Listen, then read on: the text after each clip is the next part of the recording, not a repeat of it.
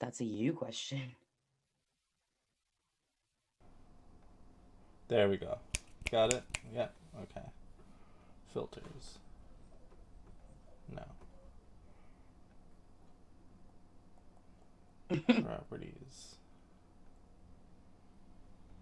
It's only going in the left one. I don't know what that means.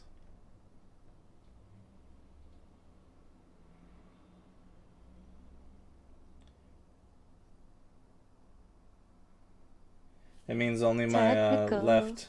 difficulties. It means only my left. If they're listening to this in stereo, they can only hear me through their left headphone. That's weird.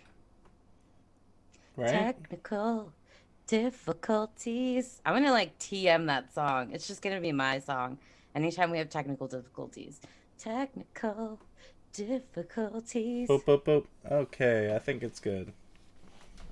I downloaded Tamano.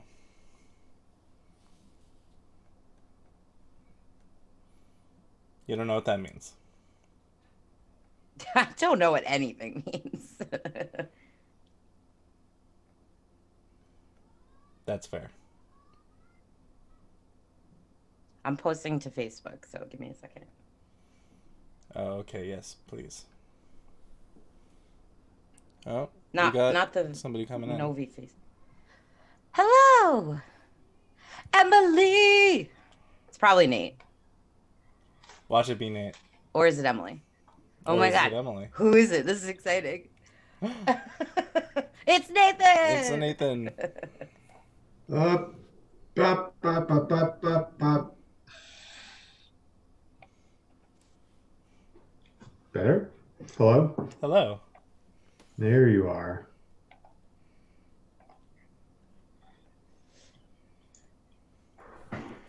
Welcome to the Legends of Lanamore live stream. God, the speakers on this thing blow. God, the acoustics in that room are weird. I've got to get the microphone set right. You are heckin' echoey. Yeah, we don't have anything up on the wall, so this is our echo chamber. Nice. Echo, echo, echo, echo. Are we live? We are live. Yeah, we were like, it's 2, we should just do stuff. And we were just having technical difficulties, so it was fine. All right, I have to get a chair for Emily when she shows up. Y'all, I had the same problem. Yesterday I got in the car to go to the post office and I opened my email and like I got an email for like a Martin Luther King Day sale from some website and I was like, shit. Mm-hmm. Then I was like, oh, are they closed? So I Googled it just to make sure before I actually left my driveway. And I was like, crap, they're not open.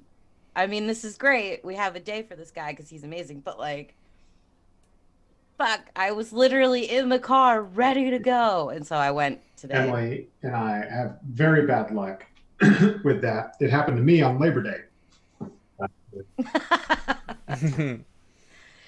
You just forget about these, like, especially during the pandemic, because it's like days don't matter. They don't mean anything. Time is relative.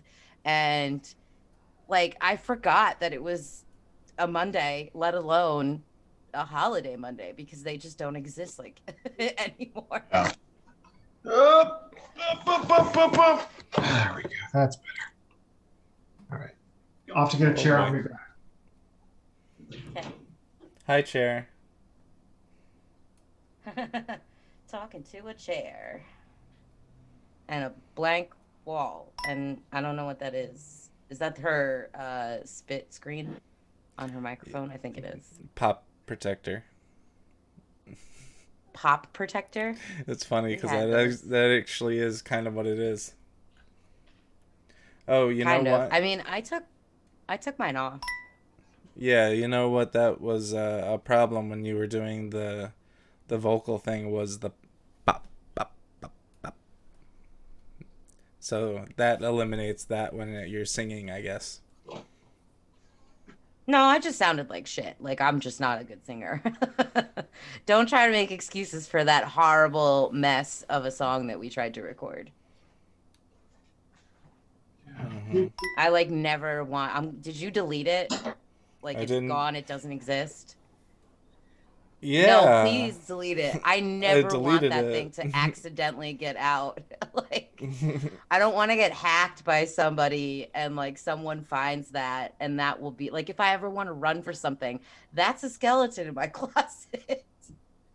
People will make fun of me, which is so weird because like I when you're singing in person like at like karaoke for example, like we do that a lot and or we used to obviously years ago. That's how we met. But it's like you think you sound like a fucking rock star and then you hear yourself on a recording and it's like that's not what my voice sounds like, is it? Oh my god, I've been thinking that I'm a good singer all these years, like Jesus. Lord help me, it was horrible. Can't relate. I sound perfect on every recording that I've ever been on.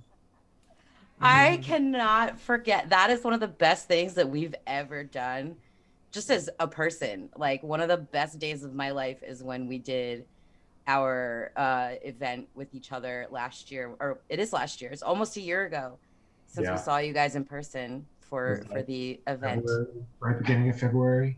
Yeah, it was like the last weekend of January into February. Mm-hmm. And we went and did that like the classic karaoke, not karaoke at a bar where you're singing in front of people. We were in a room, just the what is it, 6 people? No, 5. I'm an idiot. The 5 of us like just picking random songs. It took us forever to figure out that setup that they have Yeah. to like search for songs, and it was like Mm-hmm. really weird. But hearing Jordan sing what's that song? Here I go again on my own. Oh my god, that was one of the best days of my whole life. Just Yeah, it was good. ooh, so good. What was that Yeah. song that you sang, Nate? I mean, you sang a bunch, but like there was one in particular that I was like, this is hilarious because you were like talk singing it most of the time. It was so funny. I don't remember. I don't know. I do so many things on karaoke in my rotation that I forget which ones are which.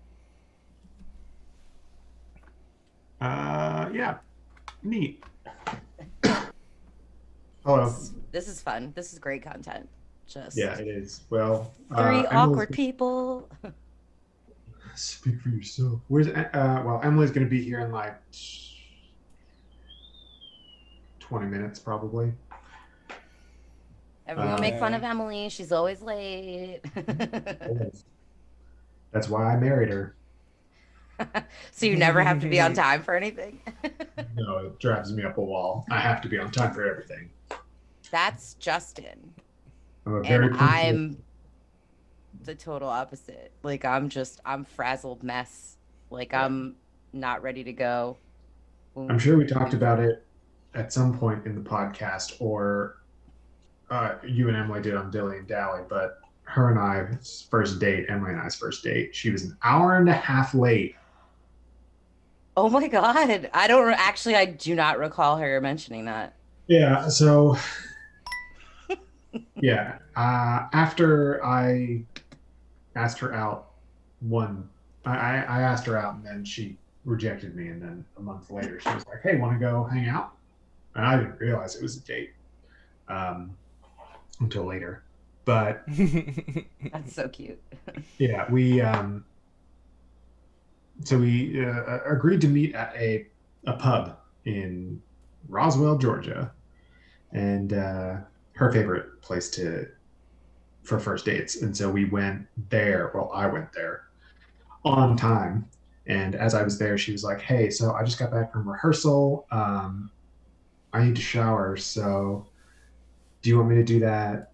I can shower now and like I'll be a little late, or I can, shower later back at my place when we're hanging out." And I was like, "Just shower now and we'll, I'll meet up with you when you get here, and it's cool. The World Cup was on. It was the Germany versus Argentina in 2016, I think is what it was. But anyway, um, so yeah, I was there at the bar. I was drinking some beers, watching the World Cup, and 30 minutes go by, and I'm like, okay, well, I haven't seen anything yet.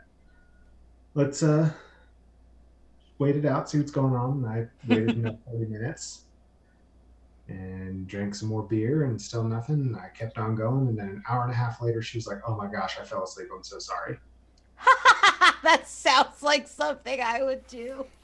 She got in the shower and then got out of the shower, and what now I know what she does is she like dicks around on her phone for a while she's in the towel on the bed, and she was so tired that she fell asleep this time. And so an hour and a half later, she finally arrived to our first date, and I was still there, and I was like, I don't know, the big mugs of beer, like the 24-ounce ones. The pints, technically, that's a pint, I think. Well, pint 16. Oh, is it? Mm-hmm. Oh, then you got like a honking pint. It's like a pint and a half. So I was like 2 or 3 of those deep. Oh God, on a first date before she even showed up. Hey, she was the one who fell asleep, so who's... It's so funny because like Emily and I are so different in so many ways, but like sometimes it's like we're the same person, because that is whole ass exactly what would happen to me. And I do the exact same thing. I sit in my towel after a shower and I just fuck around on my phone and don't realize how much time has passed, because I fall into like a weird black hole where like time doesn't exist. So that's a sign of ADHD, Emily tells me. Oh, well, see, then I've never been diagnosed with that. So like that's interesting. Maybe. I mean, it would make sense. A lot of things would make sense if someone said, "You know what? You've probably had this your whole life, but no one's ever told you, or it presented itself as something else, like I'm just similar." The show with Emily's called "What's What with Dilly and Dally." Or maybe you just like dicking around on your phone. I mean, maybe that's fair. I do. Whenever there's those like stupid memes where it's like, you can only pick 3 things and then the rest you can never have ever again. It's always my phone is always one of them. Always. I can't. It's weird because you, me, Nate, and I'm Justin too. Emily's a little young for this, but like we grew up when cell phones were just becoming like a thing. I didn't get a real cell phone until my senior year of high school. Before that, like freshman year and sophomore year, I had a pager, like a legit Nokia beeper. Like if anyone remembers what beepers are. Yeah. That's how I like give away my age. I had a beeper, guys. My middle sister was the one who was pushing for cell phones for the longest time. I was like, I don't see the appeal. I don't need it. And then one day in like the fall or something, like it was right after we had started school. I was in high school. I guess it was a sophomore or so. So my sister would have been like in 8th grade, the one that was asking for it. And then our youngest sister was in 6th grade.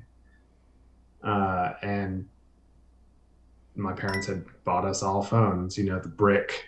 Yep. Nokia with Snake. Pretty little screen on it. You could sometimes play Snake or like bowling or something like that. But yeah, mostly just for phone calls and texting, and texts were still 10 cents text. Yeah. Oh my God. I remember when like there were no unlimited plans with data and all that stuff. Like you couldn't get on the internet on those things. Like it was just hardcore. All you could do was call people, and it was only free if you called someone that was on the same network as you. And back then there weren't that many cell phone networks. Like there was no Sprint, Verizon, T-Mobile, blah blah blah blah blah blah blah. It was just like 2 or 3. and you could only, so like my grandma got on the same, like all of our family members all made sure that they were on the same network so that if we needed to call each other, it would be free and it wouldn't charge us like 10 cents a minute or whatever it was. Yeah. Crazy. I had my first cell phone that I bought for myself, like by myself as an adult. I think I was like 20. I bought a Sidekick and I was obsessed with that thing. Mhm. Somebody just posted a photo of a Sidekick the other day and they were like, if you could give me everything on a Sidekick that I can get on an Apple or an Android, I would high key buy a new one. I loved that noise. That is the most satisfying sound. Like, felt so good. And you're just like on the keyboard. It was great. I loved it. And there was that secret snowboarding game on it. I didn't know about that. Secret. It's a secret. You had to And press then a combo and it would just pop up. It was like I embedded remember hardware. I had, at one point, I was that bitch, and I had a pink razor when those things came out. The really thin, you just flip it up with your thumb, and it had a bigger screen, but it was like hot pink. And I'm not a person that likes pink, but I had to have it because it just looked really cool. And then I remember when the first iPhone. Oh, is that what happened with rose gold? And I in you? didn't. No, I don't know. Maybe I do have a weird obsession with rose gold, even though I don't like pink. I just love because that is technically pink. I love rose gold, but no, it's not. It's not rose gold. It's just pink. Moose has. We got Moose and Izzy in the chat, and Moose said that his first razor was ran over by a tractor. And it still worked. Oh, was it? Yeah, right. No, see, Nokia. It was the bricks that after still they got. worked. Oh, okay, yeah, the bricks definitely. You could probably turn one of those things on now, and it still works like 25 years later. Yeah, no, like, the bricks. And the battery will last. The battery lasts for like 100 fucking days. Like you don't have to. I never had to charge that thing. No, it got demolished. I got super used to not having to charge. Yeah. Oh, yeah, of course. Because was it silver, Moose? It was the Did razor. you have the silver one? Yeah, but like the razor came in like I think only 3 colors. It was like they came out with the silver and the black. I think I had a silver too. A little bit into it. Yep. That's when they debuted the pink one. And it was silver. Yeah, see? Silver. Yep. I had the black one. Me and my dad had silver ones. It was silver and black. You had a razor? I had many different kinds. Not the phones. scooter, guys. The phone. the only one I'm really like sad that I didn't actually get was the Sidekick, because I feel like I would have. Yo, that's the best phone ever. It was so cool. Like just flip it up, and you have the screen and your keyboard, and then you flip it back down, and you're on the phone. It felt weird and boxy, which is strange because I have this big weird boxy iPhone, but it was like different weird boxy. My friend had a Sidekick. It was fun looking. Oh, I had a full-time job. I was living on my own at 20 up at Poughkeepsie, like doing my thing, working at the mall, going to, emo and hardcore shows and punk rock shows at the Chance. And I was like, oh, I'm an adult now. I should like get my own phone. And so there was like some deal with T-Mobile back then where you could get like unlimited texting. That was like one of the first unlimited plans was for the Sidekick. And it was like, yes. But I paid like $70 just for myself. It was so expensive. Yeah. Sounds about right. So, what's on the agenda? What are we doing? So that's a great question because I guess season 1. We just blew off like 24 minutes just bullshitting. But we're waiting for Emily, so we might as well just shoot the shit. Well, she said that we could start without her, and then we can roast her when she gets back. I'm sure she doesn't have that much to add. So it's kind of open until like around 5 o'clock when Cats and Catacombs is gonna start. So what I have down is intro. I kind of want to watch that.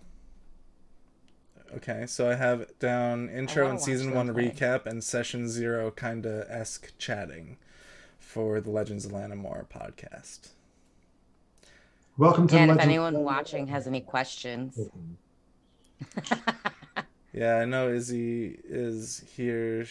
They've had a little bit of experience with Legends of Lanamora. Izzy says, "Watch me." Izzy says, "Watch me play a kitty." Nicole, yes. Yeah. I saw that in the chat that you were playing a cat, and I was like, of course. Just of course they are. As soon as Lane That's my said Cats sib. and I know my sib. Catacombs, as soon as Lane said Cats and Catacombs Oh, is like Izzy was sentient like, cats D&D. Bam. Yep, game over. Izzy wins. I knew immediately when you told me when you came to me and you were like, "Do you want to play?" The way Justin approached me about playing, and I'm not knocking the game. I didn't feel like I had the like energy to do it all the other things and that we're doing today, but he came out into the living room and I'm sitting in my chair, I'm watching my shows, I'm just relaxing. And he goes, "Hey, so you know how you really love cats?" And I was like, "What? Do I? I don't remember saying that I love cats. I don't have a problem with cats, like the actual animal itself. Like they're great. They're just not I'm a dog person. I just am." So I was like, "What?" He goes, "You know, Cats like the musical." And I was like, "Well, yeah, I have like a weird obsession with Cats the musical." And he was like, "Do you want to play a game where you play a sentient cat like in Cats the musical?" I was like, "What the fuck is happening right now?" I was like, I'm gonna pass, but this was fun. Like, my husband's a weirdo, y'all. That was Hey, so so funny. you know how you like cats? I had no idea how I was going to.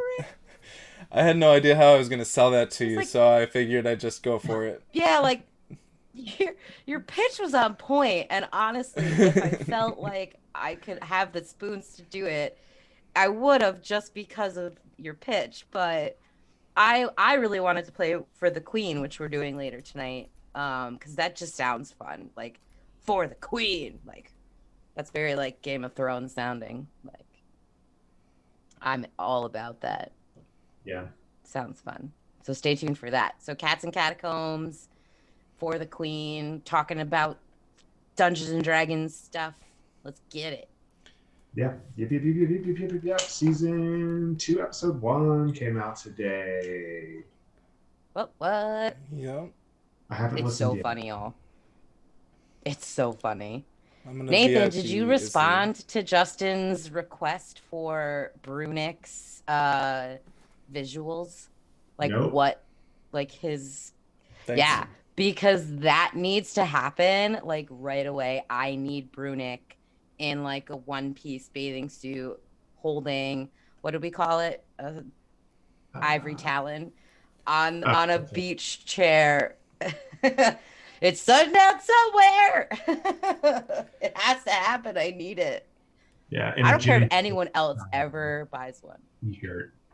You know, that old Jimmy Buffett style, like the beach bum look. Yep. Yes, it needs to happen. I want that T-shirt so badly. Sundown somewhere. So many fun things. So, like, I mean, I can just give you. I know, but like, it's. Yeah. I can give you the description now if you want, unless you want to talk about other stuff. Yeah, what does Brunick look like? Well, send me a written description. That's the problem, because I need to give that to the artist. For the artist. I'll put it in the chat. Hold on. What's his name? The artist that we just commissioned recently? Devin. Yeah. Devin. I was gonna say Darren, and I'm like, that's not right. That's our buddy from Hypocritical troll thing that I can't remember. Hypocritical troll. What up, Darren? Brunick is Devin. He just made. Sorry, Devin just made us. You're okay. Devin just made us these like amazing did amazing character arts of each of our characters, Safina, Drusilla, and Scarlet, and they are absolute fire. They're so good. Like, Yes, I I love it will. so much. And the style that Devin does it in is when that whole thing happened in season 2, episode 1 with Brunick, and then Reg says the sundown somewhere thing. Like, in my head, Devin's style of artwork is like perfect for that t-shirt with Yeah, Brunick in his bathing suit and I'm like the sharing that on beak. stream now. So this is the art for season 2 characters. We got Drusilla, Oh Scar, yeah, I don't and think we've Saf shared over that here. yet. No, Yeah, we Yeah, I haven't haven't. we haven't shared that. it's Oh, you're seeing it here first, kids. it's just it's on the intro to the YouTube videos. That's it. That's the only place it is. But this Oh is yeah. world premiere. So shout out to Devin for You're seeing it these here first, everyone. amazing illustrations. Can we like shout out Devin's socials? Do we have Devin's socials so people can go Oh, buy art from him? Because he's so good, guys. Like, I don't know anything about art, but That's I not am an Twitter. appreciator of it. And it's so good. We don't have Devin's socials. Well, we're gonna work on that. Because it's so good. Yeah, I'll have to get that. Yeah, message him in the Slack and just ask him for his social handle so we can drop him a shout out.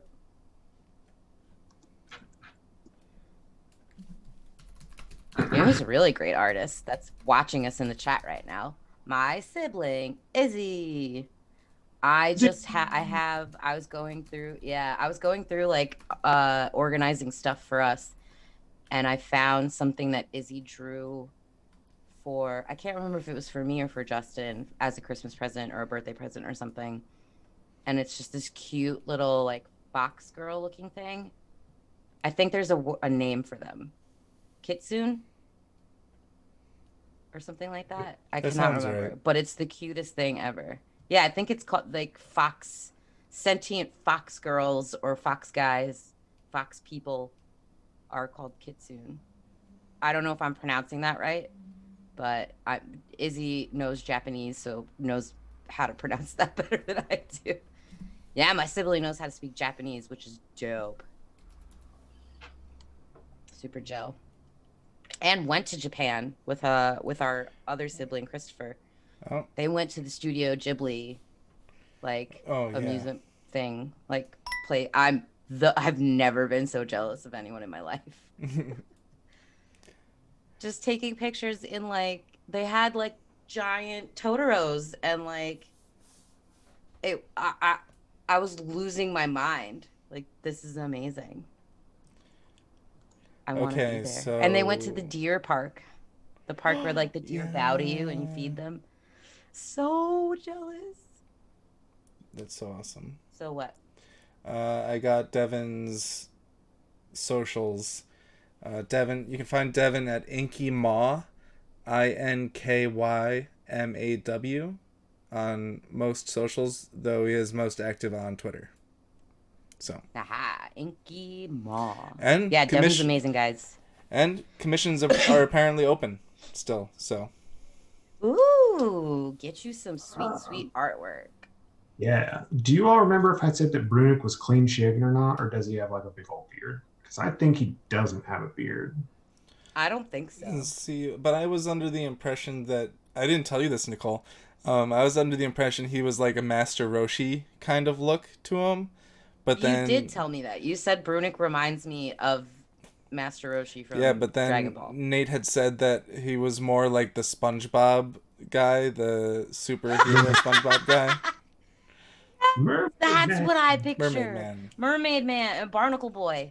I don't watch SpongeBob. Like, I've seen maybe like 10 episodes. It's just so big in pop culture that you can't help but know what these things are. Like, I know the campfire song, but I've never seen that dang episode ever. So I know Ocean Man, but I've never seen the SpongeBob movie. No, but like, definitely Mermaid Man, Barnacle Boy vibes. Like, yes to all of that. And no, You did not, because see, if you had said something about like a long, weird beard, I would have been thinking like straight up in my head, what would have happened? Not Master Roshi. I would have been thinking Merlin from Sword in the Stone. That's who I would have pictured. Similar vibes. Because he's like the same, he's kooky and he's old, like he's an older gentleman and he's a wizard, right? He is a wizard. Yeah. He's a very powerful wizard. So I think that's the description I've got. So Brunick is a super old male human. He's short, rotund, and super wrinkly. It's hard to tell if his eyes are open or not. His eyebrows and wrinkles obscure his eyes. He has a bald top of the head and crazy gray hair where he does have it. He's clean shaven and he is a wizard and normally wears 2 long green robes. But that day on the beach, he was in like one of those like one piece, like old fashioned bathing suits. Like the horizontal stripe bathing suits. Yeah. The red and kind of white like the ones that they give you on Animal Crossing. Yes, exactly. Like, literally what they give you to go swimming in with on Animal Crossing, the same kind of Yeah, like the wetsuit type thing where it cuts off at his shorts. Yeah, it's like just above the knee. Mm-hmm. I love that so much. The ivory talon, like we talked about. But anyway, season 1 or season 2, episode 1, Brunick, yeah, it's getting day drunk. And at some point, all of us end up on the beach and like are talking to him because there's a ship approaching, and we can't tell who this ship is because they're not flying any flags.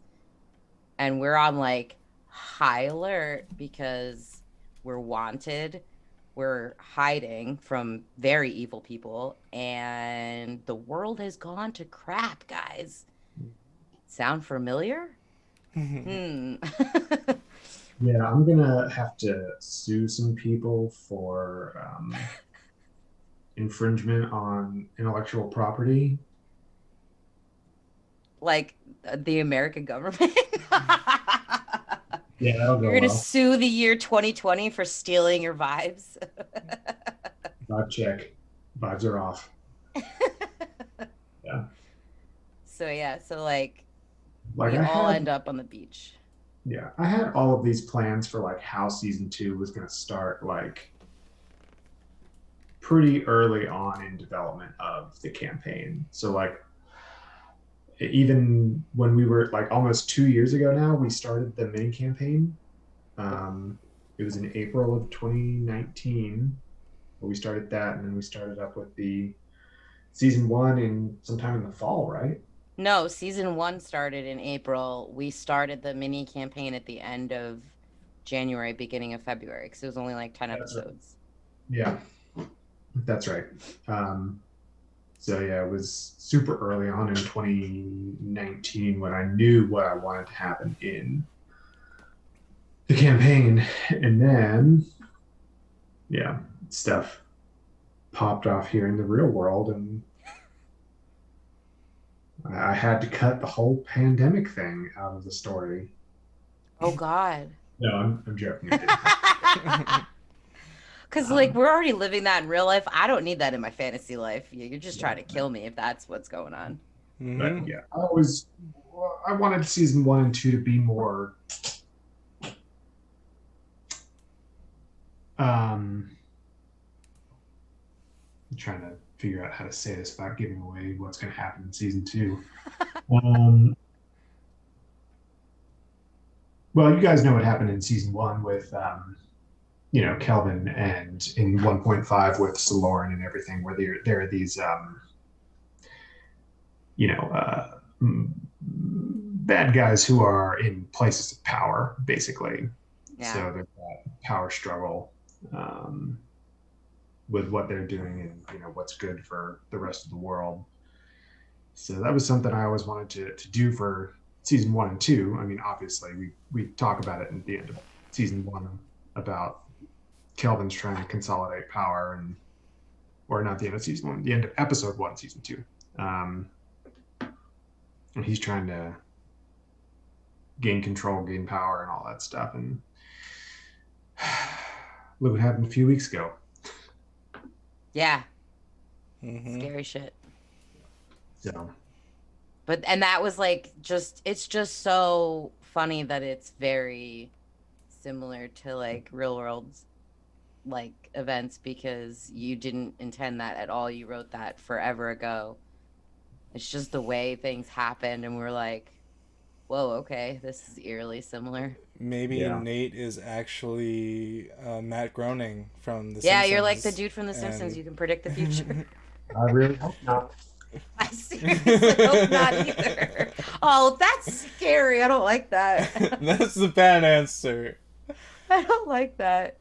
I Yeah. had an idea the other day because you're not that you're actually trying to kill us all the time in our D&D campaign, but like that's kind of the DM's job to throw challenges our way to like push us, you know, and you are actively trying to like kill us kind of. So I was Well, like kind the, of. the characters that I'm playing are trying to. Yes, not you personally. But like Justin was playing another Twitch streamer, a friend of his the other day, Stingin, and they were playing with their family a speed run where he was speed running and the rest of his family, I think four of them, were trying to kill him. Oh, Like Manhunt. hunting him. Manhunt. Yeah. And I was like, okay, can we do that? Where like Nathan's speed running and me, Emily, and Justin are all trying to hunt him for a little bit of like payback, like Wait, what? What game? on Minecraft. Minecraft. Oh, yeah. I don't think y'all could. That's what Justin said. Justin was like, it would have to be Nate because Nate is so good at Minecraft. Good. But like also Well, I was like, yeah, but then we're probably never gonna be able to catch him. you're the only one who would be able to speedrun within like 3 hours per se. I'm not saying like I've never you're a 7-minute speedrun pro. All right. Well, we're gonna change the stream now. We're gonna hop over. I'm gonna open up Minecraft. I've never tried to like speed run like kill the Ender Dragon in a short amount of time. Obviously, I wouldn't be able to do like a 6-minute speed run like I think is the current world record. Something like But- that, yeah. Yeah, That's insane. Yeah, it's. I think that's the world record for a specific seed, though, not any seed speed run. But I mean, I'm fine. I don't know how a comparator works, so I can't say that I'm good. No, but I mean, like, I genuinely was like, okay, it has to be Nathan now because that way, me, Emily, and Justin get a chance to, you know, for a little payback where we're hunting you down and trying to kill you like you are with our characters, like a little bit D&D payback. I think it might have to be something where like I'm pretty sure that I'd be able to hide from you all pretty effectively. Well, the hunters are given GPSs though. Oh, okay. Well, I mean, if that's the case, then good luck finding the coordinates. It was just really, it sounded like something that would get me to play Minecraft because it's giving me a clear goal and a clear purpose. Yeah. That's what I like in games. Like, I need a quest. You might like the adventure modes or like PvP game types in Minecraft. They've got on some servers. Like I might check it Bedwars. out. I'm getting, because I've been playing Dragon Age, like, and now I'm playing it solely on PC, where I was trying to do some weird like controller / PC like keyboard thing, and it was just heckin' annoying. I played a lot last night and didn't go to sleep until like 5 a.m. On a different character that I don't stream with just to get my bearings, Yeah. and I loved it. I was like, oh my god, this game is amazing. But now I'm getting used to playing with like the WASD and the mouse and all that stuff and spacebar and using numbers and things like that all at the same time. So like maybe I could get into Minecraft. Yeah. Maybe. Man, they just released the latest WoW update, and I've been jonesing to play some WoW because of it, because it like changed everything. But I can't. I've got too many other things going on. I've never played. I kind of always wanted to, but I felt like if I did, I would be one of those people that would get sucked into like the WoW black hole and never come out. Yeah. We'll make that as one of our Patreon tiers. We get enough Patreons, we'll all hop on WoW and make characters. Oh my god, yes. Because WoW is basically D&D, isn't it? Just similar, like your. It's esque. What was that? I was closing the laptop because you said WoW was basically D&D. It's no, but I mean it's similar, isn't it? You got the same types of like classes and races and. Yeah, it's you could make some parallels to some things. I mean, it doesn't have the same, stats and all that stuff. Like each class has a different form of special energy, I guess you could call it. Like mages use mana, and hunters use energy, and rogues use energy. Gotcha. It's called energy. And then they changed the way that warlocks work, so they use soul shards or something like that. Man, I don't remember. It's been a while since I've loaded it up. The last time I played was Cataclysm, which was like 4 expansions ago. So it's been like 5 years. Feel like I could just never I couldn't do it because I would just get so lost in it. Like I got so lost in Dragon Age last night. I wasn't playing any story specific quests. I was doing because I got the DLC, so I was specifically just doing DLC side quest things so that I wouldn't spoil any storyline for like my actual streaming character. And it was really, I just didn't want to stop. But I like at some point I couldn't see anymore because my contact was all yucky from being in my eye for such a long time, and I was like I was kind of nodding off even though the game was super interesting. I was like, that's how tired I was. It's like, shit, I have to go to bed, but I don't want to because like things are so fun. I love this game. Yeah, that's how Emily was with it for a while. She stayed up late and made like cookies while she was playing Dragon Age because she wanted them. And I woke up at like 2 or 3 a.m. and I was like, "Are you making cookies?" And she was like, "Yeah, go back to sleep." It was funny because Justin, I'm playing like my setup is in our bedroom. I have like my little desk, and I had the light on because I needed more than just the computer screen light because that would have just killed my eyes. And so Justin's passed out in bed like 5 feet away from me. The dog's next to him, like they're both snoring, sleeping, and I'm just like toiling away on Dragon Age. Didn't even know what was going on. Emily decided to show up. Yeah. Yeah. Hello. Oh, hi. Of course, you're wearing your favorite color. I love it. Yeah. I know. I'm sorry, guys. Man, I wish we could just take this off. What? This armrest. Well, nope. Sorry.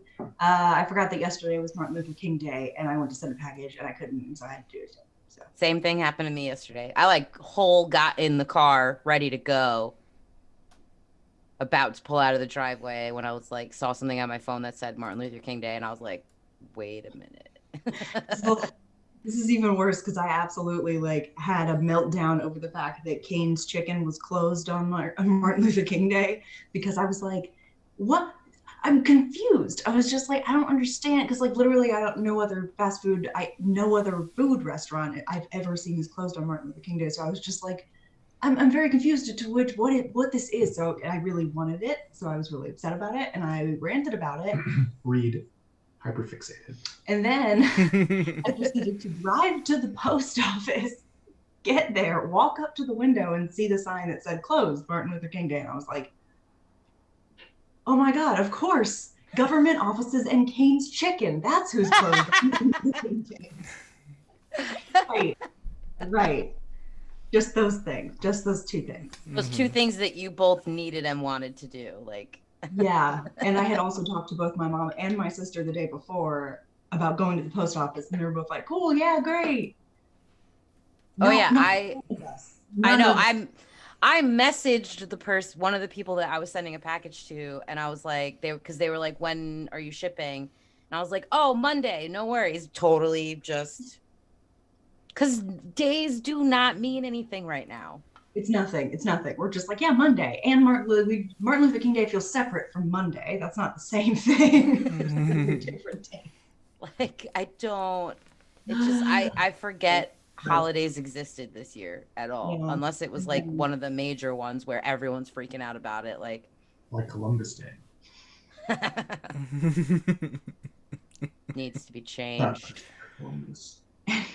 He's an asshole genocidist. Anyway. I think it's so weird. Coming from an Italian family, my uncle like messaged me around Christopher Columbus Day and was like, you should be proud of your Italian heritage. I'm like, bro, is this the guy that you want to be the face of your people? Also, nah. Like, Italy wasn't proud of Christopher Columbus. No.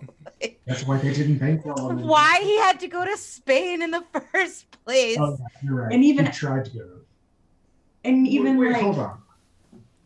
Which one paid for it? Was it Spain or was it Portugal? No, Spain did. Spain paid for it. It was Portugal first, and they denied it. Yes. Spain, and we bankrolled him. They denied him first, and then they were like, okay, well, fine, if you can like figure something out. And then he went, and then even after he went, and they learned about what he did, Italians were like, nah, fuck that guy. Like, that's not what but we're like, about. for some reason, Italian Americans want to die on the hill that Christopher Columbus is their like guy. I'm like, I was actually the history. So many other people. Mario. No. Mario.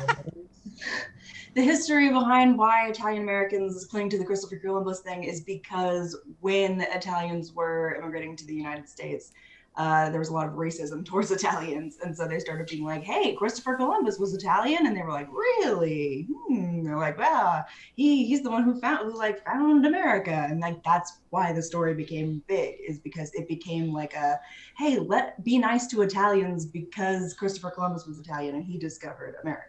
Are you Italian? That was like the big thing. Like it was like a marketing push, like by the U.S. government as well. Like they were like, get along with them. Look, like their ancestor discovered America, even though like we declined to mention that like Spain disowned him. Like, and also that he didn't. like, didn't actually do the thing that he advertised that he did. Oh, he discovered America? That's weird. I thought it was that Americo Vespucci guy. But yeah, so it was like, that's literally what it was. But we can make other jokes that are more funny and not actual true. Sorry. Let me bring it down. So this is a question for Nate, like a world building question, if you will. Because we found out in the winter campaign, season 1.75, I guess we're calling it, part of the in-between, we found out that there is a Lannamoran Christmas called Frost Feast. But like, what other holidays are there? Man, did you ever think about it, or is that just they've got a 4th of July? It's when Ilar. Is it called like Ilar's Day or something? Like, it's called 4th of July. No, yeah, there are other holidays. I haven't thought of the names of them. It took me like a week or two to come up with Frost Feast. I was like, man, I know there are a lot of Christmas analog holidays out there. Which ones haven't been used yet? Yeah. It was close to Candle Nights time, so I was talking a lot about Candle Nights, which was a McElroy invented holiday. Mm-hmm. So yeah. I think he tried to find something that was adjacent. Yeah. Well, I mean, not adjacent to that. Like in feel. Yeah, in feel, like similar feeling. of some sort of winter holiday. I mean, there's so many holidays in the winter anyway. So, Yeah. but you know, there's a midsummer holiday. There's, you know, just on the other end of Frost Feast. It's like they're equidistant from each other. You know, there are other holidays for, you know, there's probably something like the day that they arrived in Alari after escaping from this evil force on Tor. So the day that they actually, you know, got away. Like an Ilar's birthday. Oh my god, I just realized what I said. Oh my I god. didn't even get my own joke. Ilar Pendants Day. Well, No, it has to be Ilar's birthday now. Well, That's amazing. no. Come on. They wouldn't call the place they landed Ilar's birth right away. Yeah. They would call it down the line. They would Yeah. probably call it like Ilar's Day or something like Yeah. that. I didn't even realize my own fucking joke. For those of you playing at home, Ilar's birth is one of the boroughs of Alari, and it's spelled Berth. It's where we started our campaign. Mm-hmm. Yep. Because Catacombs. Drusilla was hiding in them catacombs there. We didn't start off in a tavern. No. Yeah, We started off the weirdest way possible, but it was so us and so great. Mm-hmm. I've listened to a few other D&D podcasts where they've got they start in a tavern. They do the start in the tavern thing. And I'm like, yeah, you know, it's familiar, but I want to do something different. And boy, did I! Yeah, boy, did you! I loved It it. sounded so good. It ended up like coming together really well, though. Every time I listen to the first episode, I'm always like, I forgot this was so cute. Mm-hmm. Yeah, like the cut to and from like our different voices. Like it's me and Jordan, and then it's Emily and Justin, and like, you know, we're chasing them and they're running from us and hiding, and like we're just missing them. And there's like, you know, Jordan, like in the beginning, Jordan's dice were so horrible that he was constantly critting himself and like tripping me and like missing things. It was hilarious. God, I miss Jordan. His dice got so much better as his character progressed, like, and the rogue levels went up, like, and he got, you guys got a new dice. Mm-hmm. They got I was tired of it. Better. I was like, no more. You can't be a rogue with shitty dice. It's just yeah, because there's so many amazing things that rogues can do. The higher they go, like the sneak attack stuff and the, you know, the uncanny dodge and all those things. Yeah, like, but if you're constantly rolling ones, then it's just game over. Fucking happen. Yeah, it's like, it's fun for some stuff. It's fun to roll ones like sometimes and make sure that you still get the low rolls. But like eventually it gets to a point if it's always ones, like he didn't ever get to do anything. Like he was like, I'm gonna do this really cool thing, and I crit myself. When we would all be like, or roll just pretty bad. That was part of the reason that you know I added the hero points in, so that y'all can boost those rolls and make them the moments happen. I mean, sometimes it's funny to like fail. Oh, hells yes, it was funny. Some of my fails were the stupidest things that I've ever done as a character. Just smashing my head into walls. Speaking of hero points, can we explain real quick to people who may be listening what hero points are? That homebrew thing? Yeah, so hero points are something that I came up with. It's a homebrew rule. I came up with it. I came up with it because I was noticing that my players were holding back from some potentially juicy moments from trying things because they were worried about being named.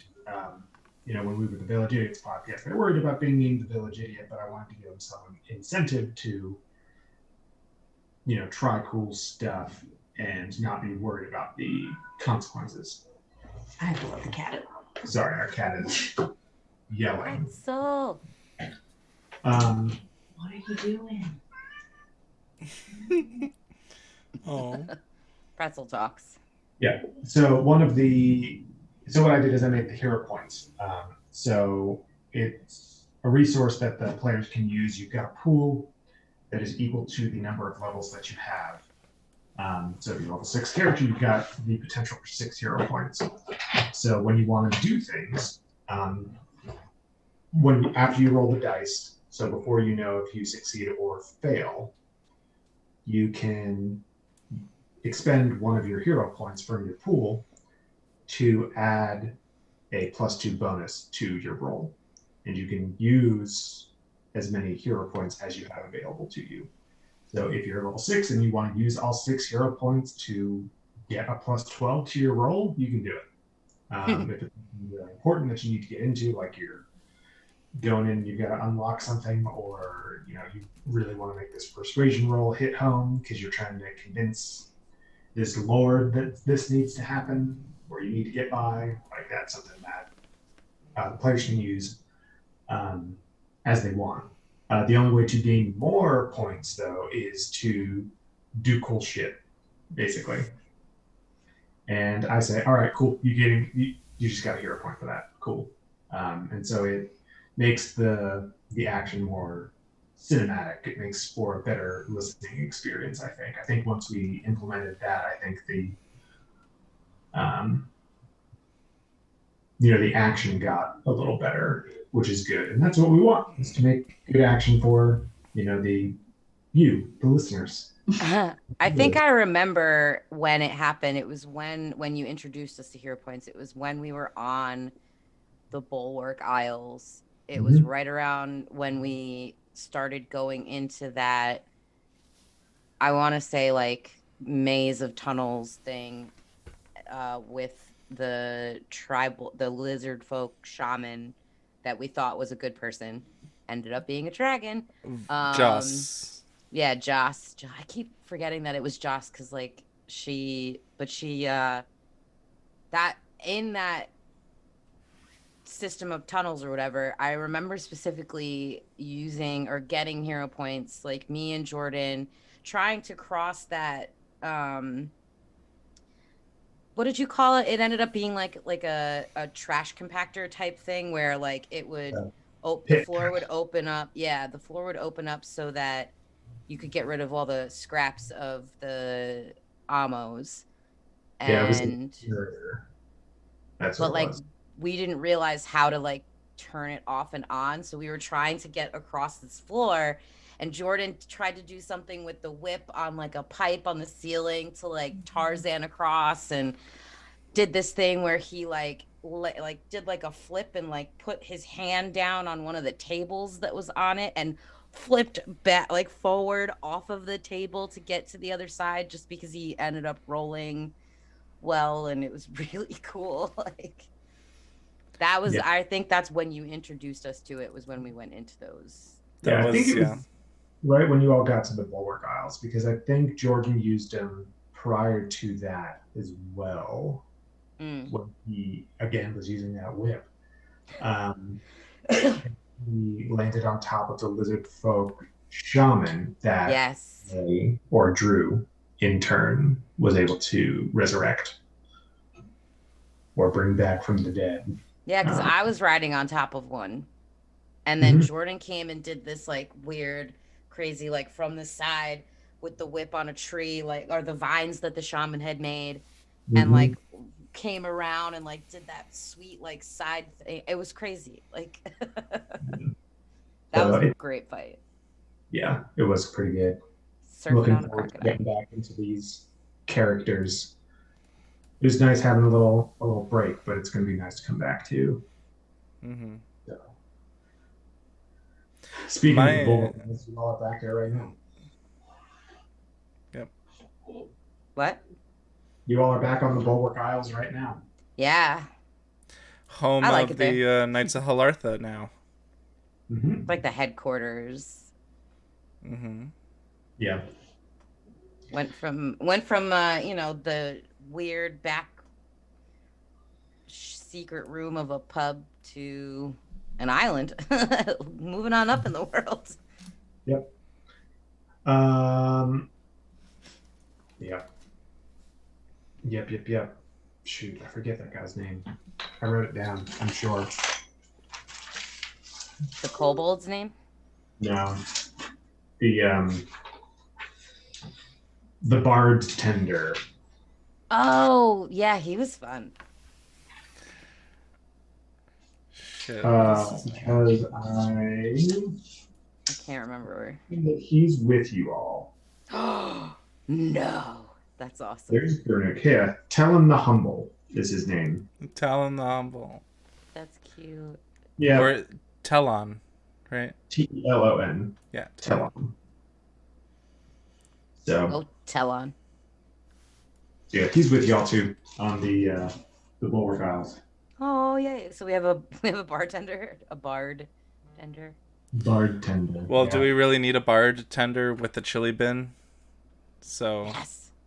That's true. I forgot about the chili bin, but maybe he helped have a hand in the chili bin. Yeah, that's Brunick's magical chili bin. That's his thing, like.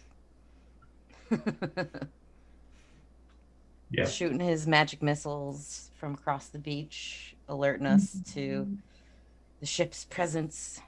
Yep. So what? I forgot what I was gonna ask now. Like literally in the middle of in my head, in the middle of the sentence, I just lost it. Oops. You had asked about holidays before. Yeah, there was something else though. This was specifically about us, like our characters. Yeah.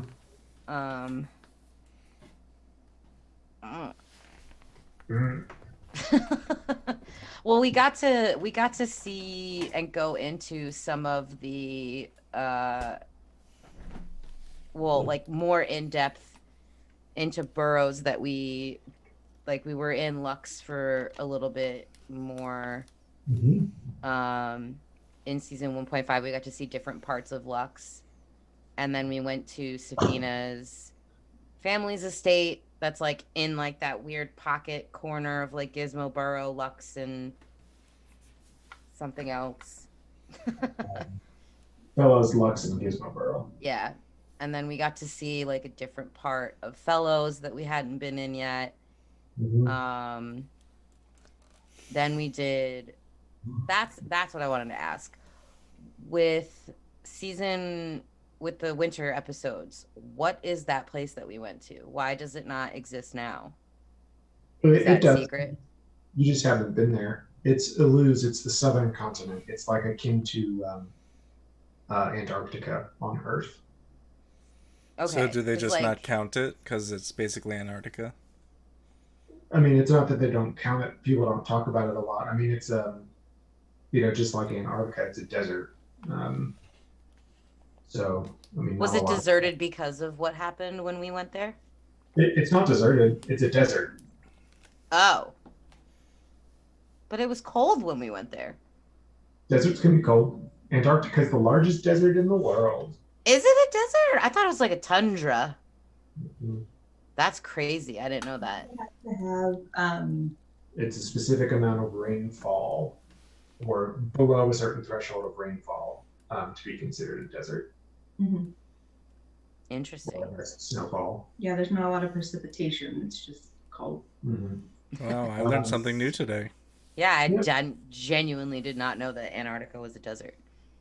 So your ice desert. Yeah. Ice desert. Your season 1 characters so far have been to LR's Birth, Lux, the Archives, Fellows in Tepa, and you were in the Veiled City for a second as well. I don't know if y'all remember that. We were also in where's the university? That's in Tepa. Oh, that's in Tepa. Okay. Yeah. Yeah. Oh yeah, we were in the Veiled City for like a hot minute when we woke up from being knocked out by Kelvin and all of our belongings were gone and he took my fucking warhammer, that son of a bitch. Mm-hmm. That's when we truly discovered, even though we all knew that it was Kelvin, just because of the prequel, mm-hmm. Which is available to listen to. Oh shit! away from the paywall. Like we used to have it behind a paywall, but we're doing it. We took it out. We took down the wall because fuck walls.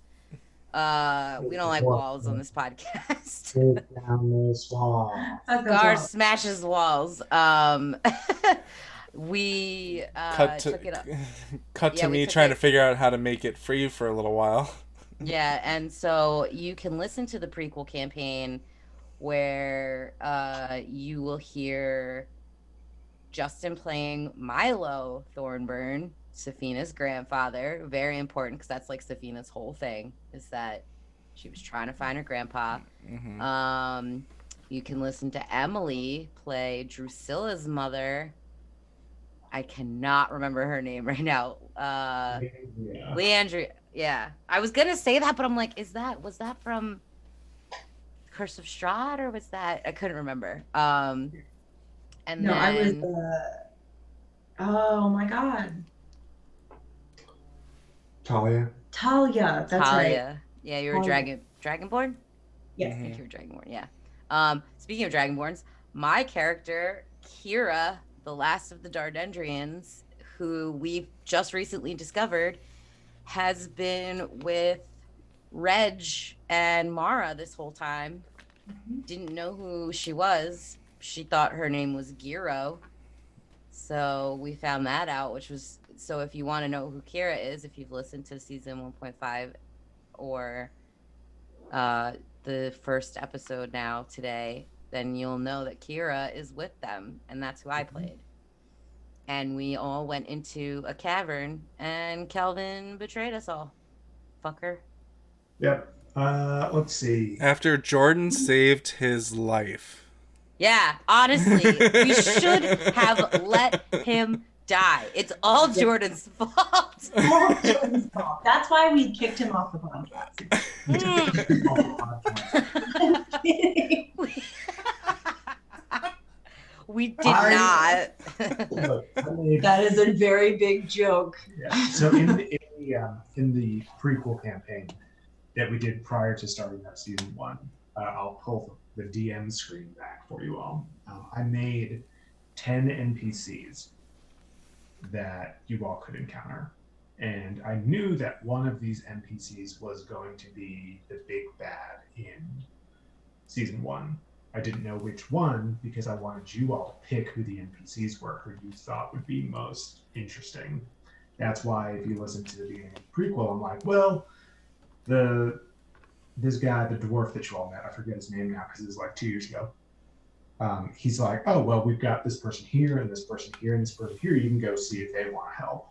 And so I was letting you all choose who your party was to go into the caverns. And so you all inadvertently chose who the party was, and by extension who the big bad was. For the longest time, I thought the big bad was going to be Mara.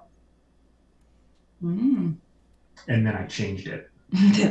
Which is interesting because for a while we did think that Mara was in on it.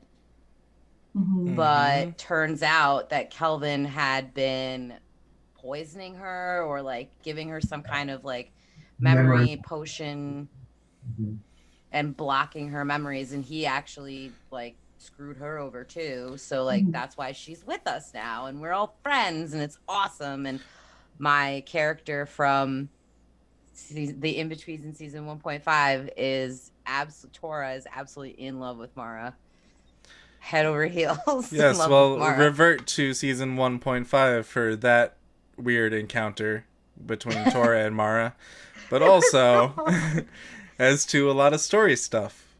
Yeah, I mean the prequel sets the stage in such a fun way, but there's also like very singular moments that don't have anything to do with the story that happened during the prequel that everyone should listen to, like that druid character that we were gonna try to recruit that was crying at the the dock or the beach.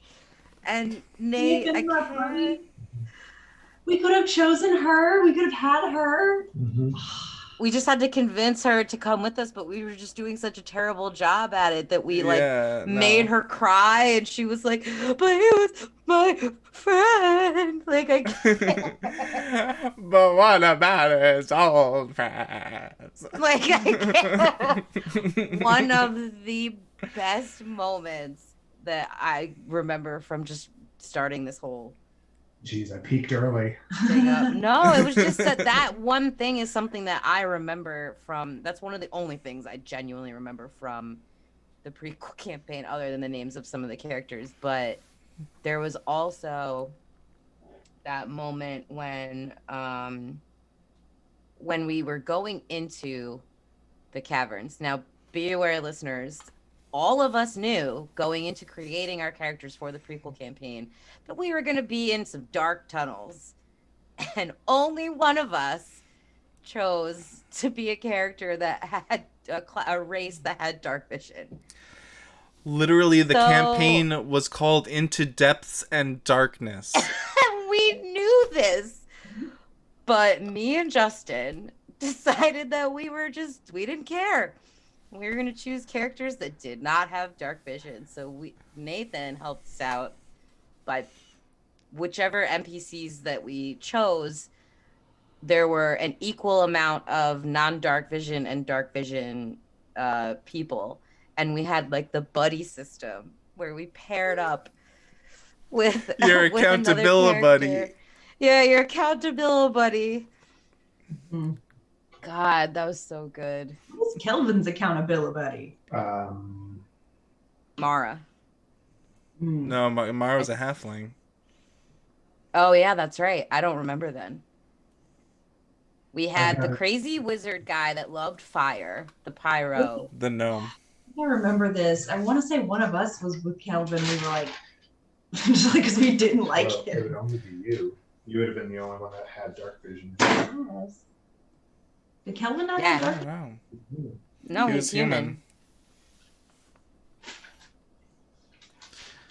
We didn't know. We thought he was just a mantle. Like we didn't know that he was a crazy was a magic proper user or mantle. anything like. That's right. And look Yeah, at him he now. was Look at him now. Well, fucking uh, power hungry douche. we did it for the vine. That's the important part. And then there was when we got into the caverns, there was a baddie that we encountered, and that was the first of many times on this podcast that Jordan has been swallowed by the monster that we're fighting and ends up attacking it from the inside. Oh my God. But that was the first time. So whenever Hey. that happens And throughout nickel. season 1. Every time Jordan cut his way out of a monster, I have 2 nickels, which isn't a Uh, lot of nickels, but it's weird that it happened twice. Yeah. Full star. I think it happened more than that. I've got the note right here. Who was it? What? Wolfgar. So it was Jordan. Jordan is with Kelvin. That's right. I remember his none of Yeah, because he was a monk. I'll be your buddy. Mm-hmm. Dwarven monk. He saved his life. So after we inadvertently endangered it, like didn't mean to, but we definitely did. Definitely did. That's another thing I'll never forget is throwing when Justin's like, "Can I use sleight of hand to throw a rock?" Like, And it's become a Oh. meme since then. I've done it several times since then. yeah. I just want to use Yeah. sleight of hand to throw a rock. And we sent those fucking guys into a cave with a troll. Like, and Jordan chose to drag Kelvin out. It was just so good. It was so good. Everyone should go listen to the prequel. It's on our Patreon. It's so good. This page right here has so much information on it. You can see I've got equal stuff here. I'm showing Emily. This is the way that you all Like good radio. This is the way that you all were standing on the altar. Uh-huh. And then When we all died. I have your goals for the start of season 1. Saf wants to get to Tora, Agamir wants to sell gems, Star wants to meet Ulrich, and Drew wants to survive. And it goes all the way down. Bitch, you didn't even know. These are all of my notes from the end of the prequel. Emily campaign. just wants to fucking survive. This is from the end of the prequel campaign up to like episode 7 because I've got crazy to learn on here as well. Which like sets the stage. I mean, it really sets the stage for like if like that note about Emily with Drew specifically. Like Drew just wants to survive. Like that shows you exactly why episode 1 ended the way it did, with Emily just fucking killing a guy, because that's all she cared about. Yeah. She did not give a shit about anybody or anything, who you were, what you were about. Like, if you try to take her, she'll fucking kill you. Like, literally melt your face. Like, hold And that's why I think I'm justified, even though I was technically law enforcement. I understood where she was coming from. Every time I have anybody new listen to this podcast, literally anytime anyone, we're like, yeah, let's go ahead and listen to it. The first response we get is like, holy shit, we just like killed a guy in front of a cop and now they're best friends? What is happening? Emily's just melting people's faces with no consequences. What is going on? I was keeping tabs. You're keeping tabs on all of the illegal shit that was done in front of me before I became a disgraced mantle. Yeah, I was keeping a track of all of Scar's. It came back. Laws that she had broken. It did come back and it was a lot. Because like later we realized one of the charges that you're wanted for is for his death. Your partner. Because that was your partner that I murdered. Yeah. They discovered him? Yeah, it was only where have I been? When you came back and we found a flyer. It was like the wanted poster, and it had Scar's face on it. And that's when Nathan started like reading out like all the charges that you're wanted for. It was like leaving your post, disgracing the copper mantle, blah blah blah, and then also like wanted for investigation for like either he's missing or just the death of. Yeah. I think it was just missing, and I remember specifically why there's an investigation into it is because his sister, one of his family members, is a consul of the borough. I can't remember which one, but I remembered when you gave us that, the last name Bright Scale. I was like, hey, that's the guy that Emily killed, my partner. Plus, it didn't hurt that he was also your competition. Yes, and he was also, that's right. He was also your thing. That's why they think you killed him. With a golden mantle ship of fellows. I genuinely, this is how I try to explain it, and I've done this several times. I wrote it down when I created Scar as a character. Literally, one of her, you know how you get like a flaw, an ideal, whatever those 4 things are. Scars literally says, and I will read it to you right now. Where is it? When people follow orders blindly, they embrace a kind of tyranny. So, yes, I was a copper mantle, which is the law enforcement of Lanamora. But I grew up on the streets as an orphan and like taking care of myself, and I joined them because it was money and it was like all I could do to like survive. So it's not that I like totally agree with everything they stand for, and my reasoning is that I choose what I believe is right. And I believed Drusilla when she told me that the only reason that my partner wanted to bring her in was so that they could like kill her and experiment on her and all this stuff. Like I believed her because I've traveled through Lanamora before I became a copper mantle, learning how to fight and learning different things and all that stuff. So like I've heard of Eladrin, but I believed her. So I was like, that's why I'm 100% on Drusilla's side. Do I think that escalated too quickly? Yes. Did I let it go? Yes. Would you have been killed if you intervened? Yes. No. Yes, probably. There would be no Scar. Scar just doesn't want to fuck around and find out. Scar is a student of radical Nah, acceptance. yo, I saw that shit and I made a snap decision in my head that said, I'm gonna be friends with her. I want her on my instead side. of- Yeah, I'm not. No. I'm on that one. Yeah. And hey, it helped me in the long run because a couple episodes later, when inflict wounds was put on me by another person we were fighting, two pricks, Drusilla saved my life. Literally stopped me from dying. So like, I get her.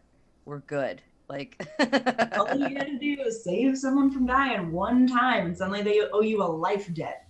Being like a cleric, you have like all those like friendship bracelets, like a janitor's walking around thinking.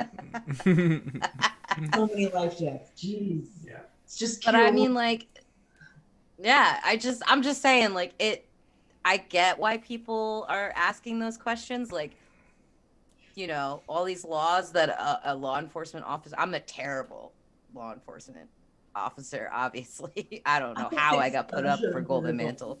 I don't know how I was put up for that job, but I think I just joined them because it was just a way to get paid and beat people up, which I like to do. Yeah. Plus I'm smart, so, but not really. I'm not smart. I have good detective skills, guys. I just smash through walls and windows and Yeah. Yeah. I've just realized in talking about the prequel campaign and everything, I have played both of Jordan's characters now.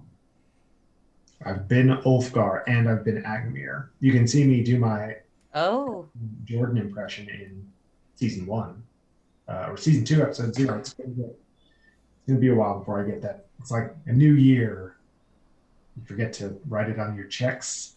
Same thing with the seasons. Season 2, episode 1, I play Agamir and do a spot-on impression of Jordan. It is pretty spot on. It's so good. At the end of season 1, I played Dr. Milo for a second. Mm-hmm. Also in season 1.5 and season 1, I've played Kira, played by Nicole, usually. But I have yet to play any character that Emily's played. Go ahead, do an impression of me. Yes, please. Nope. High key, no. I love that Nathan has allowed us to kind of bring all of those characters that we've played so far in these campaigns together, like Kira and Scar and Tora, those 3 characters that I've played throughout the different things that we've done with this podcast are all in the same place at the same time. And I feel like they're all best friends because they all just get each other in some way because they're all me and it's fun.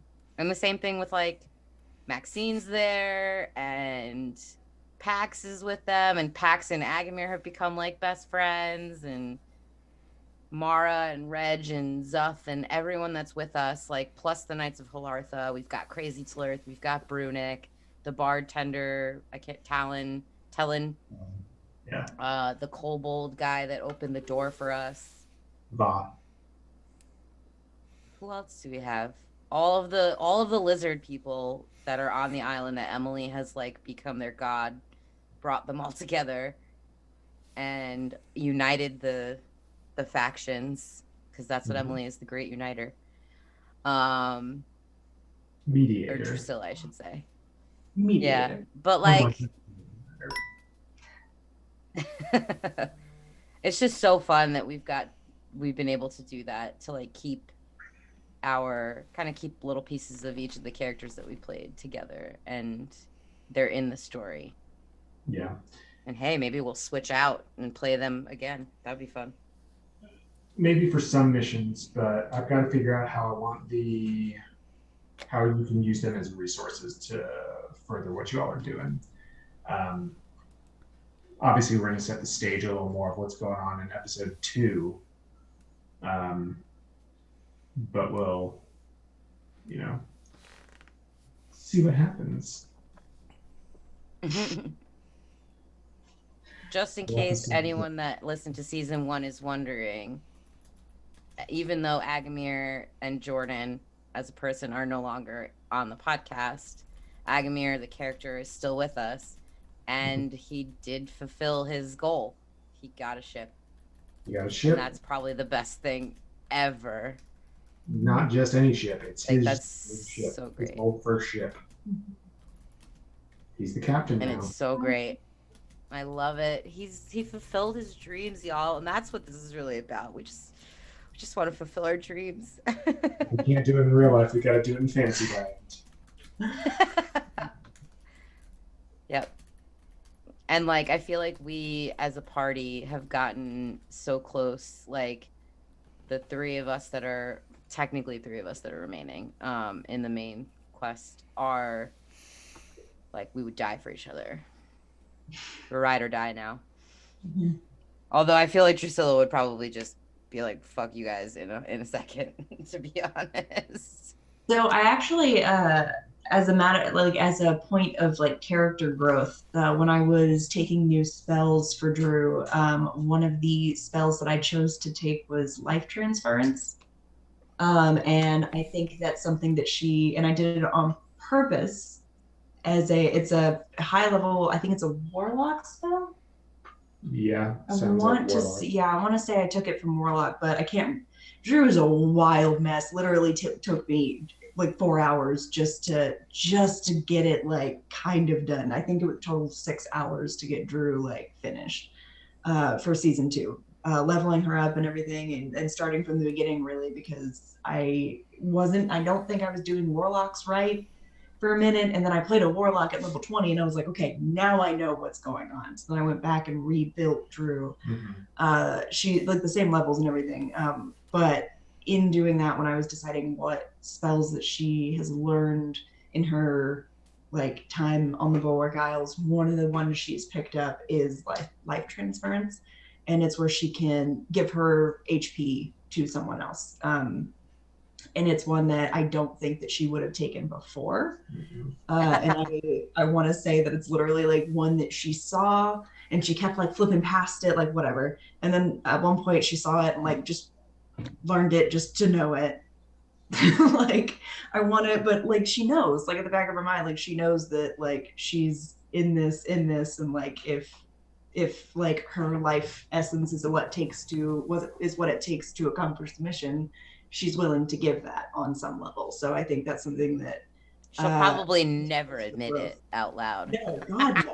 But just taking the spell itself, like as I was doing it, I was like, yeah, I think she would take it. I don't think she would intend on using it, but I think that she would take it. So I do have it, and I want it just to be something that Drew knows that she knows. Okay. Got it right down. Drew, bring Maxine back Nope. from the dead. Nope. So just as that's going to end very poorly for you. I don't know if you saw episode 1, but I played Drew with very serious convictions, and let me tell you, she would definitely let Maxine die. This isn't offensive. It's a gosh. I know. It's making the joke better, No, so they're it's laughing not. more. It's not. Justin, you said it sounded like you had something to say. For those of you who aren't familiar, life transference, the spell, mind if I read it real quick? Go for it. You sacrifice some of your health to mend another creature's injuries. You take 4d8 necrotic damage, and one creature of your choice that you see within range regains a number of hit points equal to twice the necrotic damage you take. So, Season 1 Drew versus Season 2 Drew, there's a lot of growth there. Yeah. So inflict wounds on other people, and now I'm offering to inflict wounds on myself in order to give someone else hit points should they need it. And that's something that she would not have done last season. Season 1 would not do that for any of you. But Season 2 Drew at least is thinking about it and passing. More contemplative. Yeah. Yeah. So I'm I in love with feel- her. I'm glad to be playing her again. I feel like as characters, Safina and Drew, and definitely Jordan too throughout season 1, but like just specifically the season 2 characters, I feel like the Drusilla and Safina are the ones that have had the most growth. And whereas me, I'm like with Scarlet, I feel like she's just Scarlet. Like I don't think there's any actual like change in anything that she like. She didn't become a better person, or like she's just always been this way, and that's just like I kind of like it like that. I don't think there's anything, she's loyal, she's like definitely in this with you guys, and she figured that out pretty quickly. I mean, I think that Drew's had not Drew, sorry, Scar has had a lot of. She's been through a lot of tribulations. Yeah. And like a lot of stuff's been thrown at you. Like you were thrown out of, the copper mantles, and you have that taken away from you. That your pride in your work has been, put on, on blast by Kelvin and everything. And like you've got that like steely resolve, Scar has that steely resolve to, fight back. And I think that while it's not growth that you would normally think, like if this had happened to any other copper mantle, they probably would have like been all downtrodden and everything. But instead, with Scar, it hardened her in a way that was very Scar-like, I guess. Yeah. Like She's pissed. She's true to herself, but I mean, with everything that's been thrown at her, she's still Scar. Yeah. Like with all the negative pulling, like maintaining the course is a feat within itself. Like that's the. Yeah, I appreciate that. Giving me more credit than I was giving myself.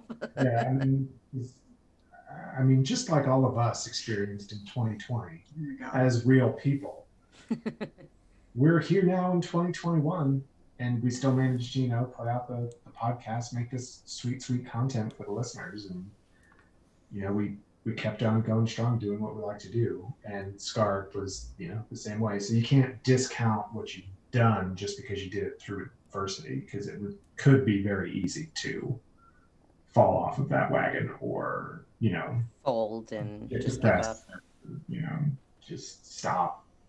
And so Yeah, but she wants justice for herself, for her friends, for the world. Like, I may not have always been a good law enforcement officer, but I do know the difference between right and wrong, and what I've seen and been through has all been evil and wrong, and I want to stop it like so badly. So, I feel like Scar's gonna do a lot of shining in season 2. Fighting that justice, baby. Fighting for it. Yeah.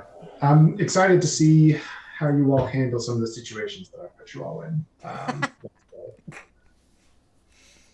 That's not scary at all.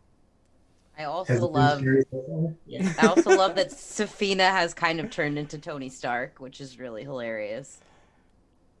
Literally just inventing shit in her little like room.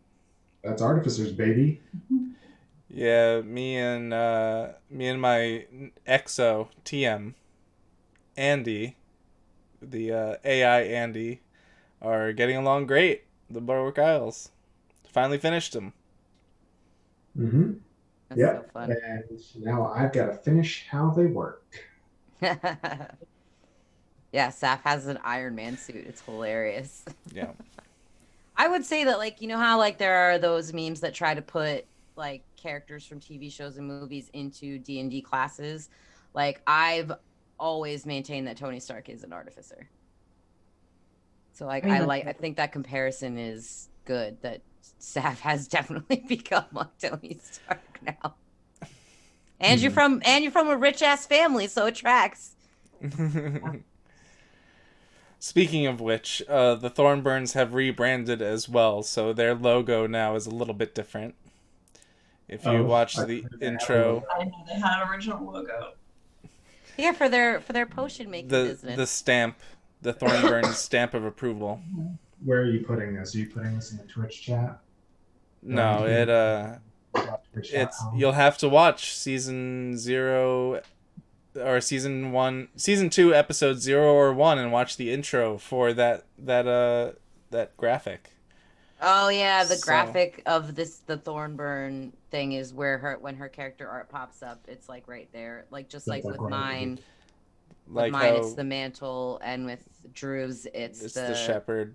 the shepherd thing. I haven't watched the intro. I forgot I sold my soul. Us, so I can watch this. Hold on, let me find it first, and then I'll do it. Let's see, www.youtube.com. https:// Oh God, there was something that made me do that one day where it was like you have to put an actual website and type it out like this, and I was like, why? This is stupid. Like, hate this. Ugh. Oh, my back hurts. Sitting in the chair for like Yeah, my butt hurts.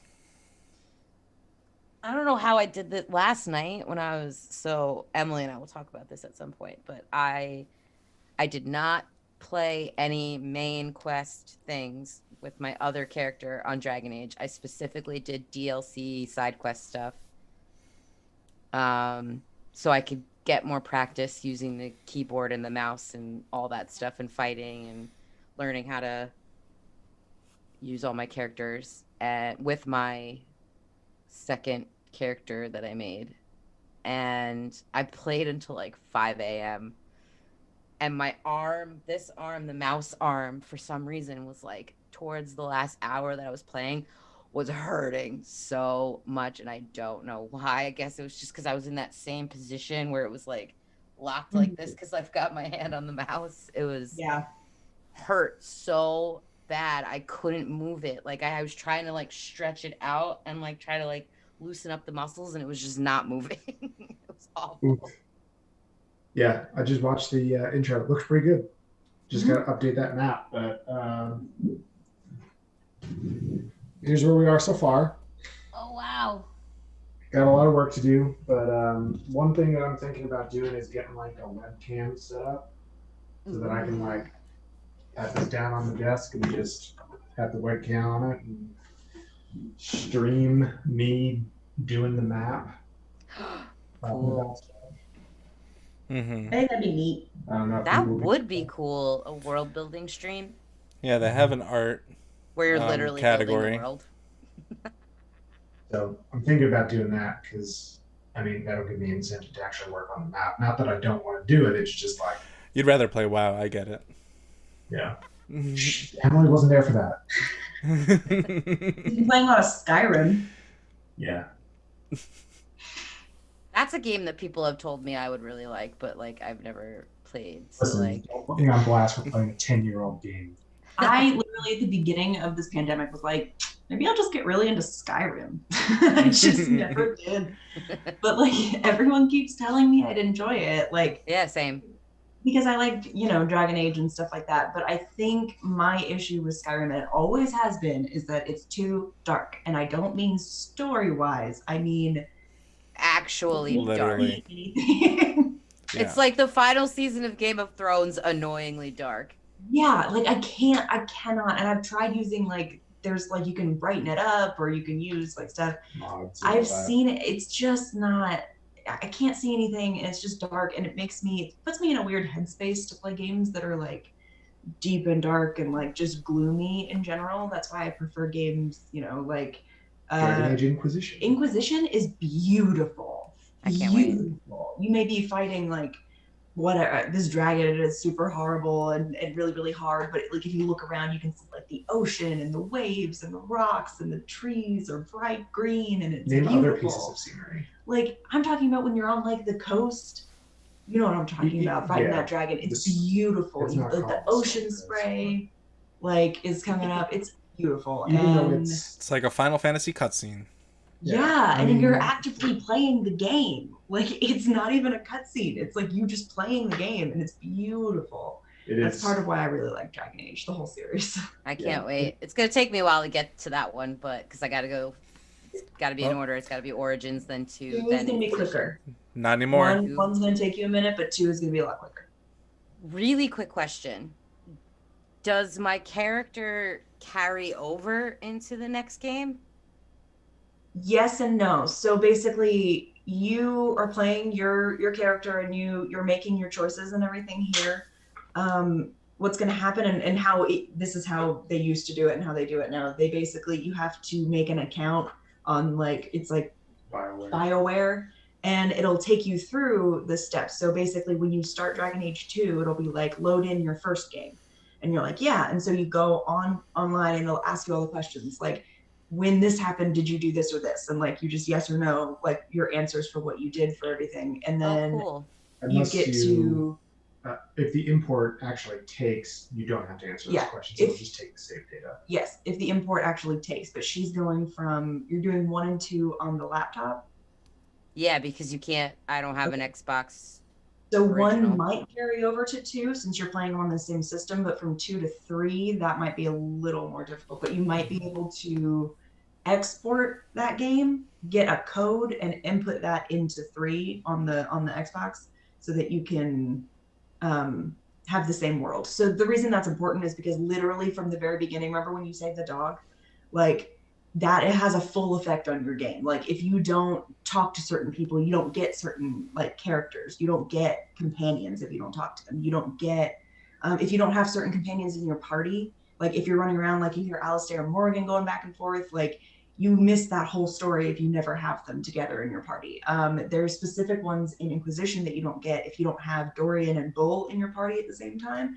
You never hear about their like relationship, and you don't get to see anything about it. But if they are in your party and you just hear them talking about their relationship at the very end of the cutscene, it's a whole arc that you miss if you like their whole love story is this beautiful arc that you miss if you just don't have them in your party. Like it's wild the amount of like intricacies that go through the game.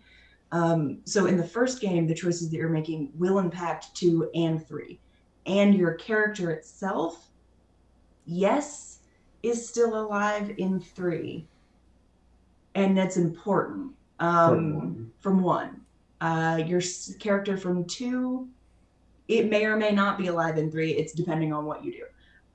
So like you can change the entire world. So basically you have to, what you're going to do when you go to the second game, it'll take all of that data, like the tiny little micro questions that you did and that have the really big impacts, and it'll import it to the next world. So like you have all of that. So you'll be talking to somebody and they'll say, oh yeah, remember this person that did this thing. And you do remember because you saw it, but they won't mention another thing because you didn't do that. Like, or very specific stuff like in Nathan made Alistair, I guess I don't want to like ruin anything.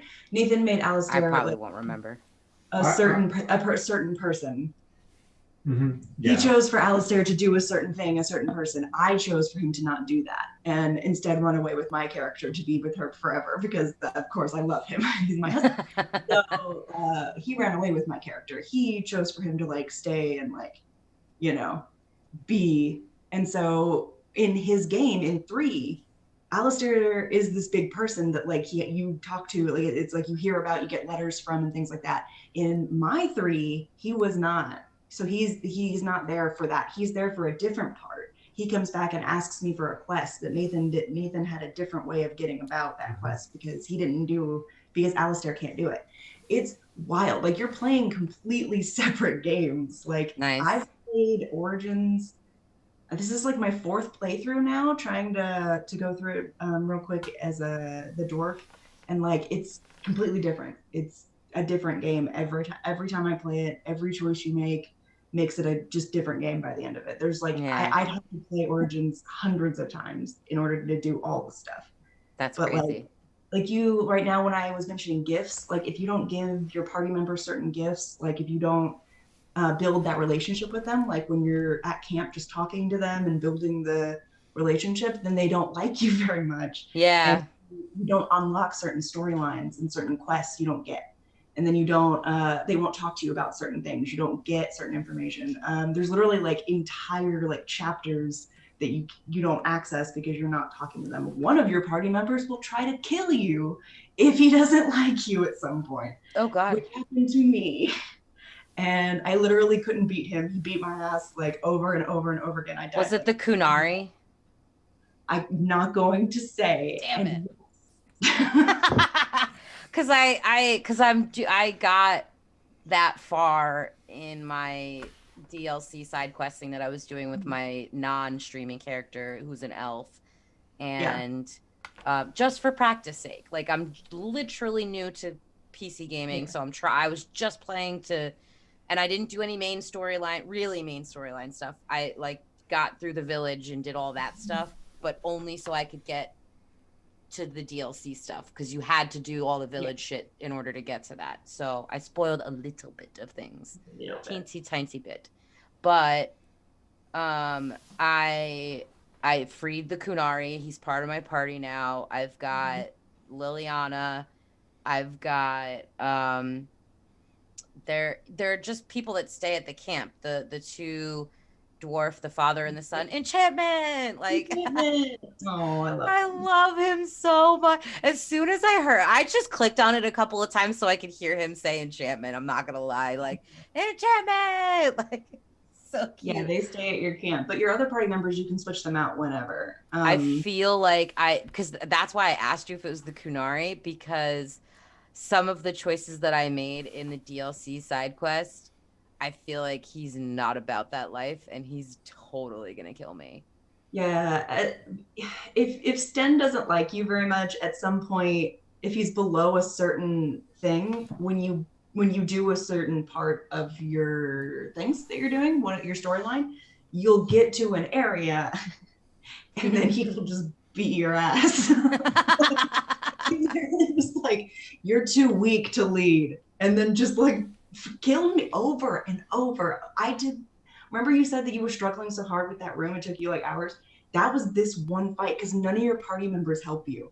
And I had him decked out in like full armor, and then me, I'm like this little mage elf, no armor, just a staff. And I was like, are you kidding me?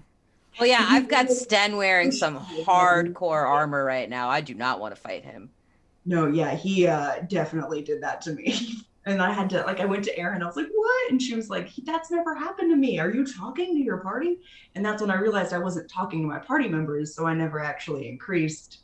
Oh, yeah, so I figured out the gift giving thing. Like, I figured out how to do that with your help. And then, like, that's why I played last night, was because I wanted to try to figure some shit out, get my rhythm, so that when I'm streaming, I'm not so boring and, like, weird, because I don't know what the hell I'm doing with the controls. So I was like giving gifts. Me and I was building up mine and Alistair's relationship a lot. Talking to him about, the grief over Duncan and like all this other stuff, like talking about his time with the Templars. And then, but like something happened in the DLC where I made the deal with the demon that was inhabiting the dude's great grandmother commander person in the, I don't know if you've ever played that part in the DLC, the Soldier's Peak. I'm not sure. I don't remember. I made the deal with the demon that they could go free if I killed the dude in the tower, or everybody, all of her enemies in the tower that's next door.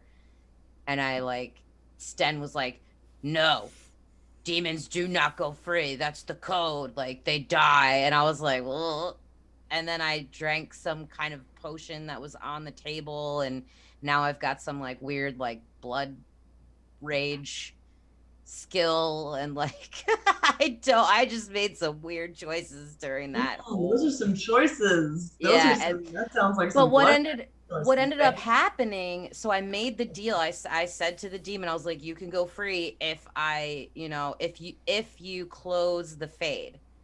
So they closed it while we were like battling. They helped close it. So then I go next door. I killed the mage dude that summoned the demon because he was using blood magic. So I killed him, took all of his information, all that stuff. And then when I went back over to tell the demon that it was done, I intimidated the demon into giving the great grandson information about his great grandmother, because the whole point of this is because he's trying to like reclaim his family name because of her, since her generations of his family, the Drydens, have been like treated like crap. So he was trying to like take back the name and be good and like have respect and magic. Yeah. So I intimidated the demon, and the demon was like, enough, you're gonna die now. And then we ended up fighting, and I ended up killing it anyway because it doesn't like that I was trying to intimidate it. So like, I don't know if Sten's still gonna kill me because I originally did make the deal, but I think Sten's mad at me. Most likely, he does not like any of those things you just said. Yeah, so I'm like, you now generally I gotta, like, try to talk to Sten. You'll find that some of your party members are very like magic averse. Like they don't like it or they're not good at handling it. And so like generally you don't have them in your party when you're doing things that involve magic. Like Sten, I generally, whenever anything involves a lot of magic, like I know it's going to be like mage heavy. I usually did not bring Sten because I did not know that. I brought Sten because I thought it was going to be a lot of fighting, and he's good. And how it works is, if you're like your party member is with you, so like you bring Sten into a mage fight, he will negatively react to you for doing that to him. So, how dare you do this? So how dare you make me do this? Yeah, so you have to like think about that when you're doing your party stuff. And you also like, if you do like religious stuff without Liliana, she's like, man, I really wish I could have been there, like things like that. Like they kind of make you feel a little bad for not taking them on missions that make sense for them to be on. Gifts, especially like there's specific gifts that I think are locked to people, but then there's some gifts that clearly go with other people. I totally gave Alistair a beer. Like, if you give them the wrong thing, they can be like negative about it. So yeah, I gave Liliana something, and I can't remember exactly what it was, but her reaction to other gifts I gave her was like, "Thank you so much." And then when I gave her this one thing that I wish I could remember what it was, the reaction was just very monotone, like, "Thanks a lot." Like, I was like, they're not a huge fan of it. So like, they can like and not like stuff. So you have to like think about like it. There are games like it doesn't matter what it is. It says gift, so here it's a gift. Dragon Age is different in that each NPC will react differently to said gift. There is a chart online that shows you exactly, because each one goes to a person. So like you're supposed to give weights for certain people. Higher weights. So like it'll show you which ones are supposed to go with certain characters. That's funny. Yeah. So like if you can give them a gift that they're like, thanks. Oh yeah, but when I gave Alistair the ale, he was like, for me? Oh my God, thank you. Like, I loved that so much. Yeah. Loved it. Sorry we're talking so much about Dragon Age. What are we? Yeah, don't you all have another show that you do? Yeah, Dilly and Dally. We're getting to it. Now that I'm in the game more and I've been playing more, we can actually talk about it because I know things now. Yes.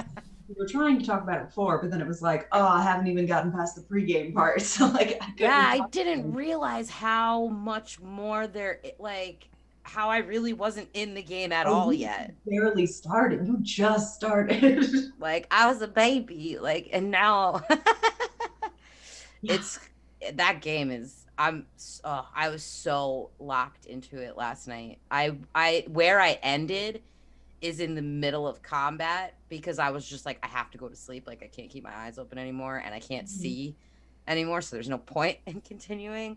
But I'm retrieving Kaylin's armor in Ostagar and opened his chest to get his like secret documents, and I'm just about to get in the Darkspawn tunnels because there's one part in the tunnels before I get to the final boss guy that has his helm, because that's the last piece I need. And I like ended when I went down into the tunnel, and like as soon as the load screen comes up, it's immediate pause. Combat is about to start. I'm like, okay, this is a good place to just Yeah. not. Ask me how I feel about the deep roads. Nope, not right Yeah. now. Not right I now. like the deep roads. Later. That's a later thing. That's So- a dilly-dally. Okay, so what's going on? It's 4:00. So it is 4:00. Cats and Catacombs is due to start in about an hour. Mm-hmm. So we got an hour to do stuff. Do we I want- suggest we take a quick break. Do 'Cause we my butt want to hurts. explain what that means? Like, Yeah, let's so talk about what we're doing today. nobody Yeah. really knows what, because they're gonna just see all these random people that they've never seen before pop up on their screens. Like, who are these guys? That's not the Legends of Lanamora podcast people. What's up? Yeah, so we started this little thing called Novi Studios, and it has a bunch of different people doing a bunch of different things. So, for example, the four of us are Legends of Lanamora, for the most part. Emily and Nicole do this little thing on Patreon they call What's What with Dilly and Dally, which they were technically just doing. Yeah, you just That got was- a very good idea of what that show is all about, with me and Emily just dominating the conversation. Yes. Because that's what they were doing before we recorded episodes. And we said, why don't you do it elsewhere? No, go somewhere else and do that. And then we were like, we're funny. Let's record this. Basically. So it We're looks very like about 5:00 EST is when we're gonna start a game of Cats and Catacombs, which is basically, to my understanding, it's basically like Cats the musical but in a dungeon. That sounded very sexual for some reason. That didn't mean to come out very sexual. But like Cats the musical with sentient cats in like an adventure kind of situation. So Lane is gonna host that. Who's Lane? Lane is English and a DM, a quote-unquote forever DM now. Although she is playing a PC in a sibling podcast that we're starting called City and Snow. We have a sibling podcast? What's that about? Yup. Yes. This is the first time you're hearing about it. We are we are starting a sibling podcast. It also takes place in the world of Lanamora. However, it's in a different time period with a different DM. And a whole different cast. And a whole different cast. The whole cast is either female or non-binary or trans, and it's absolutely hilarious from what I've been editing so far, so I can't wait for that to drop. Yeah, I can't wait to listen. We don't have a specific date for that yet, but it's in the works. Like So- very soon, like soon, in the next couple months. yeah, like we're considering getting the artwork done like right now. Yeah, Basically. so but what's cool about it is that it gives you insight into Lanamora in a completely different time period, like hundreds of years off of what we're doing in our podcast, right? Thousands of years. Thousands, even more than I thought. Okay, so like you're gonna see, and it takes place on Tor, right?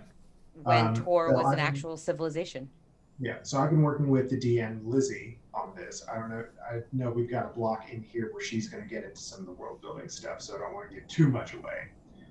But yeah, it's going to be taking place in a city called Elthana's Stand on Tor, and it takes place. I don't know if Emily or Nicole have heard of this, but it takes place in the same time period of Ilar the Mighty, Halar the Shade Seeker, and that crew. Ooh, I did not know that. Yup. Dope. So the Knights of Big Halartha reveal.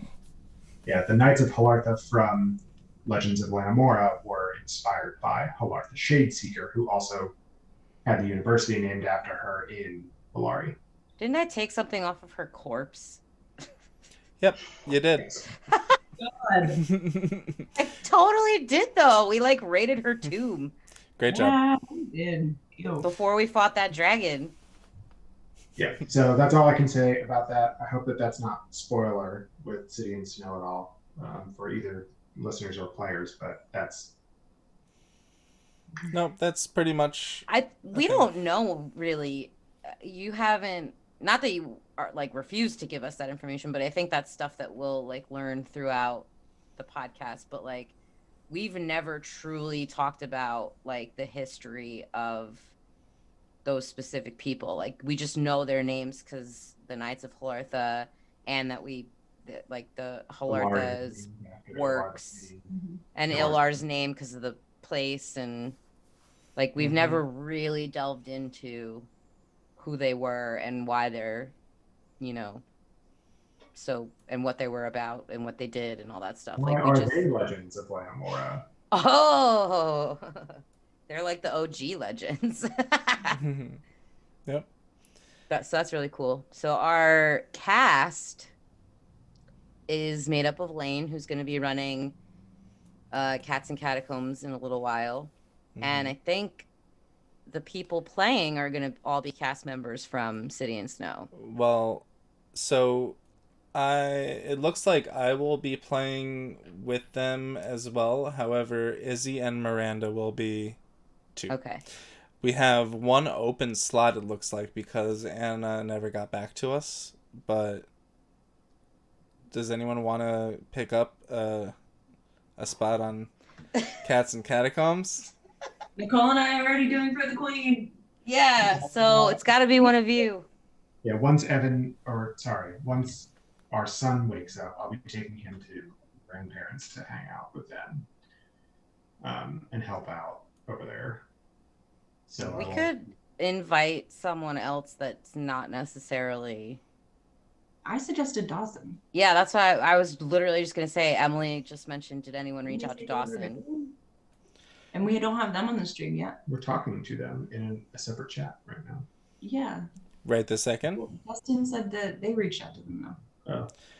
I reached out to them a while ago to leave today open. Things have kind of been falling into place because of lack of planning, I guess. No, it's just, honestly, so that's actually a really good place to talk about something else that a couple months ago we hired a marketing manager. Y'all didn't talk about anything before I came on. What did you talk about for 30 minutes before I came in here? Our first cell phones. Cool.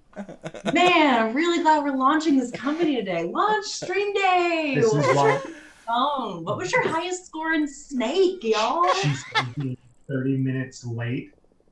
30 minutes late, but I have information. This is why I'm we on need you track. here. This is why we need you here. Yeah. Anyways, we're starting an entertainment company. Yeah. And we Individual artists coming together to form a collective to make art and lift each other up. And so we'll be supporting each other and talking about the other shows that are on the network as we go on, as we add more shows to our family, which we're excited about. Some of those people are people like Dawson, who was on our winter arc. There you go. That was what we're looking for. So some of those people are like people like Dawson, who's on our winter arc, and people like we just talked about, Lane and Lizzie, the new DM for City and Snow. Lane, who's going to be part of City and Snow.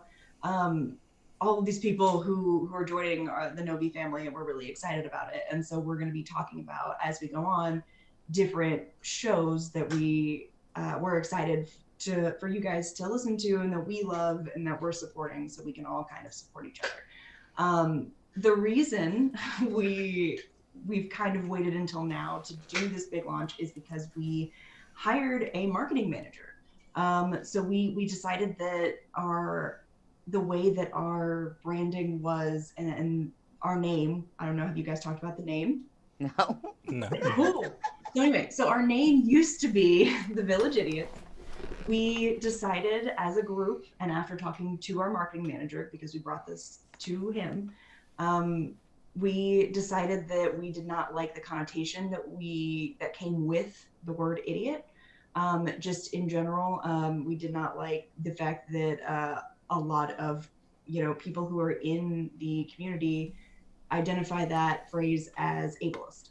So we don't want to offend anybody. Like we don't want to do Not about anything that life. to hurt anybody, and it doesn't hurt us to switch gears a little bit. So we decided to switch gears and do something different and better. So Now we're called LoL.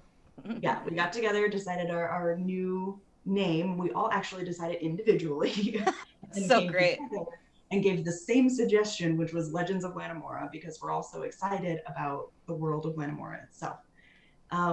So we, along with our marketing manager, Michael, who we hired, and he loved the name, and he's the one who came up with Let's Be Legends.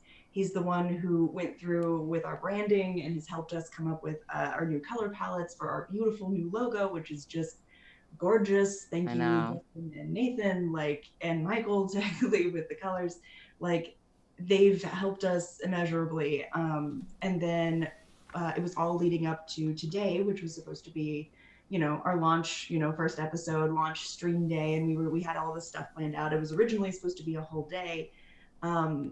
What ended up happening though is we kind of had to pull a ripcord and just kind of do what we can, because unfortunately our marketing manager Michael was in the hospital. Is in the hospital over the last few months.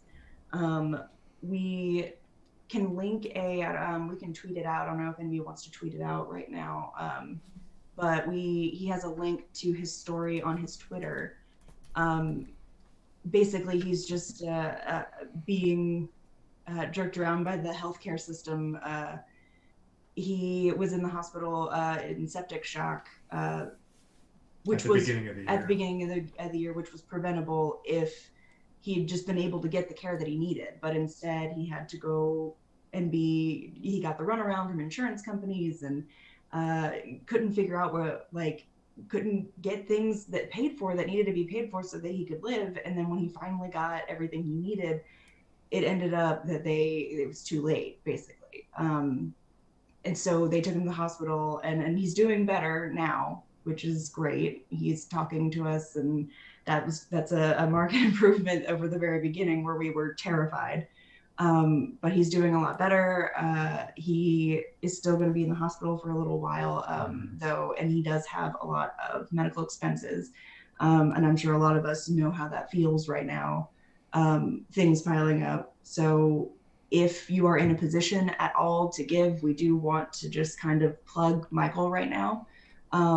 If you're in a position to give, please do. We're going to tweet out right now his original post on Twitter about his story and exactly what happened, if you want to go and see that. And he links his Venmo at the bottom of it if you have the means to give right now. Trying to find it so I can. I just retweeted it from Novi. Go ahead and share it as well. Hopefully we can get other people that have eyes on it, just so that he can get the help that he needs. He's an amazing person. We've all, grown to love him. Oh yeah, he's fam. He's part of the family now, absolutely. And we, care about him and we miss him dearly and desperately, obviously, but we have kind of had to throw MacGyver it a little bit back into the marketing saddle for a little while. So we appreciate everyone kind of bearing with us, but we're still excited about the launch. Really excited about the launch. We are excited about all of this new stuff that we're bringing. We are excited about the future and everything that will be and can be. But for the time being, we do have our marketing manager, who's kind of our brains behind the operation, is taking time to heal, and we're letting him do that because we're not monsters. Yeah, we're good people. We care about our people's So yeah. So anyway, if you we're gonna tweet that out. So if you can go ahead and do that. I think on Twitter he's at that M Gibson. Yes. Yeah. Or yes. Yes, that M Gibson. Aha, there it is. Yep. Yes, that M Gibson. Yeah, on Twitter. So if you want to go follow them and give if you can, share if you can't, and let them know that you love them because we love them. We miss them, and let them know that we're struggle busting, but we're gonna get through it. So we appreciate everyone bearing with us. Look at this. Oh, we got some. Well, we just to complete what was just said. Yes, we just tweeted out from Novi Studios and Legends of Lanamora, and we also. I was about to tweet from Legends. I didn't know if someone did it. I just retweeted, but we also just received a raid, y'all. Whoa! What does that mean? I don't know what that means. It's a good thing. It's a good thing. I know it's a good thing, but I don't understand it at all. So the generic guy is raiding with a party of 7. We got. Oh, hello, party of 7. Your table is ready. Oh, we got some good. We got some. I just did that like in the weirdest place. We just got some friends from my Twitch. I was gonna say Twitch days, but those aren't over yet. Like, some friends from my Twitch networking. We got VA and we got generic in there. Hi, how are you doing? Hello. What game are you playing? We're the Legends of Lanamora. Yes, welcome. Welcome to our D&D podcast premiere party. I don't understand what any of this means. I don't know what's happening. It means that somebody else finished their stream and they sent all of their viewers over to watch us. Oh, how sweet! Yeah. So, good job, Grandma. She got there. I love it. Thanks for making fun of me last night, BTW, like in my stream, calling me Grandma. Back in my day, the controllers had bigger buttons. Oh, hey, Slepper. Hey, you should have been going? there for the phone conversation then. It was hilarious.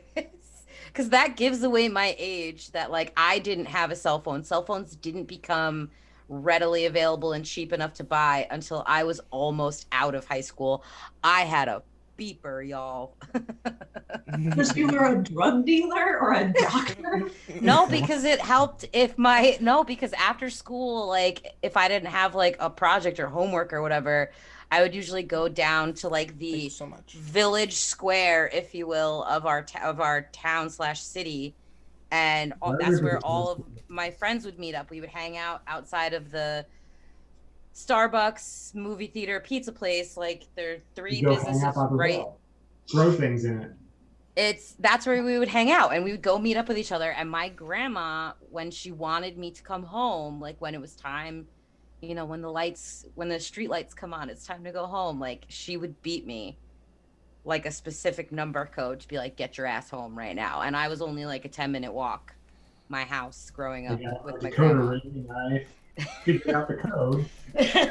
Honestly, y'all, like, for the longest time, and I'm so ashamed to admit how long it took me to figure out what this meant, but that was back in the days where you used to send number messages, and for the longest time, years after beepers were all long gone, I figured out that 143 stood for I love you, because it spells out the number of letters in the words, and I did not know that.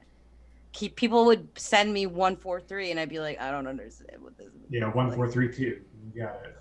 Like, I didn't know that. For numbers. It's like the equivalent of like someone, like some Gen Z kid saying like a phrase now.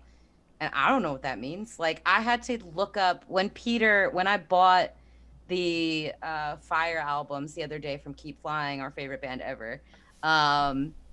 Peter commented on my Venmo, no cap. And I was like, what the fuck does no cap mean? Like, I had to Google it. Like, I don't know what that means. It means no lie. Like, that's right. Like, it's like, it means like like The internet hype, is like free. Be on it. I'm from New York. We've got phrases that like other people don't use. The internet like, is not free. It is now privatized. Thank you. yeah, they got rid of net neutrality.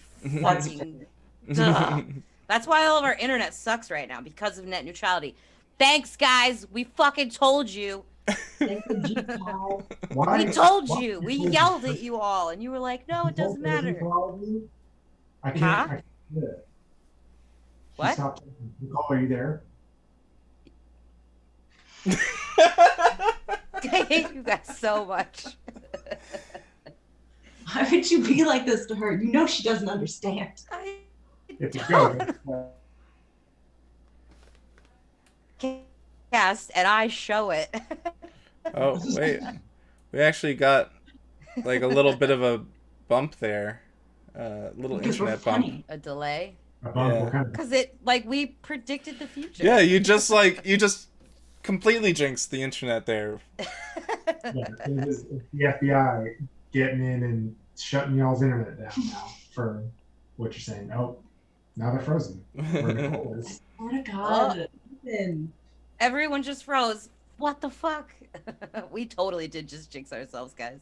It says my internet connection's unstable. Fuck you, Verizon. We just switched over to you, and we No, that's- paid a pretty penny for it. And you Don't promised mention us- my name, please. Thank You you. promised us that this wouldn't happen. That's why all your workers were striking a couple years ago, because y'all are horrible. But we Hate still went everything. with you anyway. You Well, suck. One of the reasons is because the company that we used to have, Optimum, got bought out by some French billionaire person. Now it's called Altice, and they took every Altice? single one. I thought the same thing. All teeth. Altice, Altice. All teeth internet. It's toothpaste internet. You give it right into the teeth. They're even more garbage because my father worked for Optimum. He's been working for Optimum for like 20 years now. And they fired him during the beginning of this pandemic. They let him go. And everybody else over the last 2 or so years since Altice took over has been laying off their employees slowly but surely. And they've sent all of those jobs over to like Bangladesh and other places that they can get it for cheaper. And so like it used to be something that they used to advertise, Optimum, was that you're talking to people that live in the same places that you're getting your service. So it services Connecticut and parts of New York and Long Island, and the company's headquarters where you would have the different call centers to help, troubleshoot issues. And I worked for them too for a little while. They were in Connecticut and Long Island and Westchester. So you were talking to people that lived in the same area as you, so they understood your issues and stuff. Now it's like they can't say that anymore. And they're like, the services have gone up in price and has become shittier to use.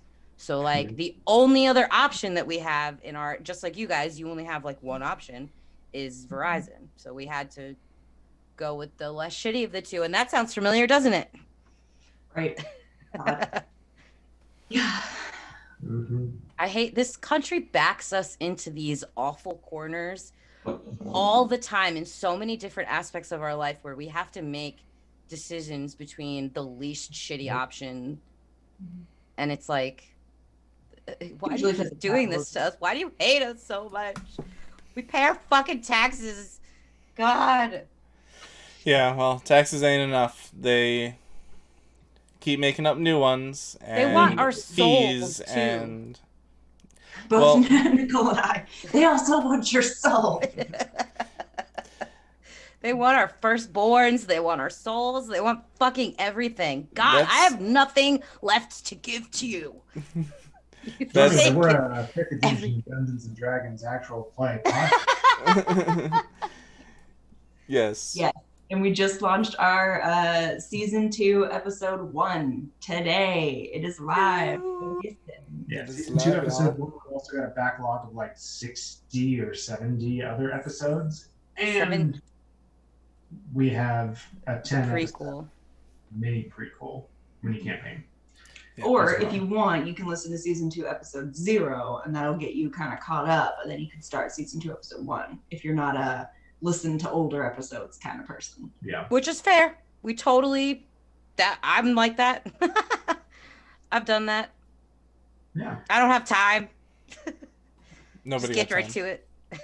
Ain't nobody got time for that. I forgot what I was gonna say. It's I think a total of 78. I don't know if that's Including Well, the prequel. not including the prequel. I think it's 78 because it was like 52 and then 13 is 65 and then we did no, it's like less than that. It 52 was and then 52 for 16. season 1, 16 for 1.5, 3 for the winter. So that's 19. So 68. So it's 71. And then we've got the 10 episode mini campaign on the Patreon that we took the wall down. Well, I'm learning how to There. take the wall down. So give me a minute. We'll figure it out. Yeah, it's gonna Hopefully by be the end of the day today, the wall will be down, and you'll be able to go listen to that content for free for the time being. Just Then- so Yeah, Mr. And I Patreon, highly- tear down this wall. I highly recommend it because it's got so much storyline that involves our characters, like just their goals, their lives, their like things that happened in that mini campaign, the prequel campaign, it set the entire stage for our Yes. campaign. We So- call it the prequel campaign only because we did have it up on Patreon, but we did record that first. So it's not truly a prequel. It's really chapter 1 and then the prologue, I guess. The prologue campaign. yeah. But speaking of which, Justin was saying that it was called Into Depths and Darkness. And I was like, we did that one shot when we were doing our meetup at the beginning of last year and pre-COVID. And that was called, what was that called? Mystery of the Touring Terror. And I was gonna realized- say I don't know what it was called because I was asleep. Yeah, and then I named the winter campaign the Frost Feast Anomaly, but I didn't name the seasons. So season 1 doesn't have a name. Season 1.5 doesn't have a name, and season 2 doesn't have a name. I have like what I call them in like my notes and stuff. I mean, but, we call 1.5 the in between. yeah. TM Emily, like that was the best thing ever.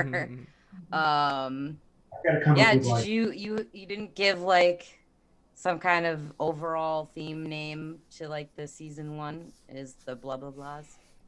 in my. I thought it was like the prophecy of the Amo. No, That it's was kind called of what. The Age of Peace arc, part 1, I right? call it the piece. That's terrifying. Okay. Which is, Yeah. it's kind We've of been fighting a lot. it's only called the Age of Peace because that's the actual like that's what the age is called. Like in Lanamora, they name the ages and as the ages pass. So it's like you're in the Age of Peace 628, So like when the McElroys named the year. except it's like a chunk of time Okay. of multiple years. Okay. So like remember when you 20 Big Dog Run. you meet up with that's not our content. When One's you- about it. not our content. When you talk with Karen at the end of season 1, he's like, "Is it Age of Peace 624 or whatever he says it is?" And you're like, "No, it's Age of Peace 634." He realizes it's 10 years later. He's like, I lost 10 But years. that's the first time I actually mentioned the age system. Like, Got it. Gotcha. so the ages are named, and there's a certain length of time, and then a big event happens, and that's the start of a new age, and then it goes. So now, do you have a name picked out for this age that we're like dawning? Still in the Age of Peace. Are we The close to Dawn of the age of. Man, that's telling. I can't tell you anything like that.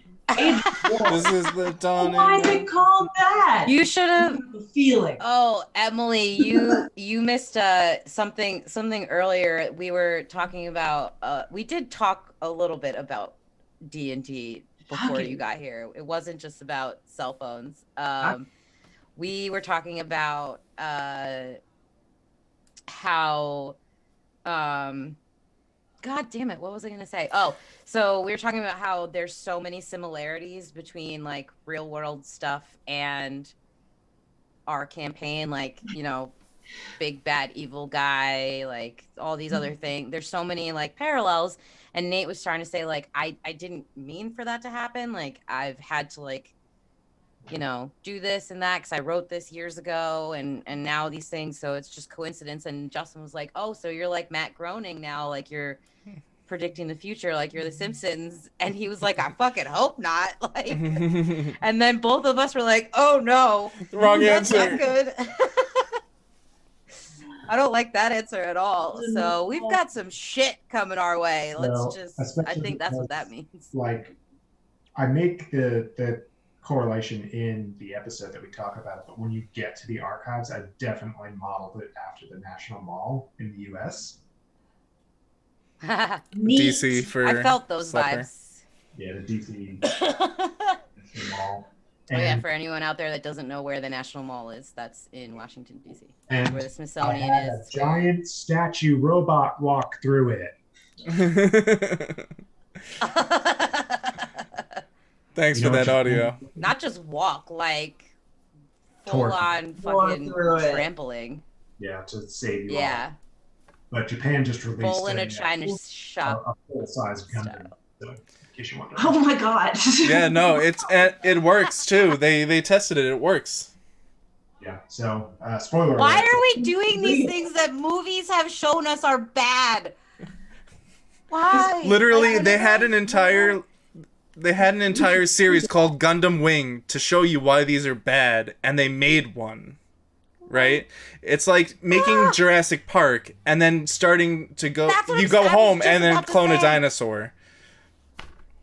When I hear anybody experimenting with dinosaur stuff, I'm like, there are several movies that show you why this is bad. Yeah. Stop it. We don't do that. No. Cut it out. You all are Now. in the age of We've music, shown so you exactly why. maybe you all will have some That's hand in the hilarious. meaning of the next age. Who knows? The Age of Legends. Ooh. Ooh. There's a Ha! Nope, I it's think Lizzie's darker the than top that one. right now. I think that's Yeah, no. Lizzie's got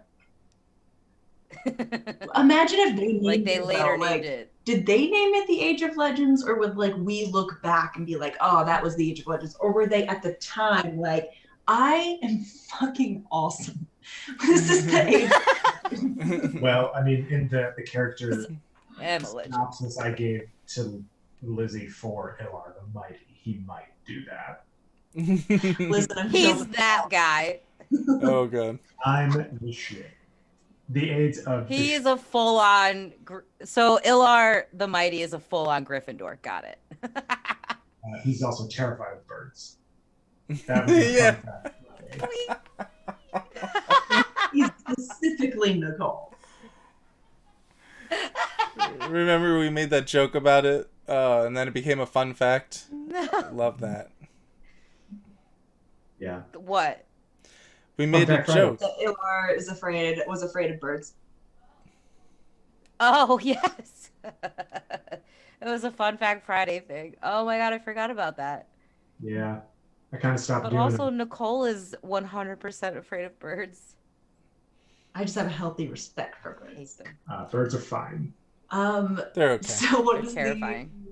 the plan? It is 2:30. We should tell people what's coming up. We are about to hear in about what, half an hour is Yeah. 27 when minutes. Cats and Catacombs will be starting. Mhm.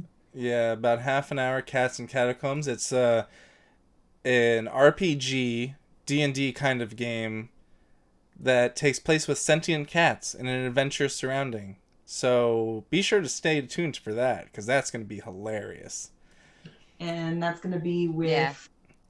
Blaine Yeah. who is part of our City and Snowcast. The They're going to sibling be, podcast. they're going to be running the game. Yeah. Yep. So we got And Lane, the players are Izzy, Miranda, myself, and Dawson has just RSVP'd for that final spot. Yay! Dawson's oh my back! god, So- that I'm totally gonna watch this like on my TV. Yeah, and they have done their hair recently. It's fantastic. Just like heads up. Speaking Blown of away. speaking of Dawson, before we were so rudely interrupted by something else, I don't remember what it was. But Justin was working on talking about what is coming up with Novi Studios, and I don't think that you finished everything that's coming out. That's right. So, at some point in this year, well, for those of you who came in with the raid, you missed this part especially, is that we have not only our podcast, Legends of Lanamora, but we also have our sibling podcast, which will be coming out soon, called City and Snow. Same world, different DM, different cast. It's going to be great. And then Takes place thousands of years apart. it's thousands of years apart. And we also are expecting this year to be able to launch a talk show kind of podcast with the aforementioned Dawson. And they and their partner will be basically, they explained it like Well, what sex ed should be. Go on. Tell me what their podcast is about. What's the name? What's the name of this podcast? It's called Sex with Vex. What's it about? It takes you from everything from like Valentine's Day candy to ball gags. Like There you go. There you go. I forgot what the first thing they said was last time, but yeah, it's like everything that sex education in the US should be, that they don't tell you. I think That you really really need more to know. just the whole world in general needs better sex education, not just us. Like we're not It's true. we're garbage in a lot of ways, but we're not the only ones who are garbage in this way. Just There's so other you know. garbage in this can. Yeah, we're not the only ones in this garbage camp where we usually are. They're going to be leading the charge on that, and hopefully hopefully we'll have some episodes of that to start soon, and we'll get like a hard start date. Pun intended. So hopefully we'll have that soon. But Dawson is much loved as a friend, and also was part of our. We have a winter arc that they were a part of, and they were fantastic and wonderful. Oh my god. Just so much fun to work with and very funny. So if you want a little dose of Dawson, you can head on over to our winter campaign, which is standalone. You can listen to it by itself.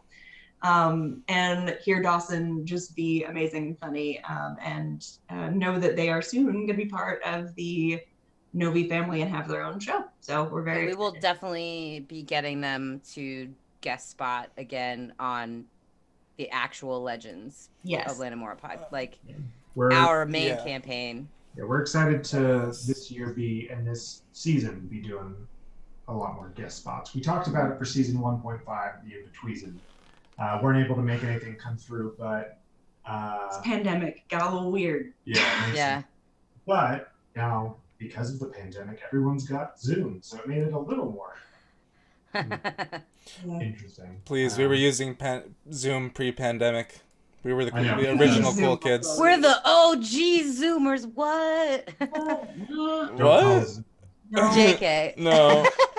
No. But anyway, so yeah, we're excited for a lot more guest spots this coming season. And what else is some content that's coming out on Novi? So Nicole and I have a show called Dilly and Dally. So if you think that we are funny, there's some episodes on Patreon that we're hopefully going to have the wall down of soon. But there's some episodes of Dilly and Dally, and that's where Nicole and I just talk about random stuff. There's specifically some episodes about Gilmore Girls. I don't know if those have all been released or some of them. Man, Gilmore Girls is garbage. Two-part. The So that's two-part when- Gilmore Girl.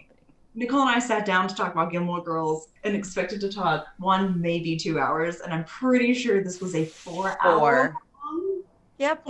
4-hour long conversation about Gilmore Girls, start to finish, ins and outs, literally anything we could think of we talked about, and Justin kindly has edited our bullshit into So I think part 1 is specifically talking about the show and how we feel about it, and like some of the characters. Part 2 is where we go in depth about Rory's boyfriends specifically. And we support the ones with you, both of their boyfriends. Logan. Oh, and Lorelai's boyfriends too. Yeah. But I'm still like, we all can come to the common conclusion that it's a garbage show. that Rory should have ended up with Paris. Absolutely. Paris, Rory even though Paris Geller deserves better than Rory. Because Rory is trash. But if you want to hear us go into why we specifically think that Rory should have ended up with Paris and how we got to that conclusion, you can go listen to Dilly and Dally and listen to Nicole and I do that. And we're hoping to record a few more episodes. Specifically, we have some on games because Nicole's been playing through Dragon Age, or she's starting with Origins here on Twitch. So she's got a few episodes of that out. But we're hoping to talk more about Dragon Age and itself and have a friend of ours on who knows way too much about Dragon Age at all. Erin. So hopefully we will get to have her on and we'll get to really talk about Dragon Age and just God. You, me, and Erin just having a conversation, like I'm just thinking about how that's going to be really interesting. Yes. So hopefully that'll come out soon. Dilly and Dally do games. Yes. And we're also hoping we can have Dawson come on to an episode of Dilly and Dally to talk about his show, their show. It's Sex with Vex. Sex with Vex. And having them on our show, we would be calling it Vexed with Sex. Because Nicole and I are going to ask dumb questions. Yeah, and genuinely, like when that show debuts, I'm going to be their #1 fan because I have so many questions. So this is from an anonymous, again, person. Nicole, our anonymous asker said. We have 300 messages from anonymous. So hopefully we'll have them on and we'll have some more stuff there. But hopefully we'll have more episodes of Dilly and Dally, which is just Nicole and I. Yeah, we do have on Patreon too. We haven't talked about this yet. Which again, hopefully that paywall comes down soon. Justin. Behind the screens. Behind the screens. It's a DM talk show where Emily is the host. And Nicole's the host once as well. Yeah, I'm the only episode that's behind the paywall. So thanks, guys.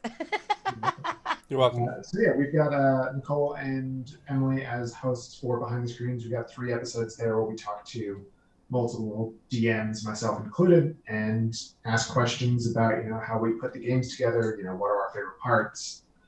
What we like to see in games, what we like from our players, what we like most about DMing, what we like least, and how the planning kind of goes. We go into that. I really liked, there's a specific bit where it's Nathan, Sam, and Anthony, who are our guest DMs, and I'm asking about planning and just how do you go about planning your session, and they all had very different answers, and it's eye-opening about how do you start running a game, what goes into all of that. So if you're interested at all in any of that, there's a few episodes of Behind the Screens that are on our Patreon as well, and hopefully we'll have more episodes of that going forward. 1 and 2 were released without Patreon. They were released on the podcast, so they're or 1 and 3.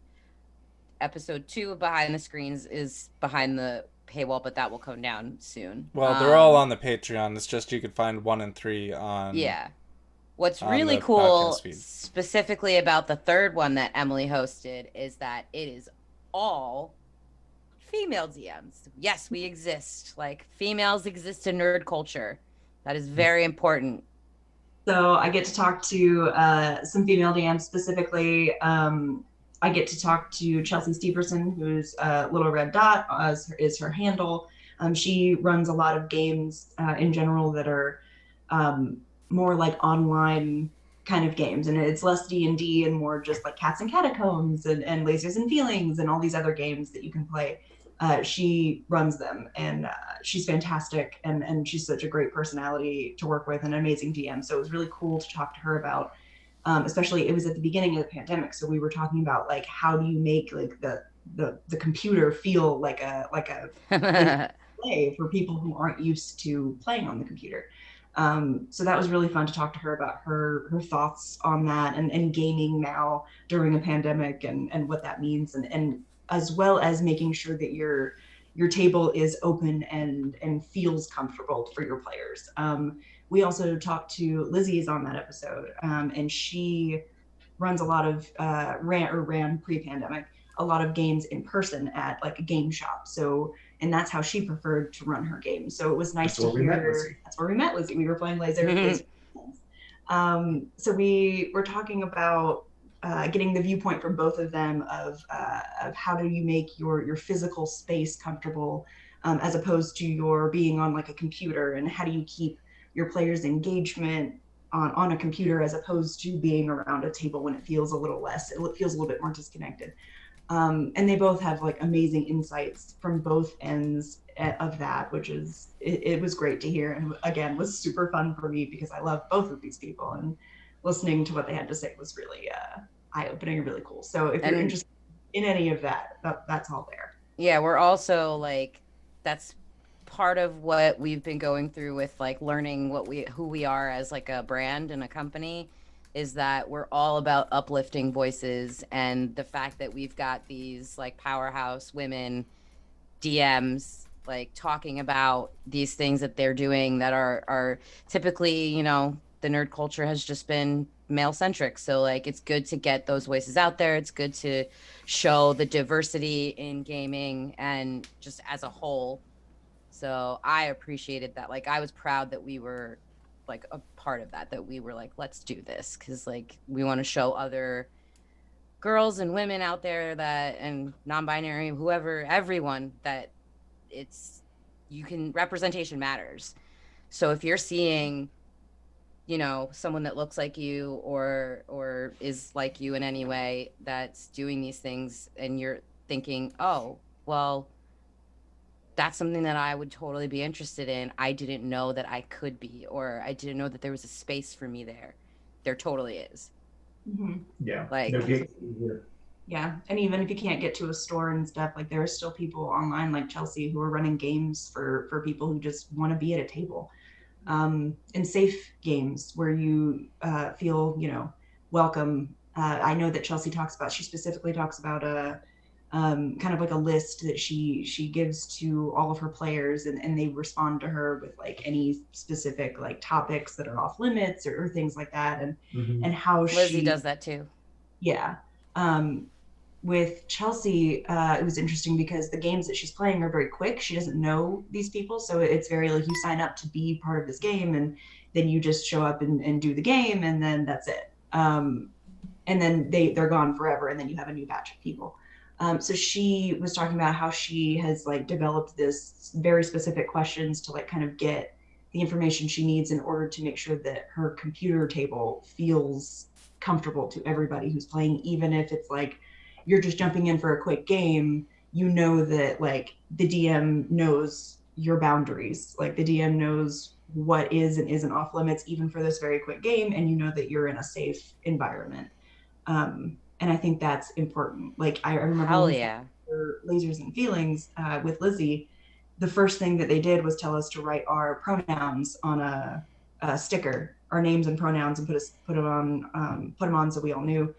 And immediately I was like, I'm comfortable here. Like, yeah, that's all I needed you to tell me. And I was like, oh, this is my table. I am comfortable. You guys are like cool, and you understand, and you're chill. Like, that's awesome. That's all. Lizzie literally just did that for us a little while ago. We've been, like we said earlier, this is coming together kind of haphazardly because of unforeseen circumstances, like our day of streaming. But later on, Emily and I are going to be playing a game with Lizzie called For the Queen. And I've never even heard of that. And I was like, that sounds cool. I want to play.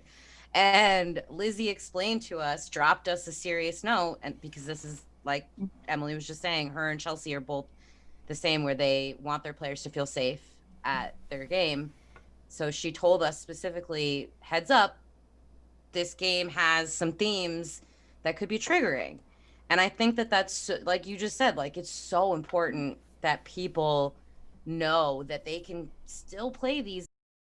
Playing Bard, and he was like, sing. And I was like, what?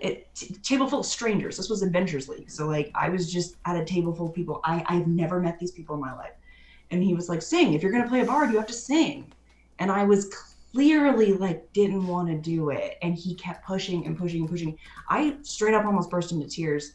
He also did it to we had another Bard in our group. He did it to them so badly that they ended up just like dipping out of the game and like went to play a different game with a different DM right in front of us. Like, it was bad. Yeah. And so and I wanted to leave too. Like, I was just uncomfortable. I was like, I clearly don't want to sing, and you're trying to like force me, or you're going to make me take a penalty. Like, that's not fun for me. And the whole point is this, the game is supposed to be fun. And like, it doesn't make sense just to play a game and be uncomfortable or suffer because it's a game. It's like, it's a game. We're supposed to be having fun, and this isn't fun for me. And like, if it is fun for you to like be in those kind of like dark games and you want to like, that's great. Find That's a your DM thing. for you, and that's awesome. But like, if you don't like that, there's also a table for you. Yes. You have to find one. And there are DMs out there who would take your trigger seriously. Like, if you like have a thing where like you can't handle kids like getting hurt.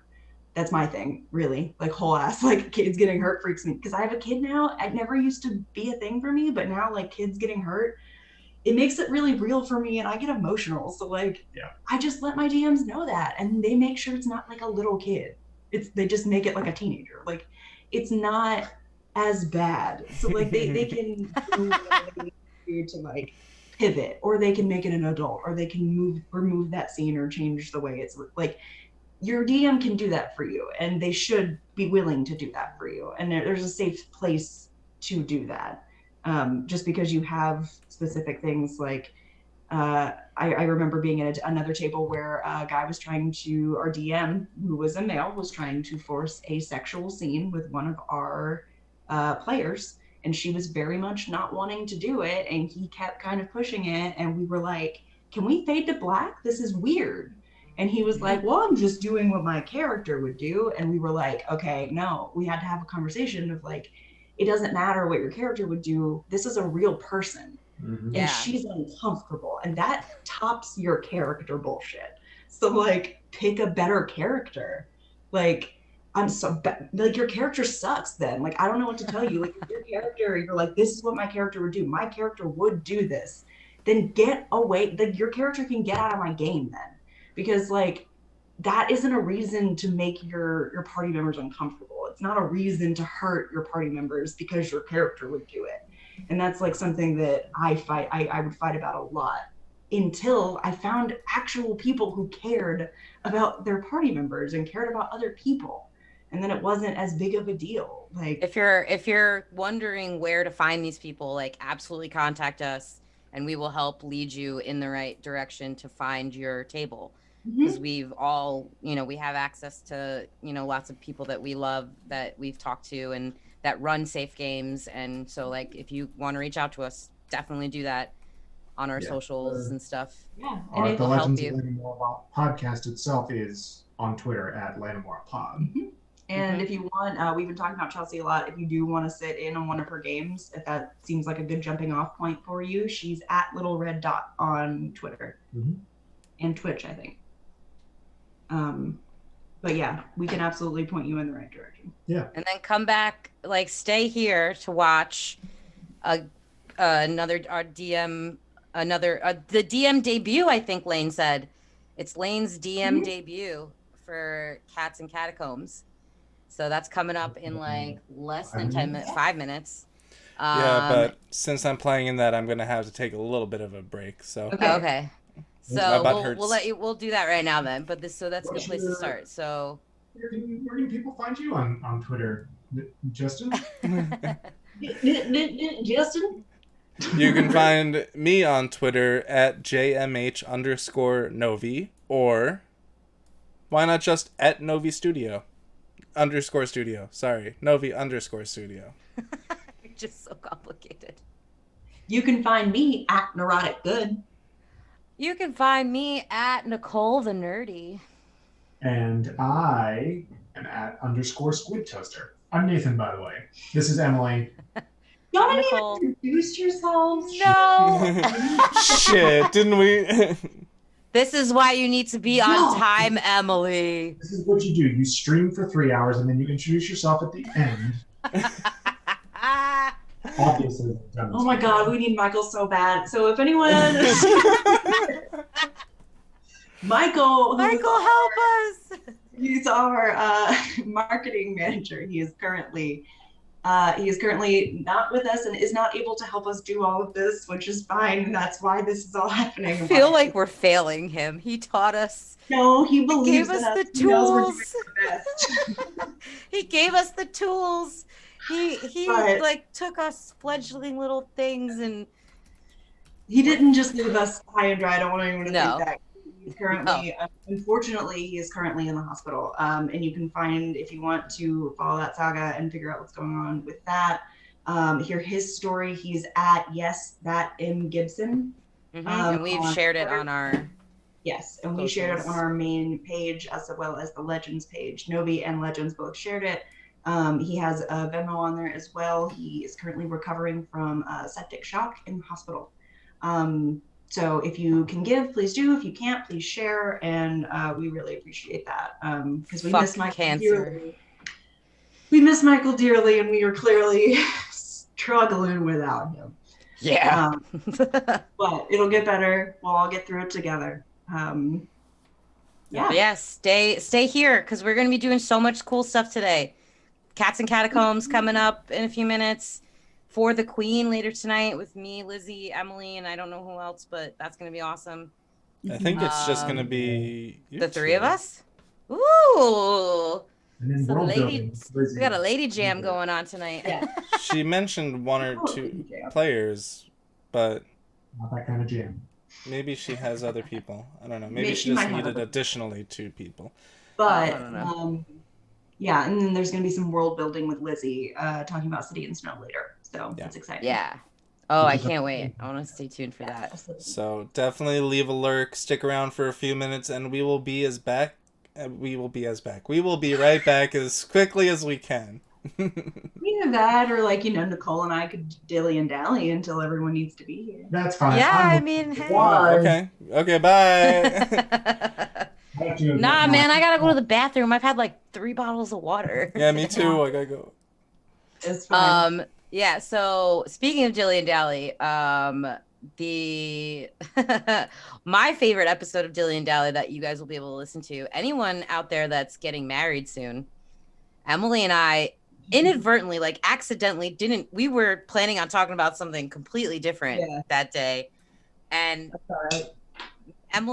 I mentioned that I had gotten a new dress that had pockets, and that spurred the conversation. Like, Emily's wedding dress had pockets, and then we just went into this whole episode where we talked about our weddings and what we, do's and don'ts. Not do's and don'ts, because you can do whatever the hell you want. I didn't mean to say that. I meant to say more like helpful tips. Yeah, no. Helpful tips. I don't Do know. not have large gatherings during a pandemic. Yeah, that's number First help. one. We should put a recording before that episode that says don't get married right now with a large group of people indoors.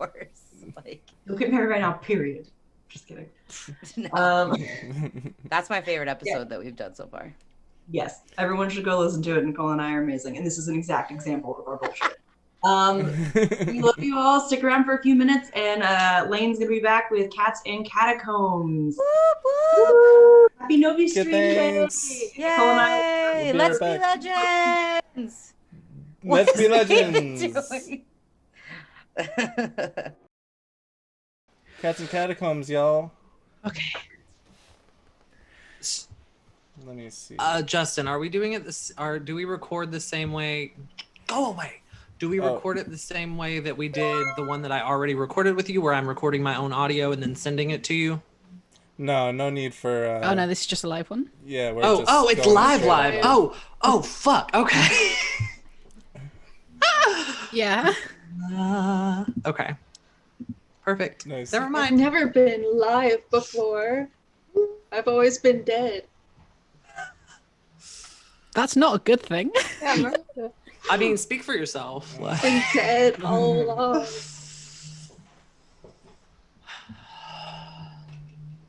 Let's see. I'm just checking on see on Twitch to see what it looks like. See. Character bio. Oh, there's literally nothing in the bio. Okay, character sheet. Filter. How do I? Oh, we got another follow. Thank you for the follows, everybody. Welcome, welcome, welcome. Welcome. Let's see. I'm just trying to get this down. This hair is like, all right, girl. Okay, we're gonna. Your hair looks great. Thank you.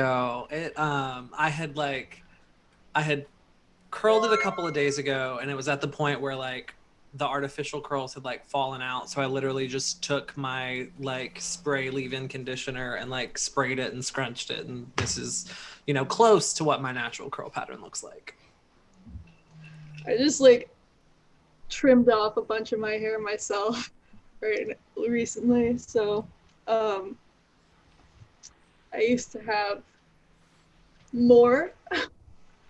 Yeah, But I was just like feeling like the long hair wasn't doing it for me, even with like a shaved side. I was like, and like that so like for me, like I need the long, like it's Exactly. the opposite ends of the gender opposite, spectrum. yeah. No, because like the first day I went out with my hair cut, I got like, I was at like the UPS and someone looks at me in line and is like, hey, you can help that person over there. And I was like, we made the right choice. But so affirming. yeah, for sure. I think that's all of us on screen now. Yay! I've got Twitch up on my other monitor so I can just see what it looks like. Yeah, I'm doing some, just making sure everything looks okay. Some techno wizardry. Some techno wizardry. Let me pull up my dice app. Which one do I use usually? I have like 3 of them, and I don't know why I have 3 of them, but I do. I got a dice app too. Whoops, you're not supposed to see that, audience.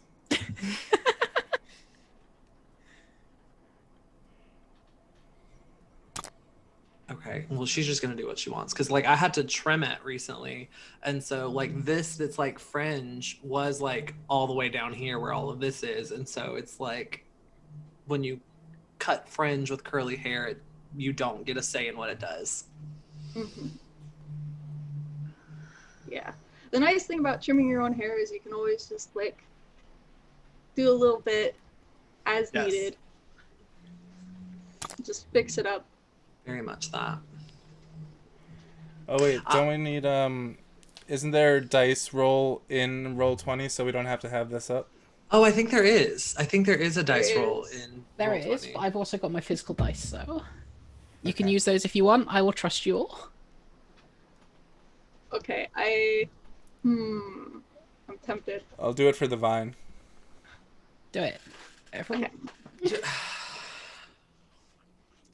Vine has been dead for what, 4 years now? I love you, Jess.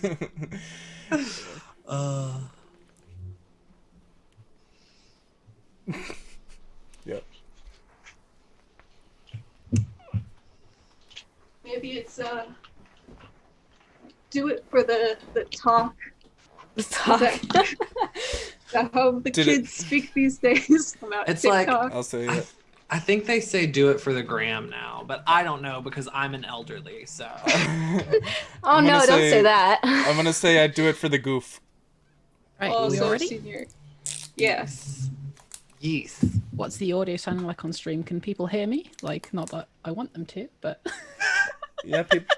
Not that I would like to be perceived, but Your audio is coming through. Mood. right. So, hello everyone. Welcome to Animal Adventures: The Tales of Cats and Catacombs. This is a 5th edition supplement that was kickstarted a little while ago by Steamforged Games here in the UK. In this adventure, my players are going to be playing as sentient cats. They are all literally just sentient cats with 4 levels in classes.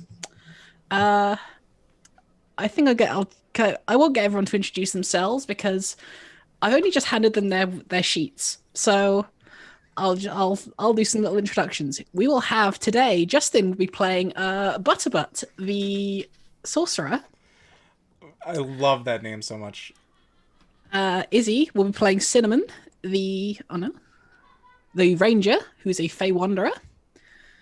Miranda will be playing Saya, the cat's paw fighter. And did you want me to call you Lex or Dawson on stream? you can call me Lex because I'll be Yep. Lex on the other podcast that Yep. I'm a part of. And Lex will be playing Summer, the life domain cleric.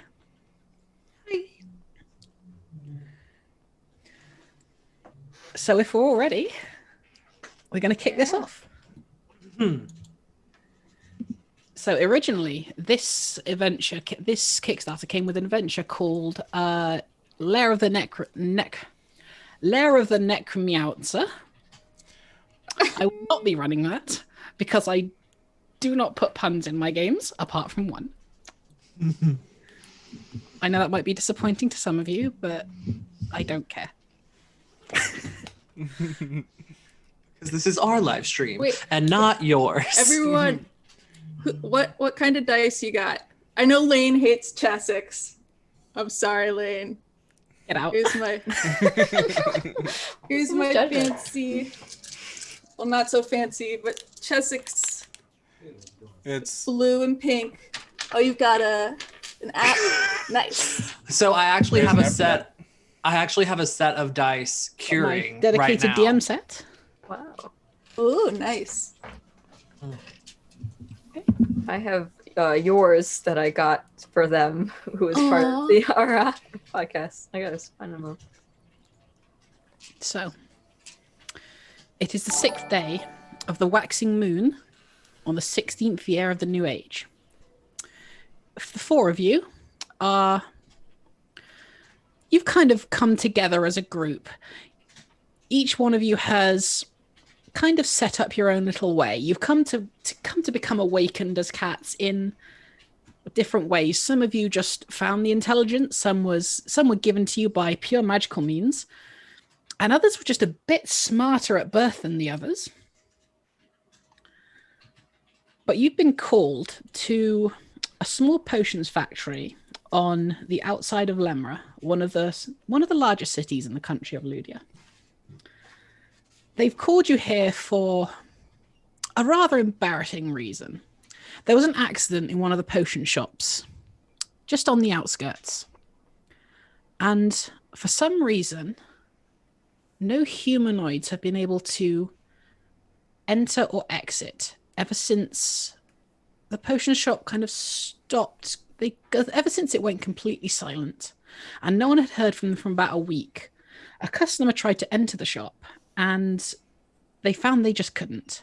They brought many people, many strong wizards, many strong mages, and none of them could break this seemingly incredibly strong barrier that was placed on the door of the shop. Luckily, for you 4, whoever seems to have placed this enchantment on the door forgot about the window. And that's where you 4 were called in. They needed adventurers to investigate the factory and kind of suss it out. But they couldn't fit in the window. So they needed you. They needed the cats. So I'm going to bring you over to our first map. You come up to the edge of this potion store. just you see the window from here. The shop itself is probably about 10 feet up. There's only one story, but it's made of solid cobblestone from the outside. It's not too big. You could probably guess that this was kind of the reception. And as you four come up to them, you see this window in front of you. What are you doing?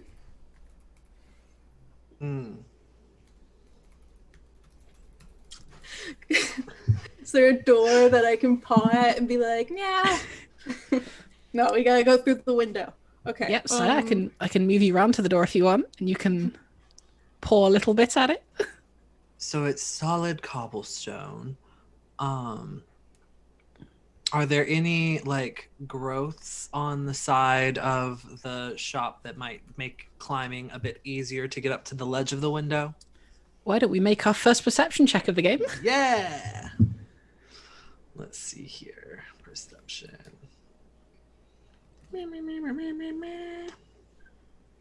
D20. I got a 16. 16. Plus what? Because My catch you up. perception. Proficiency. No. Where's my? Do I have? What is my passive perception? There it is. 15 is my. No, that's my passive. And perception. So 15 is my passive perception. 15. Okay. Yeah. So with that plus your roll of 16, was it? Yes. As you look around at the outside of the shop, looking for like small growths of maybe like ivy or some moss or something, you can see kind of around this window that seemingly people seem to have forgotten to enchant to prevent entry to people. There's kind of like some small moss, like some more small mossy holes that you could kind of climb up if you wanted to give it a try. Yes. So I'm definitely going to do that. Summer is going to kind of saunter over and kind of hop up to try to like catch herself in the moss holds. Yeah, it's not too difficult to do. So as you kind of go, prime yourself up, cling up using your quite lithe and agile paws, because you're a cat. That's what they do. You kind of look in the window, and it's pretty dark inside. You could probably open the window and like push yourself in, because it's fairly big. You're a cat. You can easily fit in, but okay. What do you want to do? Yes, that. I'm gonna kind of like not like go all the way in, but kind of like stick my head in so that I'm still easily able to like shoot out if I see something. Bail if need be. Yeah. Right, exactly that. So as you kind of stick your head in, you like use your nose to just like push the window up, look around and look in. The first thing that hits you is the smell. It smells like almost every potion you've ever smelt from everywhere, all mixed in one. Looking inside, this looks like it was a reception area. I'm going to say, I don't think you'd know this, but you kind of look around and it looks like everything was smashed around from the inside. It doesn't look like they were trying to defend from an outer threat. It kind of looks more like they were defending from something inside. As you kind of like put your head in and look down, you can see a corpse. We've got a body. Is it a cat body or a humanoid body? That would be a question for my DM that I did not ask. Is it a human body or like or humanoid or larger or like feline? You look down and it is the body of a fairly large blue dragonborn. It's a dragonborn, a blue one. It's very large and it smells like, well, it smells like everything in here. It's kind of suffocating.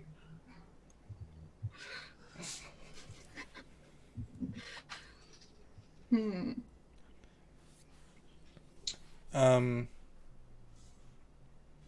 I go to their side? Yep. Fairly easy to do because it's a windowsill and not too difficult to fit two cats on a windowsill. Okay. So you kind of jump up and you're looking in as well? Yes. Yeah. So looking in, I'd say with the two of you there, I can reveal a little bit more.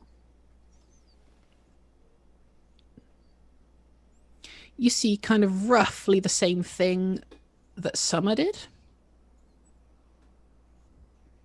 You look in, you see it definitely looks like a struggle was happening from inside rather than trying to protect from something outside.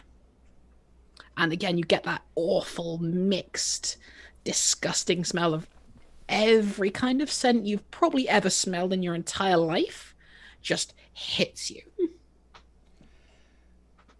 Okay. Can I roll an investigation to see why this window is the only point of egress available? Yeah, I'd say you can try that. Okay. Let's see. Investigation. 13. So from what you get from that, so from how high up this window is, you'd think probably whatever it was kind of just forgot that it existed. The window's kind of like grimy and sort of mushed up and messed over. So from the inside with no light, it probably kind of blended into the wall a little bit. Do I sense anything else with my investigation? Any like sounds or anything coming from the inside? I think with the perception check you made earlier, I would say from your right, as you're looking in, you can kind of hear a very faint swoosh, swoosh, swoosh, kind of like a small sloshing sound.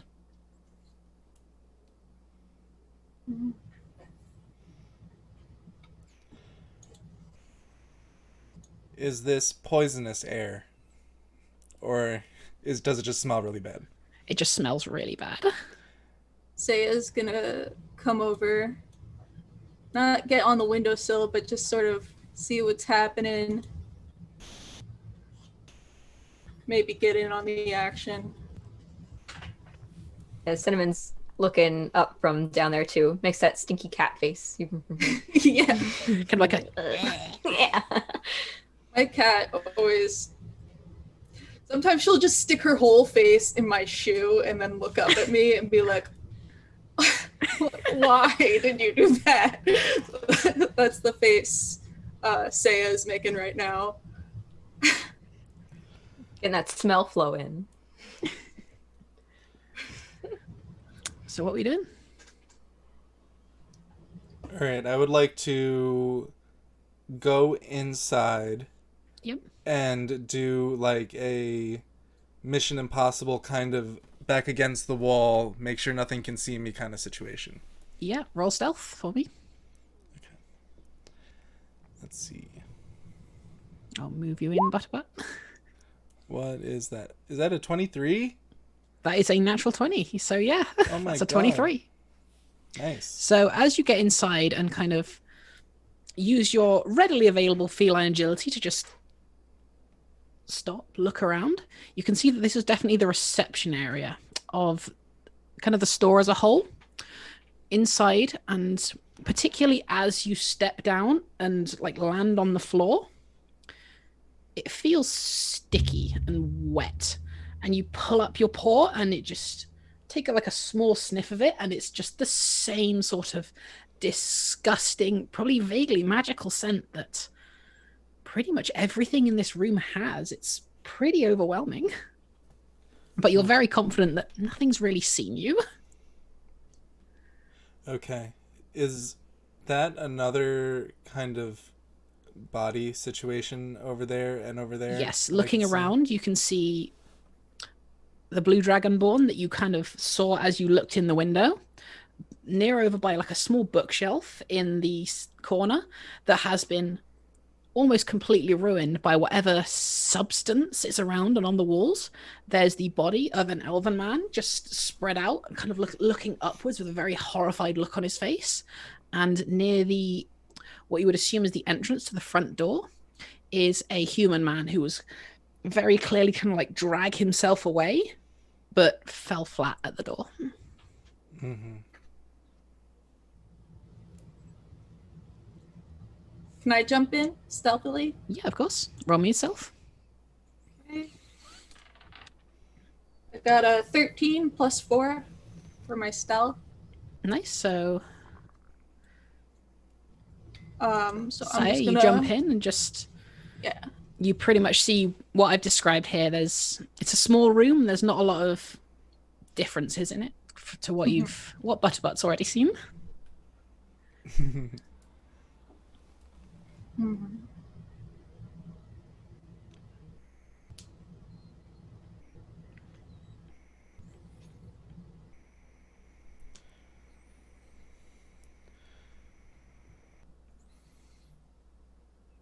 So is that the front door that's on the bottom right? Yes, that's the like door leading to the entrance.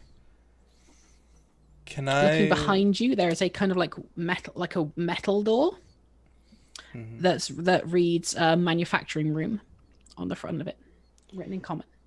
Okay. Are can there- Go for it. Are there any kind of like, I should have asked this with my earlier perception check. Are there any kind of like obvious wounds on these bodies, or like any kind of obvious cause of death, or are they just You could jump down and give me a medicine check if you wanted to try and check that out. absolutely? I'm gonna very literally jump down on top of the blue dragonborn. Yep. Let me give you a medicine check. Where's my dice? There's my dice. Got to clear the last roll so I'm not getting like a 38. All right, let's see. 16. 16. So as you kind of jump down onto his body and use your abilities to kind of paw him over and see what could have killed this poor guy, you kind of put your hand on you paw on his chest and push a little bit, and some what you'd assume would be potion kind of just up from his lungs. You can probably guess that this guy drowned. It looks like we have a drowning here. Ooh. It smells like it and looks like it too. Stinky drowning. That's the name of my new indie band. Can I go over to the front door to see why it appears to be locked magically, maybe? Yep. So as you head over to the front door, it kind of just looks like a very ordinary wooden door. If you like put your paw on it, and it just won't budge, even though it looks like it was basically like 4 or 5 planks just shoved together and placed against the door frame. No matter what sort of force or effort you put against it, it just doesn't budge. Okay.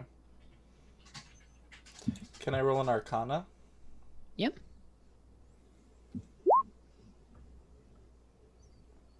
Boop. Is that another natural 20? Yes, it is. Oh my god. Butterbutt! Period. We are having the best luck with rolls right now. Knock on wood. Knock on wood. Oh my god. So looking this over and knowing your history of magic, even though it's not learned and taught, like it's not taught to you, you didn't specifically learn it, you know just by feeling it that this is some sort of incredibly strong barrier spell that even if you went to, say, like the higher up mages in the capital city, Lodestar, even they probably wouldn't be able to banish it. Mm-hmm. Does it seem like it was done on purpose? Yes. Like, is this the sort of thing you have to do on purpose? Okay. Yes, definitely. It would probably have taken a week itself just to cast.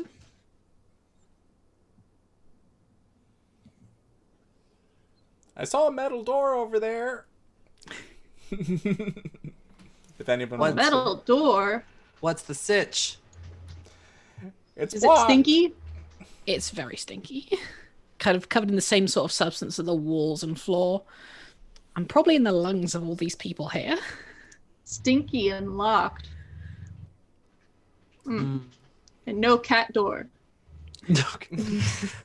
This is The metal door that you're referring to is the front door, right? There's a door behind you that says manufacturing room in common as on a label. Okay. I want to go check that door out. Yep. Yeah. So are you just like looking up at it, or are you just like trying to open it, or? Yeah, I'm gonna like, cause smelling it at this point is useless because I can't smell anything except all the potion that's around me. So yeah, I'm gonna kind of try to like paw at it and like get it a little bit open, Yep. so that I can peek around. Same it. sort of sticky fingers situation. It feels awful and gross to do, but you kind of push it and it opens fairly easily. Doesn't look like anyone's put any effort into lock it. It looks more like they were trying to get out of it. Don't like that. Okay, so what's Izzy's character's name, by the way? Cinnamon. Okay. So Saya's just gonna like see that things are we're like opening doors and stuff, and he runs over to the window and says, Cinnamon, get your butt in here. We need you. Oh.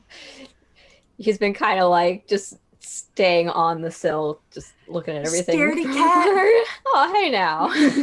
Someone has to scout, and okay, fine. We need you right meow.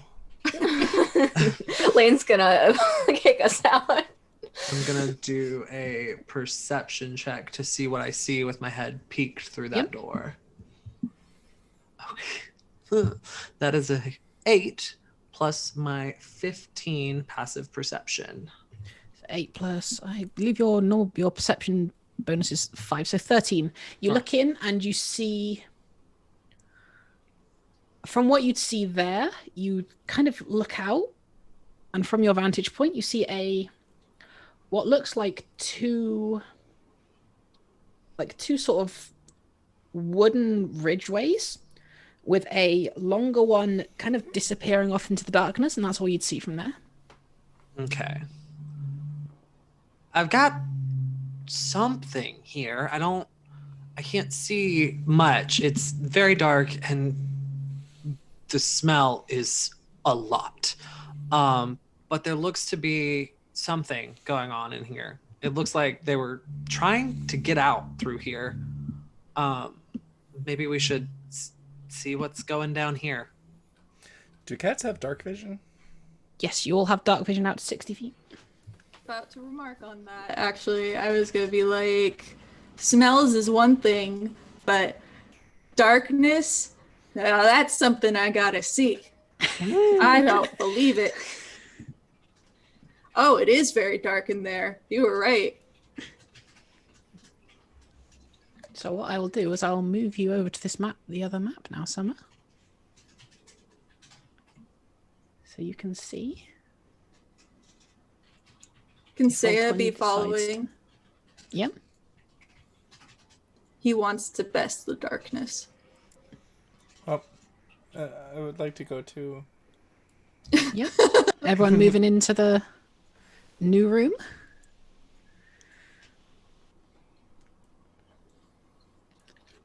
So this is what you'd see. The smell, once again, is incredible. It's a lot stronger now. You could probably guess that manufacturing room, potions, awful smell. Most of it was probably made here. And as you step out onto this wooden walkway, that sloshing, that whoosh, whoosh, whoosh sound gets a lot louder. And kind of looking over this wooden walkway and the bridge, isn't it? You can see the darkness kind of moving, almost as if it was a liquid. Hate that. Hate that for us. Looking in, like with your passive perceptions, you can probably see it goes down for about 30 feet. Okay. Saya's hair is like slightly on end, but is otherwise trying to look tough. I was gonna say, Cinnamon's pretty fluffy, so he's just like a bit of a puff, but playing it off.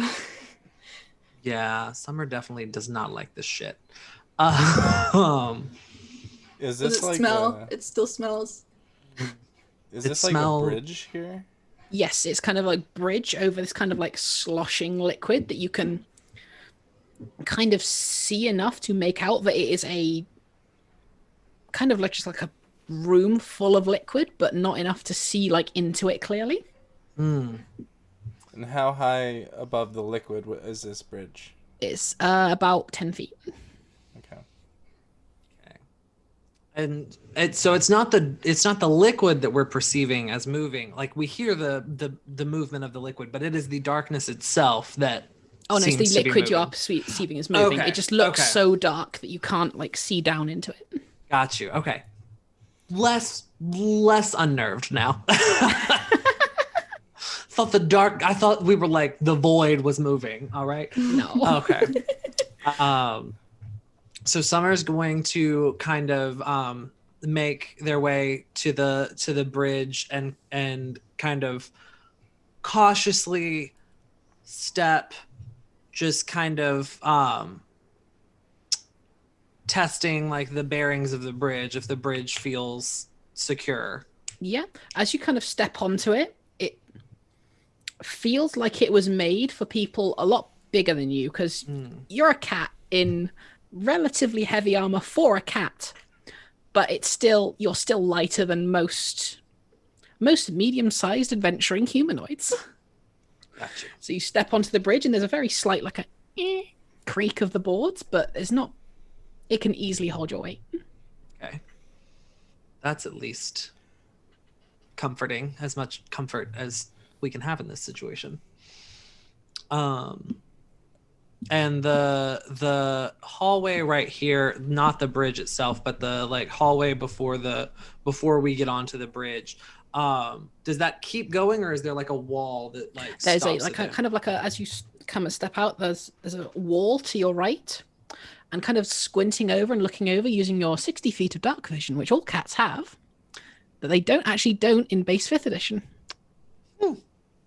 You look over, and on the very other side of the bridge, there is a door on your back right, stairs leading down into this liquid, and a door, kind of hallway leading off to the left. So, Spooky. Whatever this liquid is, I'm going to hazard a guess and say it's not supposed to be here because there are stairs on the other side. Mm-hmm. I say to the group.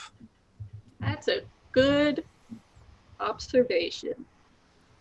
Well, thank you. My wisdom is a 20 and my intelligence is an 11. So I am a fighter, so I'm probably dumb. Yeah, my intelligence is an 8 and my wisdom is a 12.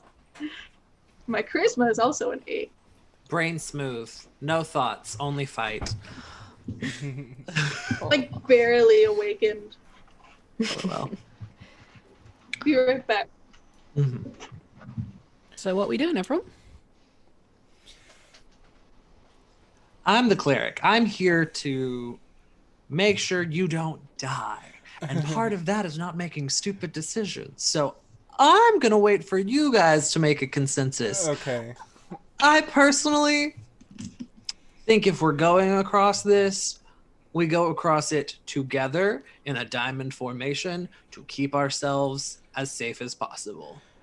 I'm gonna initiate this kind of movement and go, leave it to Butterbutt, and start walking forward. Yep. So let me switch back to roll 20. So as you kind of step onto here, kind of up next to Summer, and take a few steps in front of Summer, about 20 feet in front of you, you see some of the liquid kind of start to move up onto the bridge. And it turns almost to look at you. Two separate kind of little tendrils of liquid kind of look up and formlessly move and sort of shift, looking at you. A Shogun. Look at you, kind of almost judging you, maybe sizing you up for a second before it shifts into forms of what looks like you, cats, made of some sort of transparent color shifting liquid. So I need everyone to roll initiative, please. Oh boy. For flavor, I would like to just gently paw At the liquid. No, Well, like Incredibly sticky and nasty. Ooh, okay. Where's my dice app? Initiative. I keep closing my fucking dice app. All right. I got How do I roll initiative? 10 plus 2, so 12. got I 11. got 12 plus. What would I do? That would be 12 plus. Oh, I have a -1 to initiative. Oh. So I have an 11.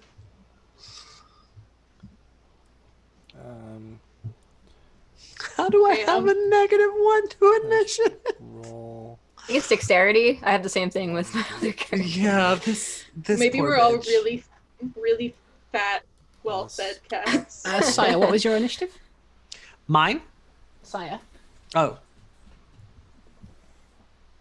Oh, mine? Yes. 12.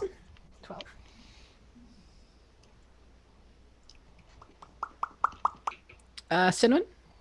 11. So we're 11 buddies. Yeah. 11sies. And Butterbutt, what is your initiative? Got a 22. 22, nice. You in these 20s. Yeah, this high rolls. Yeah, sheesh. God Wish damn. this happened on the podcast. Butterbutt Fuck. is a god. That's all there is to say. Top of the initiative, Butterbutt, it is your turn. What are you doing? Oh, there's stuff to do. I would like to talk to it. Yeah, what are you saying?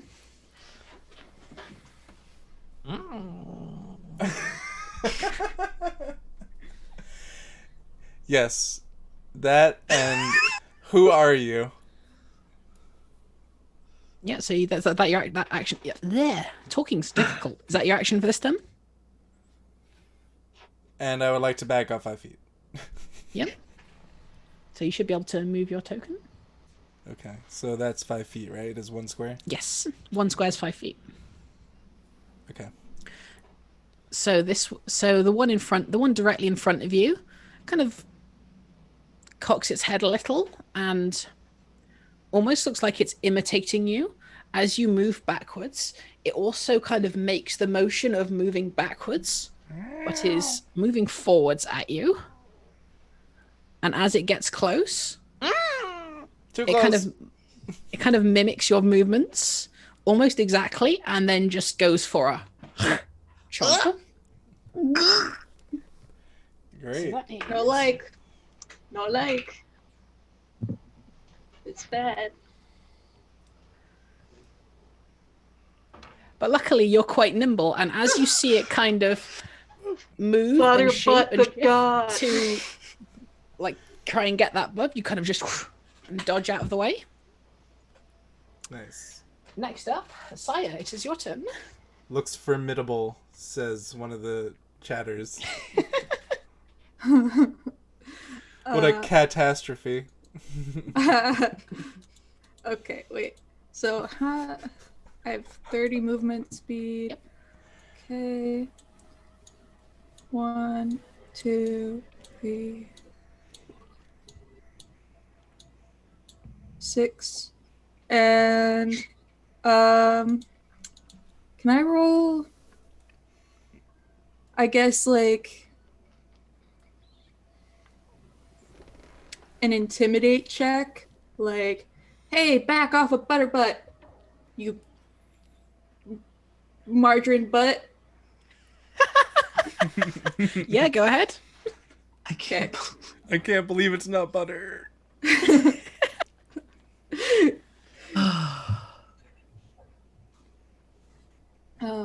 Intimidate. Ah, shoot. I rolled a 6 plus 6. 1. It as it did with Butterbutt before, it kind of imitates the movements you make, including like the shouting, but just nothing comes out of it, and just. I'm intimidated now. Maybe I guess I failed to intimidate it, so I'm like, oh, I really look that lame. Right, next up, Summer. It is your turn. Oh, it's me. Okay. Um. uh, um. Could I roll for insight to see if like I know what these things could be? Yeah, I'd say roll Arcana. Arcana? Okay. Yep. That I will do. That will do. Oh, I have a 0 to Arcana. That's going to be fun. Okay. Oh, but I got a 19. 19. So, from what you'd guess, these act kind of very much like you've not seen them before, but you've kind of read about like elementals and more specifically water elementals. This seems to be what would happen if you maybe mixed a shit ton of potions together and that gains sentience. Okay. Okay. So these things to Summer seem kind of like a but would I know whether or not you would be able to do that on accident, or I have no idea? You wouldn't be able to tell from just that. Okay, cool. So these things are essentially water golems. They don't really have, or golem isn't the right word. They're kind of like a water elemental, but like an accident, I think. I don't know. Just don't. You can't engage with it. They don't have any intelligence. So I am going to try to. I don't know what to do here. I am going to try to. I have a 13 strength. Negative fucking dexterity. You've got your spells tab there. I've already pre-filled that out for you. Cool. In my attributes and ability. No, it's just right here, isn't it? No? Yeah. If you look under where it says like cleric life domain, you've got core bio and spells. If you click spells. Oh, yes. Thank you.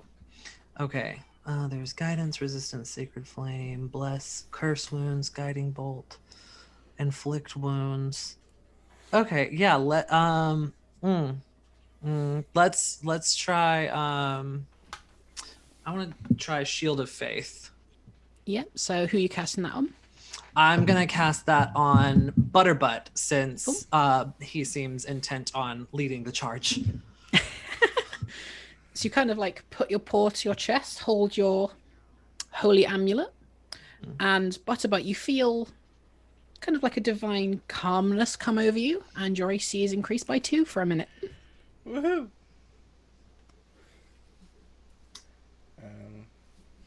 Cinnamon. This is Valkyrie, by the way. Oh! Yay! Charging Cinnamon, in this is your turn. butt first. Okay. I'm trying to find. Cinnamon takes out his cat-adjusted crossbow, which is the most adorable thing I've ever heard. Amazing. Such a talent. She's sniffing my dice. It's 20 feet up to them. That's within range, right? I tried to look it up. I'm new to Oh, this. for sure, yeah. Oh, good. All right. Then, Crossbow's like 120 feet or something. Whoa. Damn. Yeah, they got the range. They got that. Okay. Let me see. Is it before or after? Oh, I have a crossbow too. Yay, crossbow buddies. Yeah. I just realized I could have attacked, but that's okay. Can't fight crime if you ain't cute. Oh no. I guess we're just gonna fire. Yep. Which one? The closer one that's Closer one? engaged with So Butterbutt. roll Yeah. it.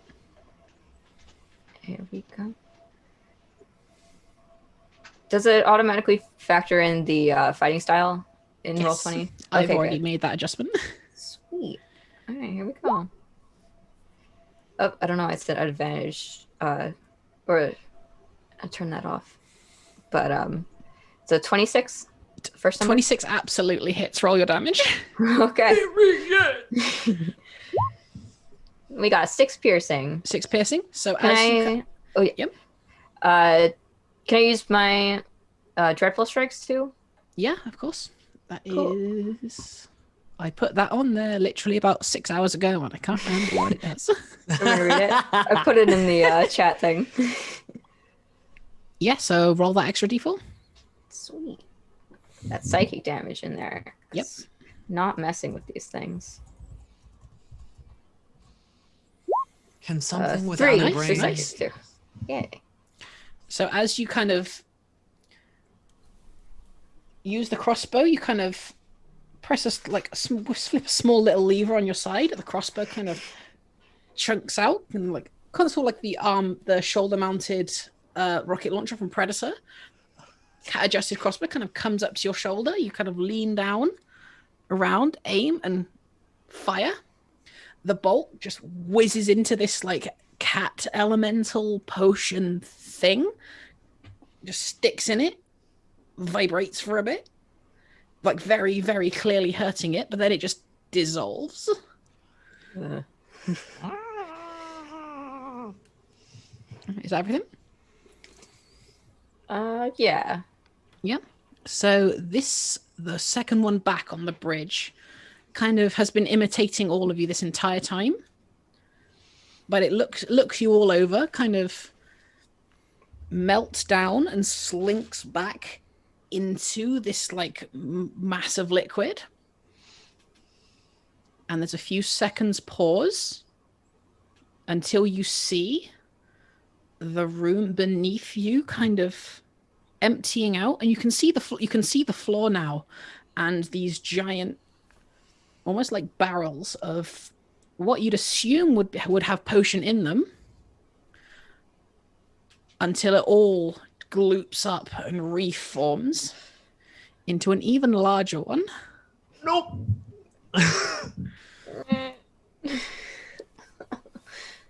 It's a cute token though. Thank you. I bought it from a stock photo website. So on a more positive note, you can see a little more clearly into the downstairs area now. Is that positive? And it I'm kind of positive just steps forward and can't do anything more. Back to the top of initiative. I am positive there are bodies down there. I guess that counts for Yep. positivity.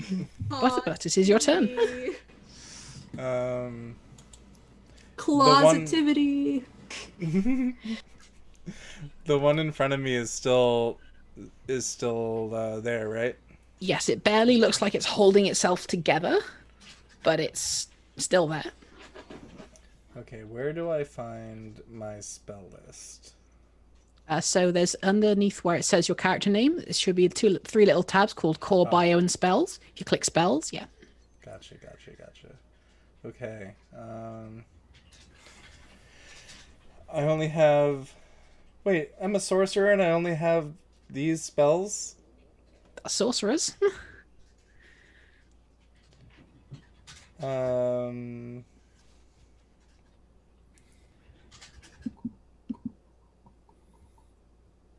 I'm going to use...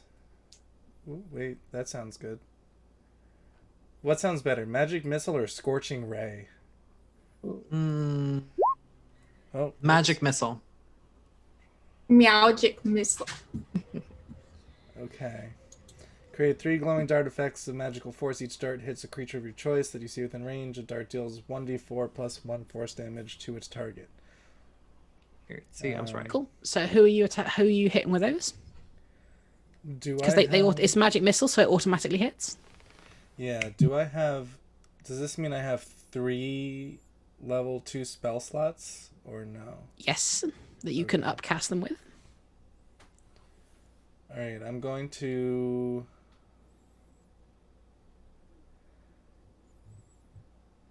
Oh, when you cast a spell using a spell slot of second level or higher, the spell creates 1 more dart for each slot above first. So, that would be an additional 4? So that would bring it up to 4, yeah? Okay. So then I'm going to fire 2 at each of them. Cool. Here So we go. roll those d4. Okay. I can do that here. Do I just roll 4d4 or 2d4? Yeah, roll 44. Okay. So the smaller one in front of you, as the second missile hits, it just bursts, and like what it was made of just goes splashing all over the bridge, and then after a second or two just fizzles up. The other two just hit directly into this giant cat water elemental potion thing and kind of just get absorbed a bit by it. It definitely looks like it hurt it. You just can't really tell how much right now. Okay.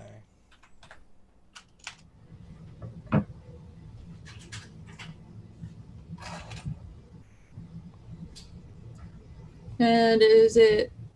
Yeah, is that everything? I would like to jump. Well, okay, so who's behind me? That's me.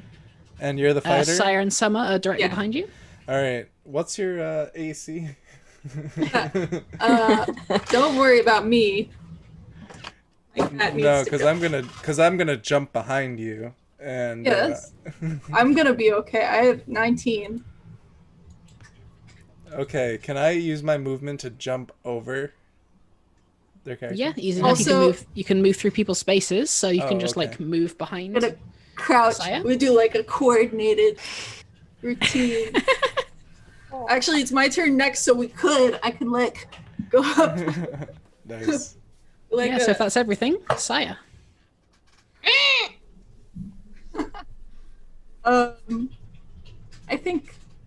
I think I will. Let me take a look at this range on this crossbow. Should be 150, 300. Okay. So I can do it close range without any penalty, right? Like I'm going to say yeah, because it's a one shot. Okay. Butterbutt, get down. So Saya's just gonna actually, okay. So Butterbutt leaps over me, and as soon as he's clear behind me, I'm gonna aim my crossbow. However it is that the crossbows work. It's on the back. Yeah, it's on your... kind of like the shoulder-mounted cannons from the Predator. Okay. And come on, War Machine. Oh, okay. I got 4 plus 4. 4 plus 4 is pretty big. It still hits. Oh. So roll your damage. damage. Roll damage? Yep. Okay. That's good to know. That still hits. Pretty hard not to hit. I guess so. It's just a blob. The thing takes up the entire bridge, so like if you miss it, we will mock you mercilessly. Okay, I got a 3 plus 2, so 5 damage.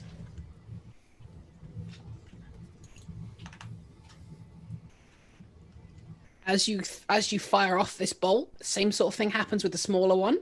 It kind of like darts straight into it, and more of this liquid kind of like bursts out where the force pushed it out, and the remainder just fizzes on the bridge. And after a few seconds, the bolt just dissolves. And if that's everything, Summer, it is your turn.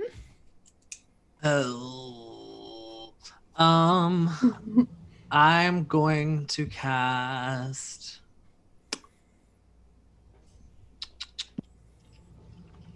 No, I shouldn't do that because I might burn up the bridge.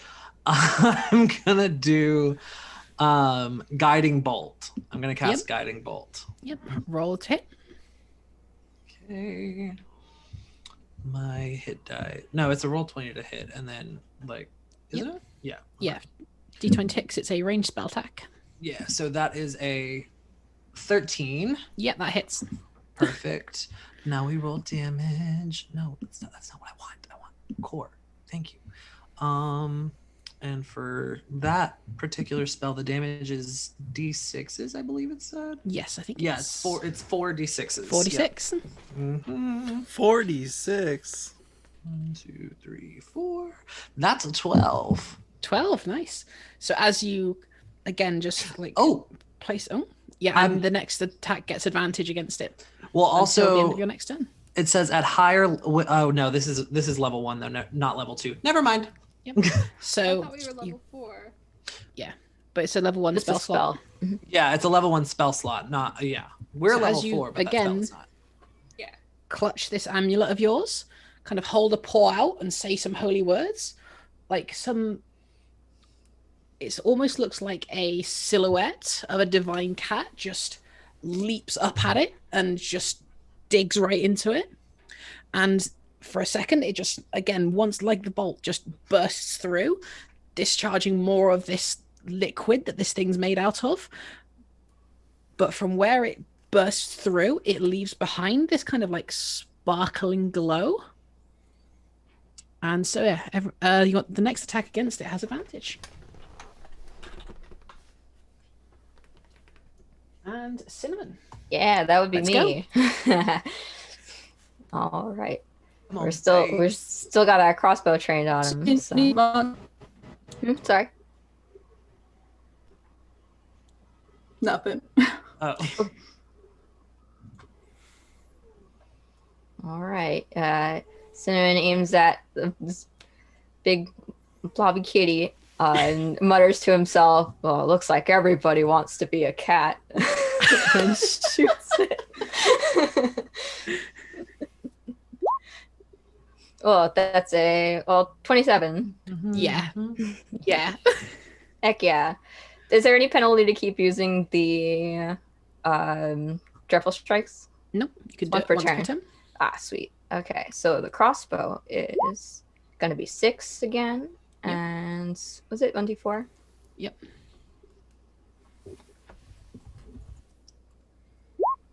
Oh, it's a 1, but I'll take an extra 1.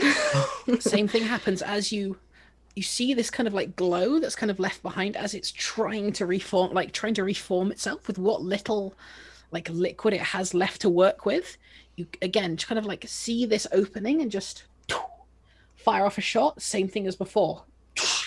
As more liquid just gets fired out of it. It's looking like it's kind of struggling to hold itself together now.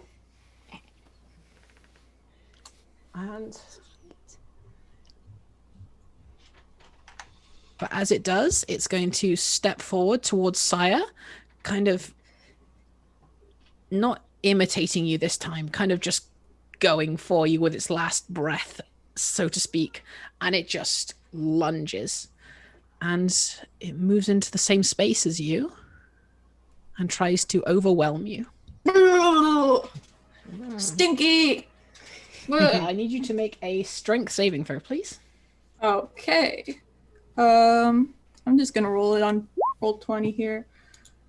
I should probably just let this be, but I need to ask because this thing is so large and we are right next to each other. Do I need to make that roll as well? No. Okay. Also, I accidentally rolled it with advantage, apparently. I can roll it again if you want. No, it's the one on the left, so that's the first one, so that's fine. 21, you kind of, as you see it coming towards you, just attempting to completely engulf you, you just go and just like step back a little bit and it just crashes against the bridge. Yeah. He's like sort of staring at that spot where it crashed at the bridge, and he's still kind of like...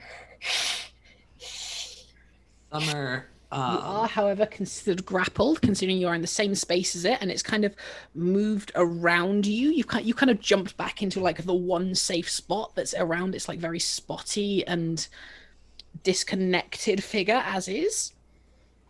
So you currently cannot move from your own space. Sorry, didn't mean to press that. No. Well, but it is your turn now. Is this thing still up, right? Yep. All right, I'm going to... But it looks like it's very hurt and could probably go down any minute. I'm just going to use Magic Missile at first level again. Well, wait. I'm going to use Ray of Frost. Yep, go ahead. Roll my me. cantrip. Yep, roll me a spell attack. Spell attack. So that's D20 plus spell attack bonus. Yep. 6. Jesus. Roll. It's a 15. 15 hits. Roll damage. Okay. Takes 1d8 cold damage. 1d8. A 1. Of course. 1. So you kind of step back, kind of muttering, and as you kind of go and like breathe out this kind of like cone slash like almost focused blast of cold at it, it kind of goes and the liquid freezes up. And it doesn't look like it can move very well for a little bit at least. Am I hit by the cold too? No. Okay. Still, Saya's gonna be like, "Be careful, Butterbutt! You almost turned me into a catsicle." Careful where you aim that thing. Saya, it is your turn. There is now a very large crystallizing, almost frozen Okay. liquid cat that's struggling to hold itself together in front of you. So I've got 2 long swords. Does that mean I'm dual wielding? You can if you want. Oh, yeah. Okay. So, so here it looks like, does that say longsword one-handed or? Let me just go see for you. Oh, here it is. Yeah. Okay, longsword one-handed. So would I roll 2 of those after I roll to hit? Yeah, you'd roll 1 to hit, and then you'd roll 1 without your proficiency bonus. Okay. So, Saya is going to take both swords and sort of spin around in like a whirlwind, sort of cyclone motion, and try to like, because it's all made of ice, he's hoping to just sort of like break it all. Well, yeah, let's see how that goes. Hey, a 19. I'm gonna save you the trouble of rolling damage. How do you want to do this? How do you want to do this? What do you want it to look like? Tell us what it looks Oh, like. yeah, I just like Describe. spin around and I guess like any of the ice parts just sort of shatter against the sword because it's like surrounding me. And so there's just like these ice bits that are sort of thrown in like a circle away from me, like. I'm never getting this out of my fur. So as that happens, these ice chunks are like following the same sort of pattern as the ones did before. They kind of just shatter everywhere, and you can just see it just after a little while, after it takes a few seconds to melt. I look at And you. combat is officially over. I look at you and I'm licking my paw and I go, "You're welcome." Meow. How do you like it when I make you cold? Huh? It's dead, guys. bad. Let's just move on. Okay. Summer kind of like shakes out her fur and is like, "All right, well, I guess we move on. There's no way those things cast the spell to lock this place. We got to find what's causing this and what mixed those things up in the first place." So Summer's gonna kind of like saunter across the bridge.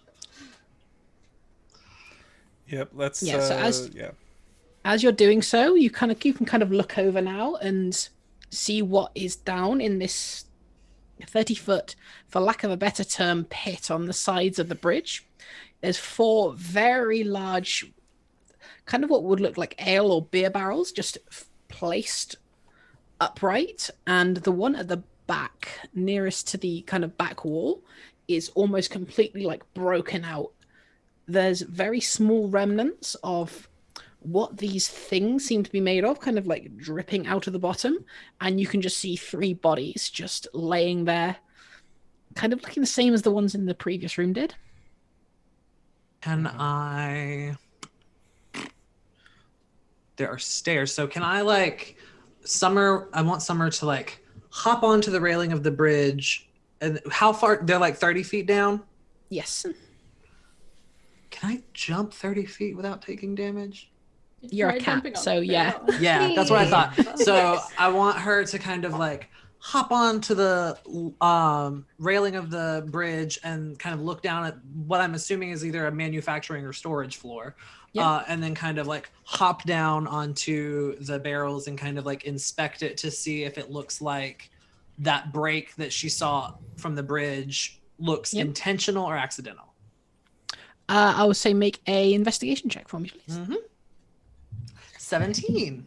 17. So as you kind of look down, you can see near the break one of the corpses, kind of as from 17, you kind of see that and kind of piece together that as one of these broke, the way this person is lying is that they probably were trying to like force it and like keep it closed, but the force just overwhelmed them.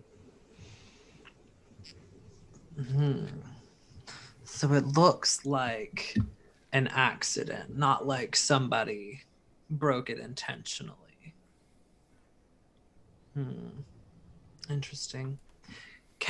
Does this barrel have the same scent as like the everything scent, or can I tell that there's like one thing that smells like stronger than other things? Yes, you could definitely smell that, like this one, and like looking at the formation of the pipe beneath it that was kind of leading into the other, you can tell that like this is one of the barrels where they kind of mix things.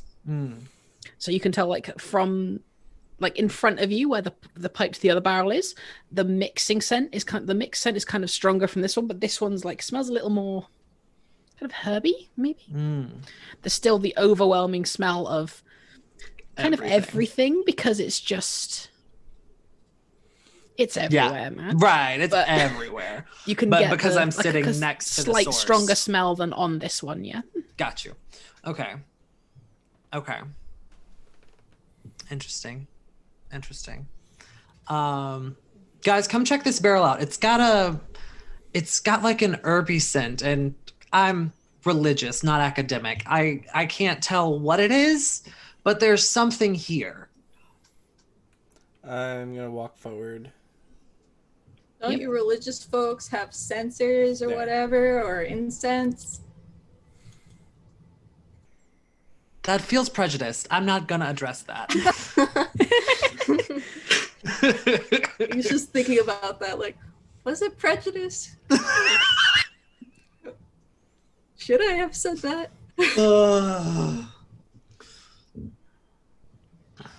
Does any of so this stepping stuff smell forward, you would kind of flammable? see the same thing that Summer did. There's a very deliberate break with a corpse looking like they kind of just got overwhelmed by the pushback.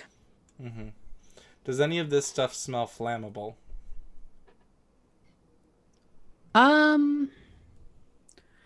I would say make an Arcana check. Boop. Can't really tell. 11. With an 11? No. Okay. There are doors up here. Yes, up To to the like as you left come and to the right. as you like kind of reach near the end of the bridge, there's one on your left that looks like a smaller wooden door, and a door on the right that's like another metal door. A wooden door and a metal door. Yep. Wooden door on the left, metal door directly in front of you on the right. Do either of them say anything specific? The one on the right says meeting room, and the one on the left says break room. Well, let's go see if they have some extra noms. I'm up for the break room. Summer is gonna like hop down from the barrel and kind of like trot very quickly up the stairs. Don't eat anything you don't know if it's been contaminated. So we all heading into the break room? Yeah. Cool.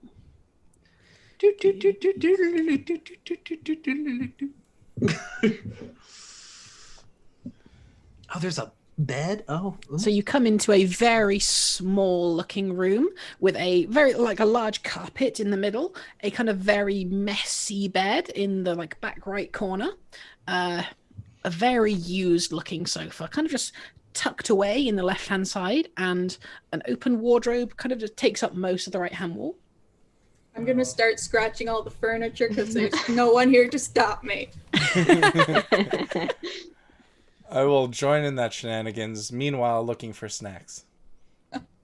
Yeah, roll an investigation for me, please. Oh, it's a 9. 9. You're a bit too distracted with how nice, like being a former house cat that was gifted magic powers, there's still some things that you really like doing that you told you can't, and that sofa looks really nice. Yeah, my sub race is literally lap. So Amazing. I have one cat. of those. What's everyone else doing? You are in the break room. Summer is very like cautiously like walking the like perimeter, and just like with passive perception, kind of like making sure that there's not more like ooze in the room. Yeah, with a 15, you generally notice that this room seems to be untouched by any of that weird liquid you'd come across before. And does it smell like the rest of the plant, or You can smell the rest of it coming in from the door behind you, but the smell is fairly neutral in here. It's almost like it didn't even get in here. There are no windows in this room. Nope. That's so why wouldn't this room this was the room with the metal door or the room with the wooden This is door? the wooden door. Why It's the break room. Why wouldn't this room be affected? I want to make I guess, Arcana roll to see if there's any like wards or any kind of other protections on this Yeah, room. go ahead. And people can assist if they want to. Yeah, sure. Yeah, so roll that with advantage. Okay. What kind of advantage am I rolling on it? 2d20. 2d20. 2d20, take the highest. Okay. Roll. The highest was an 11. So, yeah. 11 plus anything? I don't have any additions to Arcana. Okay. So kind of looking around, looking and kind of feeling by instinct almost for any sort of magical presence, maybe? Like you don't really know what you're looking for, just like the sense of something might be here, something might be stopping this place from being affected. You kind of get a feeling about the wardrobe, but not much else apart from that. Is the wardrobe Guys. open? One of the doors is kind of like slightly open, yeah. Yeah, it looks like a large wardrobe. So like the hair on the back of my neck would like stand up. And I'd be like, there's something about that wardrobe. Something in that wardrobe is giving off vibes. The vibes are off, man. The vibes are off. Let me check out them vibes. So he's just gonna jump into the wardrobe. Yep. It's mostly filled with what you would consider at this point like uniforms of whatever this factory was. Maybe you're kind of reading the words in Elvish on the uniform. Screw that! Why would you do that? And you look in, and kind of looking around, you see, aside from all these uniforms and all these like various clothes that people like put up here maybe when they're going to work, you see a small potion, maybe about that size, kind of white and almost looks Like a sort mug? of Wet. not a mug. It's kind of in like a stopped beaker glass, and it's white with sort of like sort of ethereal sparkles kind of going throughout the entire thing, and a small key. Small key. Are you going to share this knowledge with us? Oh, he looks out of the wardrobe and he says, nothing in here, just some fun, more stuff to rip up. Also a potion that's probably nasty. And a key. A potion and a key is not nothing. Summer's gonna like meh, A her key? way over to the wardrobe. A key to the pantry? What is it with you men and food? We almost just died by sludge, and you want to eat whatever's in here? I would like to do a 180 and wiggle my butt and go, my name's Butterbutt.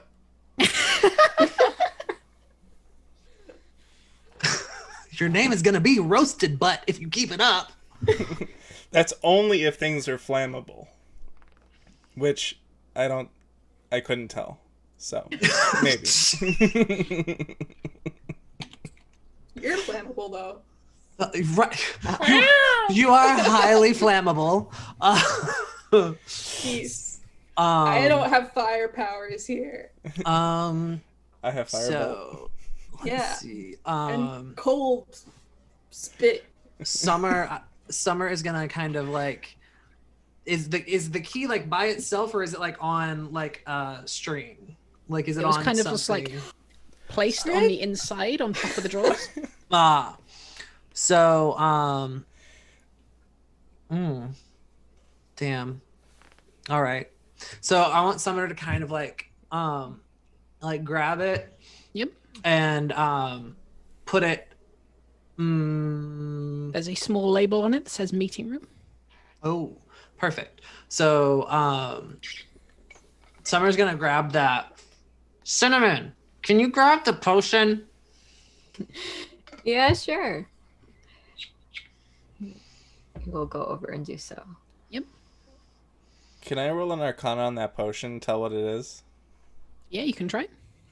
Be a fairly high DC, but you can try. No, that's not that high. That's 14.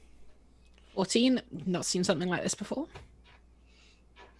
You could probably guess it was maybe made here, but can't tell what it is for sure.Uld you say it's a homebrew? Oh my god.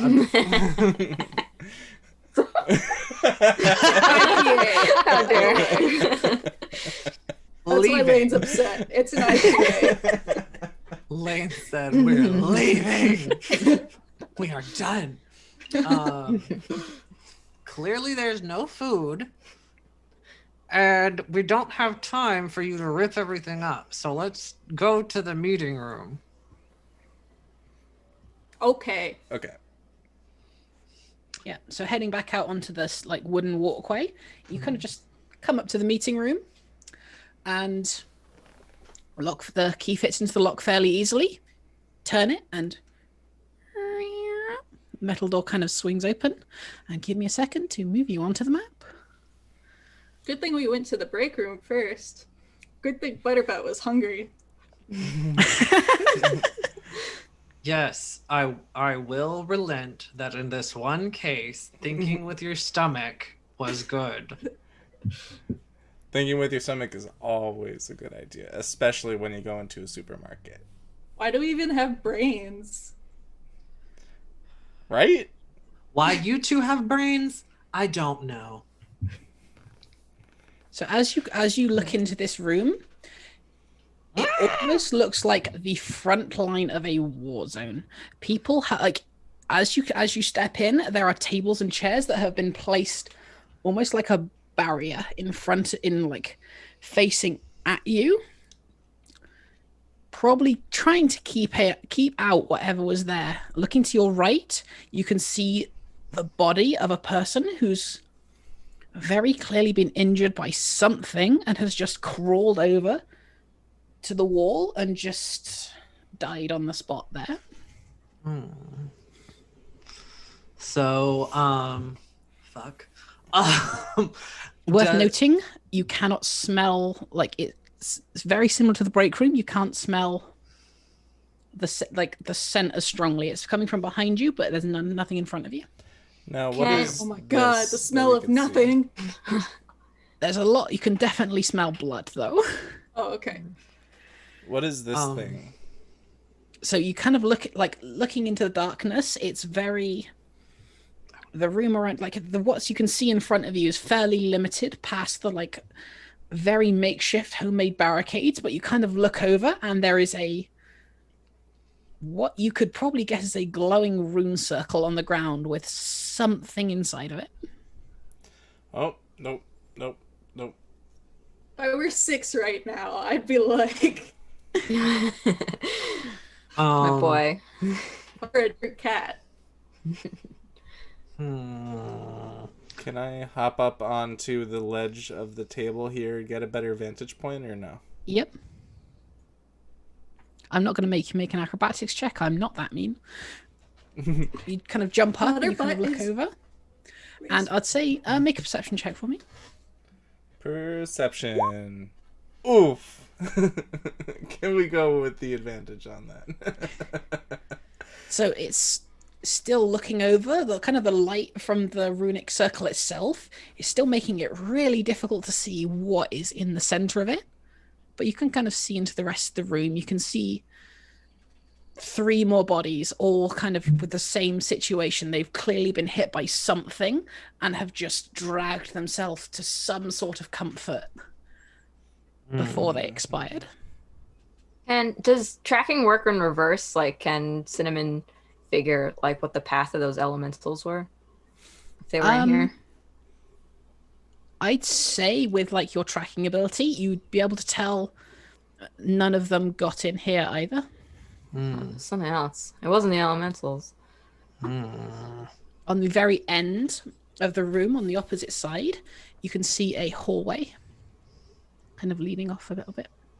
So Summer is going to hop over the table and go to one of the bodies to kind of inspect the wounds to see if she can determine which what one are you could have heading to. caused that. The one closest to me. So Closest? yeah. Yeah. That So one roll a there on medicine the check edge. for me, please. Dysa,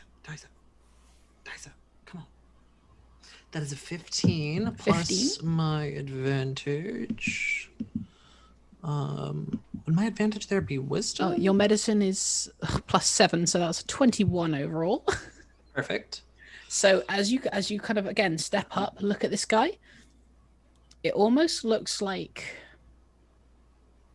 well, not almost looks like, it does look like he's kind of again moved up and he's kind of slumped against the wall, and you can see his chest has just burst, and you can see there's a dagger through his heart.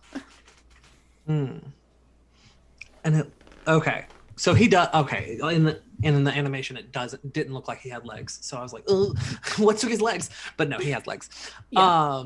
So there's so does it look as if the chest was caved in or burst out? Like burst open. Okay. Burst open, but weirdly less damage to the internals than you'd think. It almost looks like someone would have taken his ribs and just gone, like, cracked him open like a notebook. like a cold one. Yep. Okay. Like an oyster. Yeah. I don't like that. The state of this body, the wounds, it's very deliberate. Opening someone's chest like this and not really damaging the lungs and things is not easy to do. They had a goal, and it was this man's heart. Would like to approach the Anarchy Satanist circle and say, well, yeah, that's what happens when you try and summon a demon and investigate this. Yeah, so from there you can definitely see there is playing cards kind of strewn out and scattered around it, like inside of the circle. Like playing cards, not like tarot cards or playing cards. Interesting. Say is like when you're when Summer's talking about the heart thing, he says like quietly under his breath because he knows this isn't the right time for joking, but he's like, at least he still has his stomach.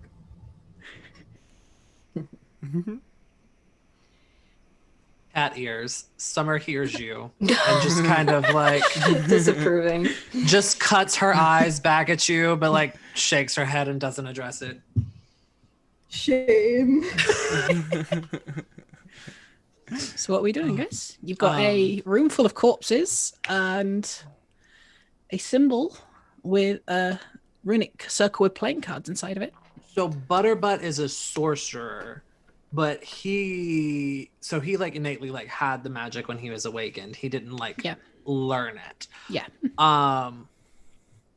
Would I have a base knowledge of that in my studies? You can roll religion and see. Yeah, let's roll religion. Bring up my shit again. Where did you go? No. Your religion is a +2. Okay, perfect. Thank you. So let's see. Fuck. Even with my +2, it's a fucking 9.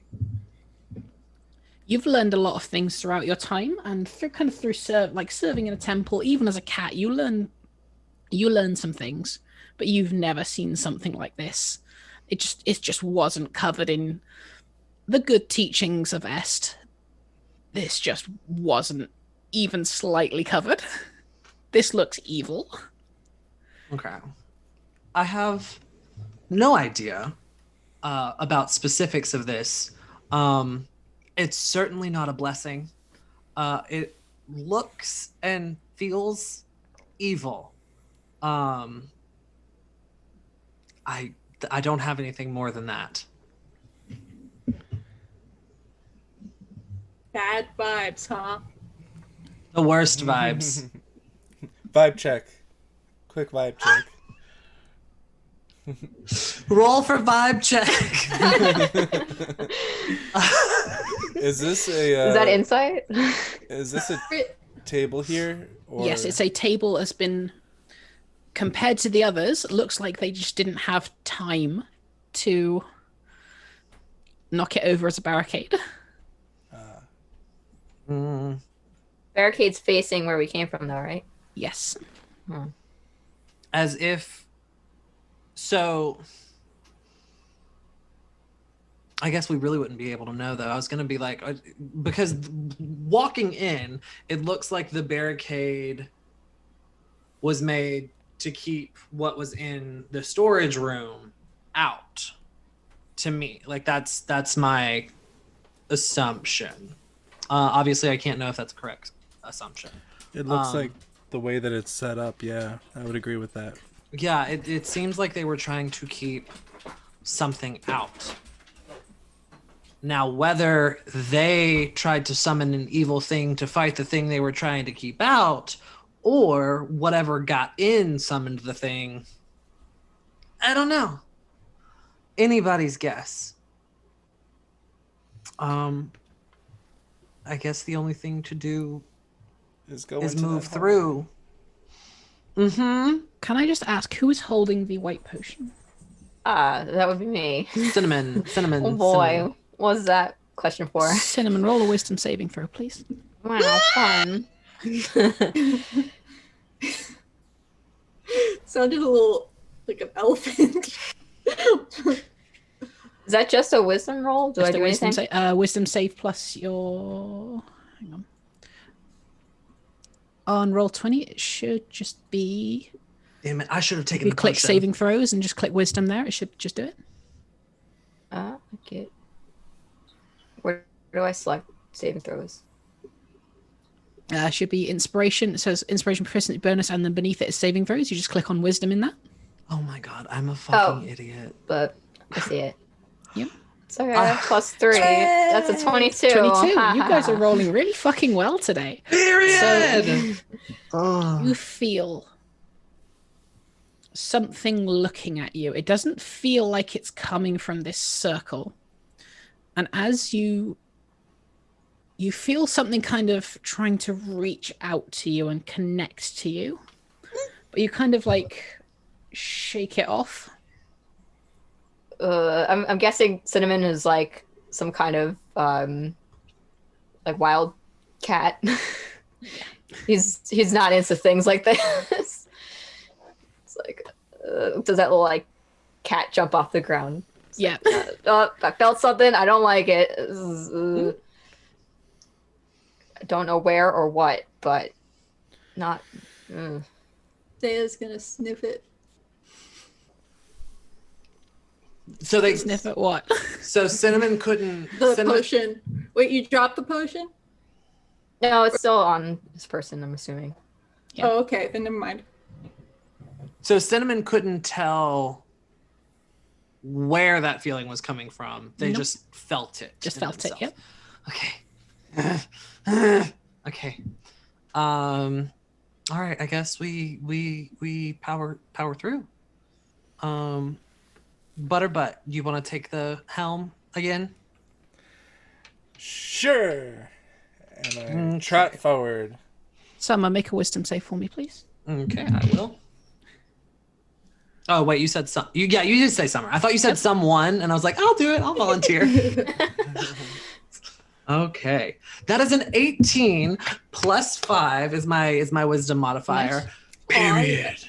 So again, you feel this kind of someone's trying again, you feel this image of someone trying to reach out to you, not particularly in a malicious way, but you feel like someone's trying to like reach out and make a connection. Mm-hmm. And in the corner of the room, over by Butterbutt, you can kind of just see kind of a ghostly image start to manifest. Oh no. Wait, does Cinnamon see it I don't too? like it. Wait, do I Yes. see it? Yeah, you would all Oh, see we it all at this see it. point. Okay. It's kind of like it looks like a female figure, but almost like most of her torso is kind of, it looks like it's sort of shattered away and is almost melting away. And from what you can see inside of this cavity, it almost kind of looks like the night sky, as the kind of ghostly figure of her kind of fades away to be like leaving into this almost empty blackness. She kind of looks over at Cinnamon and then to Summer and kind of just like moves forward a bit. So, God, Summer, doesn't like strangers, but is, a cleric. So, a spiritual being is going to be something, especially one that doesn't feel overtly malevolent. Summer's not going to trust it, but she also isn't going to immediately attack. So she is going to kind of move just to around this table so that she's not being standoffish, but she also has the option to kind of like bob and weave. Like as you move forward, she also steps a bit closer. And there is no arm on her like right hand side. It's too shattered and the like space kind of night sky is taking over too much. But she kind of just like looks down at you and just points to the necklace, like where a necklace would be on her. And then looks over to Cinnamon and just like does the same thing, but kind of makes another sort of pointing method just where her arm would be. And she just stays there as for now, just occasionally just like looking at you and the necklace and looking at Cinnamon and just pointing at the arm. Cinnamon, come here. he's gonna do that in the most roundabout from this possible. Yeah. Summer is going to indicate with her nose at the potion and then look back at the ghostly figure as if to ask, like, is this what you're looking for? She nods. Can And then you as you like look at the potion and she confirms, she just points over to the circle.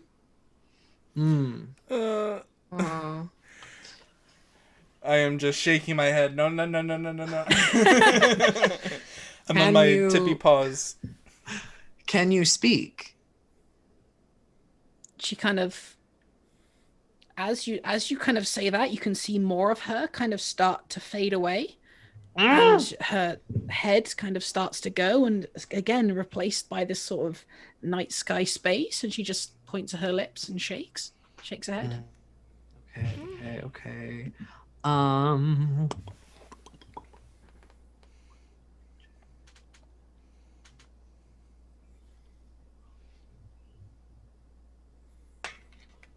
Guidance would not be a spell to use here, so never mind. It's gonna be like, okay. Shit.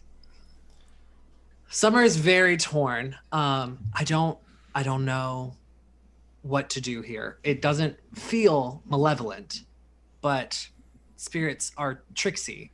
I can't say with certainty what we should do here.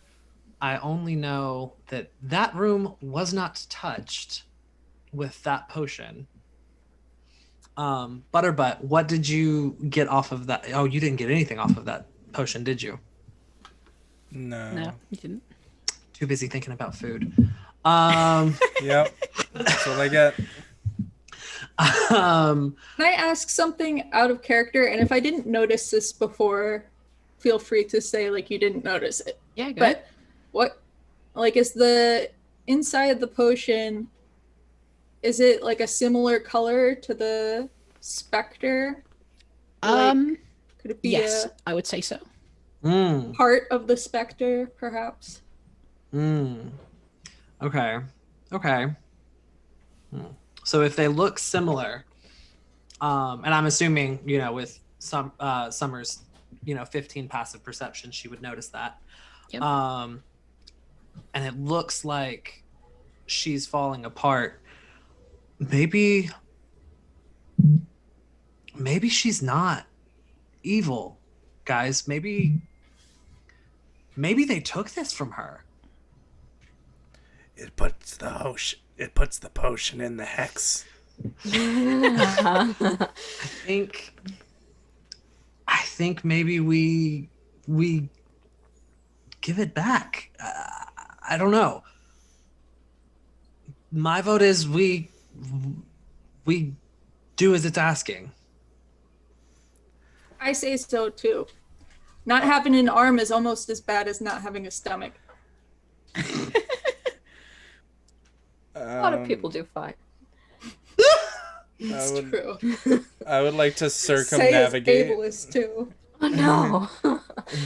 Prejudice. Can I move, like, circumnavigate away from the ghosty towards everyone else that way? Yeah, you kind of just, like, as you move, she kind of just watches you go. But doesn't do anything. Okay.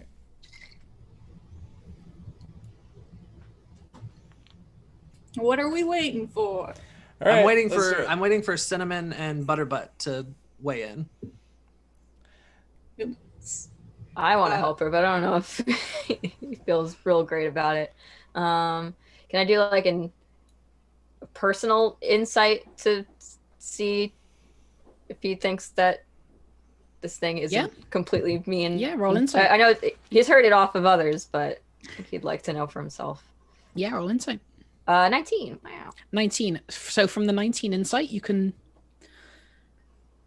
be able to tell from that, even though she's a ghost and is like definitely not of this world or anything you've really seen before, she seems not desperate, but kind of like this, like almost like she's saying, this is my last chance, but I understand. if you do nothing. Oh well. Like it's the pointing and the very calm motions and the just looking and being fairly passive. Oh, cats can appreciate that. All right. It's just Cinnamon assents to this plan to do that too. So we just need Butterbutt. Do you think so as well? I reluctantly nod my head. I was gonna say overruled. Just It's 3-1, and I refuse to be overruled by a stomach. Fight. That's a stomach Pass and is a butt. unanimous. Cinnamon. I'm the one with this thing, so I suppose I'll be going over there. Yes. I've got your back. Oh, thank you. He has like his ears really pinned, Oh, but he's gonna do it. Summer's gonna move to the side just to be between the ghost and Cinnamon.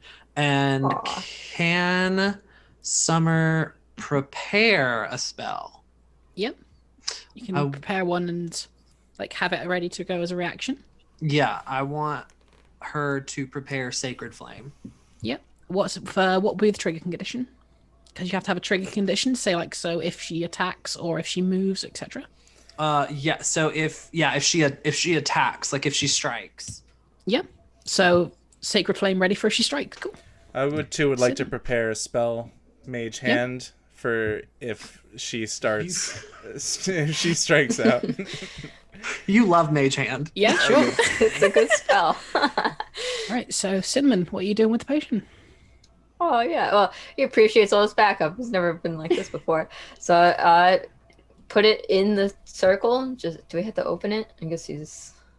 I mean, I guess you could like toss it up and like have it shatter onto the circle. What if the glass gets mixed into whatever this is? I mean, it's glass. Potions and magic aren't usually bothered. Okay, I'm not the alchemist here. Use Mage Hand to open the jar. Yes, we back away 30 feet and leave the potion in the circle, and then Mage Hand just slowly undoes the jar lid. Perfect. Yeah. So she's So like, handy. she doesn't make a move to kind of stop you moving away, but she kind of looks kind of sad, and then she notices the Mage Hand. And what you'll see is as the Mage Hand opens the potion and it kind of spreads across the circle, any of the like glowing red that comes in contact with the potion just fizzles out. And any that touches the cards also kind of burn up on the spot as the smoke from the cards kind of wafts over to her, and where her body was shattered and kind of reeling out into what looked like space before, the smoke kind of comes back and helps to reform her. And she just after a few minutes of this, reforming and forming around the night sky sort of space area, she kind of just looks at you. Her hair is like down long to her height. Her ears are very slightly pointed, and she just turns to you and goes, "Well, thank you. I did not expect my saviors to come in the form of felines, but I can tell you what happened here if you want. That potion was a part of me, and someone fucked up here. They started to use that for awful experiments. I think even right now they tried to summon something far beyond their ken to farm it for whatever ingredients it might be able to procure. What are you? I don't remember. I just remember dying in this room." Oh no! He looks over at the body that's just directly behind her against the wall and just goes, "I think that one was me. We tried to get away, but you can see how that turned out. Thank you, all of you. What's lurking in this next room is quite frankly, it's horrific. You shouldn't have to go through with it, but considering you were able to make it past the barrier, you might be the only ones that can. Can you tell us anything about it? It's not of this world. Any immunities, vulnerabilities, like what you got? Can you metagame for us, please? She puts on her glasses and a beanie and says, it's AC. At that, she kind of just very slightly bows and begins to fade out before there's nothing left.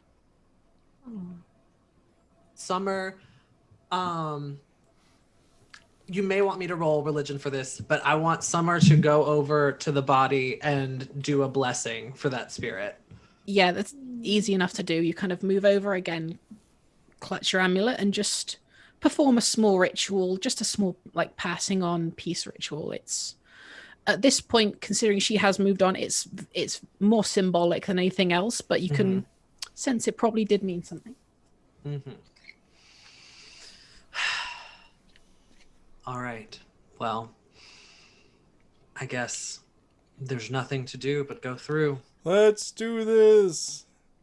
Leroy. Butterbutt, you take the lead. You two flank him, and I'll bring up the rear. I will make sure that we stay safe. So as you kind of follow this hallway onwards, it turns to the left slightly, and I'm going to move you on to the next map again. Woo. Yay! Before we get into the next room, I need to run and get a beverage. Yeah, no worries. Be right back. So if people want to go to the bathroom, take a break, get some drinks, go ahead. Okay. Use just this give me a place few as a natural seconds. stopping point for a little bit. Okay. Should I go to pause screen? Or- Yeah, if you want. Okay. So guys, we'll be back in a few minutes. Just taking a little break. Stay cool. Yep.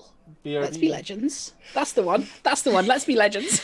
All right, we are back. Cool. Welcome back to Cats and Catacombs, everyone. I hope you had a good break. Got some beverage or food or whatever you wanted. And I'm not going to give my players a break. I'm going to jump them right back into it. So as you come up this stone corridor, you notice now the smell from whatever all those potions were has almost completely disappeared. Whereas it was still very prominent even through the smell of blood and sacrifice in the previous room, it's almost completely gone. As you enter this hallway, you can very slightly smell it coming from behind you, but it almost feels like that turn in the hallway ahead of you is almost sucking the smell away. As you kind of look up and look to the side, it goes on to the right, but you cannot see for how far.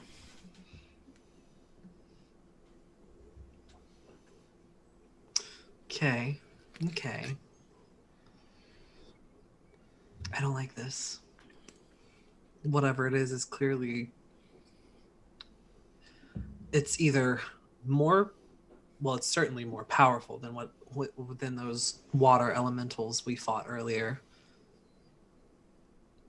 Gotta go in there anyway. Might as well get it over with. And as Saya says this, his fur is a little poofed up. His ears are like...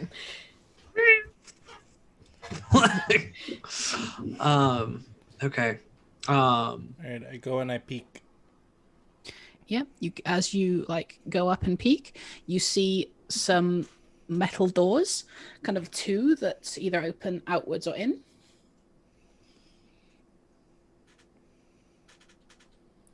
Do they have a handle on them? Zoom! Zoom hour.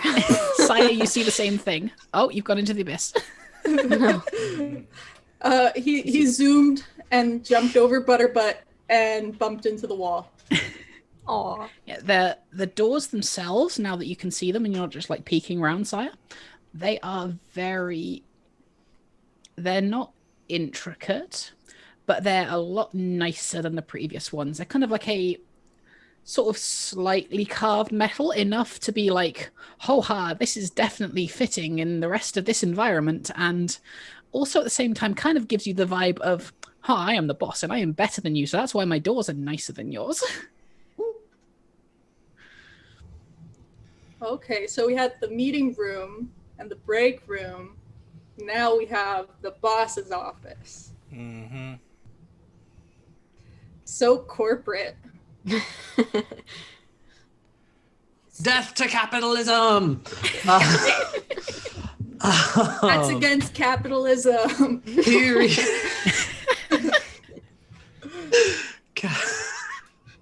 All right, I vote we bum rush the doors and just barge our way in. All right, 3, 2, 1. Pew! So as you like burst through these doors, what you go into is definitely not what you were expecting. I'm gonna reveal the area for you.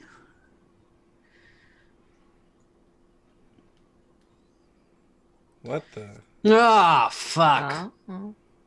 So as you look in, you see what looks like the start of the stone floor that you've seen previously throughout all of these rooms. And then it sort of starts to break away. Almost halfway into the room is a kind of limestone floor that looks like it was part of maybe a temple or a ruin, but was completely smashed up and with no survivors left. It almost seems to bleed very efficiently into this stone floor, almost as like they were from completely different dimensions, but have bled together into one. But I'm sure what you're looking at isn't that. It is the side of the wall where almost the entirety of the wall and part of the floor is taken up by the same void space night sky effect that you saw on that woman ghost body beforehand. And it is just swirling and it's intoxicating to look at. And as you do, you see what looks, I'll move everyone inside quickly before I start doing this. You see what looks like forward. some tentacles kind of eke up and lift something out of this space. It looks like just a wriggling mass of tentacles, beaks, eyes, and flesh. And as it comes out, you see one eye, one serpentine eye, kind of look down at you, crack and move, and you just hear. You don't hear this physically. You hear this in all of your minds. It just goes, felines. I knew there was something that I missed when I told those incompetent humanoids to place that barricade. You had seen what I planned to do at the start here. You can either walk away and be spared what is to come, or die. You are the only things in my way. Well, fuck. That's me, not Summer. Back in the room with like the stuff coming up on the bridge, I was like, Lane's gonna have us fight a cosmic horror as cats. Yeah. I Well, love it. And that's when I cast. No, I'm just kidding. between the four of us, we have 36 lives. Can you Oh say the yeah, same? awesome. Good thinking. 36 is a number I will enjoy ripping from you. and everyone roll initiative, please. Uh-huh. Dice app. Yeah. Yes, yeah. I got 13 minus 1, so 12. Oops. Forgot to 8. select my token. Oh, Butterbut, your first really bad roll. I wouldn't say first. Right, earlier, There were some questionable rolls in there. Cyan Cinnamon. I got an 11 again. I got 4 plus 2, so 6. Oh no. Summer has to go first. Somehow I'm even slower than Butterbutt. I need to roll initiative for this thing.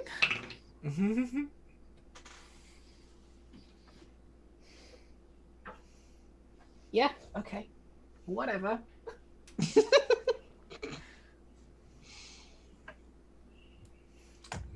If I die, Summer. tell my 22 children I love them.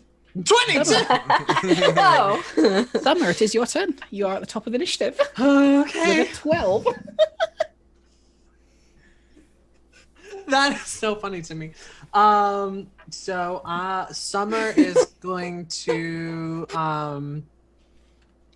Summer is going to leap over who is that?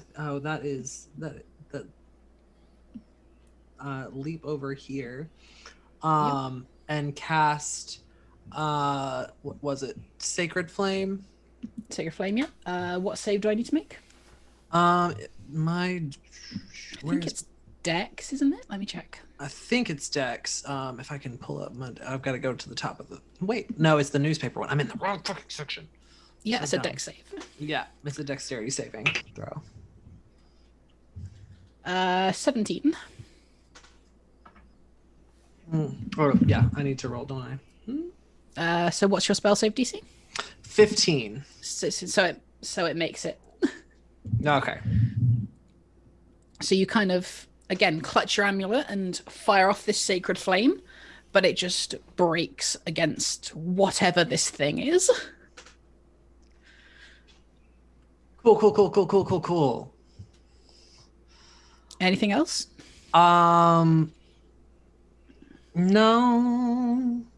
No. Cool. Cinnamon, this is your turn. Excellent. Bonus actions can go first, right? Yes, they can. Oh, good. Yeah, 'cause I don't have one of those. I'm very familiar because I've played a paladin. That's about it. So Cinnamon's gonna cast Hail of Thorns. Nice. And hope that they hit. It's actually probably a good thing that these two went first. So let's use that crossbow. What did we get? Oh, it's a 23. Yep, that definitely hits. Roll damage. Nice. Okay, so for the crossbow damage, it's 12 piercing. Nice. And yeah, keep this. What's the Hail of Thorns? So with the bolt is also a ton of thorns that come out with it. And do I need to make a save? Dexterity saving throw. Dexterity. Natural 20. Oh, okay. Well, never mind. It was cool anyway. Yep. Oh, And it, no. yeah. So you sit back, you reach a paw up, place it on the arrow to kind of bless it. Aim and fire, and it hits it directly in the eye, and it kind of just, you hear, all four of you hear this kind of like psychic roar in your heads as it moves the tentacles over its eye to protect itself from the thorns that are now kind of barreling down onto it. Yeah, everyone knows to hit the eye. Cinnamon, is that your turn? Yep. Wait, does that go away then because it is just one, or Yes. next time? Okay, cool. Then we're good. Cool. Butterbutt, it is your turn. All right, I'm gonna magic missile this mother. Nice. And I did it wrong last time because I was using a second level spell slot, but it's 1d5 plus 1 then. Or no, it's It's 1d4 plus 1. wait. For every time you upcast it, every- you just sorry. add one extra d4. for every dart, it deals 1d4. So that would be Yeah. 5 darts. Or 4 darts total. Yeah. 4 darts for So second I did level, do it yep. right. I did do it Yeah. right, okay. Alright, so I'm going to do that again at second level. Yep. I'm going to take that down. And... let's see. Dice roller. 1d4. Give me. Wait, so that would be 4d4 plus 4 then. 4d4 plus 4. 4d4 plus... Assuming they're all aiming at whatever this is and not any of your teammates. Yeah. Okay, so that's an 11. Yep, so you kind of step back and with the same sort of intensity, fire off these darts, and they all kind of swish around, finding little like gaps in this thing's defenses where they can just and smack against it. Cool. Dealing some harm to this thing. Is that everything, Butterbutt? Yeah, that'd be everything. Cool. Saya, it is your turn. Okay. Is it still covering its eye? Not anymore. It's kind of as the thorns and the missiles kind of impacted and hailed down upon it. After it kind of slips away and is kind of getting a grip on itself. Okay. So Saya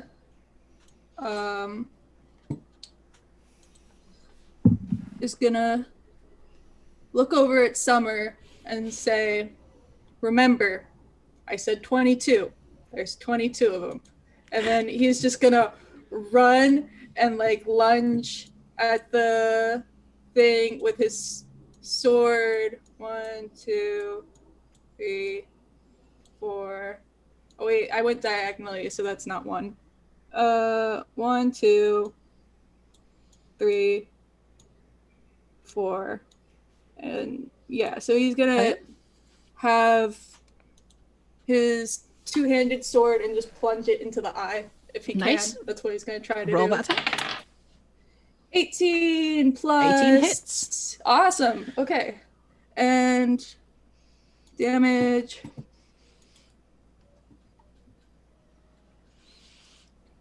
Okay, 1d10 plus 3.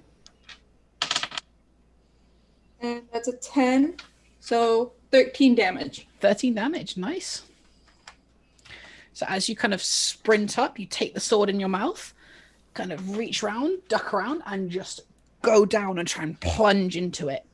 As it kind of moves away, it brings up a tentacle to protect its eye, and the sword just sticks straight through it, and it just goes, interesting.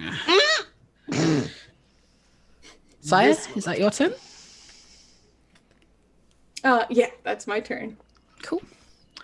So it looks around at all of you and is... The lives I said I was ready to rend from you. I think I will start with you. And it looks at you, Summer. And you see it kind of start to crawl out of this void night area. It just comes over to you, flares its tentacles out. Kind of, you see small, kind of sharp ends on 6 of them, and it just plunges them all down at you. Saya's like, no, take me! But it's too late.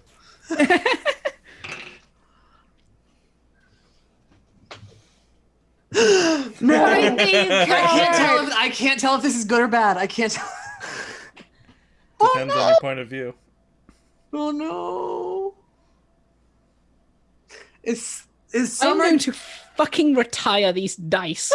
Wait, did the monster just crit itself? Because I'm gonna scream. So you see, as these come down, you kind of brace yourself, you dodge, or like cause 5 of them to just chink, chink, chink, chink across your armor, and you just swiftly dodge one of them. But as the last one comes up, you kind of lose track of it, and it just goes straight up into your throat. No! So that was a crit. Every single one of them was a miss, apart from the last one, which was a crit. Oh boy. Oh boy.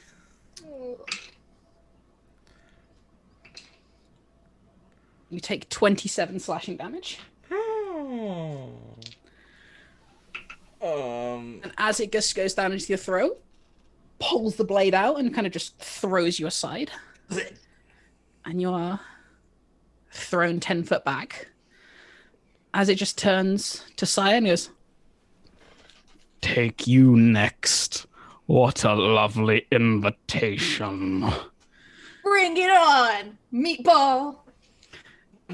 and back to the top of the round.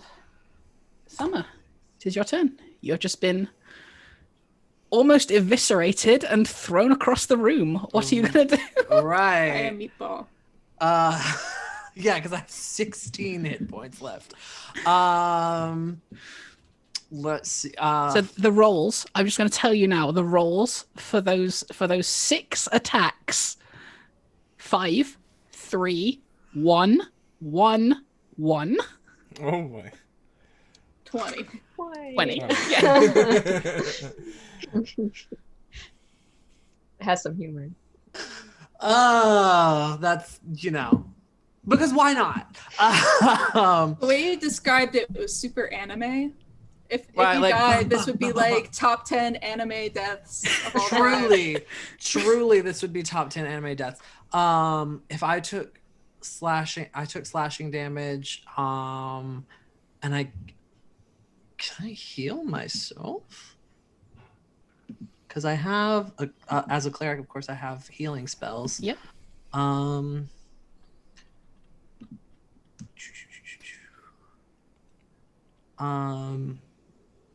I guess let's go for cure wounds. Cure wounds, yeah. Yeah, cast cure wounds on myself.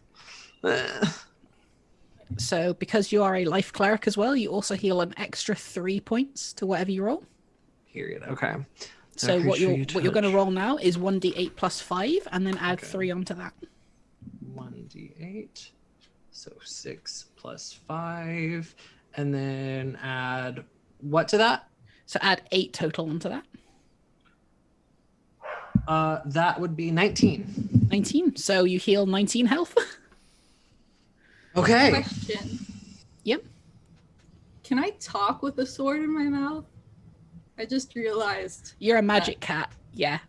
It's just, Hey, that brings me back to almost my original health. That brings me back to 35. So yay! Nice. All right. So Summer, is that your turn? I mean, I don't get another action other than like movement. Yeah, you can move around. And so since he's not paying attention to me now, he's turned his or they, I don't fucking know the gender of this blob. Since they've turned their attention to Sire, Summer is going to quietly move around to his to like flank him. Yep. And then that ends my turn. Cool. Cinnamon, this is your turn. All right. She healed herself very Thackeray Binks from Hocus Pocus. Like it was just like Works even better because she's a cat. too. right. Ugh. I love that illusion. That's beautiful, yeah. Cinnamon is gonna cast Zephyr Strike. Nice. So we're gonna hope. Well, I'll use the advantage on the weapon attack for this turn. I'm assuming I should say so beforehand. Yeah. Okay, so what's it gonna be? Crossbow. Add 2d4 psychic damage to this one because you didn't do it last round. Oh, that's right. I forgot. Sorry, I wasn't sure if I could stack it with the thorns. Shoot. Well, we got 14 and 12, so 14. 14 hits. It does. Well, It's then very big. I'll take it. So that's 10 piercing 10 from the piercing, crossbow. and you also get a d10 of force damage and 2d4 psychic. Damn. Let's see what that is. Wasn't it 1d8? D8, yeah. D8 is the force damage. That will be a 3. Yep. And then 2d4. It's 2 and a 4. And then Cinnamon's going to use his movement because with Zephyr Strike, we don't provoke opportunity attacks. So can I just move? Let's see. I should have measured this beforehand. You've got 60 feet of movement this round, so... Yeah, so it's pretty much anywhere. Okay, good. He sees that we're doing a cool flanking bit, and what better than to hit from every angle? So we're going to go to attack here. Yeah, sounds good. Is that your turn? Aw, nice. Yeah, we mean business. Hurt one of us. As you feel that psychic energy connect, you see the eye turn to you and goes, You dare to assault my mind. I have changed my course. You will be the one to go. Hey, no! I So don't far, like that. so far, you don't got a great track record, bitch. Come back here, you. Butterbut, this is your turn. All right. Let me be like a meat person thing. I don't want to assume your gender. All right, you wet bag of noodles. That.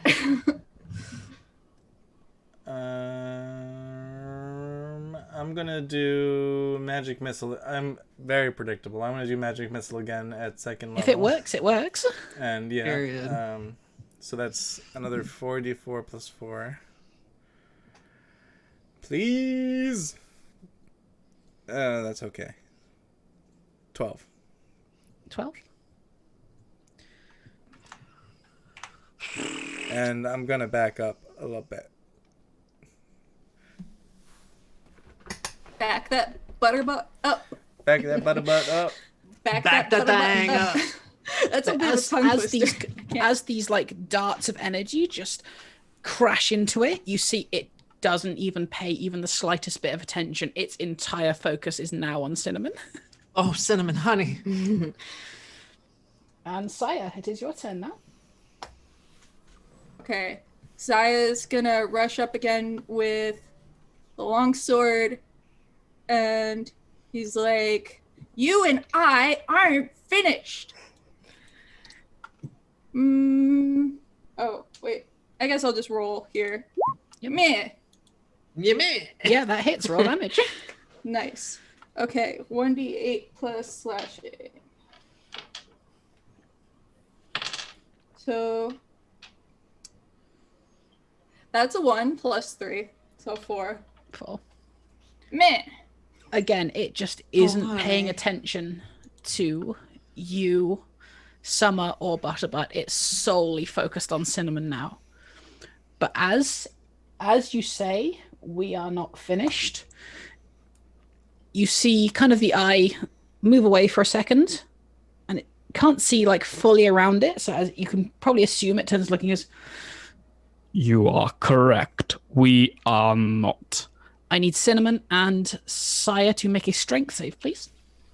Boy, something I'm babies. great at. Oh, no. It's not that bad. Hey, it can't be worse than my -1 dexterity. Saya. How a cat has Oh, negative okay. dexterity? Beyond me. You're in like big metal armor for a cat. Fair. That's Aw. fair. Saya rolled 16. And Cinnamon got 17. Spoke too soon. So as you like Butterbut and Summer, what you would see here is two of the tentacles reach out. One grabs Cinnamon, the other grabs Saya, No. and it's so you are both grappled. It pulls you both close and is starting to move back towards the portal. No. No. Summer, it is your turn. Okay. Fuck. Each of these squares is how big? They're 10 by 10? 5 feet. Oh, 5 feet by 5. And we have 60 feet of You have movement, 30 feet of movement. 30 feet of movement. Yes. It's just Cinnamon me when had- I'm special. Yeah. Cinnamon had 60 because they use a spell to do that. Ah, gotcha. Summer is going to charge forward because she needs to make contact with it and cast Inflict Wounds. Nice. Yes. You can do that at advantage because technically there you are flanking with Sire. Okay. 24 hits, so roll that damage. Okay. All right. Let's see. The damage would be 3d10. So 3. Oops. Clear. 3d10. I got 16. 16. How do you want to do this? So she like charges forward, and can she see his eye, or his eye, or their eye is the eye is facing into the like void area. okay? So instead she's gonna charge forward, and she's gonna strike out with her claws for the inflict wounds and slash at the tentacles that are holding Cinnamon and Sire. Yeah. So as you kind of rush forward, not even bothering to grab your amulet to cast the spell this time, there is just panic in your mind. You think this thing needs to go down now or my friends are gone. You kind of see some I'm not trying to be responsible for 22 kids. You kind of see this weird green light kind of envelop your claws, and you just hear a whisper in your ear. A familiar one. You would know this as the voice of your goddess, Est. She just... I am with you. Go. And as you hear that, you dig your claw in and just rake it down. The wounds kind of burst open, and you see the same green light just explode from it. And all four of you again hear this deafening roar in your mind. It drops Cinnamon and Sire, and very like pained crawls back into the void area, just like grabs the edges, looks you directly in the eyes, Summer, and goes, well, I will tear those lies from you, cat, but you have bested me for today. And it slinks back in, kind of pulling the space over itself. You take a few seconds to stop, pause, and you can't feel any sort of presence remaining of this void. Does the void just sort of like closed? Yeah, it literally looks like someone had kind of like, you know, in cartoons where they do that pull away gag? Yeah, very that. It literally looks like someone did that to pull the ground over it. Summer just kind of like shakes for a second and like collects herself, and then like goes to Sire and Cinnamon and like nudges them. Are you okay? Saya's like, that happened? Was that real? Unfortunately. I'm okay. Cinnamon, are you okay? I'm okay as well. I don't know if you can hear this cat purring, but Sound effects. yes, I was going to say that cats also purr when they're injured, even though he didn't actually get hurt. Yeah, I also like, didn't. totally right. We didn't take any damage. Yeah. Are you okay, Summer? Are you okay? Yeah. Summer just kind of like collapses, not because she's hurt, but because just all of that adrenaline plus like her goddess just spoke to her, so she's a little bit beside herself, and she just kind of collapses next to the guy next to them and just like, I'm gonna need a minute. And with that, thank you to my players for indulging on this adventure with me. I hope you enjoyed it. Yeah. Oh, incredible. That was really fun. That was so Oh, good. thank you, Lane. That was amusing. No problem. Well, Say so goodbye. fun. So yeah, that was Cats and Catacombs. If you're interested in the rules for that, they are up on the Steamforged Games website. They are a free download. You don't need to kickstart them like I did. But yeah, thank you to all my players. And well, I'm looking forward to Legends of Lanamora Season 2. And there's more interesting stuff coming up than what I've done. So this was so interesting. Don't sell us short. Thank you so much for doing this. That was a ton of fun. No problem at all. Right. Thank you, everyone, and thank you for all the people who watched. This is my first time ever DMing on stream, so I hope you enjoyed it. Nice. Well played. Let me see. Okay. So how are we gonna do this then? What's the time? 7:43. Are we off? Zoom has like disappeared for me. I don't know what that's about. Wait, what? Are we still live? Yeah, we're still live. Oh, hi! No, this thing's going still. I can't we could see put a anything. BRB. Like this, the Zoom call like disappeared for me. Like I can't see anything right now. Should be in your task I bar. stopped sharing the screen, so that might be why. I only caught the beginning because for some reason our dog is deciding to be like a weirdo tonight, and he's just been like crying and whining for like literally no reason. So I kept bringing him outside. I checked his food, checked his water, gave him treats. Like, don't know what's up with Revan, but he's in a mood today. But like the parts that I caught in the beginning, I was commenting. I don't know if you saw. Yeah, I saw some of them. I forgot that I made my Twitch name Scar Smash. Totally forgot about that. It's just my name from now on, Scar Smash. So I texted Emily to be like, girl, Justin needs us to hop on. And she was like, okay, just playing Dragon Age. And I was like, oh my God, me too. Both of us, because I was playing, I was doing my other characters, like still doing DLC content. I had one more like quest in the DLC. It took me forever to finish the one I was in the middle of when I stopped playing this morning, I should say, because it was this morning. But yeah, so I finally beat that one. That was really hard. And now I'm like literally in the middle of at the end of the final DLC side quest. Not final, I don't think it's the last one, but it's like the last one that I've gotten to so far. I'm gonna get a goal. A golem called, his name is Shale, is gonna join my party. Oh yeah? Mm-hmm.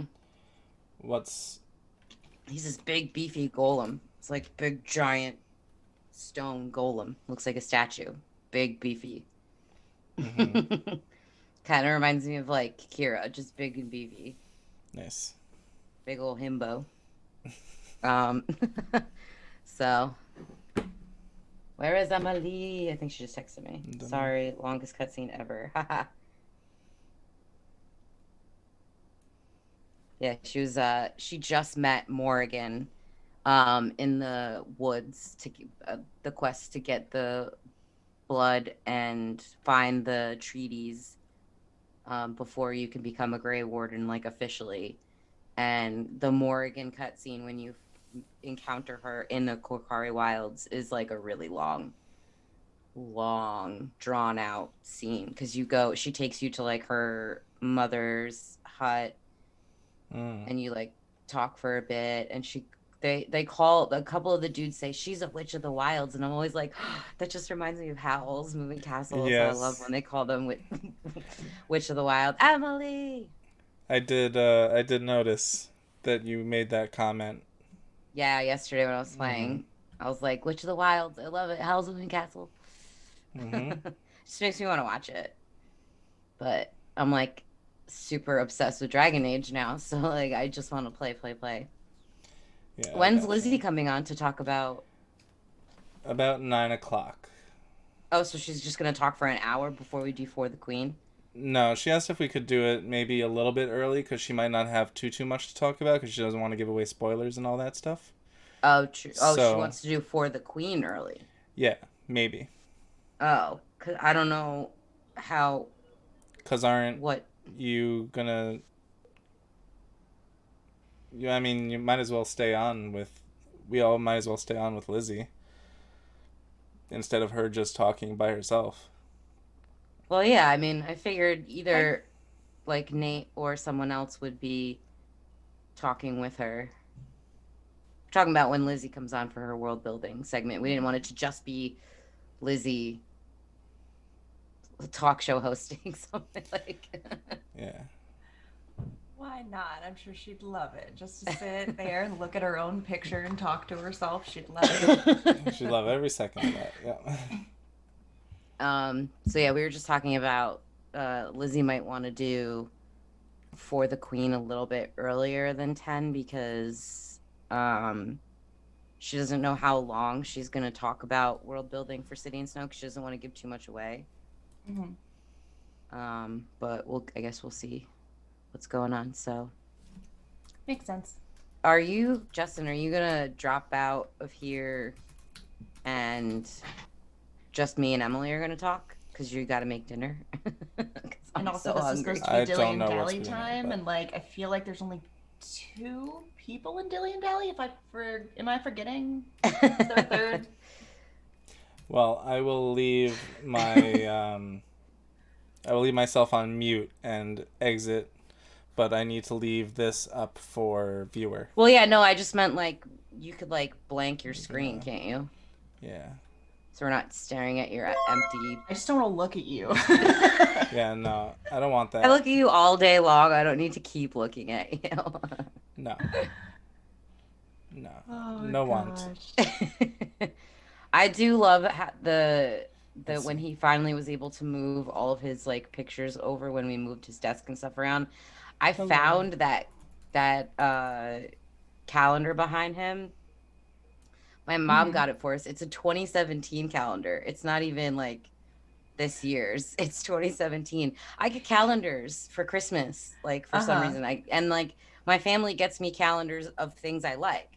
So I've got a Doctor Who one I'm looking at right now. I've got a Star Wars one, a Game of Thrones one. There's another 2 Star Wars ones from 2017 and 2018 behind me. That one behind Justin is a Star Wars one from Rebels specifically, and that's my favorite character on the show, Sabine Wren. She's a Mandalorian. She's dope as fuck.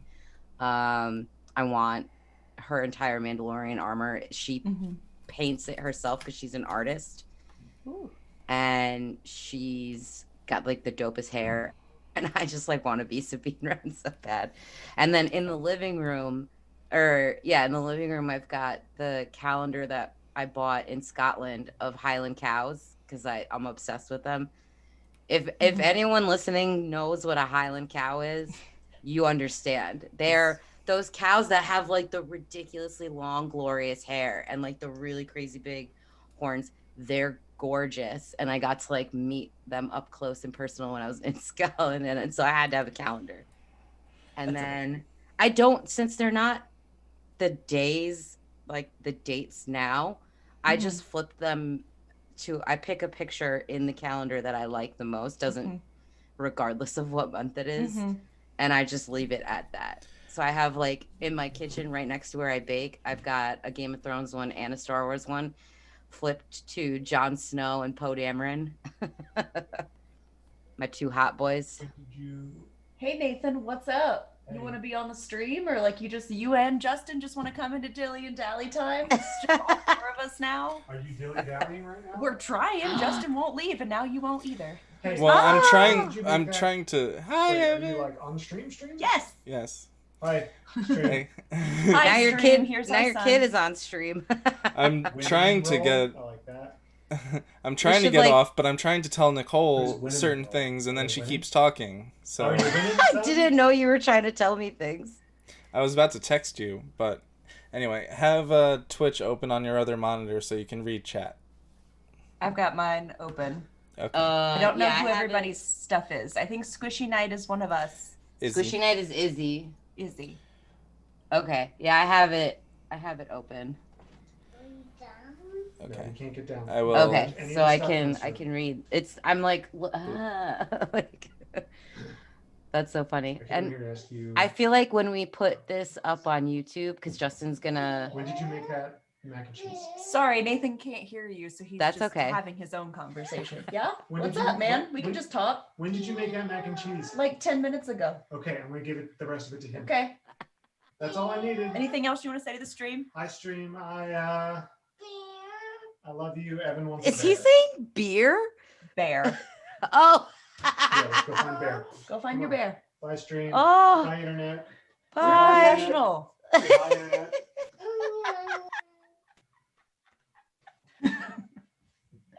I can't. Yo. Oh okay. my God. Hey, Anyway. welcome to What's What with Dilly and Dally. What's up, Dilly? What's up, Dally? We haven't done that in so long. I know. need I miss just, our music. Like, I know. I was just gonna say we need Justin to insert our like do. I love our music. Every time I hear it, I'm like, this is good. What the Hey, fuck? you're not supposed to be here. That genuinely scared the shit out of me. Justin. I was like, I'm not who here. the fuck is that? This is Dilly and Dally time. Oh I my swear. God. I can't. We were told, can we guys I'm come out and Dilly and Dally for like a while? We were like, yeah, absolutely. We're just like Fucking hanging assholes. out. Oh, it's scaring the shit out of me too. Like genuinely, that was a jump scare moment. Oh my God. I was like, what the fuck? Where did I just heard him in my ears because his picture's not there. Very confused. I thought he was next to me saying that, not over the In your computer. Anyway, so this is Dilly and Dally. Usually what that means is I live in the desert, Nicole lives in New York, and we talk about what's going on in our lives. Usually we have a specific topic, but this time we were told to just like get on and do this thing. So here we are. Nicole, what would you like to talk about? Oh God. I mean, I know we're gonna do a specific episode for Dragon Age. So like we want to save that, even though both of us were literally just playing it before coming on here. I want to talk about it so bad. I'm just gonna but, get like, Aaron to come on right now, and we're just gonna have a Yeah. Dragon Age Dilly and Dally. Just I want to save that though, because like I No. want to get farther in my actual game before, which I'm gonna play tomorrow, like my stream game. Hey guys, I'm gonna stream playing Dragon Age tomorrow. Watch me. But anyway, what should we talk about? Squishy Knight says, "Oh, I can't wait for that." Woodman Roll says, "Talk about women in gaming, just in general." Ooh, I like that. The reason I have this is because now my husband is at the door bothering me. Because she didn't take anything out for dinner. But we don't have a child. Oh my You God, it's the literally same conversation too. God. Our husbands are useless. I've been on stream for the last 3 hours. My- You said earlier have before a we stroke. started this whole thing, you were like, should I take something out to thaw for dinner? And I was like, absolutely, because by the time we're done talking or playing games and stuff, we're only gonna have a small window to make food. Now what are we gonna do? Order What? food. Okay. Most of our food, because we've been trying so hard not to order out because it's expensive. And so we bought a bunch of stuff from the store, and we're also trying to be healthier. So it's Mhm. mostly stuff that we're keeping frozen, like chicken breast or turkey burgers, veggie burgers, fish, like Mhm. trying not to do red meat, stuff like that. And so Mhm. he has to take it out to defrost, but he forgot or just didn't want to.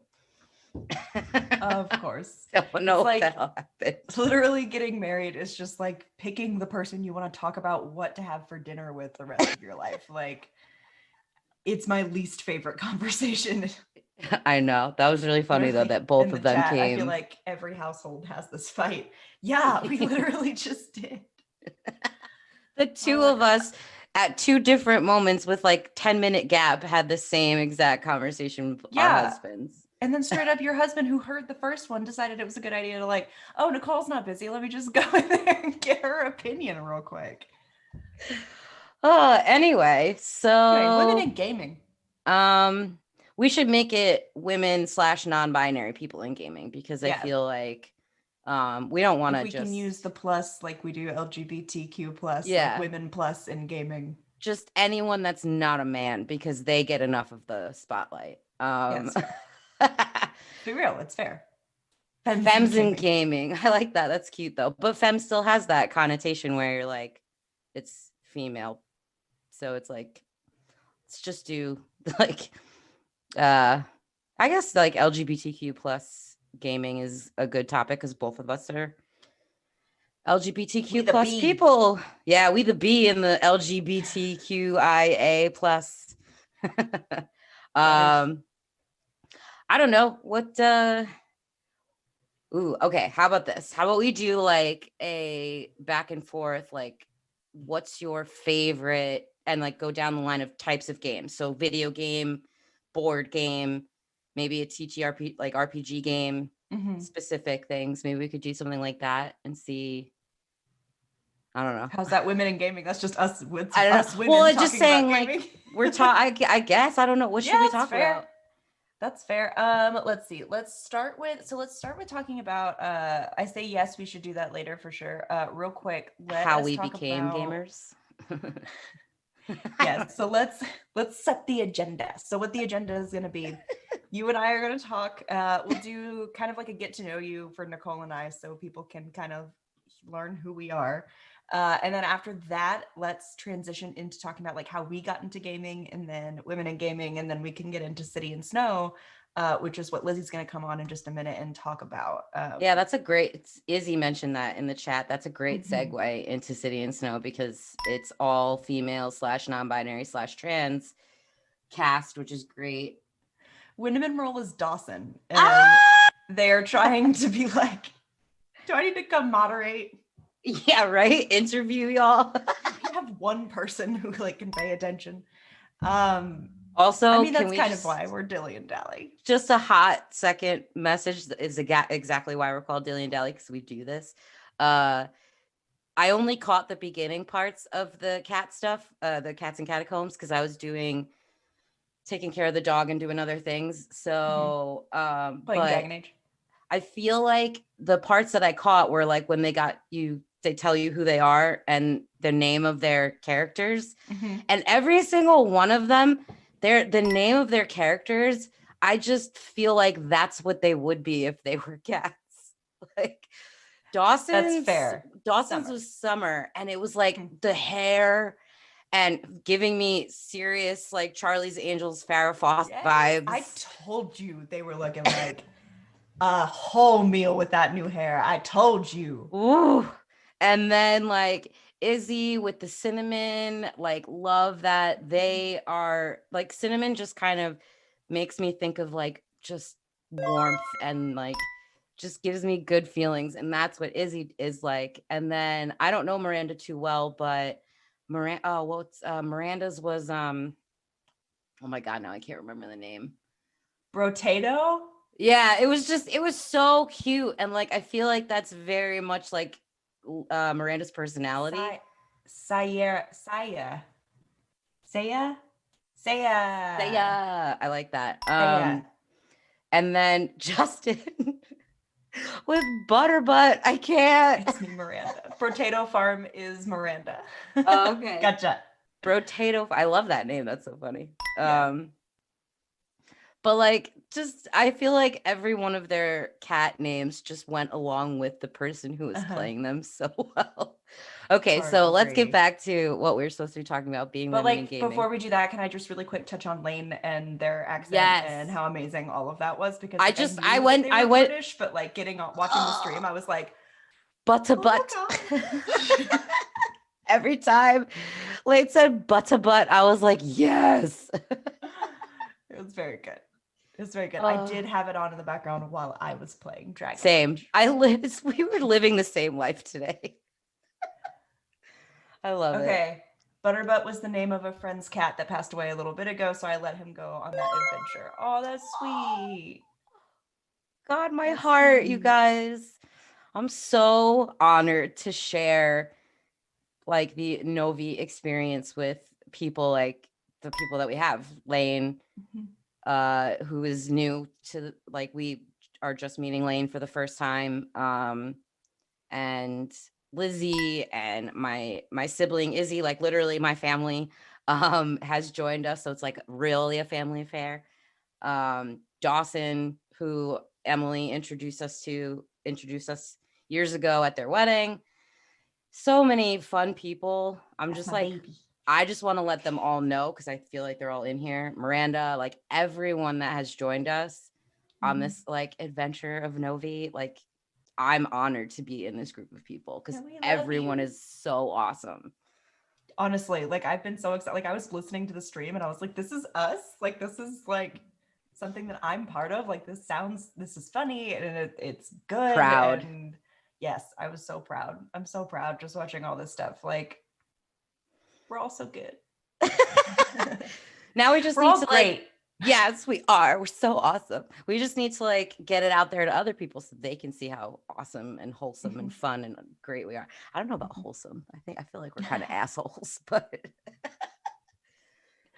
there's only like one or two people on this entire cast of characters, people that I could call truly wholesome, and I feel like that's Lizzie and Izzy.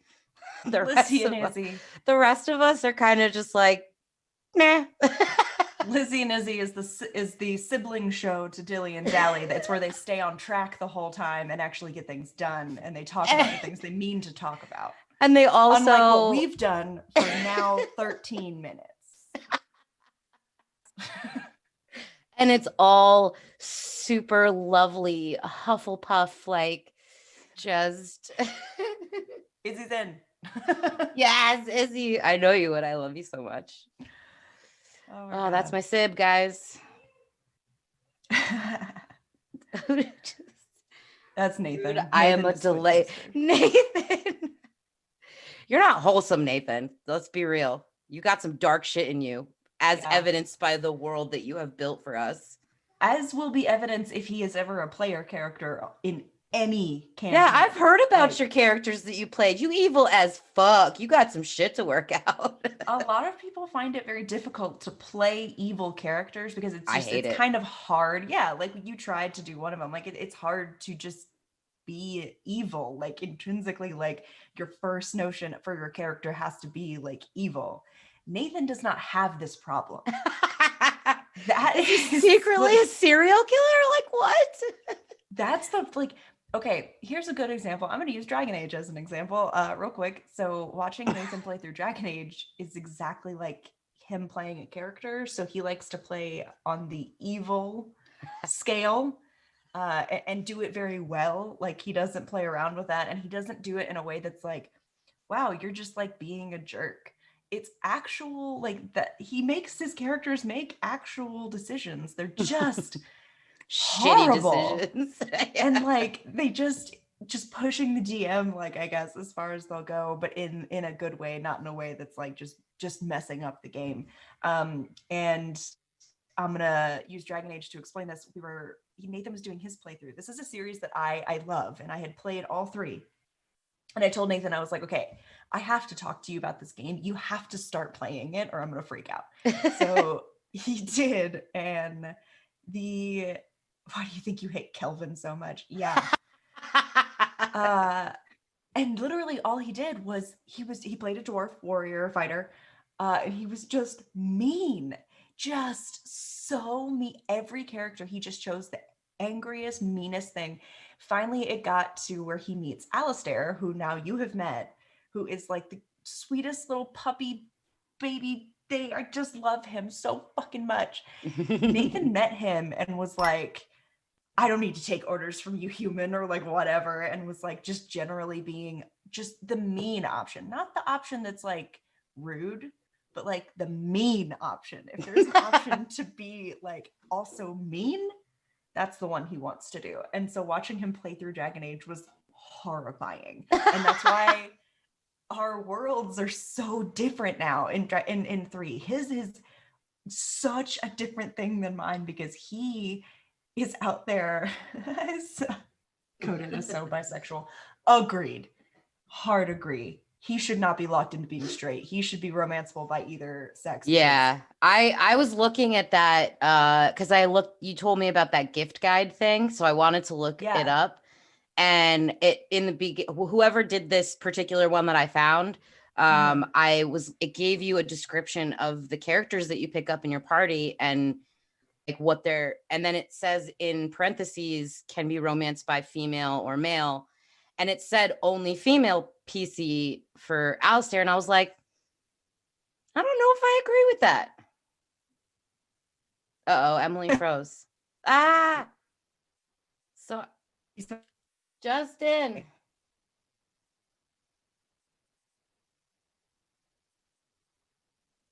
Sorry, stream. There's like technical difficulties. Oh no. I don't know what to do. Like, I'm literally by myself, guys. What's up? Kind of freaking out. I'm super awkward. This is how you find out how awkward Nicole is when you leave her on her own. To her own devices. Okay, so Emily has dropped the Zoom call, and she's gonna join back in. But for now, it's just me. So what's up?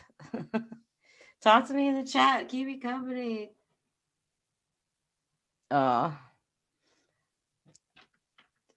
I genuinely don't know what to do right now because Justin has control of the Zoom and the Twitch because he's like our moderator. So I'm like, I do love Morrigan.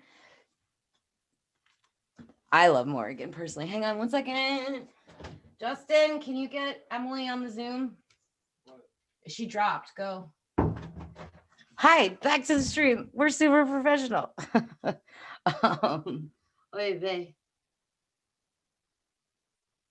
Yeah, I thought that I was gonna mess up Justin's when he was playing earlier. I thought I was gonna mess him up by watching the stream and playing Dragon Age at the same time. I was like thankful that didn't happen. So getting Emily back up. She's coming. There she is. Yay. I can't hear you. Oh no. Technical difficulties. Cannot hear my love. I'm trying to read the I have to get really close to the computer to be able to read the comments because I'm blind. There we go. I heard you. No, it went away. I can hear you. Oh, there we go. Aha. Yay. We got Emily back. I'm back. We did it. We're geniuses. Okay. So now I don't have to be awkward. Let's be honest. Because I'm like weird when I'm by myself. I don't know what to do. That's everybody. Yeah. So where we left off was saying, how into Morrigan are you? Very. I like her. I just don't. I don't think she likes my character that I was playing right now very much.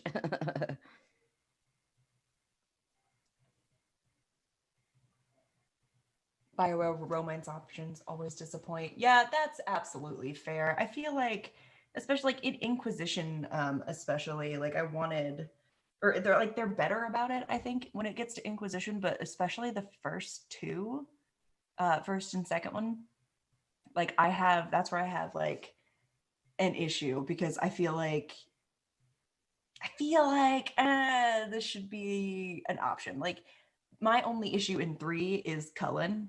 I don't know if like anyone's played Inquisition, but I feel like Cullen absolutely deserves to be able to like be romanced by a dude, like 100%. And I feel like it's not fair. Izzy also says Harding, also true. Yes, Scout Harding, absolutely wish I could have romanced them as well. Dragon Age does better than Mass Effect, at least. Also very true. Second one was pretty good. As far as like the Dragon Age games go, I'd say 2 is my least favorite. Just because like no, Cullen, you can't romance Cullen if you're a dude. I tried. Knows I from did. experience. I did a playthrough as a guy. I played through as a guy because I had to, because you can only romance certain characters. Yeah. Like I wanted to do a Dorian romance, and he can only be romanced by a man, so I had to be a dude. Aww. They made voiced content for a male Cullen romance, but it's not in the game. Ooh, Izzy, you gotta let us know where that is. Drop the link in the comments. Drop that link. Also, the voice actor for Cullen is a dick. I don't know if anyone has looked him up. Oh no. Yeah, he sucks. He recently released a video of himself pretending to be Cullen. So talking as Cullen, but referring to himself as like the voice actor. And it was like Cullen telling people to stop canceling his voice actor because cancel culture is taking over the internet. It's bad. It's bad. If I cancel everything. Fuck everyone. Like honestly, if you're a shitty person, you deserve to be canceled. I'm sorry. Yeah. Whole ass agree with cancel culture. I don't care what the fuck your, thing is, like why you're getting canceled. There's obviously a reason. Yeah. You definitely deserve it if the whole internet is saying you deserve it. Yeah, and he had some like shitty viewpoints, which is why he was like talking about cancel culture. And that if I had to guess, I wouldn't be surprised if like he did not want it really, like he didn't want Cullen to be romanceable by a man. Like, ooh, I wouldn't be shocked if that was the case because he sucks. Yeah. But he is like I never did the romance option for him in 3. I chose oh shoot, what is her name? It's not Isabella, and I always do this. Oh gosh, she means we can talk about when I guessed with you guys. Okay, yeah, we can talk about, yes, absolutely. God, I forget her name.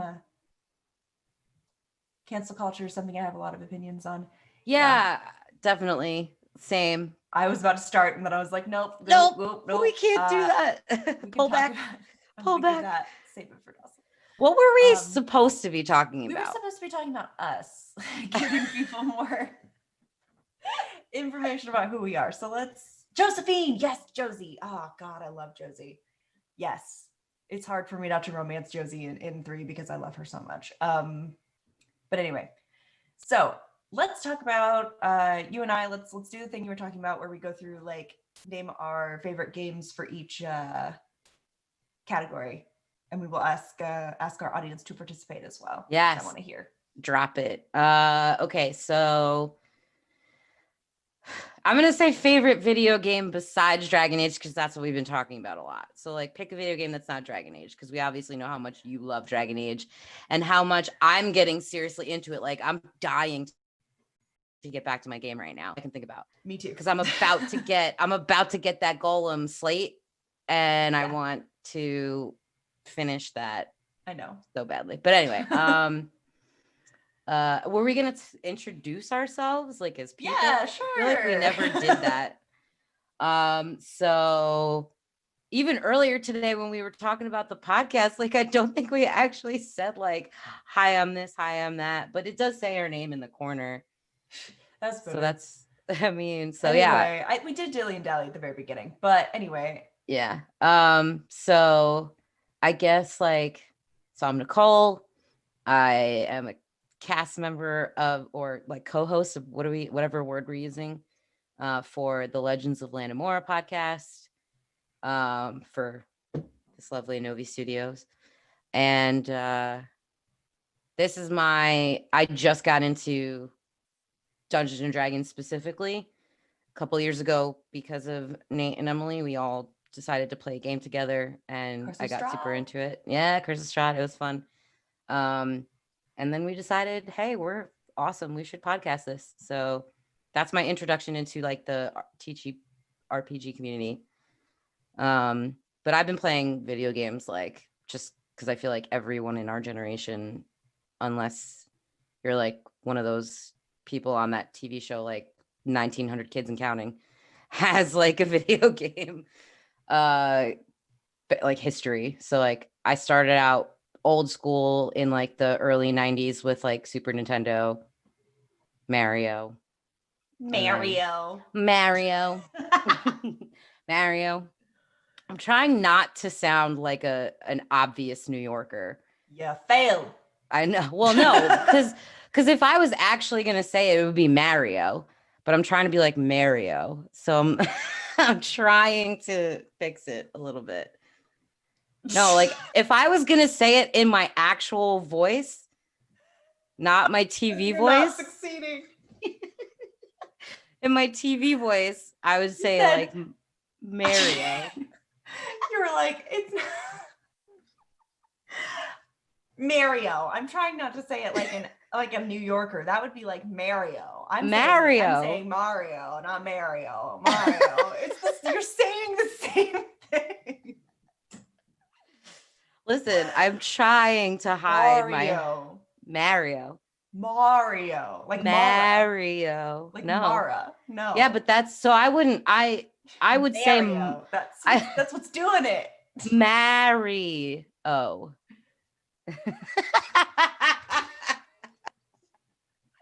This is Dawson said say the word R. R? Mario. So if it's like that's one of those things like when I say the word dog in my normal voice, it doesn't sound like dog. That's me putting on my TV voice, and it's hard to say certain words in my TV radio voice because it's just been ingrained in me my whole life. Mm-hmm. So I'm trying super hard. Like water is so hard for me to say because I really just want to say water, like really badly. But it sounds shit. Milk. Okay, good. You say milk. What was the one that my brother and I were fighting about this. So my little brother Joey lives upstate, and upstate New York is very different from like Long Island, New York City, the boroughs. Mm-hmm. In their accents. They sound more like, standard American English. And my accent, so we say the word orange differently. Orange? Yeah, that's how he says it. I say orange. Orange? I knew you're gonna. Why? Because it's orange. It's an orange. Just like it's a radiator, not a radiator. What? Yeah, it's a radiator. Literally been saying radiator my whole life. I think someone's playing a mean trick on you. I don't think that's real. Radiator? Is that something that's real? That people say? I don't. Apparently, because our Izzy can tell you, our family all says radiator. Izzy, are you playing a mean trick on your sister? Anyway, so Dawson said the sound that you make at the start of the word orange is the sound that goes in Mario.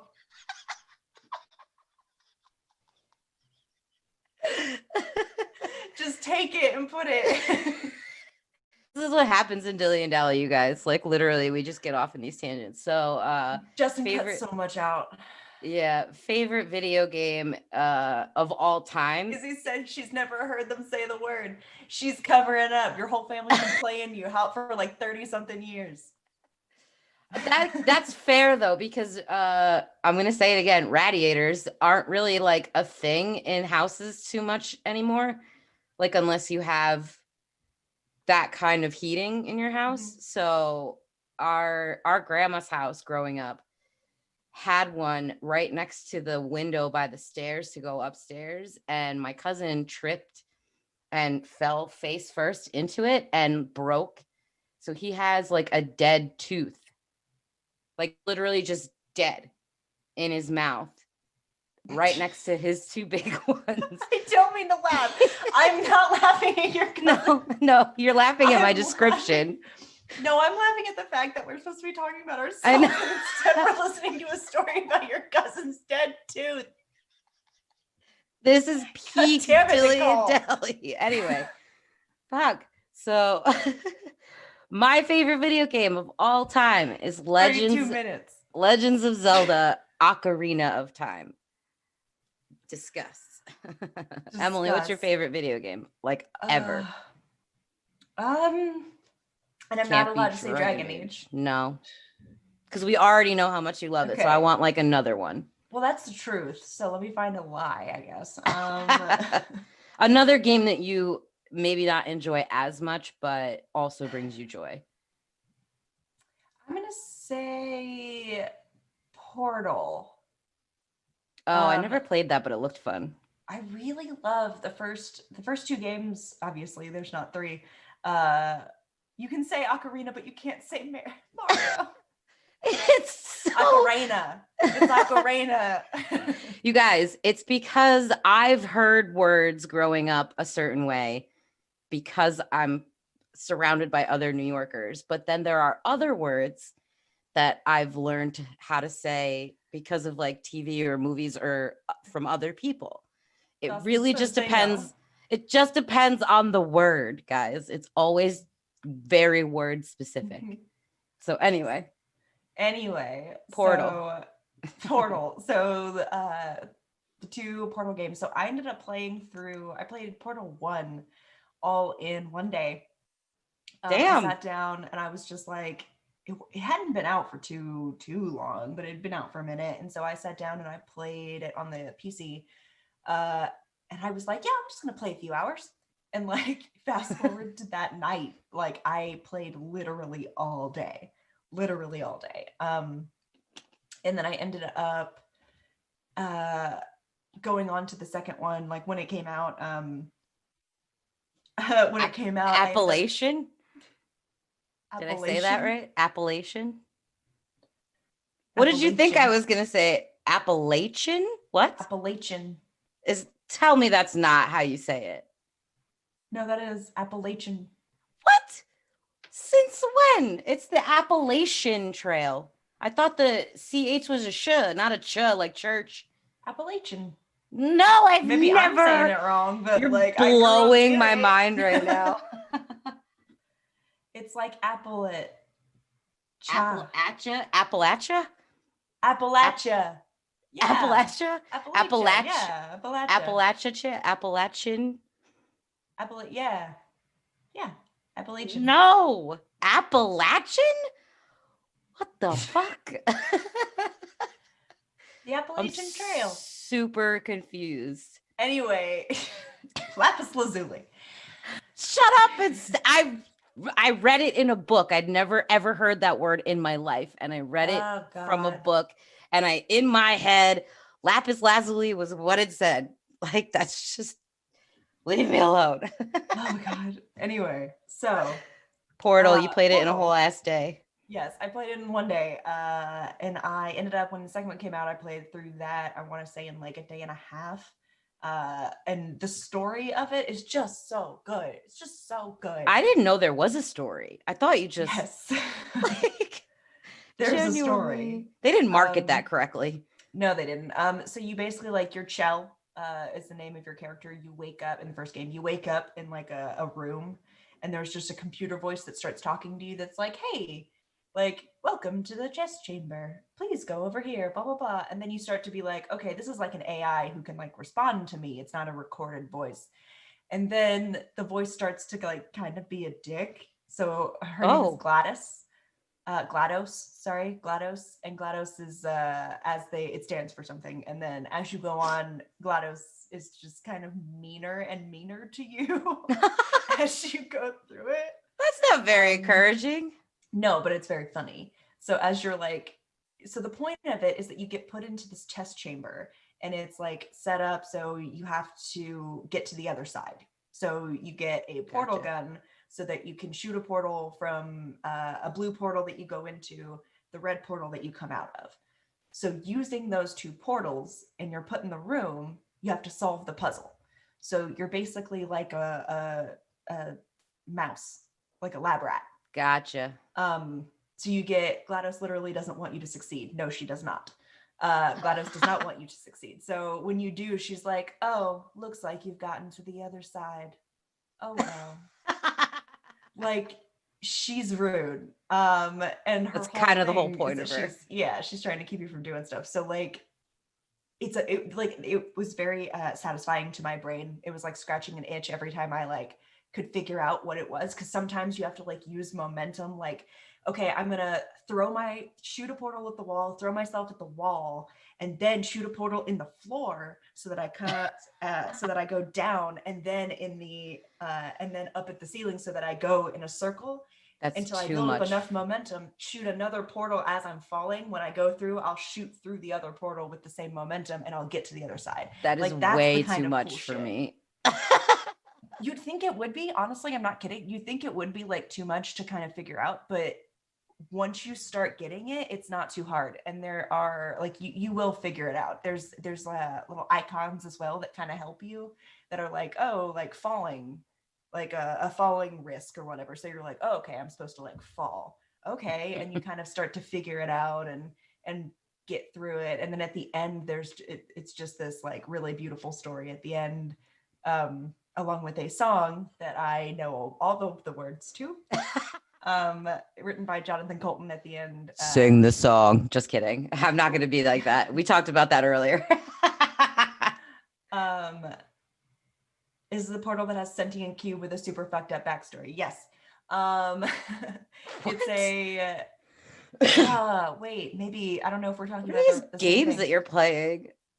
So in Portal, there's a cube. There's a cube that's got a heart on it. Companion cube is what it's called. There's a few different things that Dawson might be talking about. There's a companion cube and the whole point of it is that you're supposed to make it to the end with it. And then and you keep taking it through, you end up like bonding with this cube because you take it through a few challenges. Then you get to a room where GLaDOS tells you to incinerate your cube. And it's an actual mind game where you like, it doesn't matter how long you can take an hour, 2 hours, 3 hours trying to figure out a way out of here, but you literally can't without incinerating it. You have to incinerate your cube. That's so when you do, GLaDOS is like, interesting, you incinerated your cube faster than any other participant that we have ever had. Oh God. How does that feel? Oh God. Bad, I hope. GLaDOS sounds so horrible. I never want to play this. I can't. Yes, so there's that, and then there's also like at the end when you're fighting people, you get like there's like a space. It's like, what are they called? The pods, and it's like a little guy that wants to go to space. You're right. Portal 2. Yes. You get there's another little guy that follows you around. Wheatley. I want to say it's Wheatley. And he follows you where he's British, and he's another AI that follows you around, and you think he's on your side, and then he ends up, but there's like a space orb. Each of these orbs like represents a different thing. There's like anger, sadness, whatever, and one's curiosity, and that's this one. And at the very end, it gets shot into space, and it's like space, where it's the only thing that it's wanted. It just screams space, and it's finally there. And so Wheatley's like, so I guess in the end, it really all didn't work out for us, did it? And then like you see the thing, it's like space right behind me. He's like, yeah, mate, we're in space. And then you just hear, want to go to space? And then after a minute, it's like silent, and it's like, tired of space, want to go home. Scared. Where's Scared my of home? space. And then that's it, and it ends, and you're like, oh God. Like, I think so. It's fucked up. So one of the reasons that I love Zelda Ocarina of Time so much, and I come back to that whenever. Please. Ocarina, fuck all of you. The reason I love it so much is not just because it's a fantastic freaking game. It really is. I think it's one of the best created video games ever. But also because the memory behind the first time ever playing it is a good one, like a fond memory that I have of like, I want to say it's like childhood, because I was a child. I was like 13, 14 when I played it, but It was the summer after 8th grade. No, summer before 8th grade, sorry. And sorry, Justin's just literally handed me a plate of food like I'm able to eat it right now. But it was the summer before 8th grade, and my best friend growing up, her name was Felicia. She invited me over to her house like every day. I basically lived at her house, and her stepdad and my dad have known each other since they were kids. And like it's like one of those families that has just known each other for a super long time. And her brother had the N64 and was playing this game. And her younger brother, Chris, who's only like 3 or 4 years younger than us. So we kind of took it over, and we were like, no, we're going to play. You can watch us, like being, big sister, tough guys. And he had gotten one of those game guide books. Oh, sorry. That was my knocking into my plate of food. I think they still make them, but I think that they're kind of like going out of fashion just because the internet is available and you can just look up game guides on the internet. Mhm. But back then couldn't do that as like well as you could now. So they had books, and this book was specifically designed to like help you play through Zelda. So we would like play it, but only refer to it if something was like very difficult and we like needed a little bit of like assistance, like tell us like exactly where in this corner we got to look for this thing, or like just whatever it was. It doesn't matter. Like we just would refer to it just in case, but like didn't try to cheat, I guess is what we were thinking that we were doing by reading this book. And it was just literally that entire summer we would just go do whatever we were doing, hanging out with our friends, being 13-year-old idiots, and because we totally were. And then we would come back and basically steal her little brother's video game from him and play it for hours the entire summer. That's all we did. It was for like it doesn't sound that great, but it's just a fond memory I have. And I don't talk to Felicia as much. Like we've lost touch over the years, but we stayed very close up until like our mid-20s. And I feel like that's a lot of people. Yeah. A lot of That's people fair. kind of cut off with each other that they grew up with or like had stayed friends with from like elementary school, middle school, high school. The mid-20s seems like just it happens to a lot of people. Where they tend to lose their childhood friends. And not that I've lost her, like we're friends on Facebook. Like I know her husband, who I hate. That's one of the reasons why we lost touch. They have a kid, Caleb. He's the cutest thing ever. Like I've spent time. I was invited to his christening and all this stuff. Like we're still friends, but only in the Facebook context now, not in like the in real life context. And she was like, the last time we actually actively spoke to each other was when she Facebook messaged me about a week after my wedding with a whole long ass tirade about how she was so angry with me for not inviting her. And I'm like, but dude, we haven't talked in like years. Why would I? And then she was like, I planned on asking you to be my maid of honor. I'm like, I didn't ask you to do that. Like, Whoa. yeah, I was like, where's this coming from? Yeah, like, where's this coming from? We haven't spoken in years. And on top of that, I couldn't go to her wedding anyway because when she sent the save the dates out, Justin and I had already bought our Comic-Con badges, and I'm not missing Comic-Con. I don't give a fuck whose birthday or wedding or whatever it is. Like, not missing Comic-Con, y'all. Not even the pandemic could stop me from missing Comic-Con. I still watched because they were doing streaming. I still streamed New York Comic-Con content because I love it. I've been going to it for 12 years. It's part of my life. So sorry, your wedding was not high on my list of priorities. But like, that's the last time we actually spoke. But yeah, so back to Dilly and Dally. This is what we do.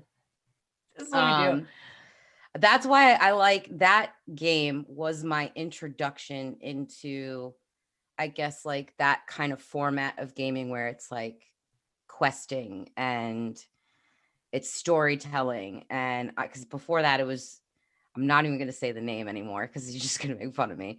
You know, that guy in the plumber suit. Mhm. I was just playing those games. Like that was all I really knew. And then over the years after Zelda was introduced to me, like N64 days, I had played like James Bond was like a huge N64 game. My friends really were into wrestling, so they loved the WWF games on N64 where you could do like the cage matches and the brawl, like the battle royales and all that kind of stuff. Like I played those types of games, and I didn't really touch any video games until didn't have a system or anything until I moved in with a couple of my dude friends in my early 20s.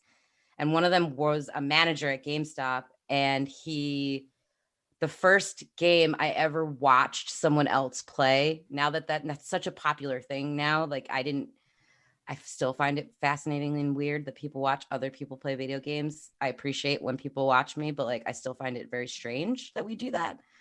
Instead of just playing them ourselves. But I get it because I watched Ken play BioShock when it literally day it came out. We were a whole bunch of us, like a bunch of our friends were packed in our tiny little living room, had like the curtains drawn because it was like really early in the morning, just a whole thing, and watched him play this game. And I was getting like actually scared when things would pop out of nowhere, and it was really cool. And so BioShock was like another one of those games that like kind of changed the way I looked at games. And I love games like Dragon Age. Like I know the reason that you told me to play Dragon Age was because you knew that's the kind of game I like. I like games, and you can play it multiple times and it's different. Like you can keep doing it. Games that are interactive, games that give you, I have to have like a purpose is kind of what, like there has to be like a reason. Like there has to be a reason why I'm doing these things or playing as this character, or like give me purpose. I don't know if that's like some weird need that I have to be filled, like that I don't have in other areas, but like that's why I love the Zelda game so much. That's why I love when Star Wars came out with Jedi Fallen Order. It's similar to like the same kind of setup. Like you're on a quest and you have this is what you're doing. That game was fucking fantastic, by the way. And now Ubisoft, who I've heard is like has the worst network ever, is going to be doing an open world Star Wars game. Which like when Zelda announced that, and Breath of the Wild is fucking awesome, could not believe that we were finally getting like an open world Star Wars game. I just feel like Ubisoft was not who it should be done with. Ubisoft. I don't know how to say it. I call it Ubisoft. Is that not how you say it? Isn't that Ubisoft? I don't know. I genuinely don't know. Ubisoft. If we're talking about like watching people play games, like Nathan and I do that to the point where Ubisoft is what Dawson says. Ubisoft, bruh. So we've started since the pandemic, so you know, about a year. We started watching Minecraft videos. Minecraft is not really something that I ever personally thought I was going to get into. I even told Nathan, like, please don't try to get me to play Minecraft because it's really not my bag. I was wrong. I was very wrong. We started watching the Hermitcraft series, which is basically a bunch of different people who play Minecraft together on the same server called Hermitcraft, and they're all the hermits is what they call. And it's not one of the ones where it's like PvP and like, you know, fighting and defending yourself or whatever. It's literally they're very wholesome. And they just build together and they have funny storylines and they're funny. They're like adult people. They're not like kids.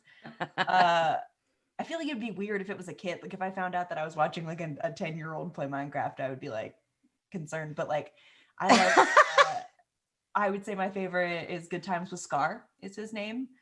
He's actually he's actually a disabled Minecrafter YouTuber who he's very open about what that means for him, like, and what that means with regards to playing and building. But he's one of the most detailed, like, builders I have ever seen. Like, watching him do, he's like, okay, we're gonna enter super fast build mode, and then we just watch as he builds this whatever. One time it was this big old laser, like another time it was this huge, like, it was just this huge 1920s style looking, like, building complete. Just the detail that he does into these builds is just fantastic and wild. Which is crazy and because Minecraft is very, like, not huge on the details. I feel like it kind of like no, looks aesthetic wise, it's not, to me, it's not very pleasing to the eye. It's blocky and weird looking. yes, and so, like, that's what is so amazing about his builds, is that he's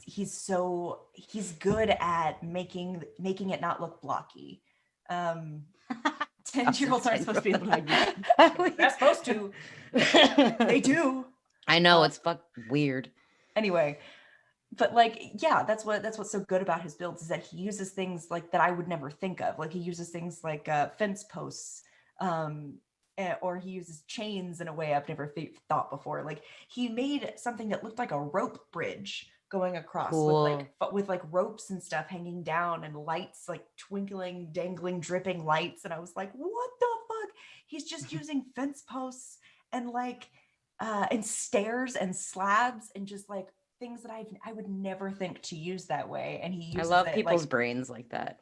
right? I'm gonna send you, like, a picture or two of it, because seriously, you would not think that this is Minecraft with no shaders. Like, this is just how he builds. And I think it has I just feel like, I mean, yeah, that's someone who spend more hours in Minecraft than IRL.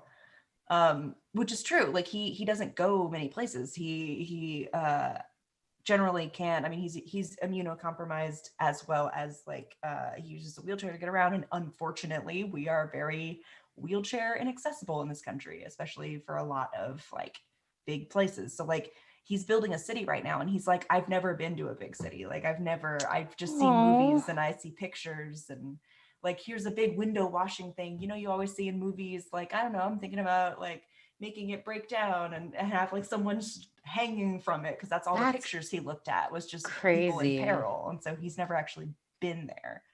Squishy Knight, we need to do better. Yeah, we need to do better, Izzy. Absolutely. Right. But yeah, 100%. His builds and stuff is fantastic, and it's never something I thought I would do, and now I'm very into it. Except the problem is, I watch him do all that cool shit, and then I turn around to go on, like, Nathan and I's server, and I'm like, I don't know how to do anything. That was so the first time I ever heard of people watching other people video gaming. I guess it had been going on for a lot longer than I had realized. But Justin, when I met Justin, he was, like, watching Minecraft videos, and while he was doing his work and stuff, that's what he does. He has it on another screen while he's doing whatever work he was doing at the time when I met him. And I was like, I'm not gonna lie, I totally made fun of him for it. Like, I won't lie to you guys. I definitely found it, because I still kind of find it weird, but I'm getting better at understanding the culture around it. Mm-hmm. Now that I'm in it, and I've immersed myself in this culture now. So I'm like, okay, I get it. Like, I can understand why you love that so much, because that's pretty cool. Mm-hmm. And there are some people who are like, one of the people that Justin watches Sting in, who looks like Louis Tomlinson from One Direction. Like, I swear to God, it's the funniest thing ever. And I mentioned it the other day during his stream when I just walked into Justin's office, and he was like, I think that's the best compliment I've ever gotten. I look like a member of One Direction. But he is really good at speedrunning, and his family was hunting him the other day, and Justin was watching that while I got tattooed. And I was like, that's really cool. We should do that, where the three of us, me, you, and Justin, hunt Nathan while we speed run in Minecraft. I'll play Minecraft. I hate Minecraft, but I will play it if we get to hunt down Nathan. Okay. To get some, like, payback for how he's always trying to kill us in D&D. Absolutely. Nathan would absolutely win, but we can try. Yeah, that's what we were talking about that also earlier, before in the stream before you got home. That was one of the things, like in that like 30 minutes, we touched on so many different subjects, but that was one of them. Like I mentioned that and I was like, can we do that? Can we like speed? But the thing is that the three of us get GPSs. So we'll be able to locate him. It's just about the actual doing it part, and he's like running away from us. So I think that'd be hilarious. Mhm. But yeah, so I didn't know that was a thing, like that people actually were able to take what they were playing and be able to, like, before Twitch even was a thing. I don't know. I think they were just exclusively uploading it on YouTube, but I didn't know that was even a thing that you could do, that you could record yourself playing a video game with like your picture and the screen and all that stuff, and you're talking while you're playing. And at first I found that stupid because like it just didn't seem, why are you watching someone else play a game that you could easily just play? Mhm. And then I thought, there are some people that can't. There's some people that can't afford it. And but like these things, and so this is giving them an opportunity to, experience it. I didn't think of it like that. I also didn't think of it like, some people just don't have the kind of brains for video games, if you will. Like that, it just doesn't, they can't concentrate, or they can't, like, it's just something that they don't like playing. But watching someone else is a different story. Like it's like you're watching a movie. That's how it was like explained to me. Like, think of it like you're watching a movie or a TV show. Yeah. Like that's how you got to look at it. And I was like, okay, that's fair. I think it's weird now that I'm doing it myself, that I'm a person that is streaming their video game playing. I find it strange that people would want to watch me because I'm like, why would you want to watch me? I'm a weirdo. But like, I totally get it now. I do. I'm coming around to watching people play video games culture. Yeah. One of the ones we showed Nicole and Justin when they came to visit was the Monster Factory. Yes, that's hilarious. Monster Factory, if you don't know, is Justin and Griffin McElroy basically That's breaking cute. I like games. They go in and they create like the weirdest, craziest character that they can in a game. They break it as best they can. No middle sliders. They like, anytime you can like create your own character, they're like, oh yeah. Like they create a monster and then they try to play the game and try to see if it breaks it. It's so funny. That one episode specifically. Final Pam. Yes, Izzy. Yes. We watched Arby. The one with Arby's. Yeah. Arby loves his many sons. Yes. That's right. That was like, it was like a WWE. Yeah, they were playing a WWE game and they were creating their wrestling character and they just went all in. They leaned all the way into just being the weirdest, goofiest looking, like picked every, because in that, but they do it in a way that's not like ableist, because I feel like it could get very quickly ableist if they let it. Yeah. And I appreciate that they pull it back anytime it does seem like it's getting there. They do it to make a Monster Factory. They don't do it to make fun of like people who could actually like look that way. Like they do it in a way that's like, let me adjust the sliders so that the eyes are poke under the cheek. What's the word I'm looking for? Vectors? That's wrong. The lines, so that when the character moves, like it keeps like passing through its own cheeks, like that kind of socket maybe. Bones. No, but it's funny. So like that particular episode that we watched, because we watched a few where they did wrestling ones, and it was like a couple episodes of wrestling ones, and then I think there was like, I can't remember what the other game that they were. I think the wrestling one was the ones that you showed us, but yeah, we watched the whole RV series.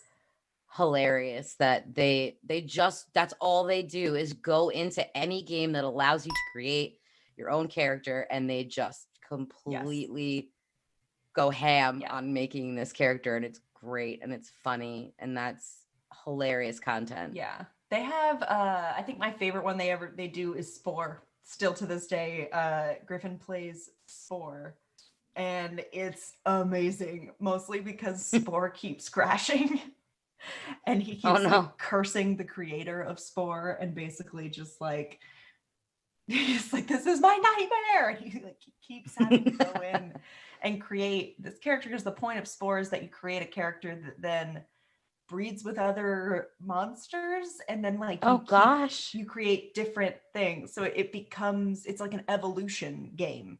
So like you create a new thing at the end of it, and so this game just kept glitching out, and Griffin was just getting so mad. And then they'd create something, and then it would disappear, the game would crash, they came back, and then it was like they had to create a whole new thing. But then the first planet they went to, there was the thing they had created before, and so he was like, what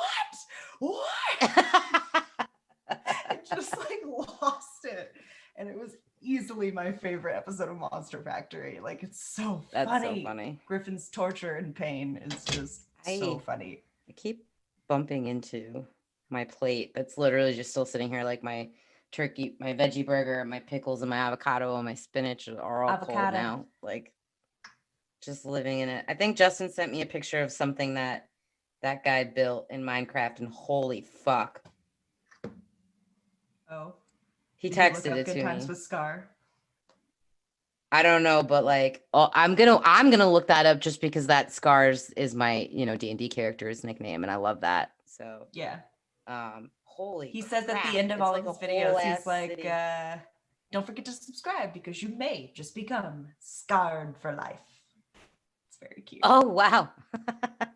That's like, so when you were explaining that, it reminded me of the YouTube channel that became super popular, that like millions of people watch, and it's those guys that build things in, like, I think they're from India or I know what you're talking about. I can't remember what the name of it is, but so many people watch these guys make like pools and like just dirt and sticks and stuff like that. And that was just reminding me of that for some reason. And that YouTube channel, that series, became like huge overnight. It like skyrocketed on like YouTube charts from like one day to like a week later. It was like the second most popular series on all of YouTube. It was like it like dethroned what's that douchebag's name that I don't like? PewDiePie. I don't like PewDiePie. I was gonna suggest that. That's so funny. Yeah. I was like, probably PewDiePie. Fuck that guy. Yeah, so I think it dismantled PewDiePie's like #1 or something, like somebody really good did eventually like took PewDiePie out of the #1 video race, and that was really funny. I just remember like YouTube for me was like, it's changed so much since I first started watching videos on YouTube. Like all the videos I watched on YouTube didn't even come from YouTube. They came from other places.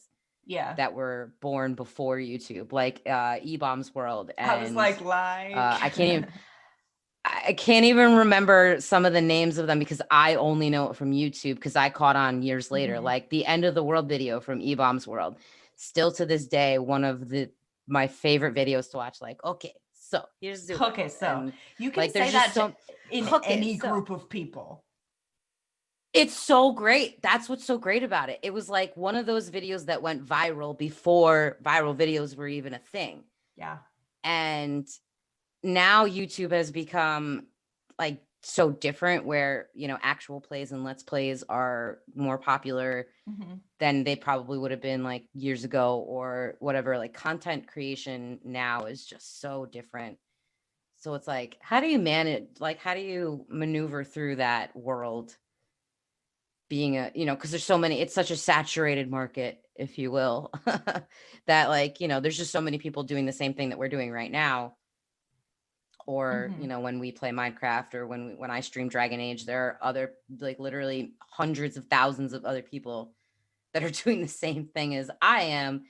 It's just like, how do you be, like, I want to know genuinely, like, how do you get to the point where people like start watching you? Like, what do you need to do? What's like, what generates that kind of buzz? Like, just out of nowhere, someone just becomes really popular and people just start watching them. Like, that's the thing about viral videos that I never understood. Like, how did that go viral? Like, how does one get it out there to end up becoming like thousands of people share it, or millions? Like, I don't know I think how it that honestly works. is just like luck. I think it has to do with luck and how many people see it depending on when you post. Like, there are algorithms, of course, that can say like, well, you have to post between this time, and that's usually when people are on, and posting at this time, and that's like there's ways to make it, Yeah. to put the odds in your favor. But I think at the end of the day, it really just relies on like, if people enjoy your content and decide to share it that day. I mean, people might enjoy what you do but not share it, and that's fine. Yeah. But in order to, like, they just have to feel the spirit move them and decide to share it, and other people would do the same thing. Like, that's just how it works. And it's just like, unfortunately, I don't think it that's so has crazy. too much to do with talent.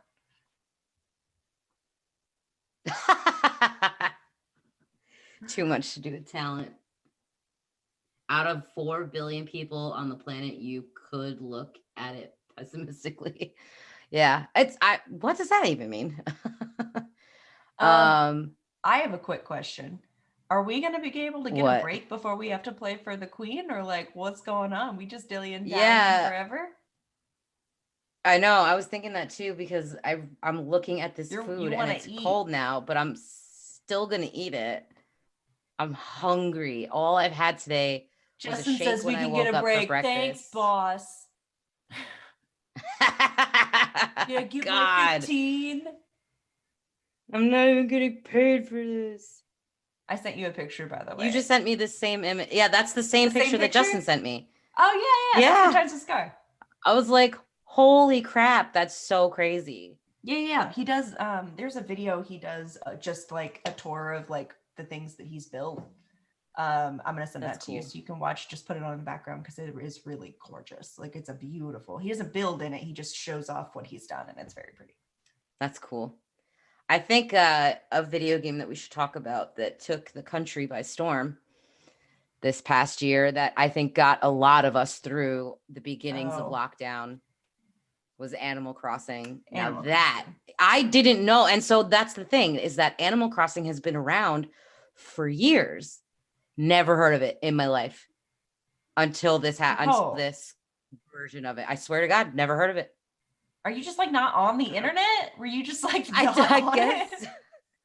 I guess I just don't. I don't know. I don't know. That's another thing that I was wondering. Like, how do people stumble across these things or find this kind of content? Like, if it's not something that they're actively doing. So, like, I guess I just don't run in those circles on the internet like that. I will stumble across these. I've never known anyone that's ever played it. No one's ever told me about it. Like, so didn't weird. know. I know Didn't know it existed. even existed. I never had the console that we were supposed to play it on. Yeah.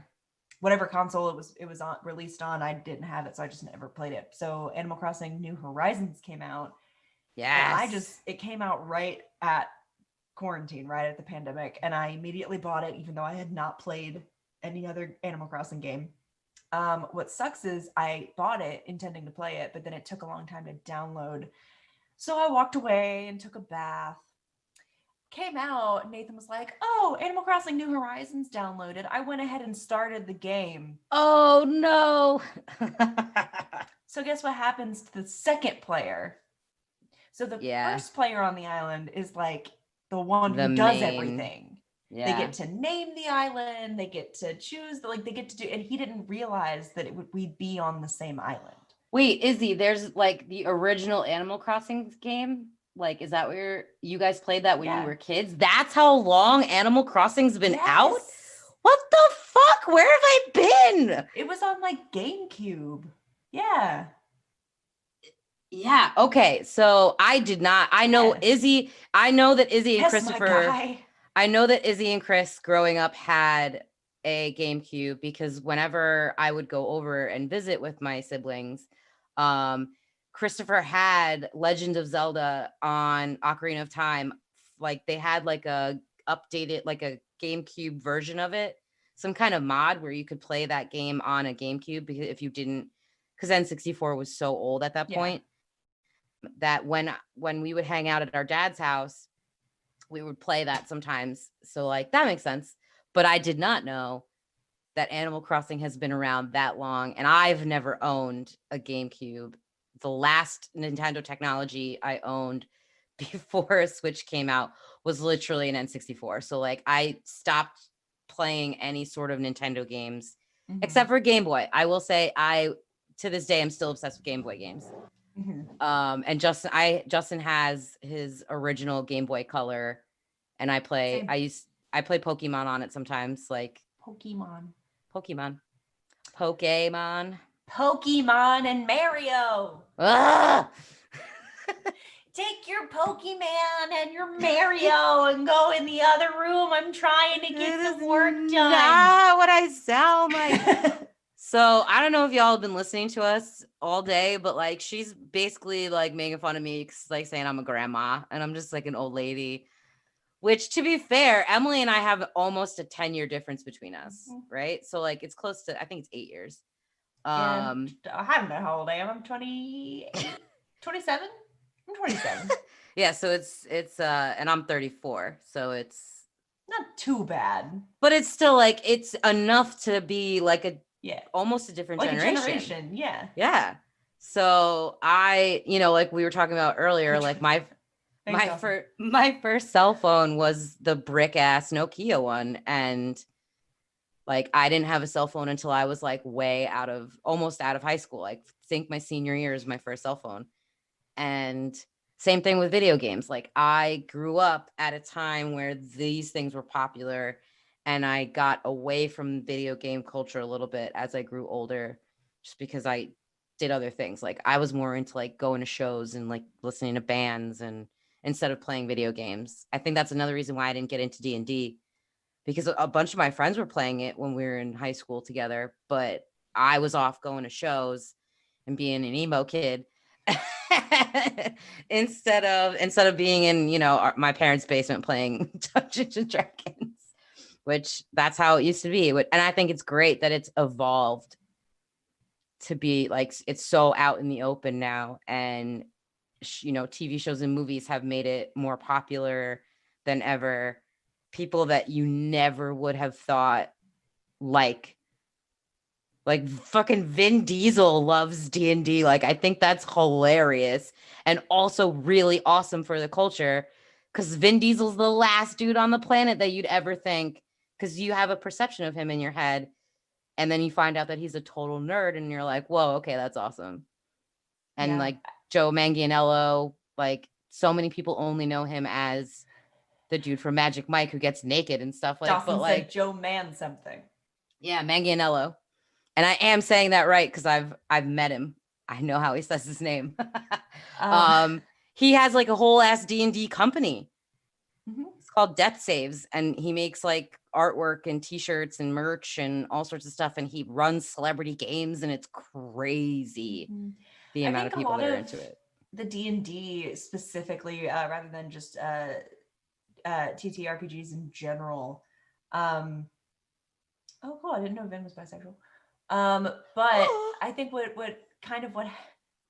elevated D&D itself to be more in the mainstream is the introduction of 5e, and I think that might be a little controversial to anyone listening, but I gotta say it, like 3rd edition, 4th edition are just very math heavy. I don't think I math heavy. ever would have gotten into it if people had introduced me to that. I played 3rd edition and I played 4th edition, and they're both, if you are into strategy and figuring out like, okay, I'm gonna attack from like this side, and I'm gonna that means that I get a plus this because I'm flanking, and then I'm also over here, and that means that I get to do my God, there were like daily actions, and then there were Yeah. legendary actions, and so like you could do specific. It was figuring out, like, literally it took like a crash course in like algebra in order to do combat. And it made it so that it was 3.5. It made it so that it was like basically impossible to play unless you really, like, you have to have a desire to play this game. Yeah, If you're sitting down and someone's like, come on, play D&D, and you don't really want to play, you're gonna fucking hate it if you sit down to anything before 5e, because it's just so hard, dude. And if you're into math, great, awesome, love that you love to play it.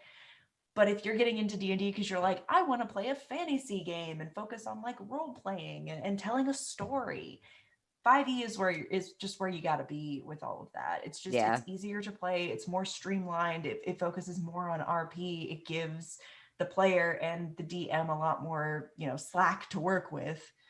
I just think it's an easier introduction to tabletop RPGs in general, because playing D&D 5e, it's a lot easier to get from there into things like Hollow Earth, or really any other tabletop RPG. Dragon Age has a tabletop RPG that you can play, right? See, that's the thing. I'm also extremely old and new when it comes to, at the same time, when it comes to tabletop games. Like, I like board games. I don't think that's the same thing, but like I feel like I've probably played TTRPGs and just never realized it. Yeah.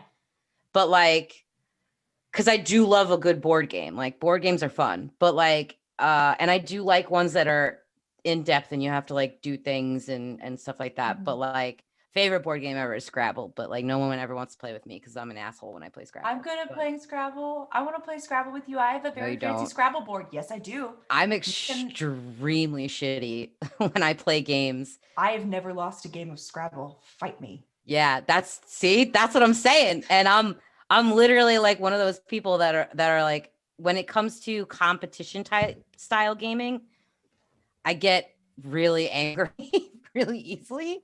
I'm the worst person to play like a competition style game with, like, actually. And I'll admit that about myself. It's my fatal flaw. I'm just a dick when it comes to competition. I have to be the best. Oh, same. I once got in such a bad fight with my ex-roommate over Risk that like he straight up flipped a table because I just refused to play the game because I was losing. I got really mad. I don't know if you've ever played the card game Phase 10, but it's one of my favorite games, and it's like, it's hard to explain Phase 10 unless you've played it, but it's kind of one of those games that you need other people to do what they're supposed to do in order to win. And me and you've met, Robbie. So like, me and Robbie were playing one night with our old friend Lauren. It was just the three of us. And I was winning. Lauren was right behind me, and Robbie was just off in his world. I don't know what the hell he was doing, but he was actively trying to stop me from winning by just throwing his hands. And at one point, I just got so angry because I just needed one card to win the whole thing, and he refused to put it down just so that Lauren could win. For whatever reason, Robbie decided to do that. And I just fucking threw the cards like right in his face and just stood up in my living room, and I was just like, fucking enough. And then like, we fought for like 2 days about this. Like, he didn't talk to me for like a while, because I hate that. I hate that I'm like that. I have to be better, but I haven't played any type of competition style board game or whatever other kind of game in a while. So it's like, I feel like if I go back to it, I'll be more aware now. Yeah, I'm better about it. I'll say I am better about it. And it really took playing Monopoly with Nathan. And that's because Nathan is amazing at Monopoly. Like, Nathan can play a game of Monopoly in an hour, which wild. Never happened in the history of ever. Yeah, he does this. He used to have people he played with in college. I don't know if Justin can corroborate this because he was there. But like, Lizzie says you get better at losing. Never. Nope. Wait, but basically- is For the Queen a competition game? I'm now curious. I played it once. I don't think it's exactly a competition. Me with the trains. Is there a winner? I don't remember. No, it's not, says Lizzie. Okay, good. Okay. But Good. basically, yeah. There won't be any fights. Nathan used to play Monopoly with his friends in college. They would go to like one of their dorm rooms, sit down and play like 3 or 4 games of Monopoly. Is that not the wildest shit you've ever heard in your fucking life? Who sits down and plays multiple games in just a couple hours? I've multiple only games of ever Monopoly. You're lucky if I don't think I've ever fully played a game of Monopoly to its actual end, because it just kept going on and on and on forever. Yeah. I feel like the only end to that is bankrupting the other people, right? That's the point. Oh yeah, it's the game of It's just capitalism. having It's all garbage. the money. But yeah, so basically Nathan, there's a strategy to it, I guess. I never thought that there was really a strategy really to Monopoly. I've heard of that. There is a strategy, and Nathan can do it, and he will Yeah, whip my I've ass heard at of it it. in like 30 minutes. He can whip my ass at a game of Monopoly. But we were playing, and he was very drunk. And this was a Star Wars Monopoly. And I waited until I was also just being a dick. I was keeping I had the Millennium Falcon Railroad. And I was like, I'm just going to hold on to this. And so I got it, and I was like, cool, I'm just going to keep this. And I kept it. Nathan had all of the other things that he needed except for this. He had, and it was also the Millennium Falcon. That's what I do wants too. the most. And so he had all the other railroads. He had everything else he needed except for this one property. And I waited until he was drunk and desperate. And then I was like, cool, yeah, I'll give you the Millennium Falcon for like $50,000, and also, or like it was like $500,000, and also like these other properties. It was like 6 properties. And he was like, yeah, absolutely. I can still win. Here. I'll still, whatever. I want the Millennium Falcon. And then I beat him in like 3 rounds. That's all it took. And I was like, cool. That's how I Yeah, there's like some scientific formula that people have over time. There's like certain properties that you just land on more than others. It's like science. It's actually scientific. It's crazy. Yeah. Like the amount of the probability, that's what I was looking for. Like the probability of landing on these specific properties.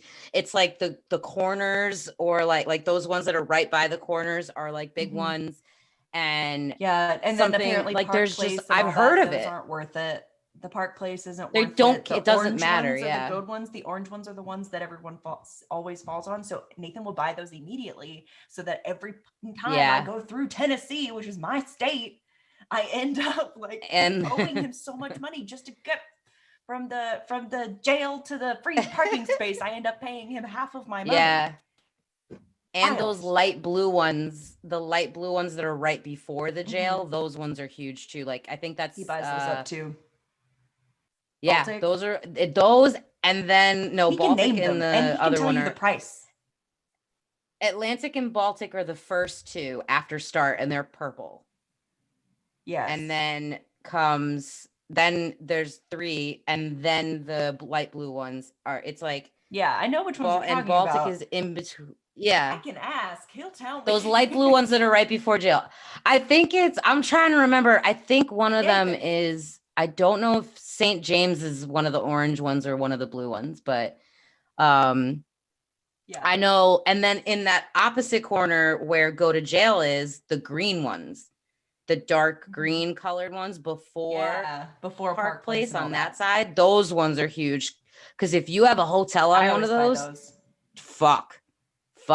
Like you're so screwed. And it's the worst because you're right before you get that $200. And it's right like before payday. I also think it's really interesting that games like Monopoly or games like Uno, things that we've been playing our whole lives that we like grew up with, when the companies come out and tell you that the way you're playing it is not actually what it's supposed to be. Like when Uno dropped that knowledge where they were like the draw 4 thing, that's y'all have been playing it wrong your whole life. You're literally supposed to just draw 4. Yeah, and then move on. And people were like lost their fucking minds. What lost my mind was when doesn't know like how to play their game. Monopoly came out a long time ago and said that everyone has been doing free parking wrong. I don't know if you did it this way, but whenever I played Monopoly, what would happen is if you paid the banker when you got community chest or chance cards and you had to pay into like taxes or whatever, you would put it in the middle of the board. And whoever landed on Park Place would get whatever money is in the middle of the board. Free parking. That's what it was. Yeah. Free parking. That's how apparently that's 100% wrong. How are you supposed to play it? There is no such thing. Free parking is literally just a free space. A break in between 2 major chunks of properties that are like probability wise are high lands. That's not real. There's no way. It's just giving you a break. Apparently that thing that people have been doing for such a long, I don't know who started it, but apparently that's not how you play Monopoly. You don't put the money that you pay the banker or whatever for taxes, just supposed to go in the bank. There's no middle collection thing. There's no winner takes all pot kind of shit. Like I thought that was wild. Dawson said, no, free parking, give me money. So, I mean, totally fair because I don't know where it came from, but I heard years and years and years ago, almost someone a decade, improved upon Monopoly and they couldn't handle it. Yeah. And I don't know how. I want to say, now that you've said this, I want to say that Nathan told me the same thing and I told him to go fuck himself too. Yeah. I want to say that he was like, yeah, free parking's not a thing. And I was like, yeah. Fuck out of here with that noise. Yeah, it is. Like oh man. It's just like the Uno crowd reacted. You're like, nope, I don't believe it. That's wrong. You're playing it wrong. Like now I want to know who the first people were that started doing those things. Like not playing because if you read the rules of Monopoly, it doesn't say anything like that about Park Place. Or I mean about free parking. Weird. Yeah, it's crazy. But like I need Nathan in here for this Monopoly conversation, but he's just trying to put Evan down, I'm sure. Nathan. But like it blew my mind. So like I think that's really funny how, and there are also games and rules you could take any game.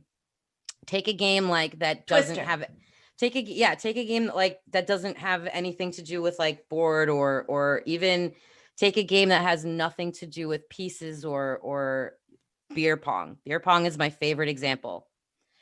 Beer pong is one of those games that the rules of beer pong depend entirely upon who is playing it. Yeah, that's fair. Specifically to those people playing that game. Those 4 people. The rules depend on those 4 people and those 4 people alone. And beer pong rules, even though there's a league and all this other stuff, I don't give a shit. Actual beer pong that you play at fucking parties when you're in college or later, there's no rules. There's no be all end all written down fucking rules. It's house rules or just those people playing. So like you can do that with other games. And that's where I thought the Monopoly thing came up or the Uno thing. Like now that people know that those aren't actual rules, they're trying to play it the way it's supposed to be played. Yeah. By the game creators' rules, and people are like, nope, this is garbage. I don't want to do this. It's not as fun. Like this is okay. There's a reason people do it like this. Fun fact: when I first met Nathan, elbows. That's official. I don't care. Facts. When I first met Nathan, we were playing beer pong in his living room with his roommates at the time, Jay and Meg, and I was like, I did not go to college, so like I had me neither. Limited beer pong experience. So like, and I wasn't invited to many parties. So I read a lot of books in high school. So anyway, we ended up playing beer pong, and I was like, I don't super know how to play, but I'm competitive, so sounds good. And so we started playing, and we were winning.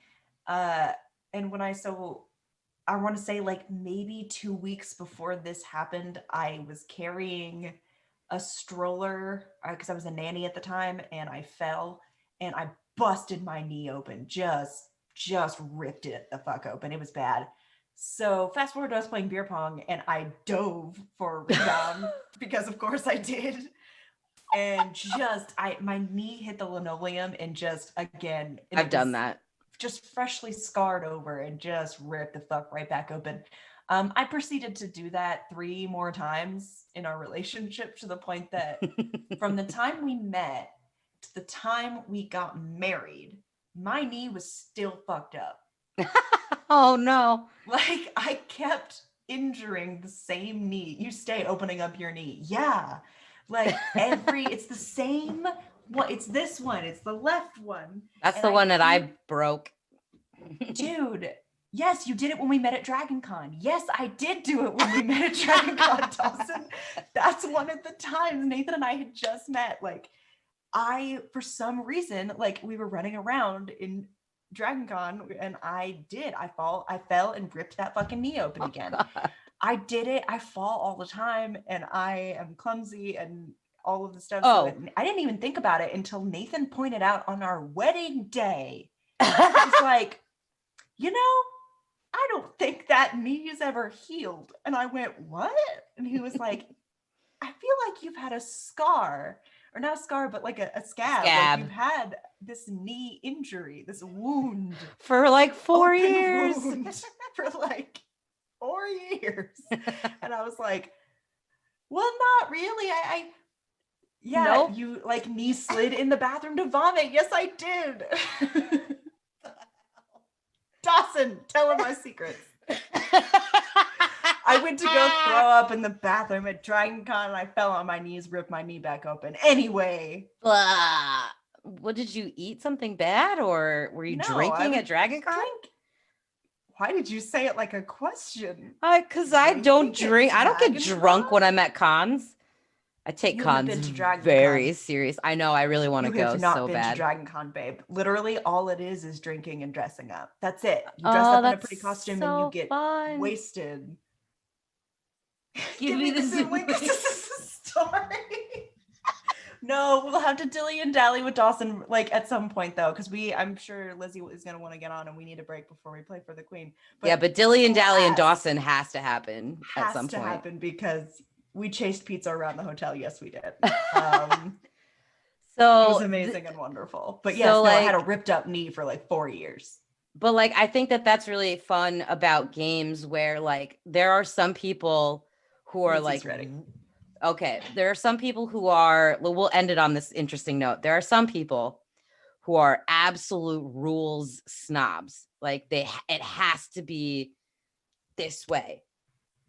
And then there are other people like, fun, nice people who are lax about rules, or they created their own, or they modified it to suit their, whims. And I think that's cool that you can do that in gaming, just in general. Especially beer pong is one of my favorites because, and I use that as an example because it really does, like, I played with so many different people and heard so many different rules over like the time period of going to parties and drinking and stuff like that, that it just blew my mind how many different things there were. Flip Cup. I love Flip Cup. We used to play that. I played Flip Cup like a year and a half ago, which I should not have done because I'm in my 30s and that's just bad. But all of us were in our 30s. So that was what was fun about it. I got together with like my group of friends from high school for one of our friends' birthdays, and, way pre-pandemic. It was like early 2019. And we were in a backyard having a barbecue, and they have an actual official league regulated beer pong table. That's how and it has like the line. It's everything. It's crazy. And we played flip cup and beer pong that day. And I'm like, that's what reminded me that like I should not be drinking like this in my 30s because it's bad news bears. But flip cup is fun. But like beer pong, like I was playing it a certain way for a long time because that's who I was hanging out with for like however many years. Then I started hanging out with another group of people and I heard about the whole like heating up and fire and all of these other things that I'd never heard of before. And I also think I discovered my bisexuality, or like I didn't discover it until I was in my 20s. But one of the things that I was high key offended by was that somebody that I played beer pong with once told, the finger and blow rule. They were like, there's like, you can blow the ball out of the cup if you're a girl. Yeah. And you can finger the ball out of the cup if you're a guy. And I was like, that's bullshit. That's weird. They were exactly. They They were like very specific. Like I went to go finger it out of the cup because I thought I'd do that.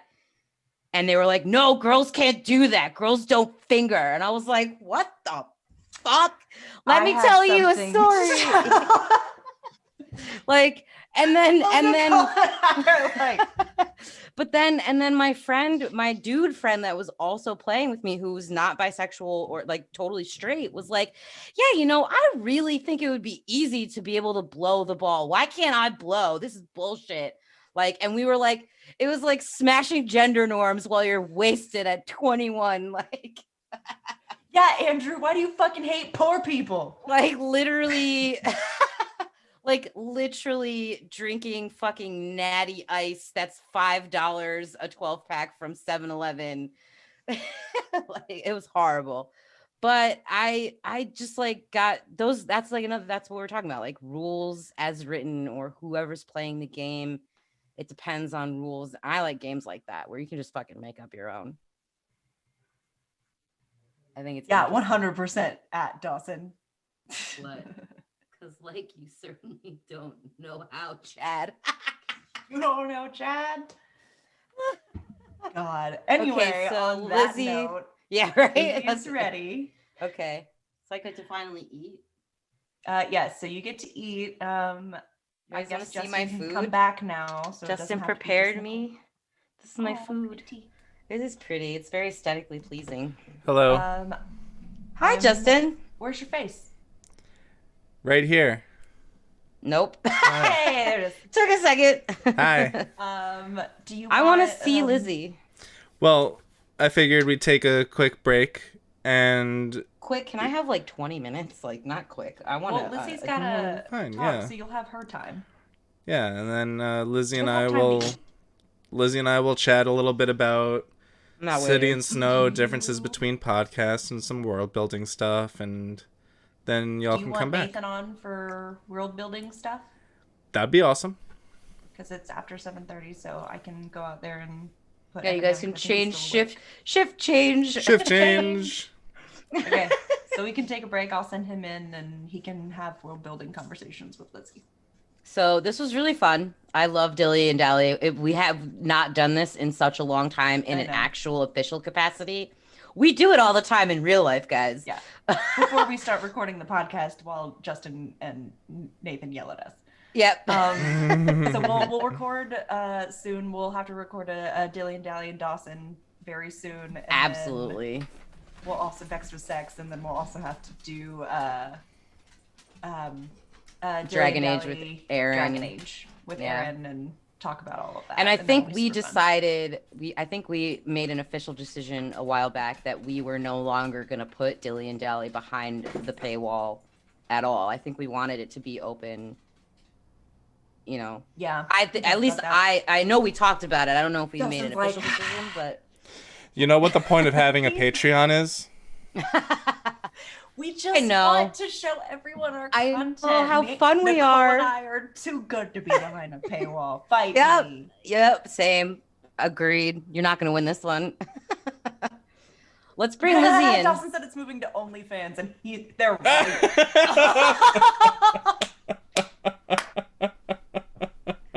Honestly, I'm still getting paid. Yup. Listen, Honestly, I I'm will become the Nika so Howard of the down. stream. Yeah, I'm so down.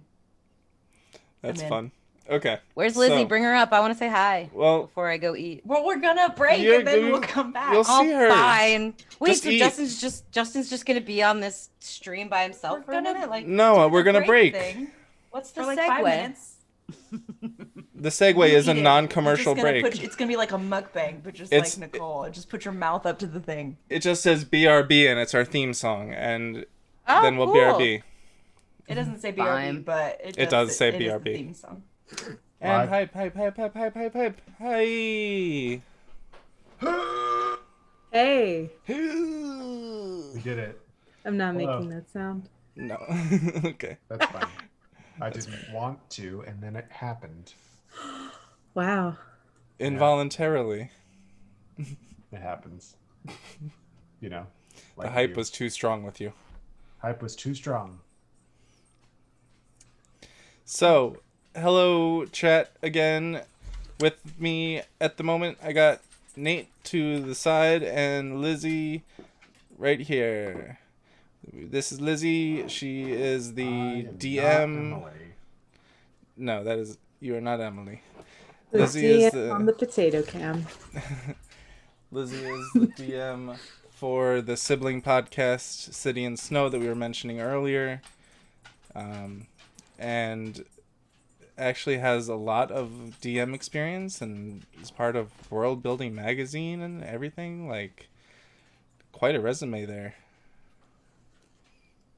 Thank you. Well, Yeah, so Lizzie's incredible. Nate and Lizzie have been working very closely together to kind of get the lore of Lanamora down. And because City and Snow takes place so many years before Legends of Lanamora. Undetermined couple hundred years before. I've been saying a couple thousand. It could Few be thousand. that. There's no reason why it Because- wouldn't be that. So now it's a couple thousand.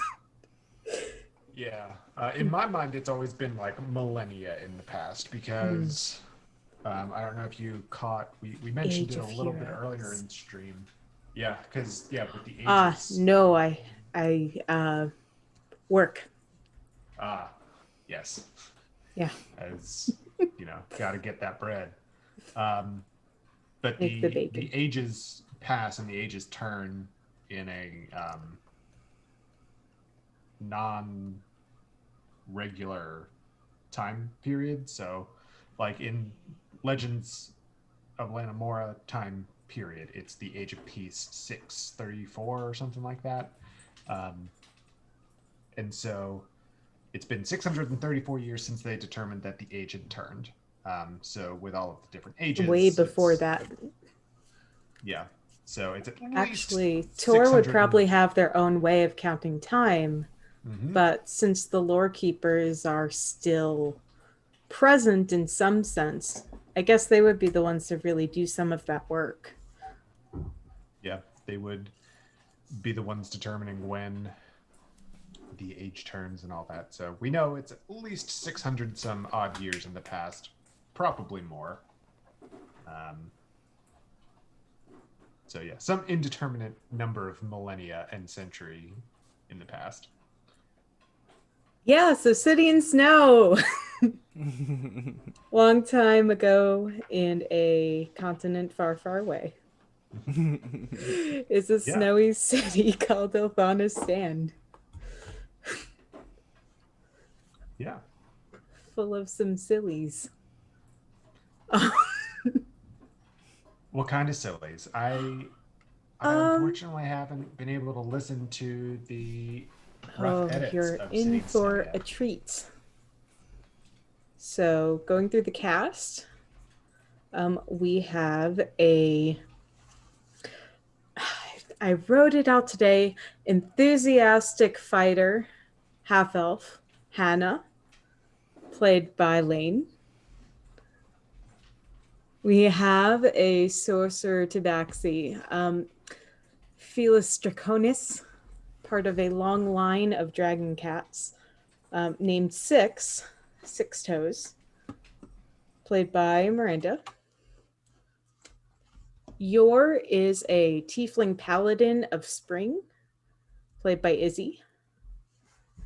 And Anna plays Ilavara, who is a very, very serious and professional type of, I believe we said hermetic Redblade, which is a reskin of Bloodhunter. Nice. So it's been a lot of fun getting to know the dynamic between the characters, and just where they fit in this city, in this environment that already has some heroes and mercenaries who are very busy, not to reveal too much about that. Yeah. So we mentioned that the lore keepers are still a thing, or I guess still a thing in the Legends era. So they've been around for a while. Have they met any lore keepers yet? No. They have the option to if they like, but currently there's one in jail for doing all sorts of terrible things. Yeah, that person is still around, so that would be really interesting. See if they do meet a lore keeper. They might. Yeah. People leave jail or do all sorts of things all the time. Doors are left open. Yeah. Inadvertently. Maybe left unguarded. Who knows? Justin, are you on the stream right now, or are you just... I'm here. In Zoom. Yeah. Yeah. I was just muted because I forgot to close my door and my dog is eating. Got you. Show us the dog. So he has the cone of shame. He would rather show not. Show us the cone of shame. Poor baby. No. Well, I was... Justin, I know that you've listened to City and Snow because you've been editing it. Gosh. So, and you play in Legends of Lanamora. That is true. Both are true. So, do you have any thoughts there with the differences in the world or anything? And the tone? Well, although I am not very far in editing City and Snow, I would like to announce that I have brought on another editor to help out. Woohoo! So things are finally getting a little bit further underway, a little bit quicker. So we'll be moving on to, I think, I'm into episode 2 already. So, and I've heard a little bit of each part of each other episode, so I'm kind of synced out. But I believe you've definitely met everyone. Yes, all the PCs. Good. I love all the PCs. The way they play off each other as players and characters, it gels so well. Absolutely perfect. They gel so well. And not together. like all super duper friendly, happy go lucky people who magically get together. It's like, there are complications, and that's what happens. Say something about complications. And technically, they didn't meet in a tavern. Technically, no. Where do they meet? Well, they meet just outside the tavern, but they're kind of almost in the tavern. Close enough to a tavern without getting your eyes wet. Absolutely. Nice. There's practically a tavern brawl there. Not quite, but I think one of the main differences, now that I think about it, is the tech level and where magic is in the two timelines.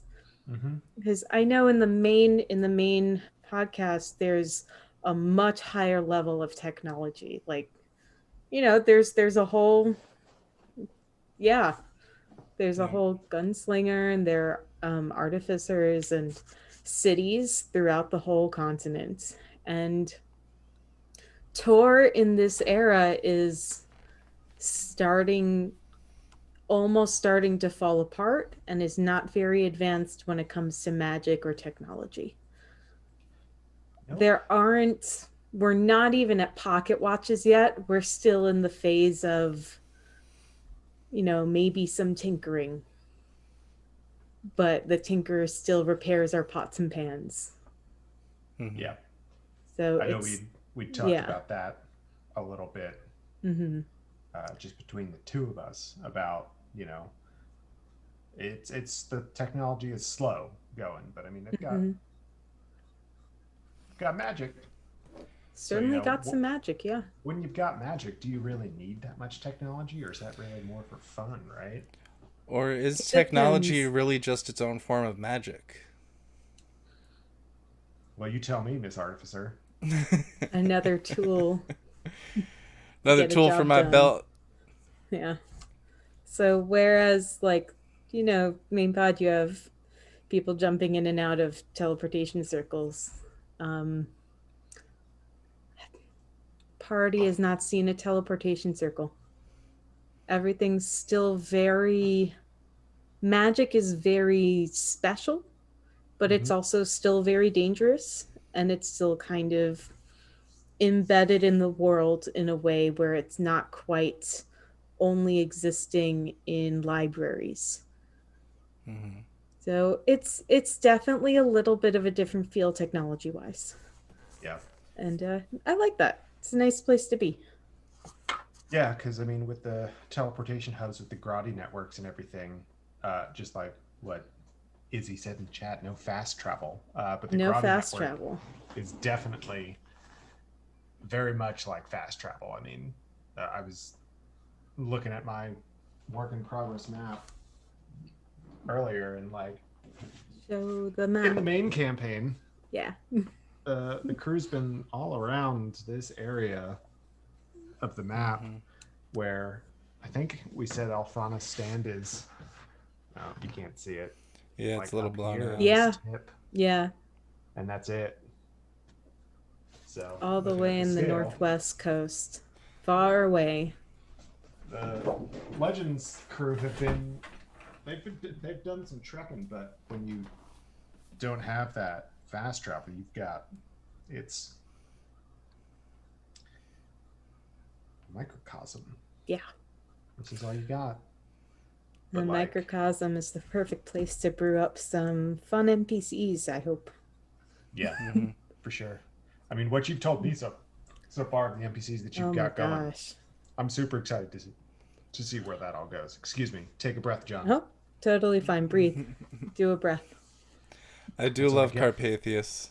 Such a good character so far. Absolute worst.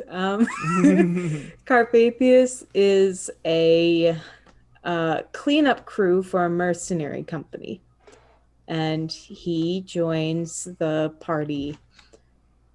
Basically, the party is kind of like his bodyguards, as he catalogs all the problems in the area where the mercenary company basically wrecked everything. So we join the party as they explore an area where there were already some fights, and who knows what else is there. Who knows what the situation is when they get there.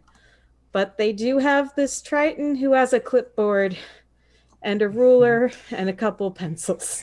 And a freaking slingshot. Yeah, so useful. Very helpful. Compared to Hannah's 6-foot halberd. Absolutely. That's the perfect NPC. One that doesn't have to help much in combat. Or I mean, he helps much bureaucratically. This party has maybe an average strength of +2, average strength dex of +2, and average int of -1. So Oof. it's fun. They're All fun. right. What level You're is wonderful. everyone? Excuse me? What level? Oh, I started them I at don't- 4 and then 5. They're 5 now. I think they're I 5. don't know why I've never asked. They'll let you in I was chat. just like, yeah, this is the I story. started them at 13. I live on the edge. Oof. No. How? Oh, what would it be like if I said I started them at 1 so they know how to fear? Yes, I Jeez. started them at 5, and now you all should be 6. Nice. Yeah. There Jeez, shouldn't be that's- surprises. I started, Legends at level 1, and Wow. oof, Mhm. I tell you, I tell you, they showed it. It's difficult. You know- It's difficult to pick adversaries where it's not going. I don't want to say it's not going to be a challenge, because there should always be a good challenge, but it's so first level characters are very squishy in ways that are not always fun. Yeah, for sure. So, real quick, I just wanted to touch on, how if you're starting a level 1 character campaign, right? The difference that I've learned is when I started off with Saf in Legends, episode 1, first level, she didn't have a whole lot of experience, right? So that explains why she's level 1. However, when we were doing Curse of Strahd beforehand, we started off at level 1, and I had this whole war hero backstory bullshit. And then all of a sudden in the first session I get taken down by a wolf. Yep. Yeah. Come on. One of the reasons I like starting at 3 or 5 or 7, depending on experience of who's playing, is because backstories are a lot of fun, and backstories are great for DMs. It's so good to just have. I mean, it's collaborative at the end of the day, but it's nice to have more active collaboration and people who are invested in creating characters with reasons for doing things. Mm-hmm. Yeah. I think for sure starting at 5 definitely gives more credence to that backstory. Yeah. And they get to be good at what they do. They get to, be already experienced enough to, say, be called on by an established mercenary group to do some work. Yeah, or at level 2, get called on by the consul of a borough to help with a Terrifying. task that they need. We should have known something was up at that moment. Well, Totally we all know how that normal ended and up. average. Yeah. So yeah, it's interesting. I don't know what I'm gonna do for season 3, which will be the start of the second arc of Legends of Lanamora. Mm-hmm. But I've already got a level character 1. lined up. Do you? Yep. I haven't even Ooh. given you any prompts about what's going on. You don't need to. You don't know how far in the future it's going to be. You don't know if it's going to be in the past. Don't worry, they're not going to be a Thornburn. It'll be fine. Uh-huh. Oh, great. Another halfling. No, an adopted Dragonborn. This is the Dragonborn line of the family, of course. The Dragonborn Thornburn. Yeah, don't. I Dragon didn't forget that Thornburn. part of your Yes. family Dragonburn. tree. Funny enough, they're all still very small. Not kobolds, though. Definitely not kobolds. No. Do you have a name for because the first and second season are Arc of Peace, or the Age of Peace rather. Did you come up with a second arc name? Me? Yeah. Not yet. I'm working on it. Well, season 1 is just what I call Age of Peace is what I call it in my notes, just because that's the age of that you all are in. I'll have to come up with a better name for it. Like Into Depths and Darkness, I'm pretty into for the prologue campaign. Mystery of the Torrentera for that one shot I did. Love that. Pretty cool. And then the Frost Feast Anomaly. It's pretty solid as a name, but I got to come up with better names for these longer arcs, because those are shorter stories that we were telling at the time, like a 10-episode run, 3-episode run, or 2. Because it was one shot. So is the Frost Feast Anomaly name canon? Because I accidentally might have named it It's a Frost Feast Miracle. Yeah, no, I saw that on YouTube. Yeah. It's I say it's canon, but call it what you want. You're the one who edits it, so. That's not how this works. Like the miracle. I fixed it in post. It's fine. Yeah. So, you can just keep going with like versions that degrade over time, like Miracle on Frost Feast Street. It's a wonderful Frost Feast. Frost Feast story. Version 2. Die Frost Feast. Real final. Frost Feast saves Lord Frost Feast. Frost Feast Chronicles 2. The Chronicles. Oh no, it would the be Frost Feast Prince. It would be Kiss. Frost Feast Prince Wedding. It would be Kiss saves Lord Frost Feast. That would be the Frost, the Feast, and the Frost Feast.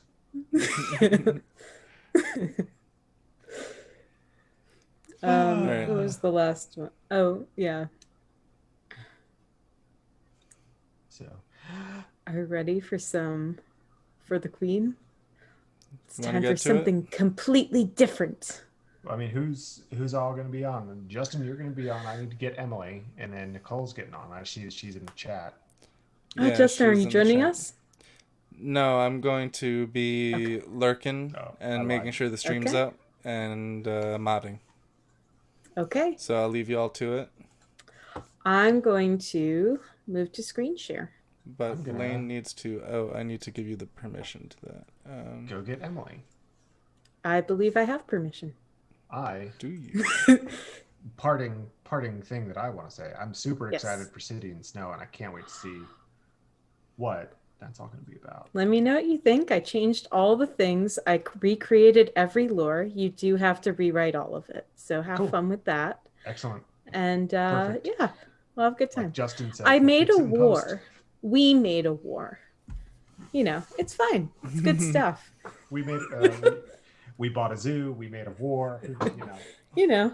There's a bag of money hidden in the tree. Yeah, it's great. I'll say if I can figure out what my characters are doing and make it work story wise with what I've got already, I can fit a war in a few more. Yeah, it's not like anything else is happening at that time period.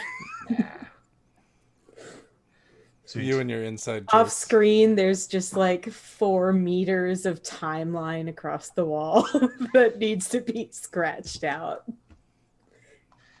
It does sound like that. That's great. Okay, I'm gonna go get Emily. Okay.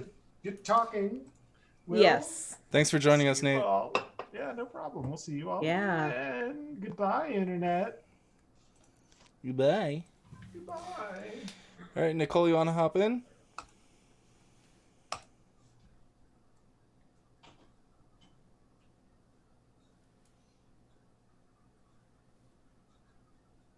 Okay. Oh, I just there we realized go. I can't see the.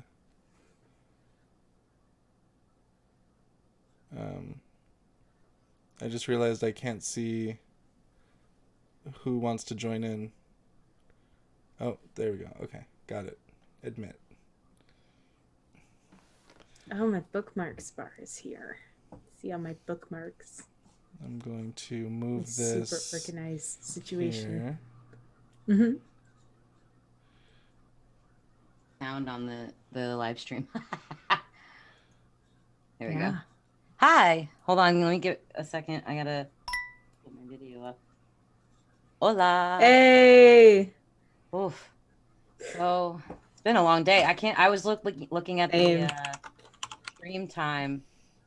It's been Don't look at the screen time. a little over 8 hours Don't for look this at the screen time. live stream. It's great. 8 hours and 20 minutes in 2, 1. Mark. So this is exciting. Amazing. I know Emily has played this game before. She mentioned it earlier. I have never. That is heard of totally this. okay. Part of the gameplay includes learning the rules, and the rules are very simple. Okay. It's basically a similar experience to making the backstory of a character. Okay. But we all do it together and figure out what the whole world looks like.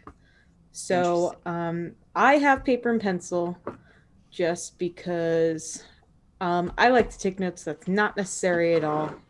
It's just I like something to doodle. Well, I don't know. Lane? I don't know. Is it green and sparkly though? No, it's just a number 2 pencil. I'm boring. Well, That's okay. Lane's playing this, right? Maybe. What? Oh my god, that's so exciting! I just want to hear Lane's voice all the time. It makes me miss my English friends so much.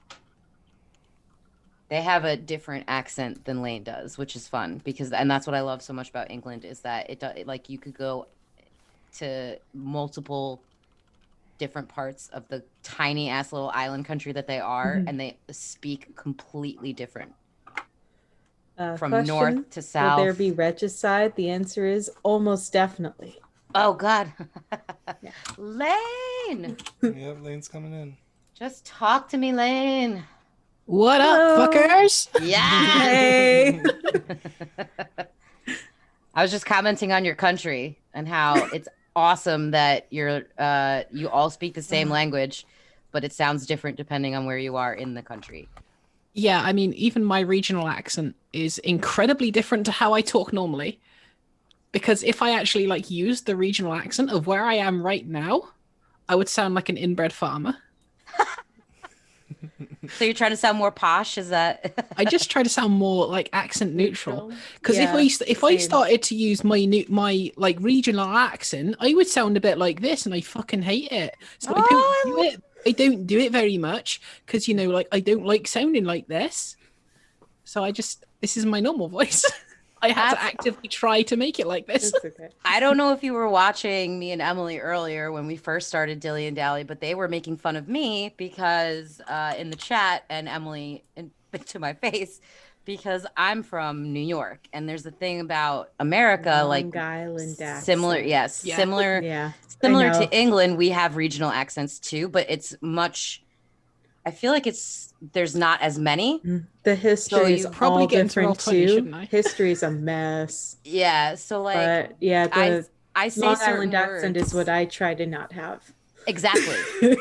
But Yeah. and I do that too. I have what I call my radio voice or my TV voice, but there are certain words that I cannot help but say it in my regional accent, and they were same. making fun of me. They were making fun of me so hard. What's the one that gets you? Mario. Oh, okay. They were making fun of me so hard for Mario, and they won't let it die. It's Mario. I'm getting better with coffee, but Nope. it's still a coffee for me sometimes. I try to say the word coffee, but it sounds weird because I say it slower. If I do it I overdo it, I'll go caffeine. And it's like no. Yeah, where I really just want to be like coffee. Where I overdo it versus coffee, which is low. Aw. Also, orange. She made fun of me for saying orange. Orange. Orange. Oh. Would you look at that? Orange is one syllable. Would you look at that? We got a slight change of cast. Do we? Oh, It's me. wait, You're Emily's gonna be not world playing? building? You're gonna join us and love the queen?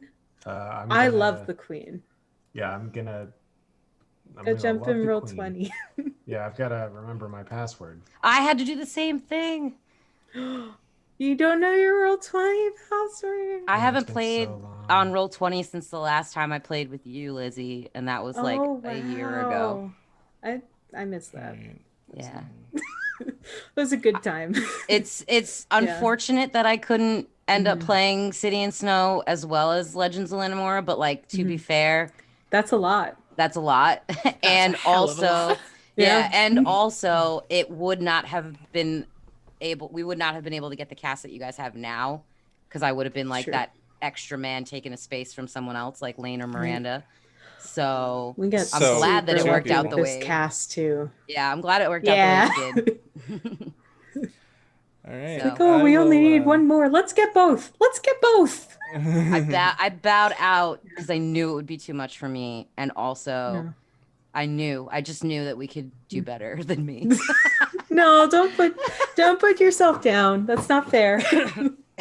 Let's be real. Out of all of us, I probably put the least amount of effort into my D&D game. Like, to be No, fair, that's because we're all comparing ourselves to Anna, who has more experience than all of us. So, but I mean, like, freaking it's like I said in the chat when you guys were talking about backstory and all that. Like, Justin, when we were creating these characters for for Legends, we all were doing it at the same time, and we had the same amount of time, like months even, to create these characters, and I just didn't do anything, whereas Justin came up with a fucking family tree that goes back multiple generations, and here I am with like my one sheet of paper where it's like, this is what I look like, these are my things, I don't know.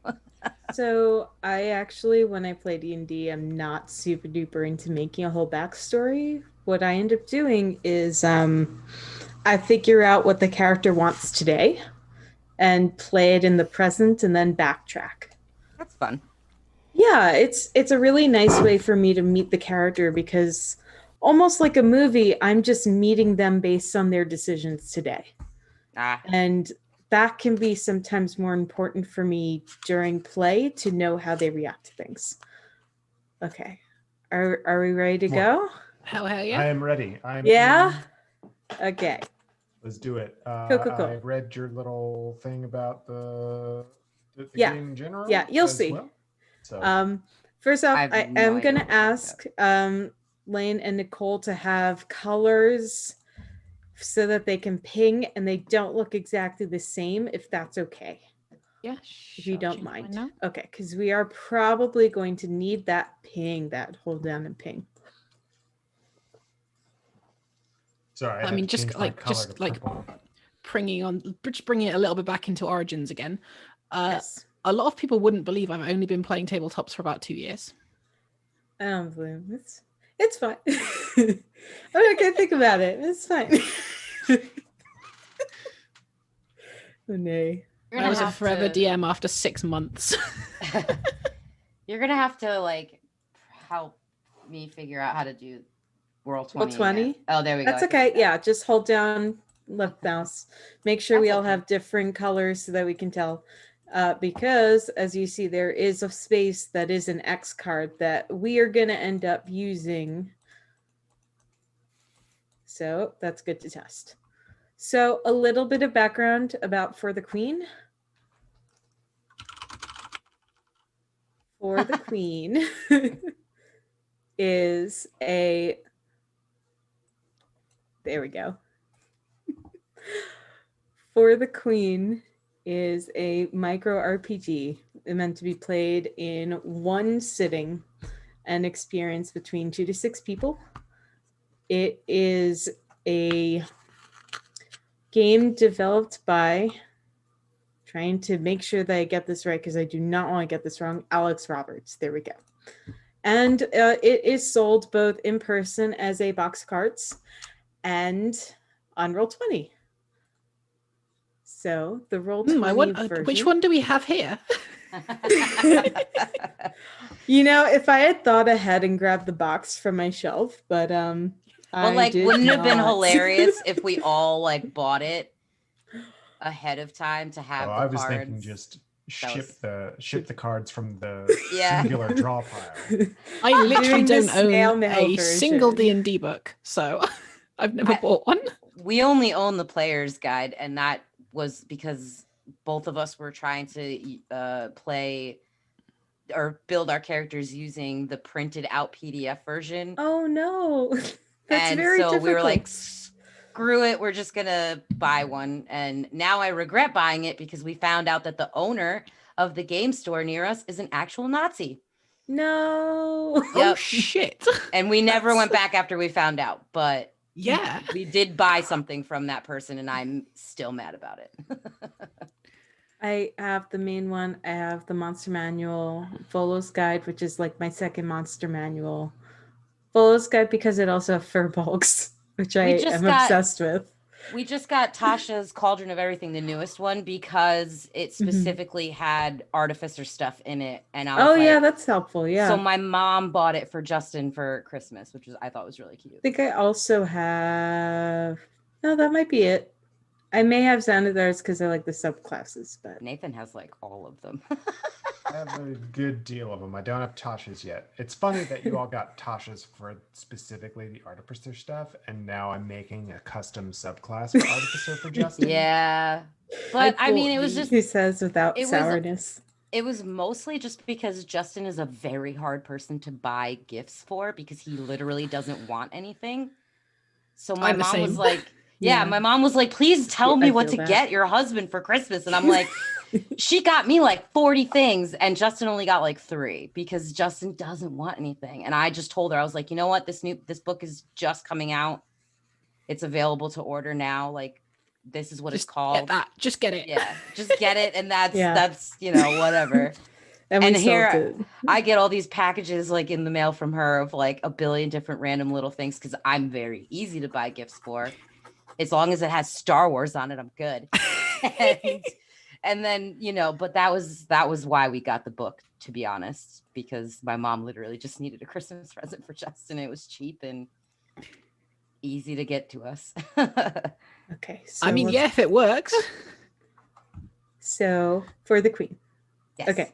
So we got the clicking down. That's good. Mm-hmm. The one thing we don't want to do in this game is draw the cards from the deck. So you scroll over the deck and there's the title of the deck. The red one is prompt cards. There's deal, choose, recall, shuffle, hide.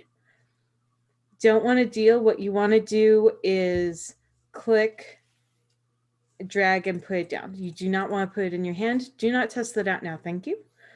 What we are going to do is look at the instructions. And we're going to click choose. Like I'm actually doing that, or you? RIP. No, me. Okay. My brain broke. We're going to do it, and by which that I mean me. Yeah. Well, someone, maybe me, previously shuffled the instruction cards, which you're not supposed to do. Oh, so no. I'm just going to put them out on the deck one by one because they're numbered. So I'm going to start and we'll go down the line. So first me, then Nathan, then Nicole, then Lane. Wait, what are we doing? Yep. I'm going to drag and drop. Oh. See, already did it. Okay. That's so small. Could it not be? I'm so blind. It's fine. It's fine. It's fine. Okay. Go around the table clockwise. Starting out well. Taking turns reading these cards aloud. Oh, God. So I'm back at high school. Oh, yeah. Oh, yeah. We're doing this. This is the game. Making me so this do is me shit. then? Yes. So grab number 2. Oh. Deal and drop. Or just whatever. Just bring it up on the screen. I'll have it up too. Doop. Come on. I'm so confused. Oh. I don't know if it's given me sizing permissions. There we go. The land you live in has been at war for as long as any of you have been alive. The end. That was a good game, everyone. Well done. For the Queen. Everyone give a round of applause. Number for 3. The Queen. Oh, Who's number 3? I'll just drag and drop them on. I think that'll be easier. Yes, please. That's you, Nicole. Oh, That's me? Oh, God. Okay. The queen has decided to undertake a long and perilous journey to broker an alliance with a distant power. For the queen. Is that like... You just have to say for the queen. No, after you everything? don't. Just kidding. I'm joking. We can. Okay. Yeah, I wanted to be number 4. It's my favorite number. Just kidding.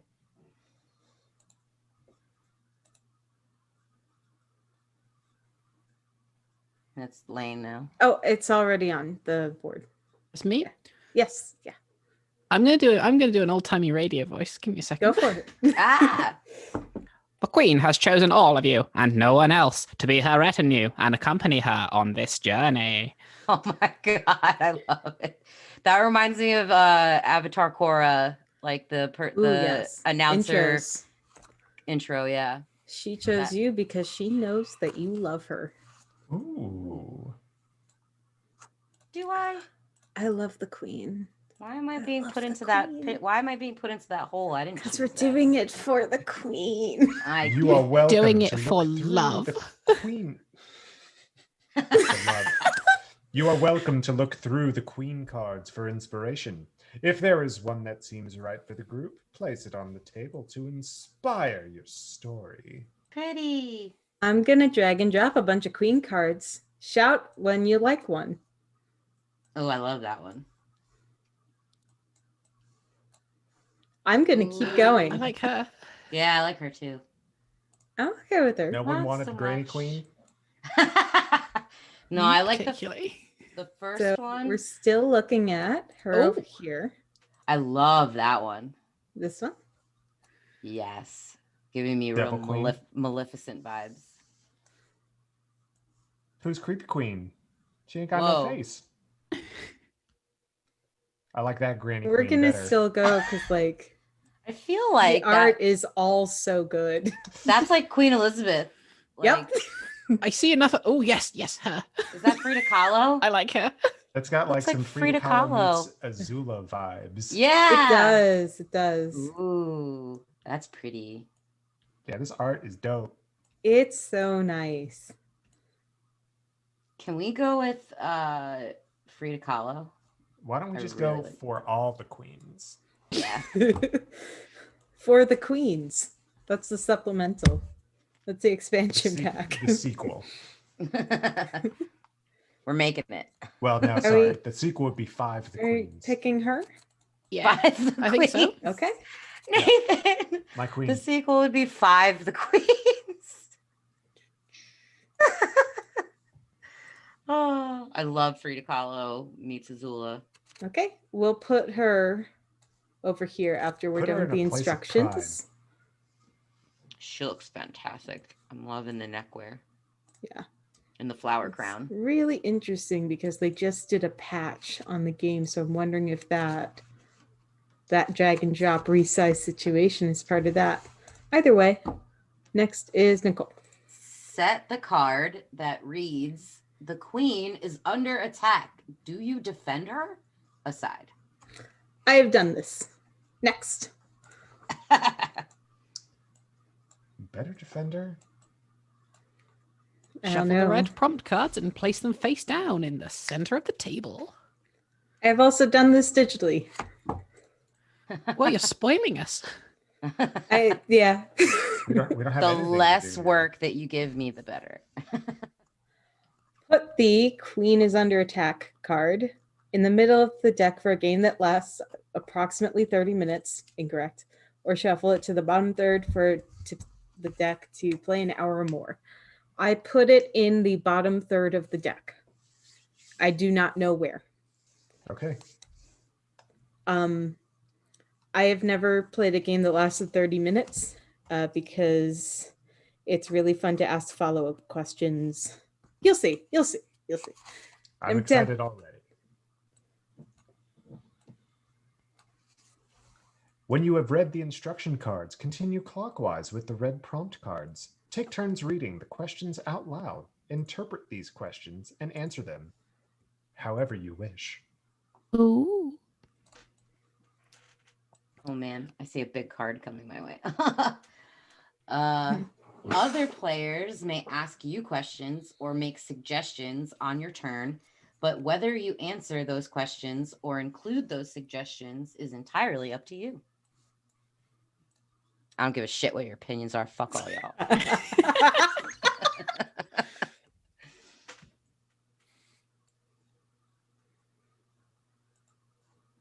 For some reason, I thought that said wretch instead of reach, and I was like, that doesn't make sense. Place the X card somewhere. Everyone can easily reach it. X card. X card. X card. What does that do? When you like to know. Sorry. We're reading the It's- instructions now, Nicole. If you encounter a card or an answer that you don't want to be included in the game, tap that X card. Tap the X card. I'm That just card very is removed impatient. from the game. A side rule that I like to add: if you like the prompt but think it's not maybe the best for your character, put it on the side and we'll bank it for someone else. Or pass it to someone else. I don't know. 14. If you draw a card that is removed this way, simply draw another card. You can X a card that you drew yourself.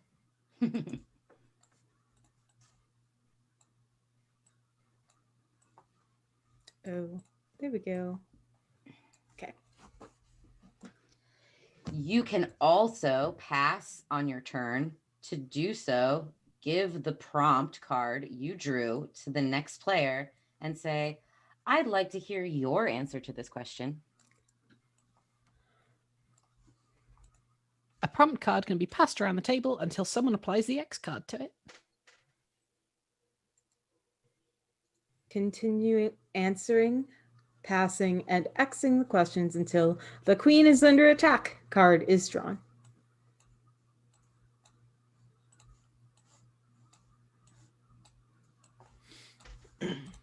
Each player should answer that question in turn. Then the game is over.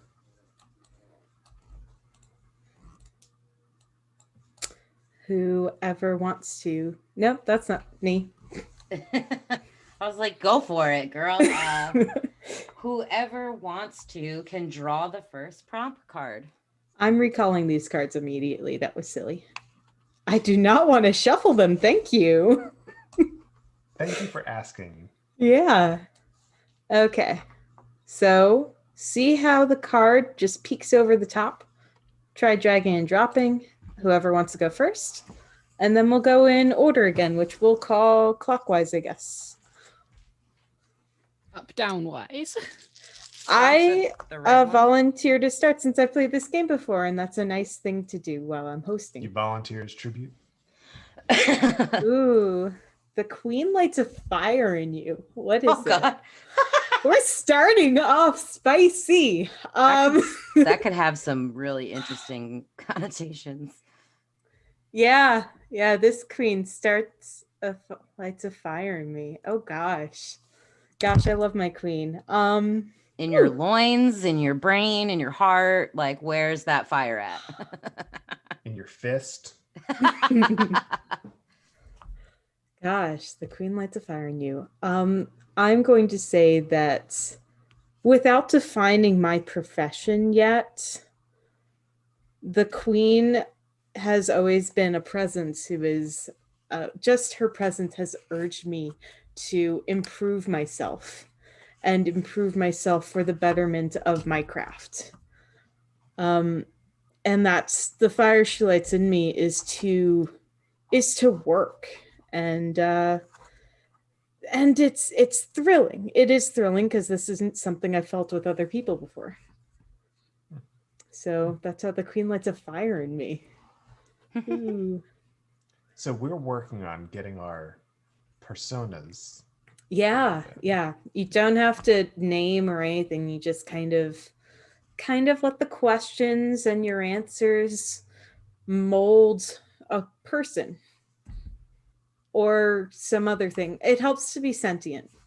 I can't be a dog. Got it. Not a chair. I have played with someone who played a dog. Oh, that's and fun. it was extremely sad.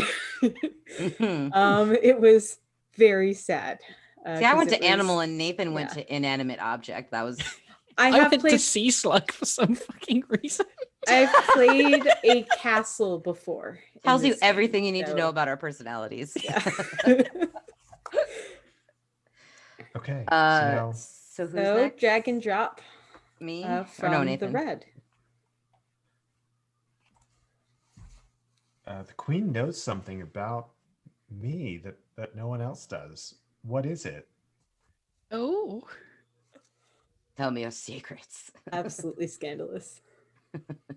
Let's see. The queen. She knows. She knows how to push my buttons. And no one else does. And no one else does. No one else can really rile me up like the queen can. Like, I don't know if this is a good way or a bad way, but the queen, man, she just plays me like a fiddle. And no one else can do that? No one else can do that. Either no one else can do that, or I won't let anyone else do it. Who knows? Ooh. Who's to say? Okay, so my turn. Amazing. Yes. That's great. Yeah, go for it. So I just drag and Theo, on the top, when it comes out a little, just drag that onto the playing field. Nope. What are you doing? There it is. The queen, hopefully. We know you have a goal now. Yeah. You sometimes think, or I sometimes think I might be the queen's favorite. Why? And why does this worry you? Oh God. I think that I'm the queen's favorite because she focuses her attention on me more than others in the room when it's a bunch of us. And that worries me because I don't know what her intentions are. Is it because she actually, I'm her favorite for a good reason, or I'm her favorite because I'm like on her #1 most wanted list, like type of favorite? So that's why it worries me. I'm not sure if the attention is good or not. It's scary to be singled out. Yeah, I don't want to be seen. I wouldn't want to be on the receiving end of a pensive look from that queen from across the ballroom. Nope. I'll tell you what. No. Howard. Can have your pensive glances. So just drag and drop. Yeah, yeah. Come on, roll 20. Come on. Play nice. I said play nice roll. Come on. Okay, there we go. What did I do to disappoint the queen on this journey? Well, it's a difficult question because I know I wouldn't want to. So it's got to be a failure on my part, I think. Whether it was conscious or not, and I don't know whether I know or not, that she was disappointed. But I think I accidentally let the horse die. Oh no! Oh, what? Lane just I don't know. goes, I don't know whether it was in. I don't know whether it happened directly by my hand, or like I just fucked up, or there was sabotage of some kind. But the blame was put on me because I let the horse die. Oh. And did you also accept the blame? Yes. Okay. That was good of you.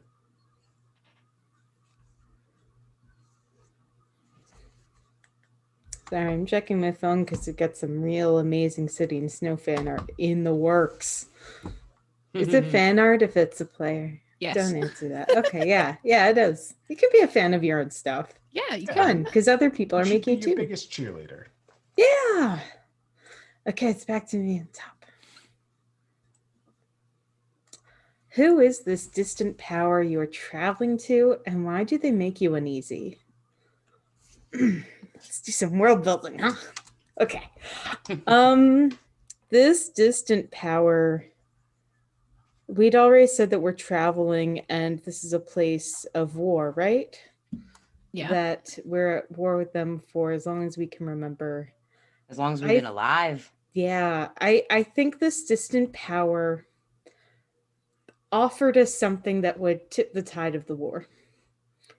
And part of me is saying it's too good to be true. But another part of me is saying maybe I don't know these things. Maybe I'm not politically savvy. You're not qualified to know. have an opinion on this. Oh, certainly not. Yeah, exactly. I'm not qualified to have an opinion on this. But still, there's a twinge of unease, and there's a slight idea of this sounds too good to be true because we've been living with this war for so long. Rough. Yeah.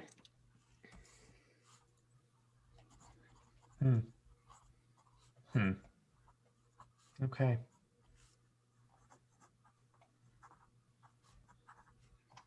Oh. What do I do for the queen that no one else can do? I think it's all the juicy questions. They're all juicy questions. They're wonderful. They're so good. Well, you know the queen can play me like a fiddle, but I mean, there's a reason why she learned how. Obviously, because what the hell? Well, you know, there's always been something there, right? And I mean, we met when we were so young, right? So it's hard to not have ways of making our queen, how to put it? Fuck. No. It's Listen, if someone's not going to drag it down to the gutter, I will. I'm just gonna do it. Subtext this, because who knows? Like, everyone's always wondered: is there something? Will they? Won't they? You know, like, oh, obviously, but you know, look at the way that they just push each other's buttons. You know, but what can I do for the queen that no one else can?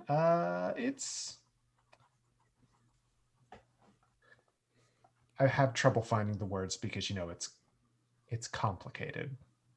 To take a cue from Facebook relationship statuses.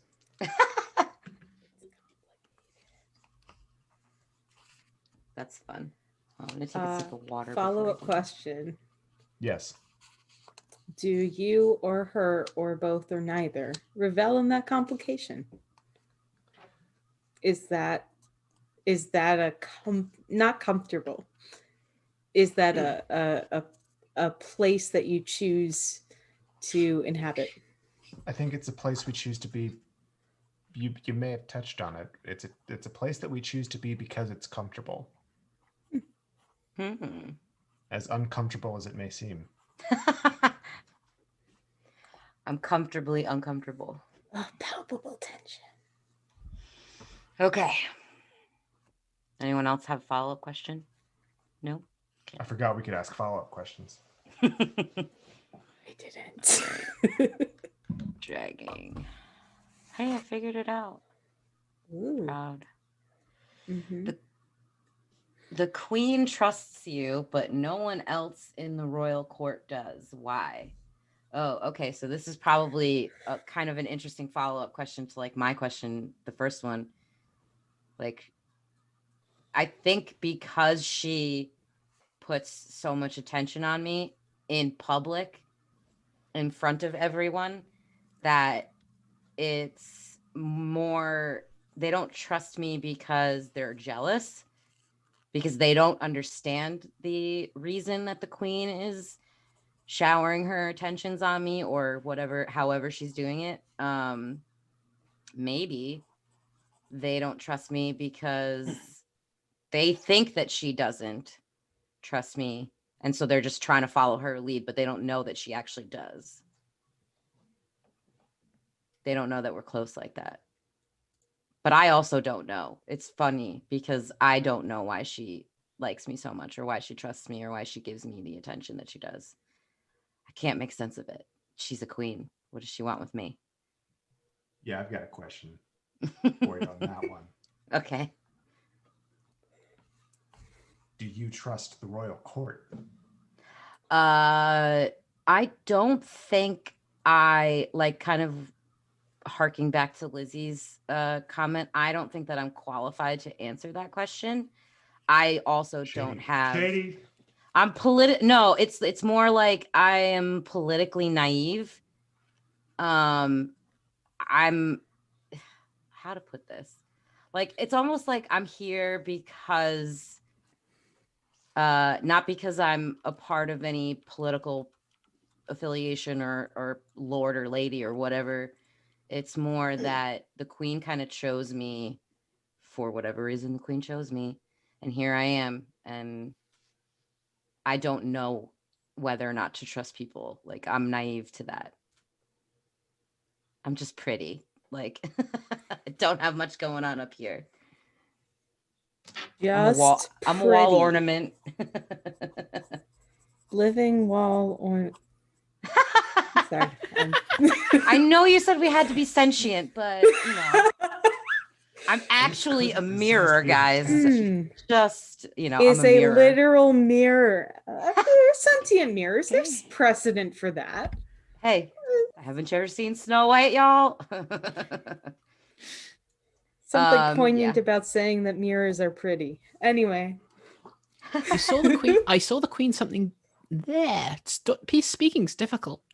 I saw the queen do something terrible to keep the retinue safe. What was it? And did I come to respect her more or less afterwards? I like this. Yeah, that's a really good one. My queen would do something terrible. Look at that face. I think I saw her assassinate an emissary. Oh, damn.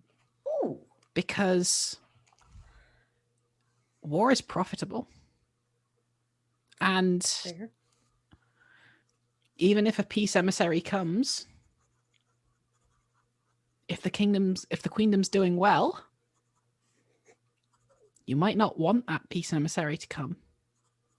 They might go missing along the way. And I don't think she was expecting me to see it, but I did. And I think I respect her less afterwards. Because while you can keep war going eternally with small gestures or acts like this, there will be eventually the time and resources will run out and both sides will be looking for a solution. And she's just keeps stoking those fires, even when there's not much left. Okay. Comprehensive. I like that answer. I thought you were gonna go the respect more way the way you were talking. I was like, you just turned around on me on that one. I was not expecting you to say less. I have a follow-up question. Go on. You are all welcome to ask follow-up questions as well. Oh yeah, Nathan asked me one. Yeah. Follow-up question was, did you happen upon this circumstance, or do you think that it was the circumstances were lined up in a certain way where she She did it on purpose. Her seeing it? Or was it something that she meant to do completely in private? I think it was something she meant to do completely in private because of plausible deniability. No, Right, if no of one course. saw the emissary in the castle, were they ever here? The doctor turned around so he could have deniability. Yeah. And, Was the emissary a horse? Sorry. the queen framed me for the murder of our horse. But I saw her killed. It was a peace horse. The A peace horse of horse. A new NPC for my campaign, the peace horse. Oh, the horse that signals peace. What brings out the queen's kindness? Ooh. We've established a lot of shitty things about this queen so far. But what brings out the queen's kindness?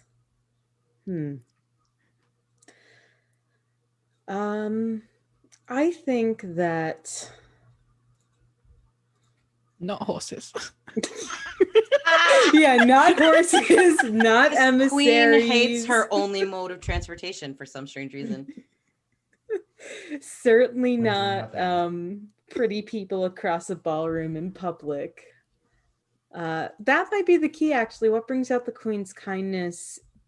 The queen, when she is in private, is the most expressive.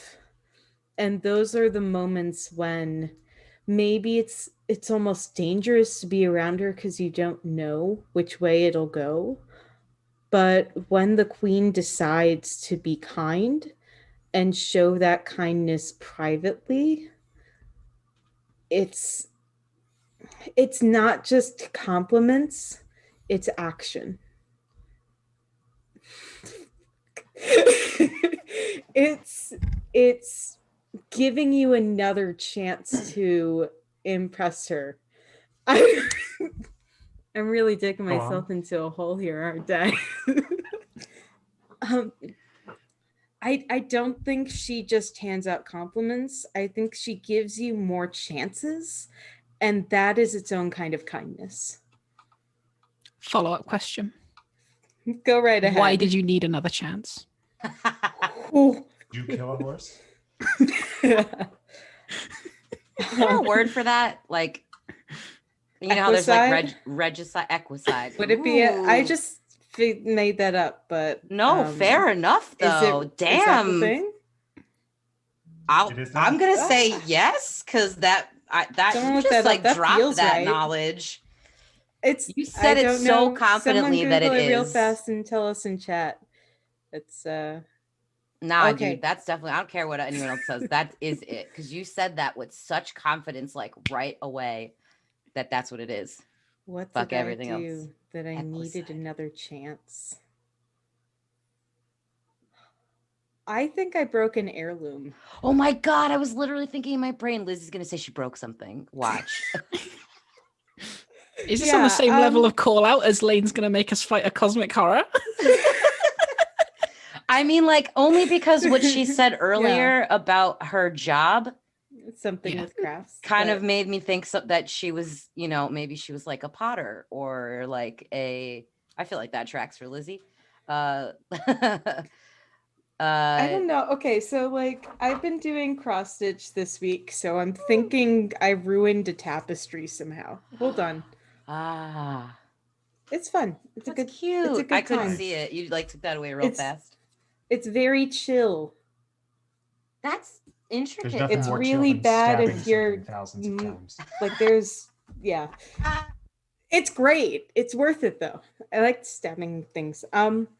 But I think I would never think Lizzie would say that. I think I was doing a repair on something, and maybe one of the tapestries that is a little old. Oh, I know. I did it too well, and it stood out because the new stuff looked new and it needed to all look the same. And the queen, in her kindness, allowed me to fix the issue. You updated all of the tapestries. Got it. Gosh, that would be a lifetime achievement. So yeah. Okay. And Emily watches a lot of the repair shop, so I get it for that So compassionate at restoration. her suggestion, like when she said that, I tried watching the first episode and it's like, why am I crying? It's a clock. But so I couldn't keep watching it, and I ended up watching more murder mysteries. No, whatever works. Next up. Nathan. You are considered beautiful by almost everyone you meet. This was How supposed to does be the my queen- card. Yeah, fucking same. How does the queen make you question that perception? Well, I mean, it all just goes back to, you know, just the rapport that the queen and I have. You know, because we are so close, you know, everyone, you know, dotes on me and gives me all these compliments and everything, but the queen knows me for who I really am, and you know, can Knock you down a peg or two. knock me down a peg or two. My head gets too high up in the clouds. She's always there to just a little gut punch to, you know, bring me back down to earth. And it's, you know, that's just it's just how she is. Follow-up question. Yeah. Do you think it's born out of jealousy because you're more beautiful than she is? And someone has said that before to you in front of her? And so she made it her mission to then keep you knocked down a peg or two? Or do you think that it's just simply the relationship that you two have? I think it's more the nature of the relationship. I mean, the queen is beautiful. Don't get me wrong. I'll keep my thoughts to myself of who I think is more beautiful. Okay. And that's Anyone else? That's where I'll leave No. it. Lucky to get that card though. Yeah, I was like, that's my whole shtick, man. Took my thing. Okay. What did you bring with you to protect the queen? I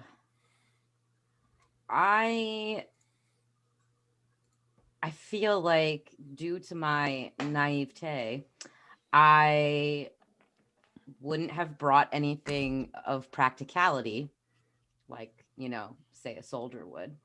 But I have what I think is a very deep love for the queen, and I would throw myself in front of her if need be. That's what I bring to the table, is that it's not an actual thing that I brought. It's more who I am as a person.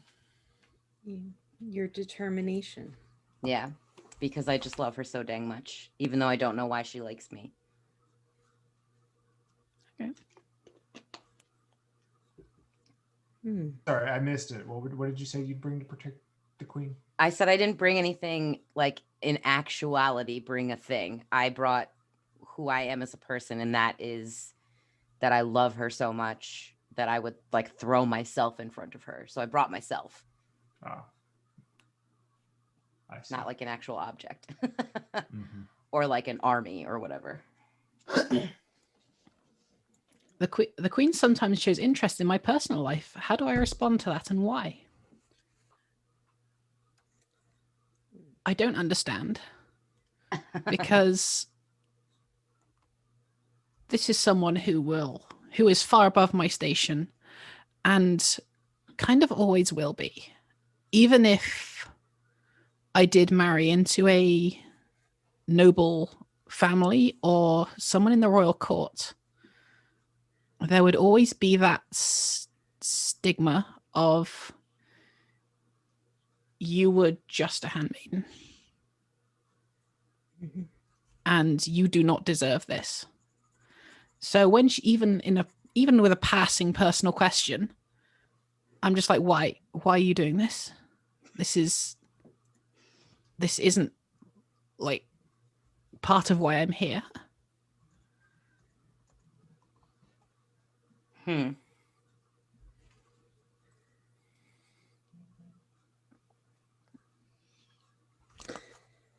So would you say that maybe you don't necessarily have a personal life because you spend all your time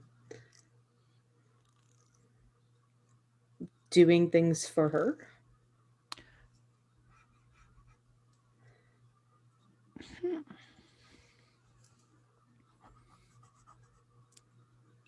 Only small things, I think, anymore. And now that I've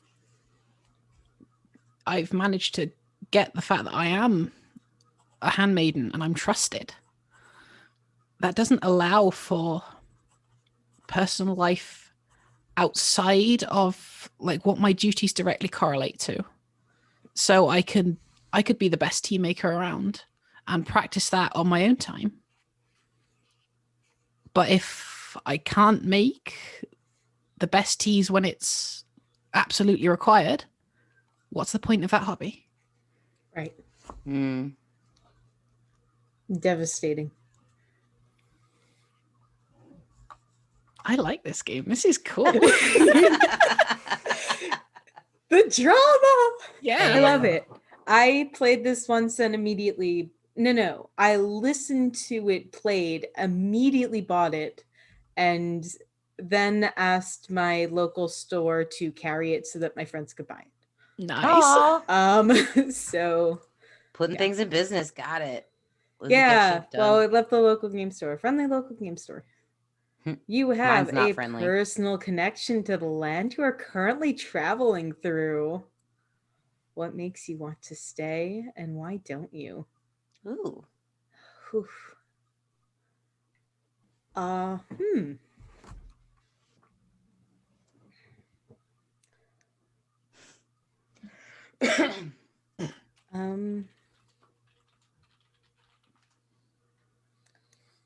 I think that in my youth, I trained here in the land we're traveling through. And while I was traveling here, I had a lover. And when I was called to the Queen's Palace to work for her and devote myself to her, I had to give up that life. And there's still a little bit of a pain because it wasn't sudden. It was the type of thing we tried to hang on to over time. But in the end, threads unraveled and we just we grew apart as people do, and now there's still some heartache seeing some familiar landscapes. So I want to stay. I want to see if I don't know if something can be rekindled here, or if maybe I can find out what happened to them, if they're happy, but I can't, and I dare not to. Is that, sorry, follow-up question. Is that because you cut off all contact and you don't know where they are, or is it because you're afraid that if you actually go to them, that the Queen will react badly? I think it's a combination. I think that we tried to keep in touch, but at some point, maybe the front of the war changed or some sort of thing changed, and suddenly letters, even though they weren't frequent, just ended up stopping altogether. And also, I will not leave my queen. I don't. I don't want her knowing something like this about me, because maybe it wasn't quite a respectable thing to do. If I can put that out there, because that establishes a little bit of a lot when it comes to relationships. Is that an okay thing? Okay. Yeah. Yep. Not quite scandalous, but not polite. I don't know if anyone else is actually looking at the chat in the stream. Yeah. It's really funny. Two screens. Emily was like, so I guess like the comment that Emily made about Equicide being the sequel to the play Equus. I've actually seen Equus live with Daniel Radcliffe, and I will wish. never be able to watch Harry Potter the same way ever again because he literally runs around. He's done some on really the good stage for a acting solid work. 15 minutes naked. No, but like Yeah. Harry Potter. Yeah, but who like we've known since he was 12. I'm watching in person it's on still stage, just like people 100% naked with his dick flying all over the place because he's galloping around the stage like a horse. I'm not joking.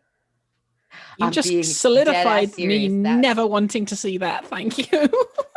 Yeah, and I would suggest reading it, but yeah. Yeah. The other Going interesting into part it? about the other interesting thing about when I Quick, saw quick, that quick, play is that Uncle Vernon, the actor that plays Uncle Vernon, played the therapist in the play with him. So seeing those two together in a completely different setting was even weirder. I don't know if I've seen him in anything else, but it's hard to tell sometimes. Movie-wise. I'm bad at keeping track of actors throughout movies, I except think for a he's couple. dead now, unfortunately. R.I.P. Uncle Vernon. Anyway. Yeah, sorry. My bad. That was just funny in the comments. In the chat.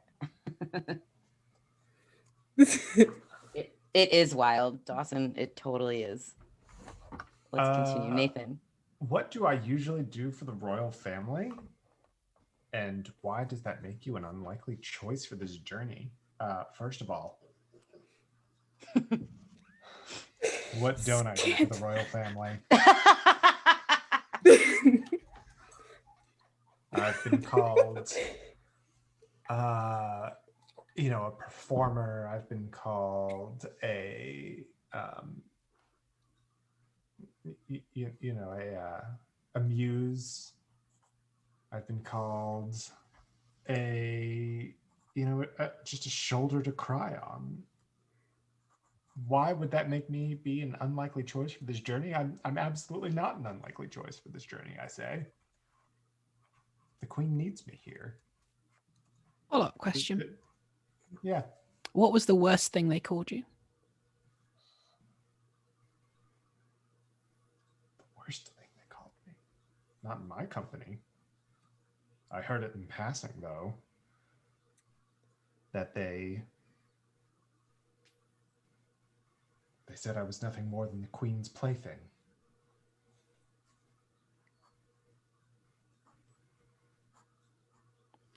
Another follow-up question. Yeah. Do you think that's true?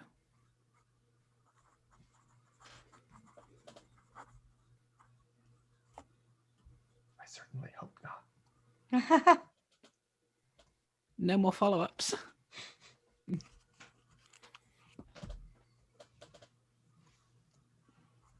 Okay, hold on 1 second. Sorry, I'm like typing something in the chat. Type faster. I know. I'm also I have an eye problem where I like can't see. I'm legally blind without my contact in, and sometimes my contact, because it doesn't fit properly right now, because I haven't been to the eye doctor in forever, because I'm genuinely afraid to go to that kind of doctor in a pandemic. I haven't been to the dentist either. Yeah. I'm like, well overdue for a checkup at the dentist. But again, I don't want my mouth open in a small room, even though they're like totally covered. No, thank you. But so I have problems seeing because it gets foggy. So I'm like getting close to the screen and I'm like trying to read things and I can't type because it's small letters. Let's get that car.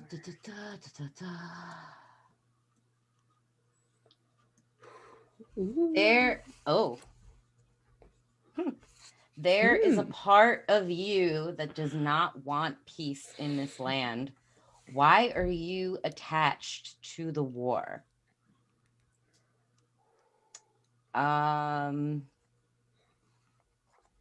I how do I answer this? The only reason I am in what are we calling it? It's called the retinue, the court. Yes. The retinue. Well, no. The retinue is the group you travel with. Oh, okay. So, well, yeah. Then the only reason I am a part of the retinue is because of the war itself. I found my way into this situation that I'm in with the queen due to the war. And I fear that if the war ends, I'll be displaced and forgotten about by her. And that scares me because I don't want to go back to what I was like where I was at before war came to me and affected me directly. Okay. So did the queen give you more attention during more times of conflict?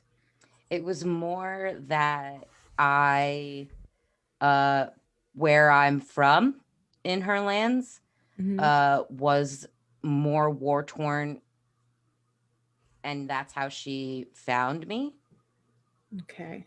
And took me into her fold, and now I'm afraid that if there was no war that I'd be sent back to where I came from. Okay. Gosh, that's some real harsh. Whew. Guys, I love the queen, but that's rough. I suspect this journey isn't just about diplomatic negotiations. What else do I believe is going on, and why?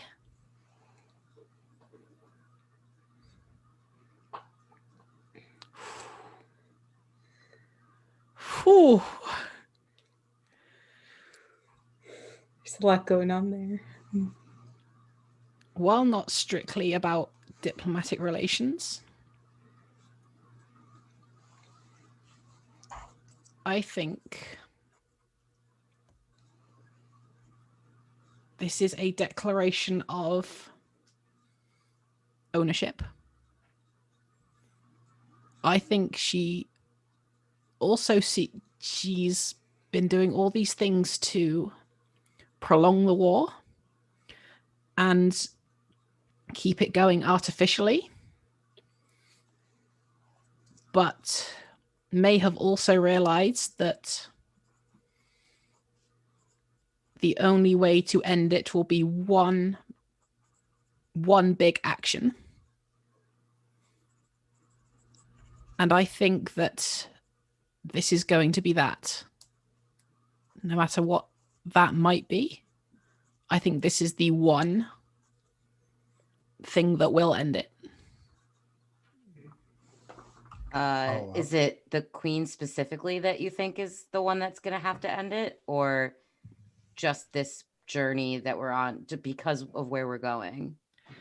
I think it's a mixture of both. I think the fact that she is here with us, if it was just about diplomatic negotiations, they'd send an emissary. But it's not. It's something more because she's here. Right. Taking it up a different level. Yeah, it's a follow-up. Yeah. How long? How long have I thought this? Well, how long do you think that the queen's been thinking about this? I think only very recently, which is why she's going herself and has brought the people she has.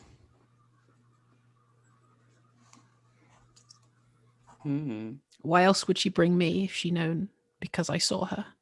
I saw her kill that emissary. Why would she bring me?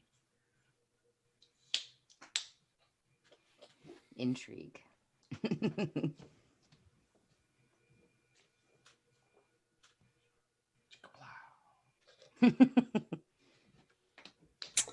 Awkward. I got it. I got the card. When did you know you were in love with the queen? Oh, gosh. Really, she can do no wrong. Except for all the times she murdered people and insulted people. And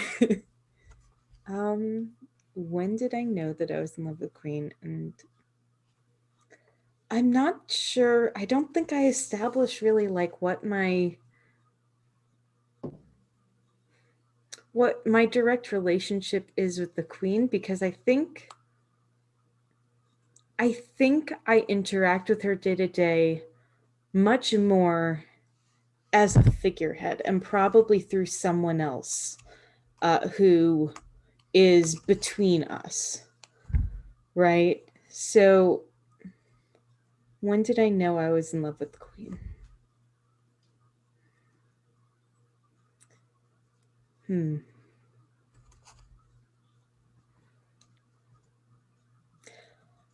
I think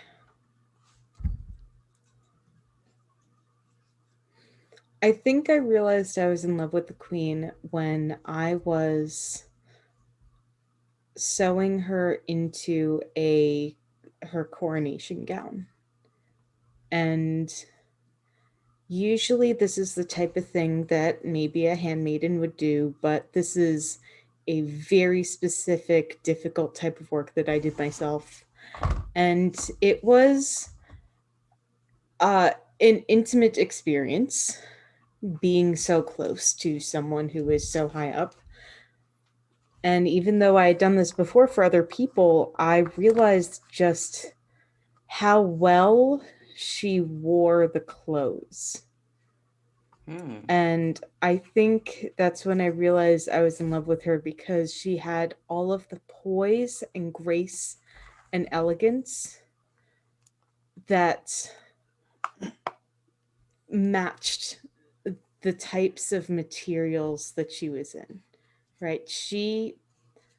This wasn't just putting someone elegant in a basic undyed wool. This was someone who could look that regal no matter what she was wearing, but while she was wearing something so elegant and wonderful, really the clothes were not needed to enhance her beauty. And that's when I knew I was in love with her, when nothing else would compare. Follow up. Yes. What color was the coronation gown? Fashion police.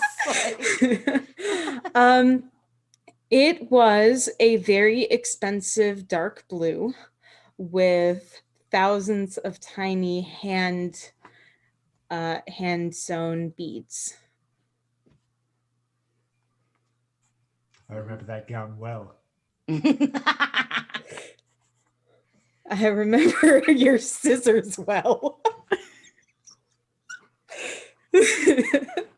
You monster. Too lewd. The Queen is responsible for the death of someone I loved. Who and what happened? Ooh. Dark. Shit just got real. Yeah. So surely this isn't true. My Queen would never do this. But I've heard rumors, about when we were coming of age, before she was queen, but when we were both,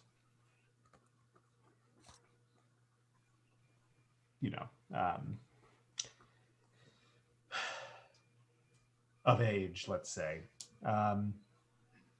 There were some rumors that she had a hand in my family's demise. Your whole family? Sorry, the follow-up came way too early.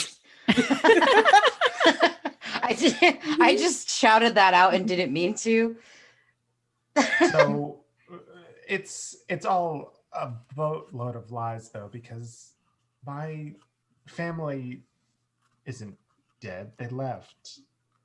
a long time ago, and I stayed, and there's... I know my family loved me, but with the onset of war coming, surely they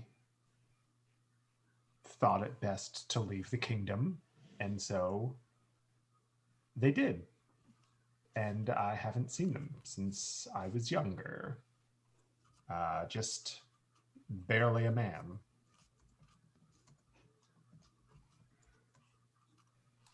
The rumors say that the queen had them killed. That can't be true,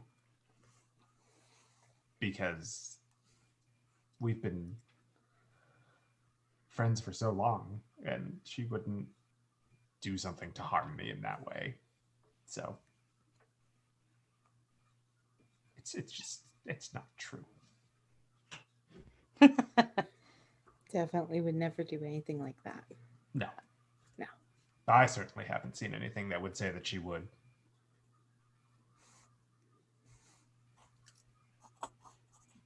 I already asked my follow-up question. Yeah. So. Did I answer your follow-up question? You did. Your whole family, I guess. Like, what does your whole family entail? Like, just your parents, or like, did you have siblings? Oh, my parents and my older sister and my two younger brothers. They were twins. Okay.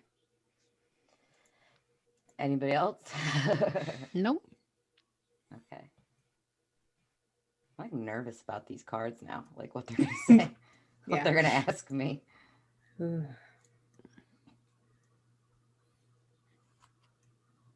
Oh. What promise did the queen make to you before this journey? Do you think she'll keep it?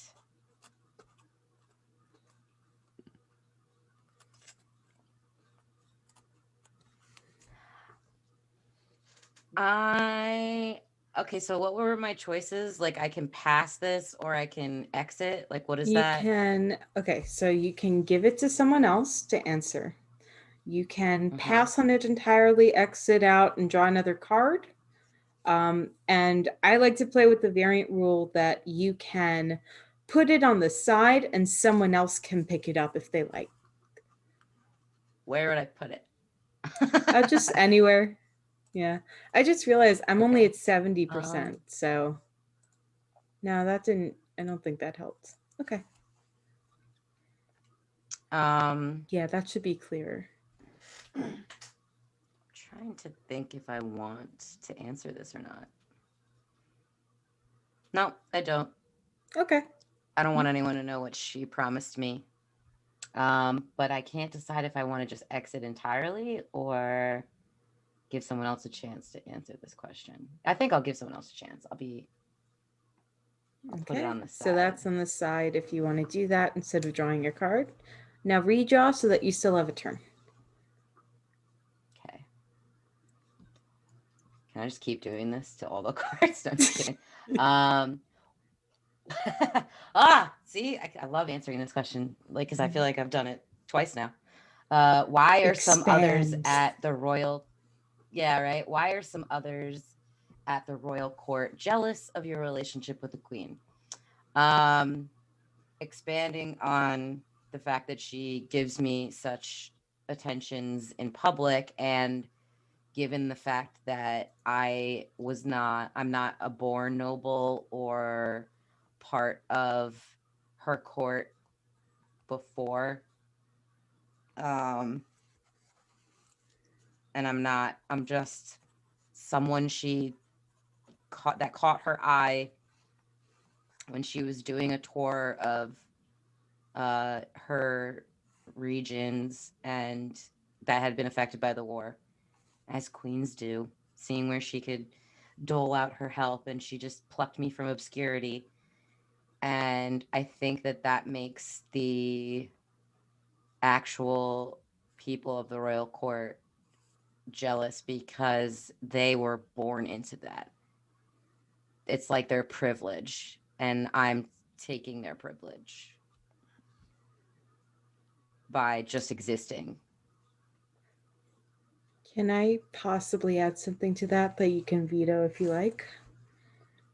Yeah. I think maybe you are proof that being born into royalty doesn't, you can just learn how to do that.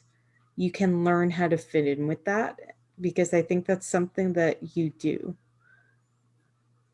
is that you kind I of could go along with that. prove that like, no, you can learn this stuff. This stuff isn't, this stuff isn't Yeah. something you're born with. It's something that you've learned and perfected. And And they don't like that I'm showing them that at all. It's a very precarious place to be. Scared for everything. Mm-hmm.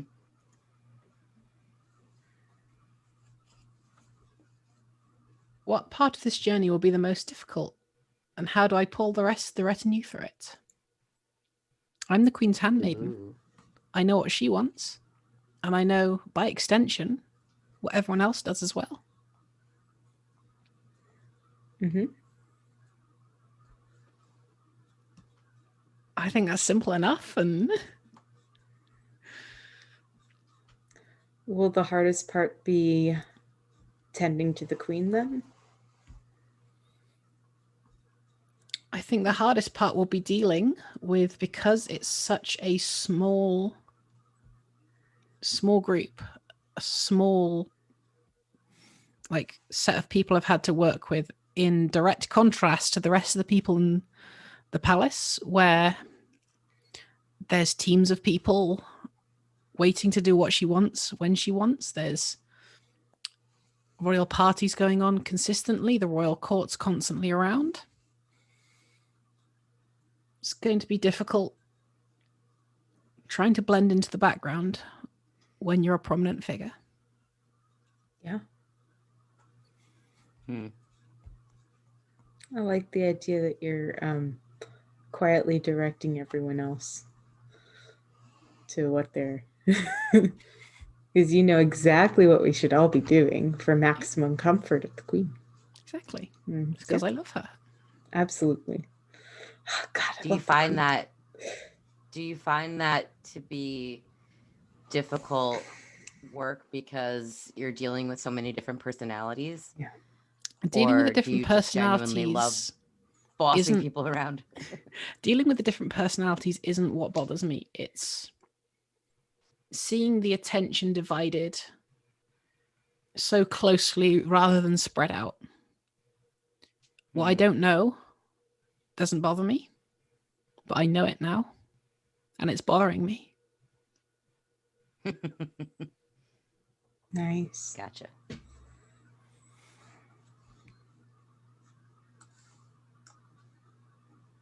How many cards are there? Yeah, I think we're nearing the end. Yeah. Feels like we are. something you do Now, for the royal family that having has prepared you well for this journey? Oh, I'm having fun, just so you know. Okay. No, because I'm like trying to figure out mentally, but like we're somewhere. We're not in the beginning, certainly. Okay. What is something you do for the royal family that has prepared you well for this journey?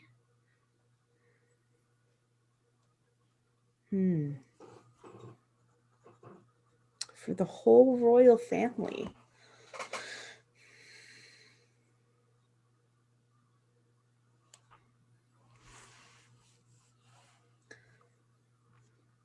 Well, I established that my character is more of a craftsperson, working with sewing and threads and needles. I think part of what separates me from a common seamstress is that my work is embedded in the traditions of the royal family and in some way upholds those many old traditions and memories, and not keeps them fresh and not as a record keeper like a historian, but someone who makes sure that everything is right culturally, that they're perceived in the right way, and that I know the way that they are meant to be perceived, if that makes sense. Yep. Well, yeah, because like especially for royal families, just in things I've read over the years about different ones, like there's certain colors and certain like fabrics that are like signals in different cultures, or they mean different things in different Purple. cultures. So I mean, purple is just is a majestic color. Yeah, But, because you like- gotta make it out of snails in the Mediterranean. This is. Do not let Clothes me matter. tangent. Don't let me tangent on purple. No, I'm not. So clothes do matter in a And royal it's a piece political of the sense. etiquette that is important for this queen as she goes on a diplomatic journey, that I'm there to not guide her, because I would never presume, but make sure that everything about her appearance is not treading on the handmaiden's toes at all, but when it comes to clothes and accessories and jewelry, making sure that everything is exactly as it needs to be for a diplomatic situation that I'm expecting.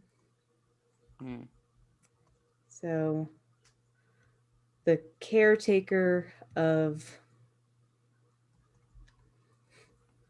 the royal wardrobe.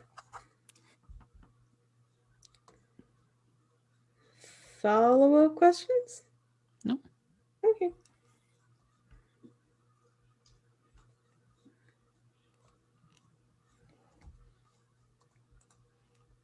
Trust you. Yeah.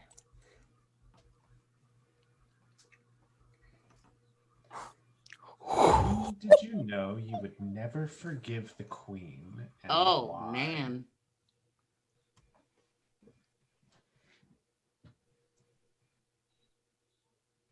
Could you imagine if this was the first card drawn? Could you? Think of danger. That just sets the tone for the queen Yeah. sesh, huh? When did I know I would never forgive the queen? That's heavy. Yeah. I mean, I did warn this game does get heavy, but now you can see exactly what I mean. Yeah. Yeah. It's not holding punches. It's a recent development as we've been journeying, actually. So, in our travels, there are things that the queen keeps very close to her and things that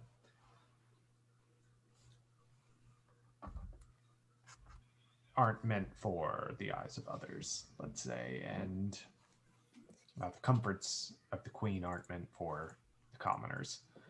Certainly not. And one of these comforts caught my eye.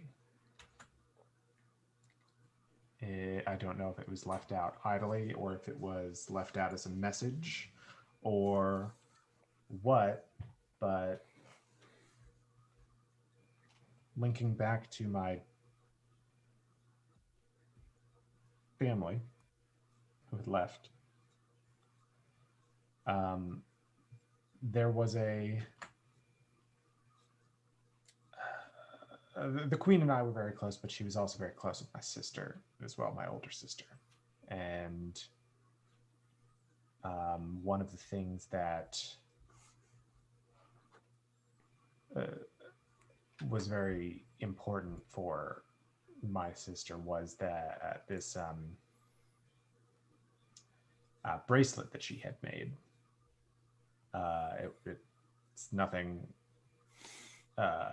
extraordinary or anything. It's not encrusted with jewels or anything like that.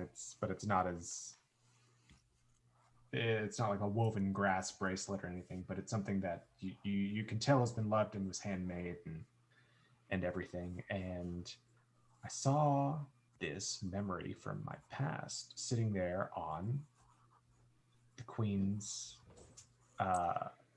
traveling vanity.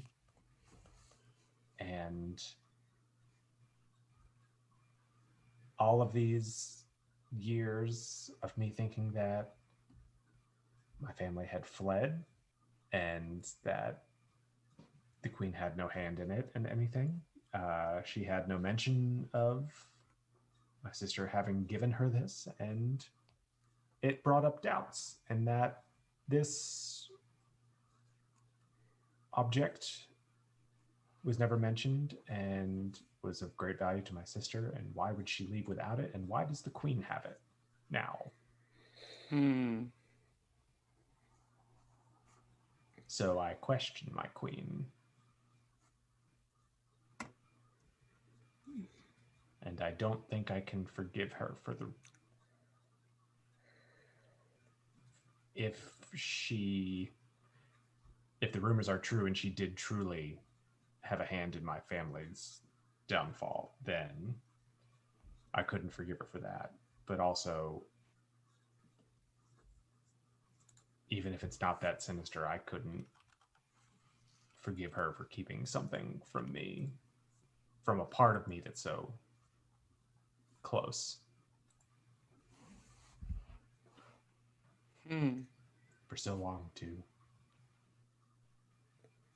my Queen. It's a crack in the porcelain facade, right? Oh gosh, I can't think if I have a follow-up question or not, because that was that was pretty in depth. Yeah, that was very in depth. I'm just sitting here listening, like I was just sitting kind of entranced by you telling that story. Like, that's all very interesting.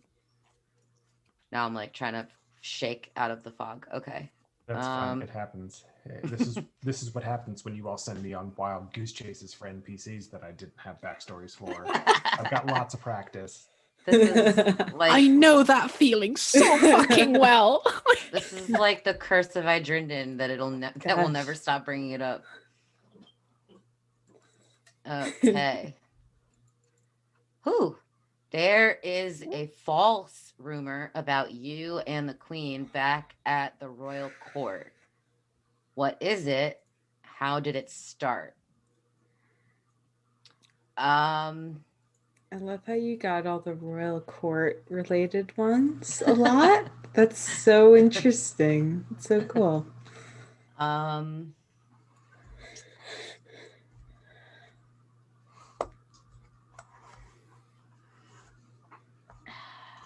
So there is a rumor that the Queen is paying me to be there with her. That's why I'm here, like why I'm at court. That's why I was brought to court, simply because they're trying to paint me like I'm a, what's the term? Person of the night. But that's simply not true. So that's what they say. They say I'm just no better than, to use the derogatory word, whore. And well, do we want to have that criminalized? Yeah, that's to another put that thing. out there is another question. It's I don't know about it, if it's necessarily a crime, but it's more frowned upon, maybe especially if you're a queen. Maybe it's more of a concept like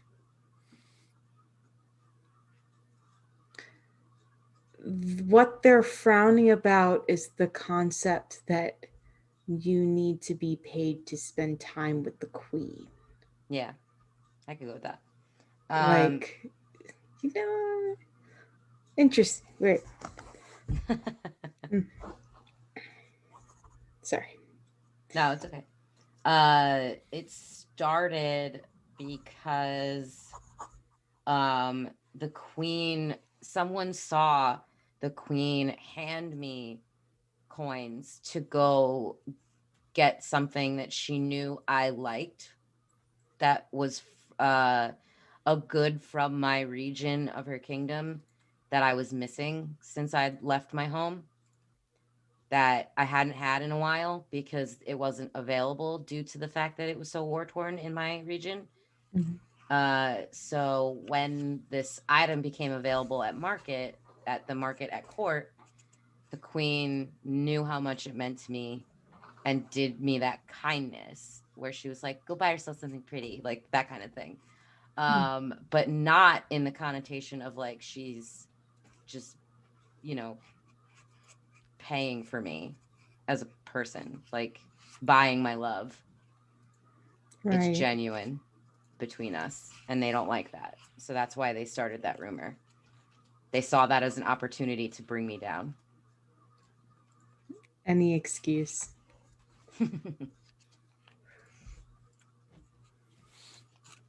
Interesting. Follow up. What was the item? It was a mango. Mangoes only grow in my region, and because of the war, it made it so that mangoes were scarce because farmers' lands were ravaged. So after a few years of being, after a year or two of being in her court, mangoes were finally growing again, and a merchant had brought them, and she had heard that there was a shipment coming in. So she was like, I know how much you love these things. It's part of your childhood. So go get yourself a mango. I am considered ugly by almost everyone I meet. How does the queen make me question that perception? What the hell? I didn't know that there was going to be an opposite to Nathan's question. That's messed up. Yeah, there was. It's so messed up. It's a question of perspective more than anything else. When I'm in the royal court and surrounded by the queen, the people the queen chooses to surround herself with, I'm very ugly in comparison. I might be completely average looking to most people. Like, to most people outside the royal court, but inside it, which is the only people I meet anymore, to them, I'm just a handmaid. I will never be as beautiful as the queen. So to them, I'm ugly.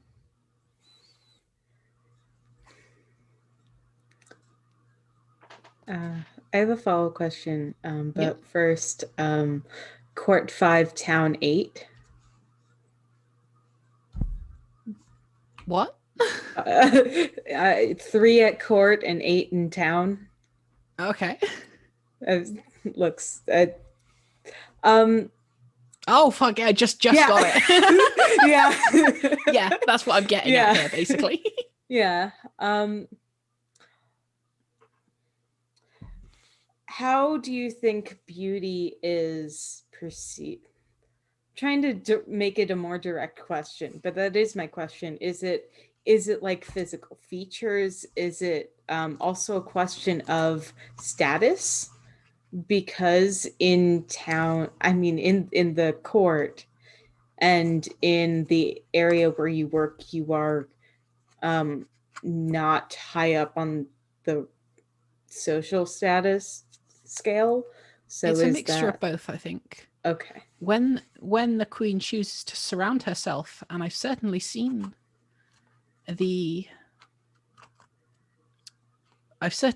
playthings she surrounds herself with. I know I might look ugly in comparison, and they also share. They're part of the royal court. They're far above what I ever will be. Right. So again, it's ugly in comparison, but with that comes the expectations. Right. Or lack of expectations. Wow, Justin, really? I can't. He found this out like a year or two ago and will never shut up about it. It's because they're easy to grow in not tropical environments and temperate environments. It's just you put them next to your peppers and you're done. You It's should have easy. you should have also seen what they were talking about at when I was talking, because I went into the chat I went back into it, and they were like, "Person of the night, are you a vampire? Vampire, vampire, vampire." I was like, backtrack. We have to play again the vampire version. I haven't given away my gender, if you've noticed. So that's why I said I don't know if person a of the lot night. Yeah. So I think I anyway. conceived my character as female, but it doesn't have to be. Our chat is blowing up about fruits and vegetables right now. What brings out the queen's cruelty? When Justin posts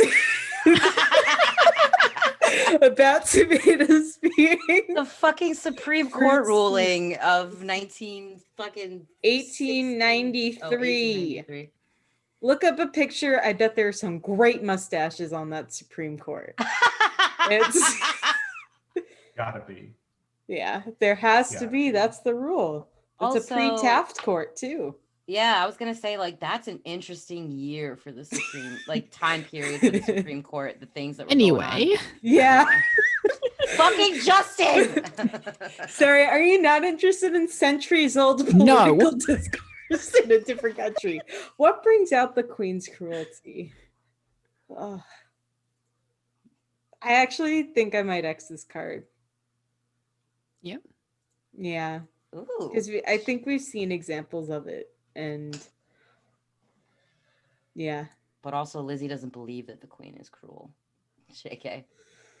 I'm not putting that on you. Actually, my character might not. I'm kind of actually interested in bringing this back. Ooh. Yeah.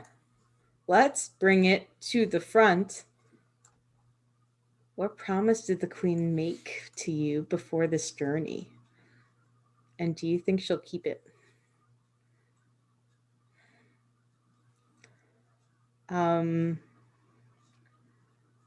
It might be easy to say that the queen promised that I could stay here. And I think that's too easy.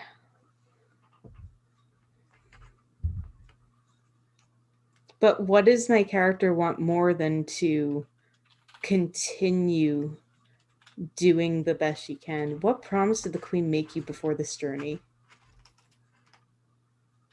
What if the queen promised that on the way back, they'll find me an apprentice? She'll find me, in some ways, companionship of a type that I don't currently have. And it's a bit bittersweet because the queen is in some way, in one way saying, maybe I'll find you a replacement for me. But it's also just such a little thing for a queen to do, right? It's such a small token, and it's such a personal token because she knows that I came from this area that we're traveling through. And do I think she'll keep it? I think so. I think so because she gave me a look that I don't try to think about what she's actually thinking. I just take it at face value. Because I have to. Otherwise I would have too much going and that wouldn't work. I have to trust her. And that's what I think she promised me, is an apprentice and the promise of companionship. No follow-ups? Did you answer the actual follow-up question on the card? Like, do you think she'll keep it? I think she will, but I think part of that is because I think that I'm guileless and don't suspect that of others.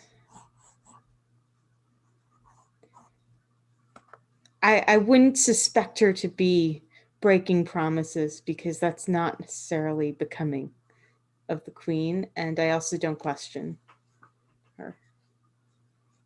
I'll take the good when it happens.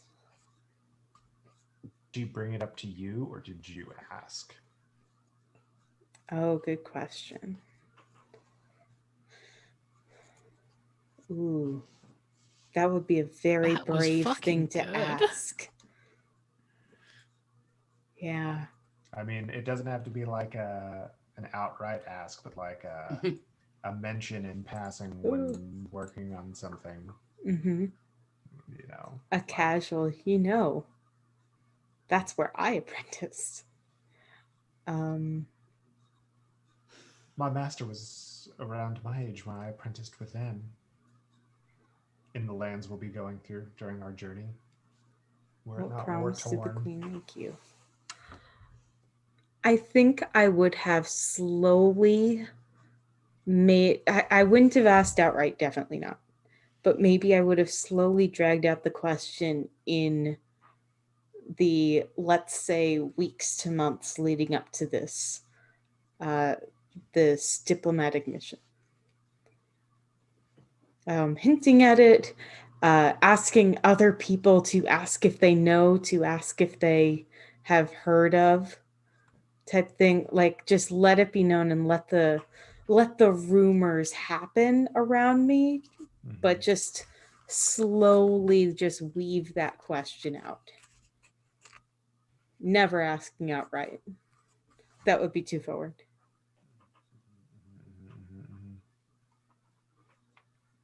I'm satisfied with that answer. Okay. Good question. Thank you. You were summoned to a private meeting with the queen once. Why did you feel disappointed afterward? Uh-oh. Nathan, who has this like super close relationship with the queen, Sorry, I just have to hide under my mic. is now getting these questions like, oh man, I'm loving this. Well, I can't exactly speak to why I was disappointed in polite company. Blue balls. That could have I'll fucking say it. so many. No, but like, I mean, it could have so many meanings that like, I love that as an answer. I've got some sort of complicated relationship here with the queen, and I don't know what it is either.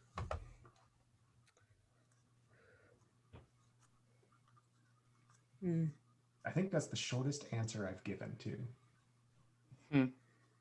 Well, I'll just make our assumptions like the rest of the court. No follow-up questions that I need to answer directly or anything. No. Nothing. Just gonna leave it out. No, we'll believe what we want to believe. Just gonna let it hang there. Yeah.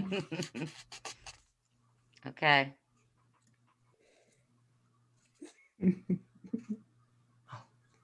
What? Ooh. The queen is not your queen. Why do you serve her anyway?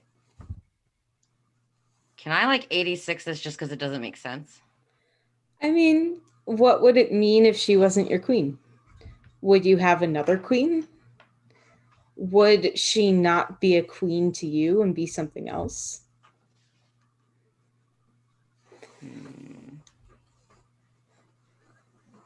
You can exit anyway. It's just, you know. Yeah, I'm not a fan of this question. That's fine. So I just drag it over here, and then what happens? Oh, you can just click the X. So don't cover the X. So leave it over here, and then just draw another one. Oh, okay. Yeah.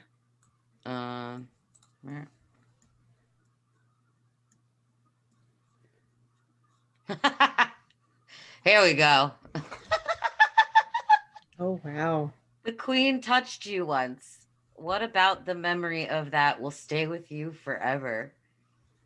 I mean, it wasn't just once. I'll say that. But the first time the queen ever touched me, I'll never forget that. When she came through, I'm going to say this again because Emily's comment in the chat about this turn of phrase that I made was funny. her tour of the regions. She said that sounds like a royal smut book. Fair. When she came into my humble region that had been ravaged by war, and she saw me for the first time, it's like one of those like photos that gets on the cover of like Time magazine type situations where it was just she like reached out and I have all this like rubble and I have like dirt on my face, but she still saw something in me and she reached out her hand and pulled me to her and like took me in, and I'll never forget that. So, would you characterize it as like a friendly, a kindness, a parental, something like that, or like what? I'm trying to just figure out like what, not necessarily like what type of love is it, but what type of admiration was that moment? For me, it was like awestruck, and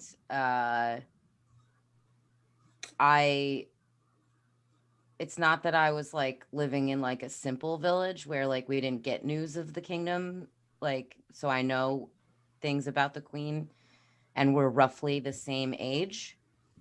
So it's like I've grown up with her. And so seeing her in person and her reaching out to me was kind of like just a sheer moment of awe, and just I was kind of just struck dumb, not believing that she was actually like that. I couldn't believe that she was reaching out for me. Wow. So it's an admiration, definitely, but not a paternal or any sort of like, it's more like I'm high key in love with her because she's like my savior. Complicated. Awful. She's awful. I love her though. I love my queen. What do I do for the queen that anyone else can do? And why does she make you do it? I think that's a fairly simple question to answer. She could hire any handmaiden. Anyone could be trained up as quickly as I could. But she keeps me around for... well, I don't know why. Maybe I've got that leverage of the fact that I saw her do the things she's done. Maybe I've just been around long enough so that I know too much. But she could disappear me if she wanted to. And she chooses not to. And I still don't know why.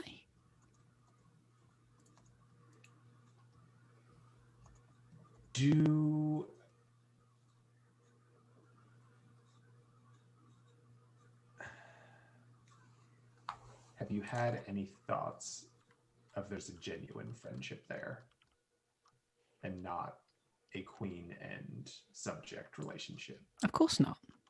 Why would I ever think that? I don't deserve her. Ooh. Anyone? No. No one deserves the queen.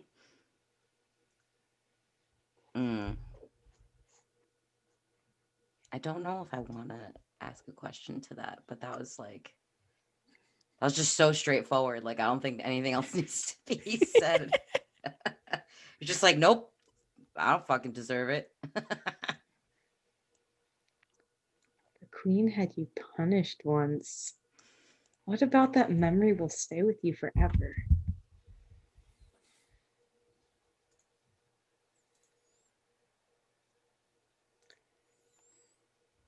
I hope this isn't too revealing of me being like a natural introvert, but I think the punishment involved making me do things with other people in like social settings. the queen had you punished once. What about the memory will stay with you forever? I think there was a moment very early on when I didn't hold my tongue about something, and I had corrected her on a matter of etiquette. And I should never have done that. That is not my place, and it was extremely wrong, but she had me punished. And she had me punished by placing me amongst the lower ladies of the court so that I would learn etiquette.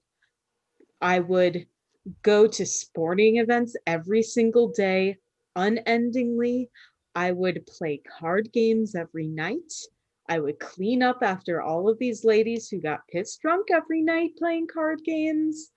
And it was terrible because I was required to be like their card partner when they didn't have a double or something. And it was just ceaseless.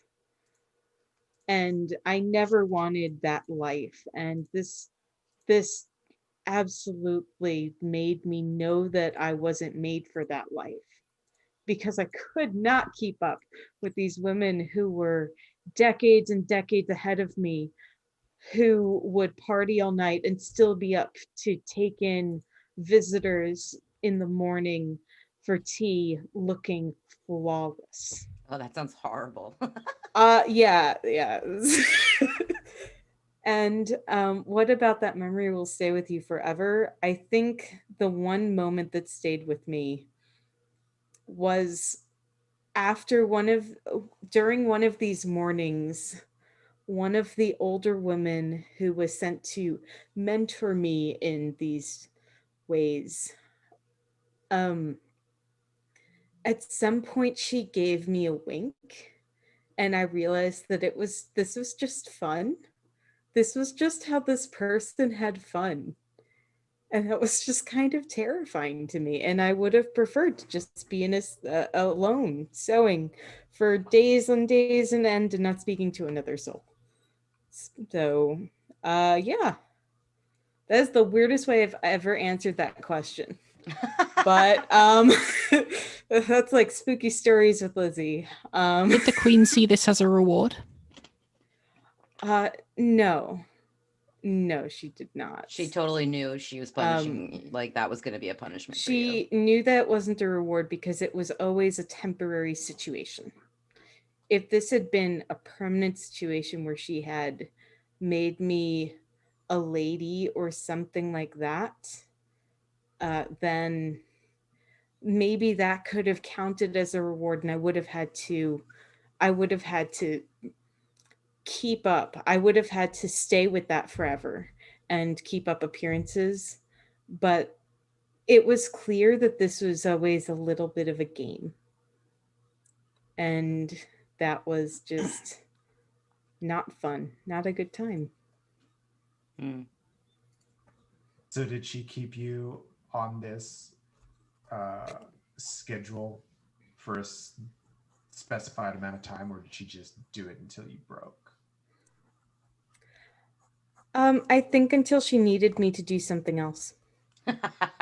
It was a cruel whimsy, to turn a phrase. So, yeah. Spooky stories to share in the dark. I love the queen. I love the queen. She is my queen and I love her. When was the last time the queen hurt you? Actively hurt me? Aw. Physically, emotionally? Like, where are we going with this? Well, that's what I'm trying to figure out. When, I mean...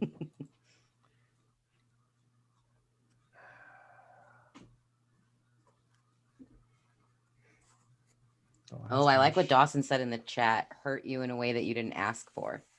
Yeah. Yeah. That tracks, Dawson.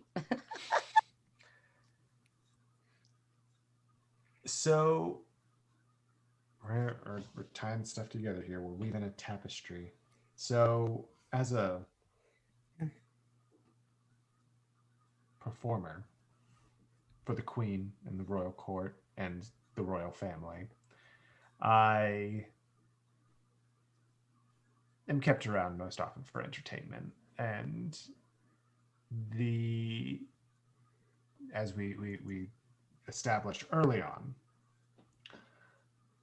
the Queen knows how to press my buttons, and I know how to press her buttons. And this one time where we had an exchange that should have been a routine ribbing, I don't know what went wrong. What was different about this moment that we had had so many times before, and it was something that was comfortable with us?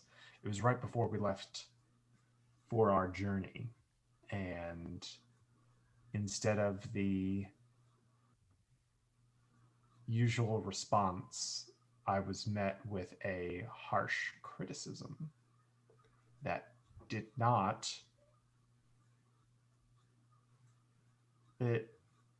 it was a discordant moment in an otherwise routine back and forth. And the look that she gave me, it something had broken, and I don't know what it was, and it had hurt, you know. Follow-up question. Yeah. Why did you deserve it? Well, I didn't. Because this is just how we interact with each other, and for so long it's been the same, and it's like you're reciting the lines of a play, and suddenly your co-actor skips a line, and it's like the rug is pulled out from underneath you, or you miss the last step going down a staircase, and it's just it throws you for a loop, and you just don't know what to do about it. And I don't know of anything that I've done. I've been nothing but perfectly pleasant.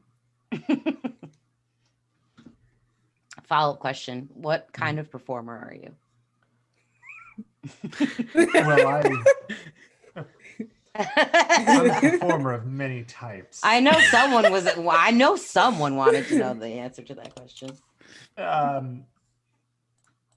When you say performer, what do you mean?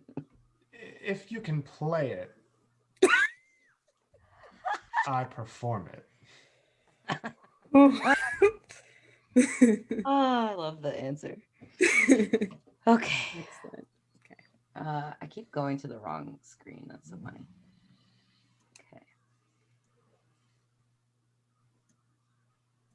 Okay. Ooh, what did you bring with you that endangers the Queen?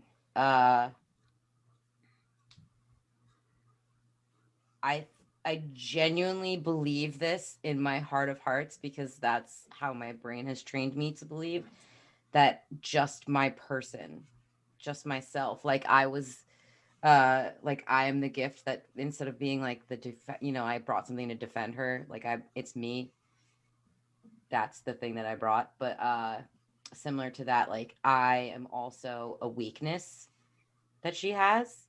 And because other people in court know that I'm a weakness for her, that she, because I'm a commoner and I didn't, but she still lavishes her attentions on me, could potentially, people view it as it could potentially disrupt this mission that we're on for peace, or to end the war, or what have you. So I think people were mad that she chose me to come along, because they were like, having this person along with you who is like not an active worker for you and still a commoner, but you're treating them like they're one of you, is not good for your image.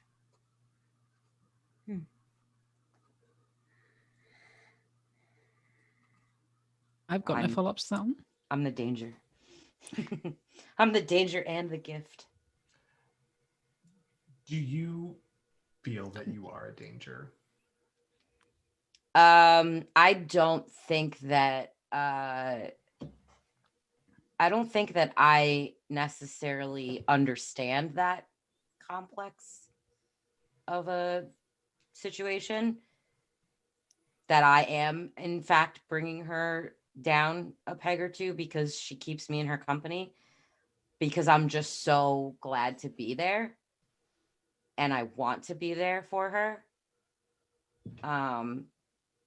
I choose not to see it, I think, simply so that I can continue being in her presence. Because if I was aware that I did endanger her, I probably wouldn't have, I probably would have protested and not wanted to go, because I wouldn't do anything to put her in actual danger. So I don't think I'm aware of it. Okay. I'm going to put this one to the side. I think it's crap. I didn't even see what it said. I did not see what it even said. There is someone else in this thread, I too. think that one's too meta, personally. That's fine. So- It can work, and sometimes I Yeah. think this circumstance maybe not, especially since we're also pretty well established Yeah. already. So the next one. The Queen thinks more highly of you than you do yourself. How do you know this? Interesting. Okay. Because she keeps me around. Again, if I wasn't of some use to her, I'd be gone. I'm replaceable. But if she didn't think highly of someone like me, I wouldn't be here. It's like she could look around the royal court, or even just go out to a small village and go, "New handmaiden, we're going to train you. Come with me." And so many people would just take the hand that was offered, despite how distant it is. Mm-hmm. And I don't want them to do that. Mm. You've got the job 1,000 girls would kill for. Exactly. Is that how you came into this position? Killing or? No, by seeing something similar happen to another. Someone else that the Queen thought highly of, or more highly of than they thought of themselves. Well, I don't know what happened to the previous head handmaiden. Mm. I want to know at some point. But for now, I'm perfectly happy to serve the Queen I love.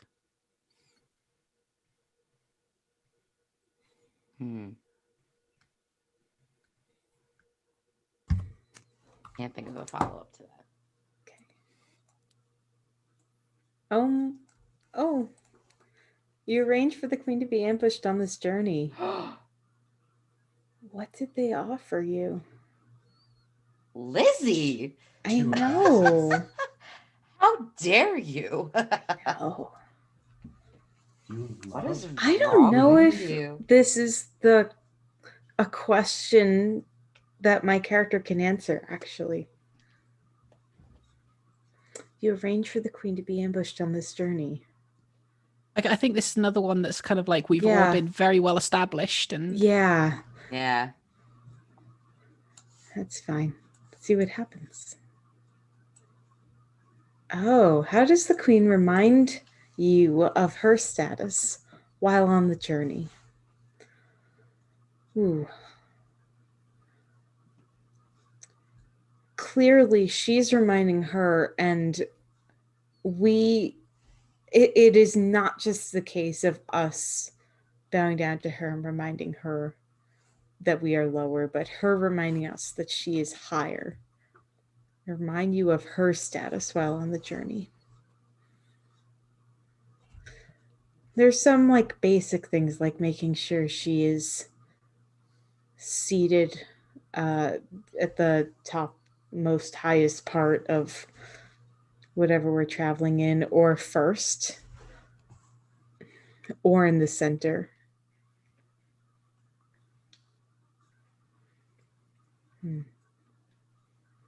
Maybe she just it's simple, and she just doesn't allow us to stop unless she chooses to stop. And she is a woman who makes that extremely clear, that she's the only one who can decide when we go. And maybe if it's not crossing streams too much, maybe that's one of the reasons why she was so angry about the goddamn horse, was that was that maybe that meant something slipped out of her control for half a second, and that was not going to work, because when that happened, there was a moment of her realizing she needed us in a way that doesn't work, not compatible. I think that's it.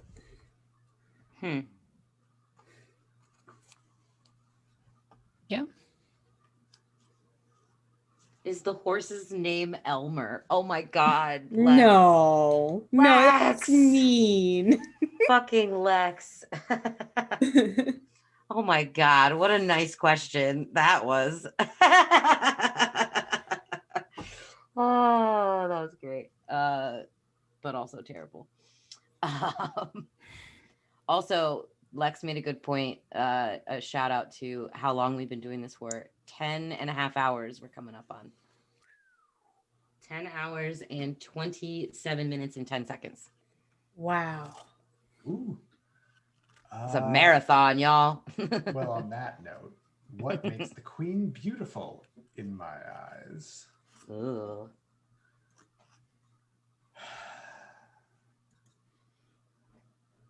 Sure, she's got, the clothes and the jewelry and, the conventional beauty and all of that. But our queen is complex, and, it'd be, there are so many easy things to say about her. Did you just call the queen easy? No, I say there are so many easy things to I know, I was joking. to describe how beautiful the queen is, but in my eyes,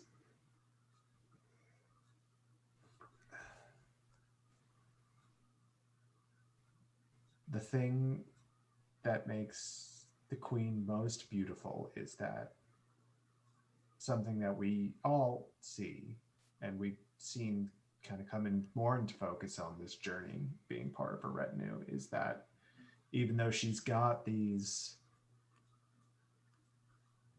sometimes cruel, dark moments, there are these points of kindness and compassion that shine through.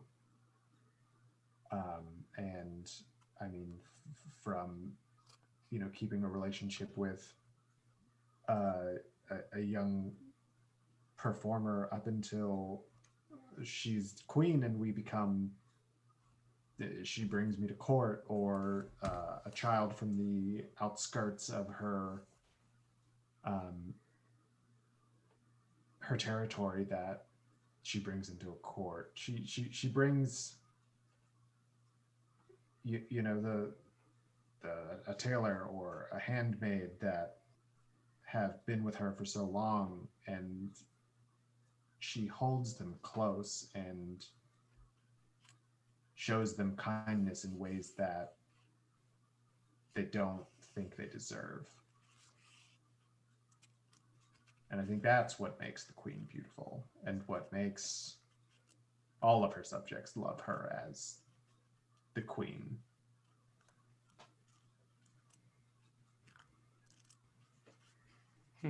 I find it interesting that we've all sort of chosen that overarching theme of like, she loves us, but we don't understand why, because we don't think we deserve her love.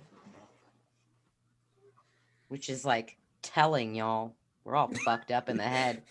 We're not going into that. This is like therapy. Getting out my This demons. game hits hard, and I love it. I love it. It does I do require like that. decompression afterwards, but you know, into that. I kind of like that it makes you really genuinely reach for it. Like, Yeah. you can't be disingenuous in this game because it doesn't allow you to be that. It's interesting. So no follow-up questions? No. Good to go. What? I saved her life. She saved mine. You say that like, oh, we all don't deserve her life, and you're like, oh, I saved her.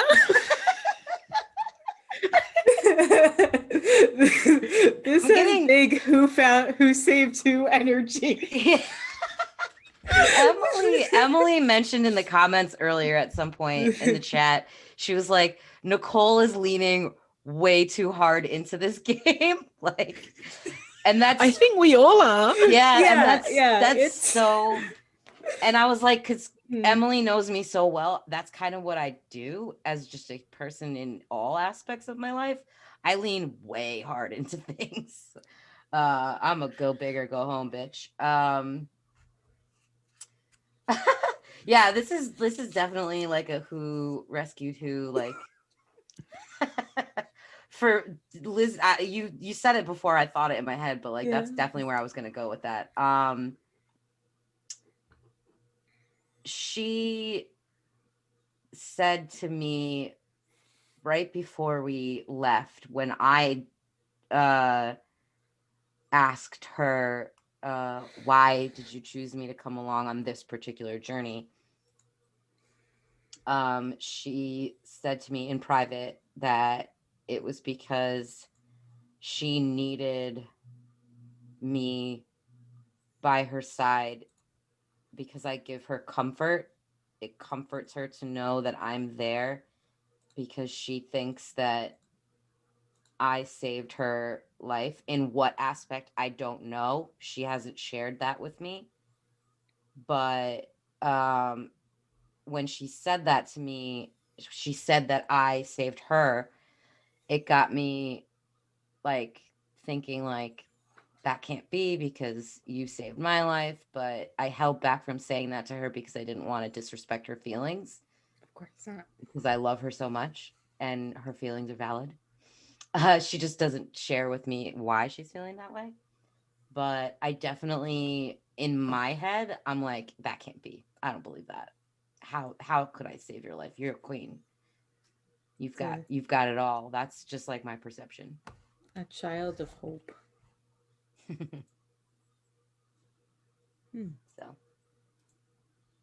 yeah.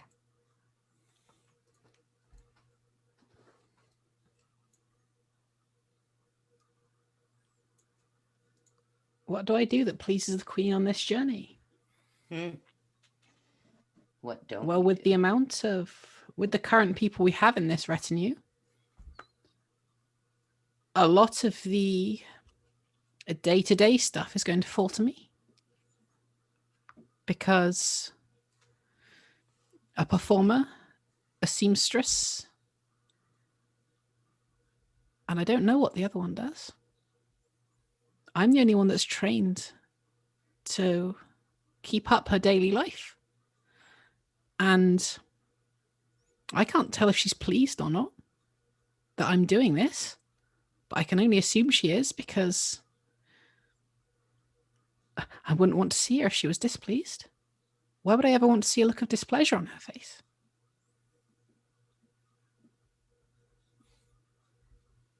Keeping a status quo of quality. Now the question remains, have you seen her in a state of displeasure? True. So is what you're doing out of fear or love.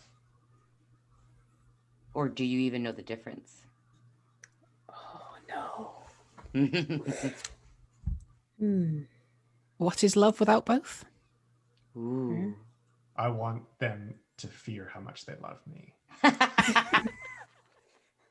That's a scary thought. That's If I your met next someone character. Like that, That's That an is my office one-line reference. answer to that question. What is love without both? love it. Oh, you think of someone in this retinue as the queen's favorite. Who? What makes you think this? We both know I just cannot with pretty boy over here. Or I guess we didn't establish gender, but I'll give you that. I whenever- am a boy. No, not you, Nathan. Oh, I thought you were talking about me. Because I thought Nathan did give away gender. Yeah. Did you? I did. Yeah. And you're not telling me now. Cool. It's okay. It's fine. I've managed to take notes and miss that. I think of you as the queen's favorite. And I think part of that is because there's and stop me if I'm overstepping, there's something about your place in the palace that lets the queen be vulnerable in a way that she can only be in private. Is that kind of what we're already okay? And That's the I general think vibe. that especially as someone who tries to upkeep all this public persona etiquette around the queen and how she looks and how her ancestors have kept up traditions, it's something that I can see glimmers of that when she's around you. And that's why I think that you're her favorite. Because that's when she puts away some of that tradition, and in some ways becomes more of a single person and less of a figurehead. Super jelly now. Not jealous. It's fine. It's fine.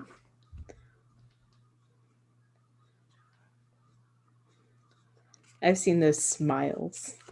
Do you think I think that? Oh, absolutely. Because I don't think my character would be able to see past whatever you put up.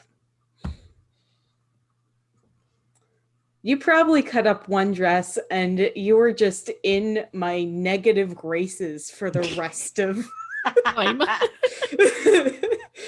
You don't even darn a sock for me.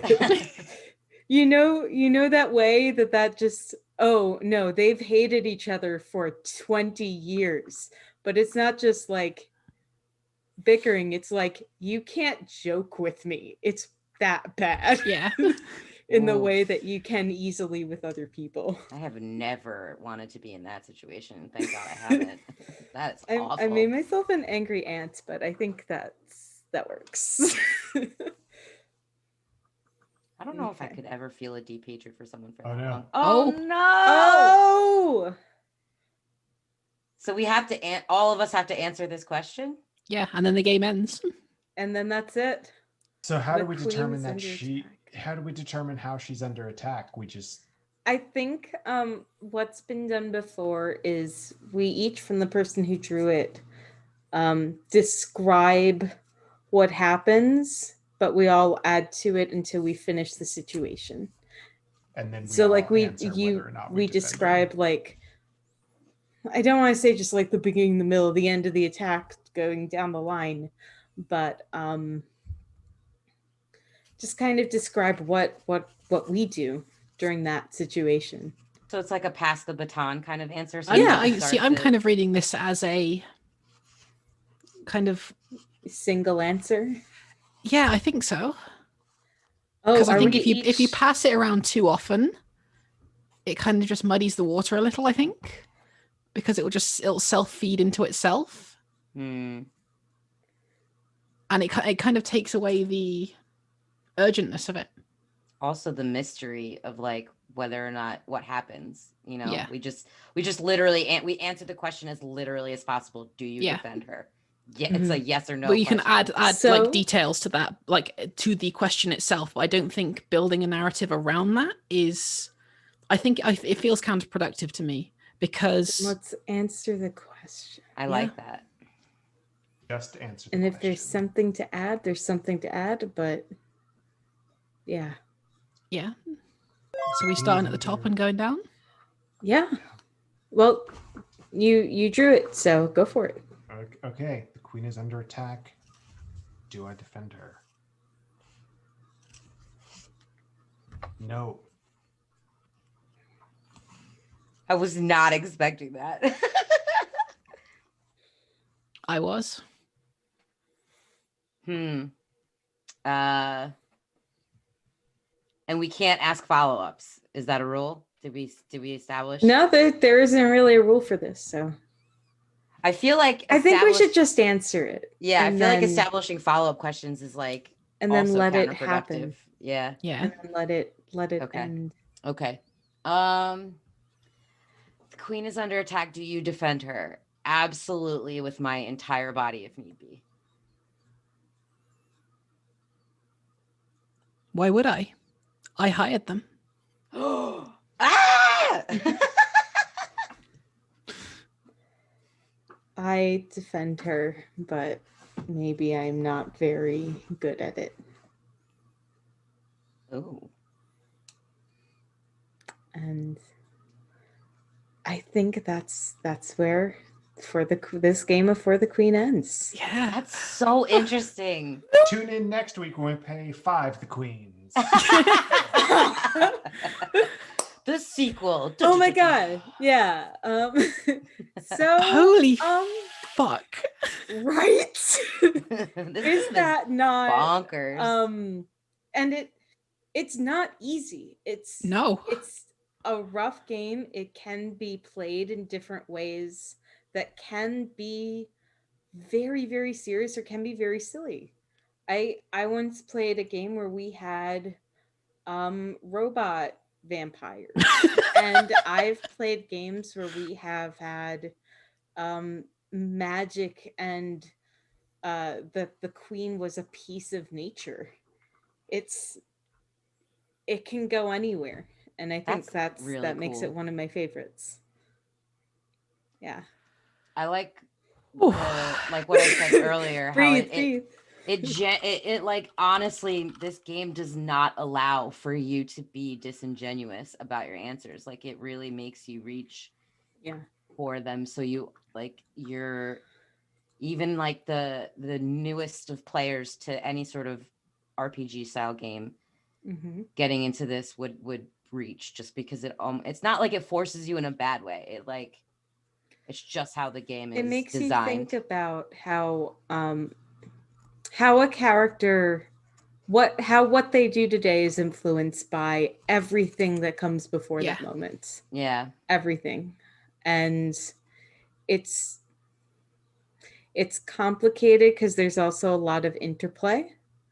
Again, this is slated for 2 to 6 people between 30 minutes and 2 hours. I don't think you could get the same situation in 30 minutes. Not at all. I genuinely don't think you could. It wouldn't be enough. No. I mean, feel like theoretically you could, but that's not something I would personally find satisfying. Yeah. So this is it's wild that like our perception of this person too is molded by the 4 of us playing the whole time that we're playing. And like absolutely. Yeah. The fact that we collectively came up with a queen who was, I mean, like I said in one of my last things, so cruel but also so compassionate was kind of wild. That's like, And we collectively decided that we all had like imposter syndrome. Yeah. Sometimes there is more separation between the queen as a person and the queen as a figurehead, which is interesting because we had that a lot intermingled here. which is totally fine. Absolutely fine. Sometimes the way the cards are ordered change everything drastically. Yeah. Sometimes there are many cards early on that are maybe about pain, or sometimes cards early on that are about the nature of beauty, or are questions about the world we're traveling through early on. And we had an interesting mix. Yeah. I think So, it yeah. was the way that the cards were designed, because it could have gone a totally different way of who picked which questions and all that stuff. Like, it allowed us to, I think we created a pretty interesting story For sure. in just this, like, it feels like, I mean, it feels like a small amount of time, to be honest. Like, I'm almost like, I don't want this to be over. Like, I want to Yeah. like keep telling this crazy cool story, because it was like interesting. Like, I want to know why Lane hired them. I want to know why Nathan said no. At the same time, one of the things I love about this game is, first off, no matter how many times I've played it, every time is interesting and unique in its own way. And that's just what other people bring to it. And the other part of it is that, gosh, I'm absolutely forgetting. It's complete. It feels very complete to me. And it feels like a place where maybe I don't want to go back there. Maybe it exists in a moment. Yeah. And I think that's very special, and that brings something special to RPGs, especially where a lot of RPGs are people playing very long form campaigns. This feels self-contained emotionally in a way that I gravitate towards. I like that. So that's for the queen. It's like $8 on Roll20. So yeah. What Emily said about it in the Mhm. chat was that it's a crash course in RPG and character building, and I feel like that's kind of true. Yeah. I found that it's also one thing I thought about that I realized while we were playing is I wanted to ask Nicole, have you run a game before? No. I didn't I think that I don't want to like make this big separation between DMs and characters, because I don't think there is a big one. But some of the like tool set for this type of thing is very transferable, I find, for when you need to make something up on the fly as a DM. But you need to do that as a character as well. So, that's just something I thought about. Yeah. I mean, that's that I was thinking that actually, is that as someone that's new to RPGs in general, not just just in D&D, because that's very new to me. Like, it's only been about 3 years now. No, 4.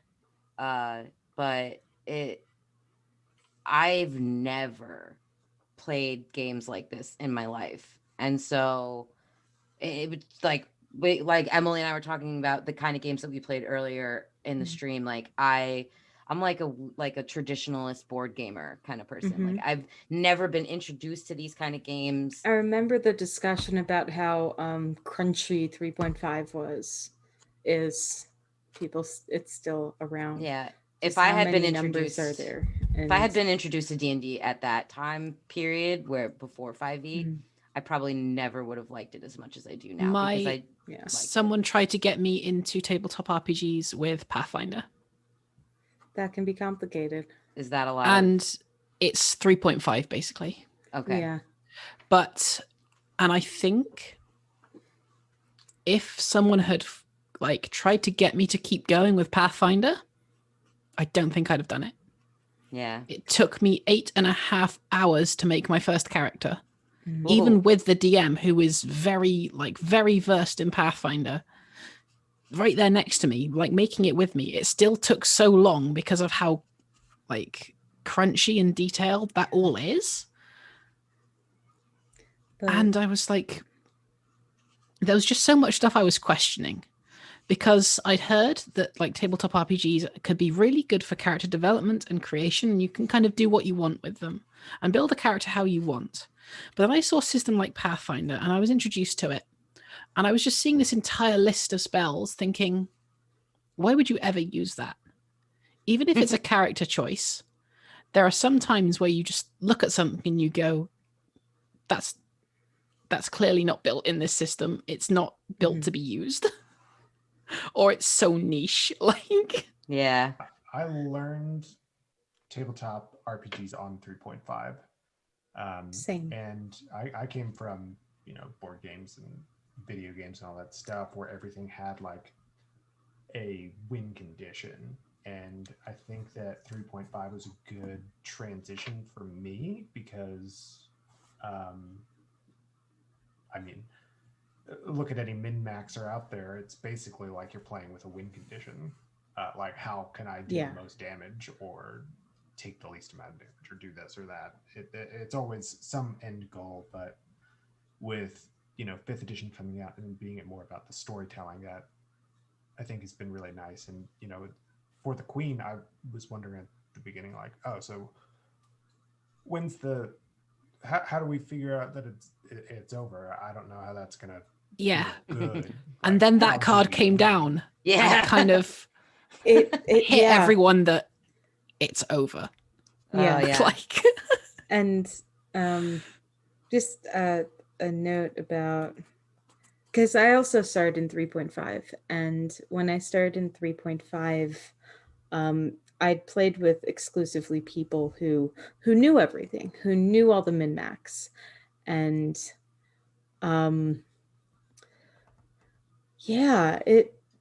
this is such a different experience, and I think that people who already have experience thinking about characters in a certain way, thinking about characters beyond min-maxing and numbers, find this game to be an enjoyable thing to explore.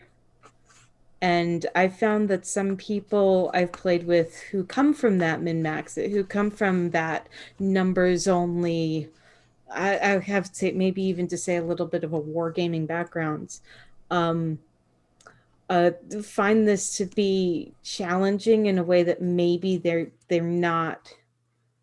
I mean, I'm not going to say that I've played this game with people who don't like it, because I don't think I've played this game with someone who's walked away and said, terrible. But I can't imagine anyone not liking this. I'm not gonna lie. I've played this game with people who are slightly disinterested, which is affecting in a way. I could see that. Yeah. It's like showing someone your favorite movie that they love, and they're just constantly checking their phone during it. Like, yeah, a little bit. Yeah, yeah. Like, part of getting into the game is you gotta give it your time. Like, yeah, absolutely. You gotta listen to everyone else. Like, and yeah. I think what I found the most interesting as a person with this game is that I didn't know I was capable of coming up with shit like that on the fly.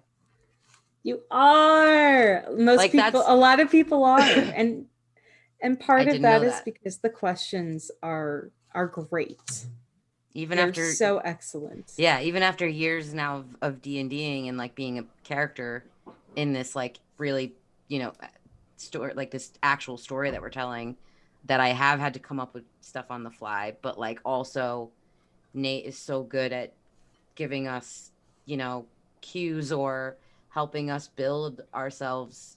It never seemed like a lot of work, but this, like, I felt it was actually like making me have to think like on the spot, coming up with this story, and the four of us working together doing it, like just influencing each other's stories. Yep. Like, Yeah.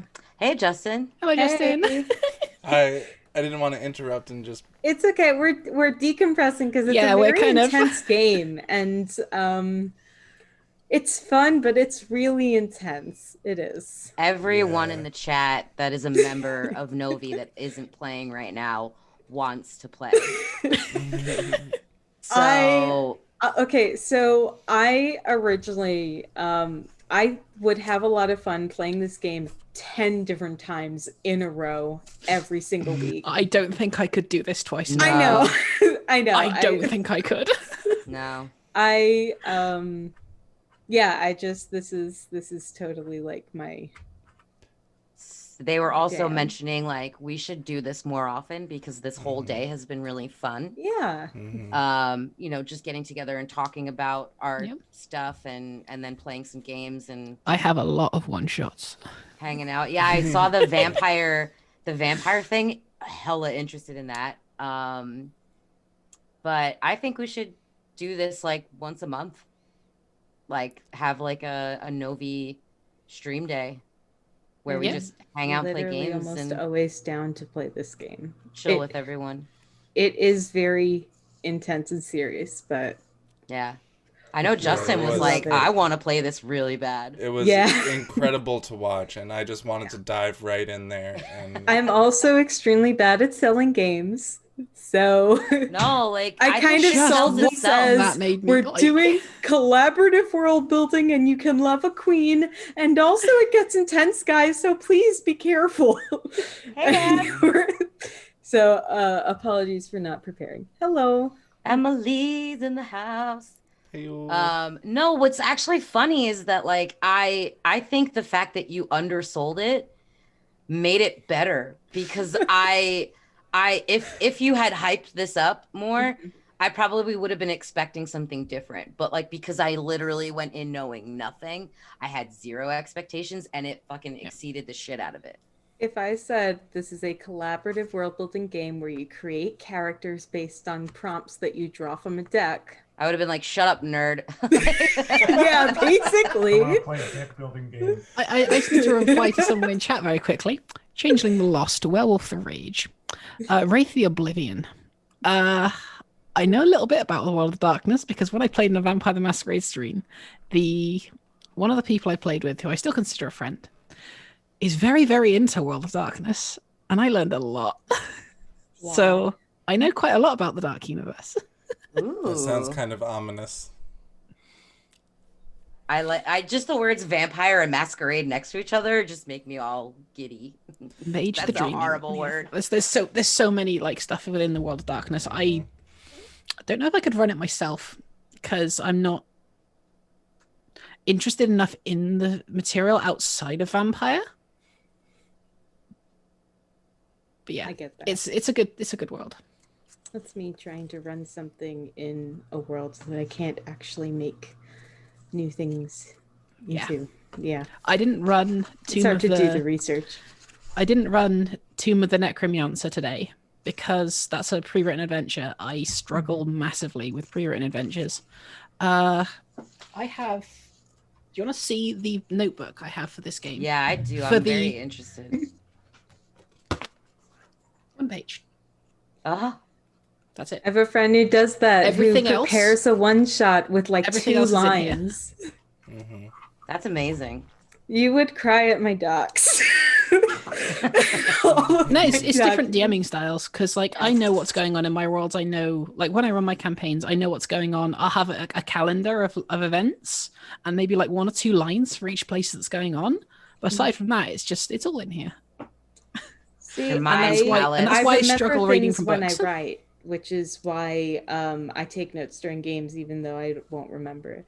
Like, I'm not going to reference these for the Queen notes on my legal pad after this, but it just helps me in the moment to solidify it a bit. Yeah. Mm-hmm. I think what's interesting about this as a player from standpoint, because I've never DM'd, but like playing D&D from a book and then like a pre-written book, like Curse of Strahd was my introduction, and then going immediately into a homebrewed world, I 100% will die on the hill that I prefer homebrewed every time. That's not even necessarily fair because Nate homebrewed like at least Strahd. like 50% of Strahd, so Yeah. That's true. Because I don't we follow the forced book. him to, like, because we just weren't the type of players that were like gonna be locked in a cage. Like, I like pre-written adventures because then I can take what I like and throw the rest away.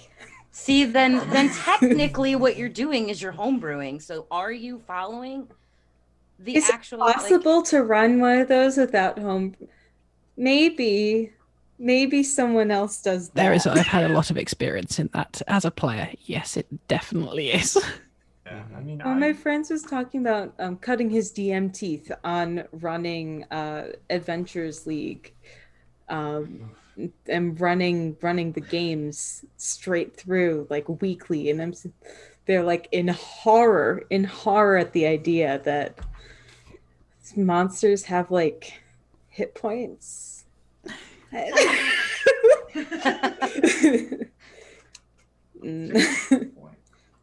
I don't know. I mean, when I started DMing, we were doing. I mean, I started the first games that I DM'd were homebrew, but when I found the pre-written adventures, I was like, okay, this takes some mental energy off of this for me, and I can kind of like pizzazz it up as I see fit. Add double the monsters because I think that's better, and stuff like that. So, yeah. But it's just preference, I guess. Like, yeah. At I the mean, end obviously, of the day. I run a homebrew world now for Legends of Lanamora, so Find no it's going about the back same now. work, actually. It's To like run I think them. from a casual perspective, I like the pre-written adventures. it's like hands-on learning versus textbook learning. Casual D&D. What's that? Sorry. That's when you get people who only have one set of dice. Wait, I only have one set of dice. I have 0 sets of dice. Yeah, Justin doesn't even have. Actually, no, I lied. I have multiple sets of dice. Get this guy some dice. Dawson, He doesn't want it. Justin I would is true to accept his a solid artificer. gold D20 that's like this big, but other than that, I'm Justin not is true taking to it. his too artificer, bones that he likes using technology. So he uses the app and only the app. It tracks. Oh, do you have the app that has the Genesis dice? We'll talk about later. I don't. We just have literally it's just dice Games I would rolling love app. I to currently learn. use Dice Calculator. It's a Microsoft app. Yeah, that's what I have too. You know, I you can definitely just have say some third-party that in stuff that's Google. stealing all my passwords. Okay. Nice. Well, this was so much fun. Thank you all for coming Justin's along. like, we gotta go, guys. I think Well, fun's I what mean, I'd call it. Yeah. It was fun. Cats and We have to Catacombs have for another the stream queen. day. Yeah, we even got some understand, Dillian you Dally can in do there. From Google.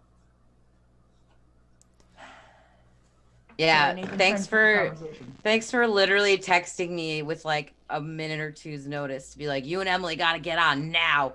And then we just took over for like a whole ass hour. Yeah. And then I sat in the chair too long and then couldn't play the game that I wanted to play. Sucks to be you. It was fun. And now We we can have to do it laundry again. tomorrow. Yeah. Emily was lighting up the chat though, so I feel like that I was trying to be there even though I couldn't be here. We just hit 11 hours, y'all. Yeah, 11 hours Yay. and 3 minutes.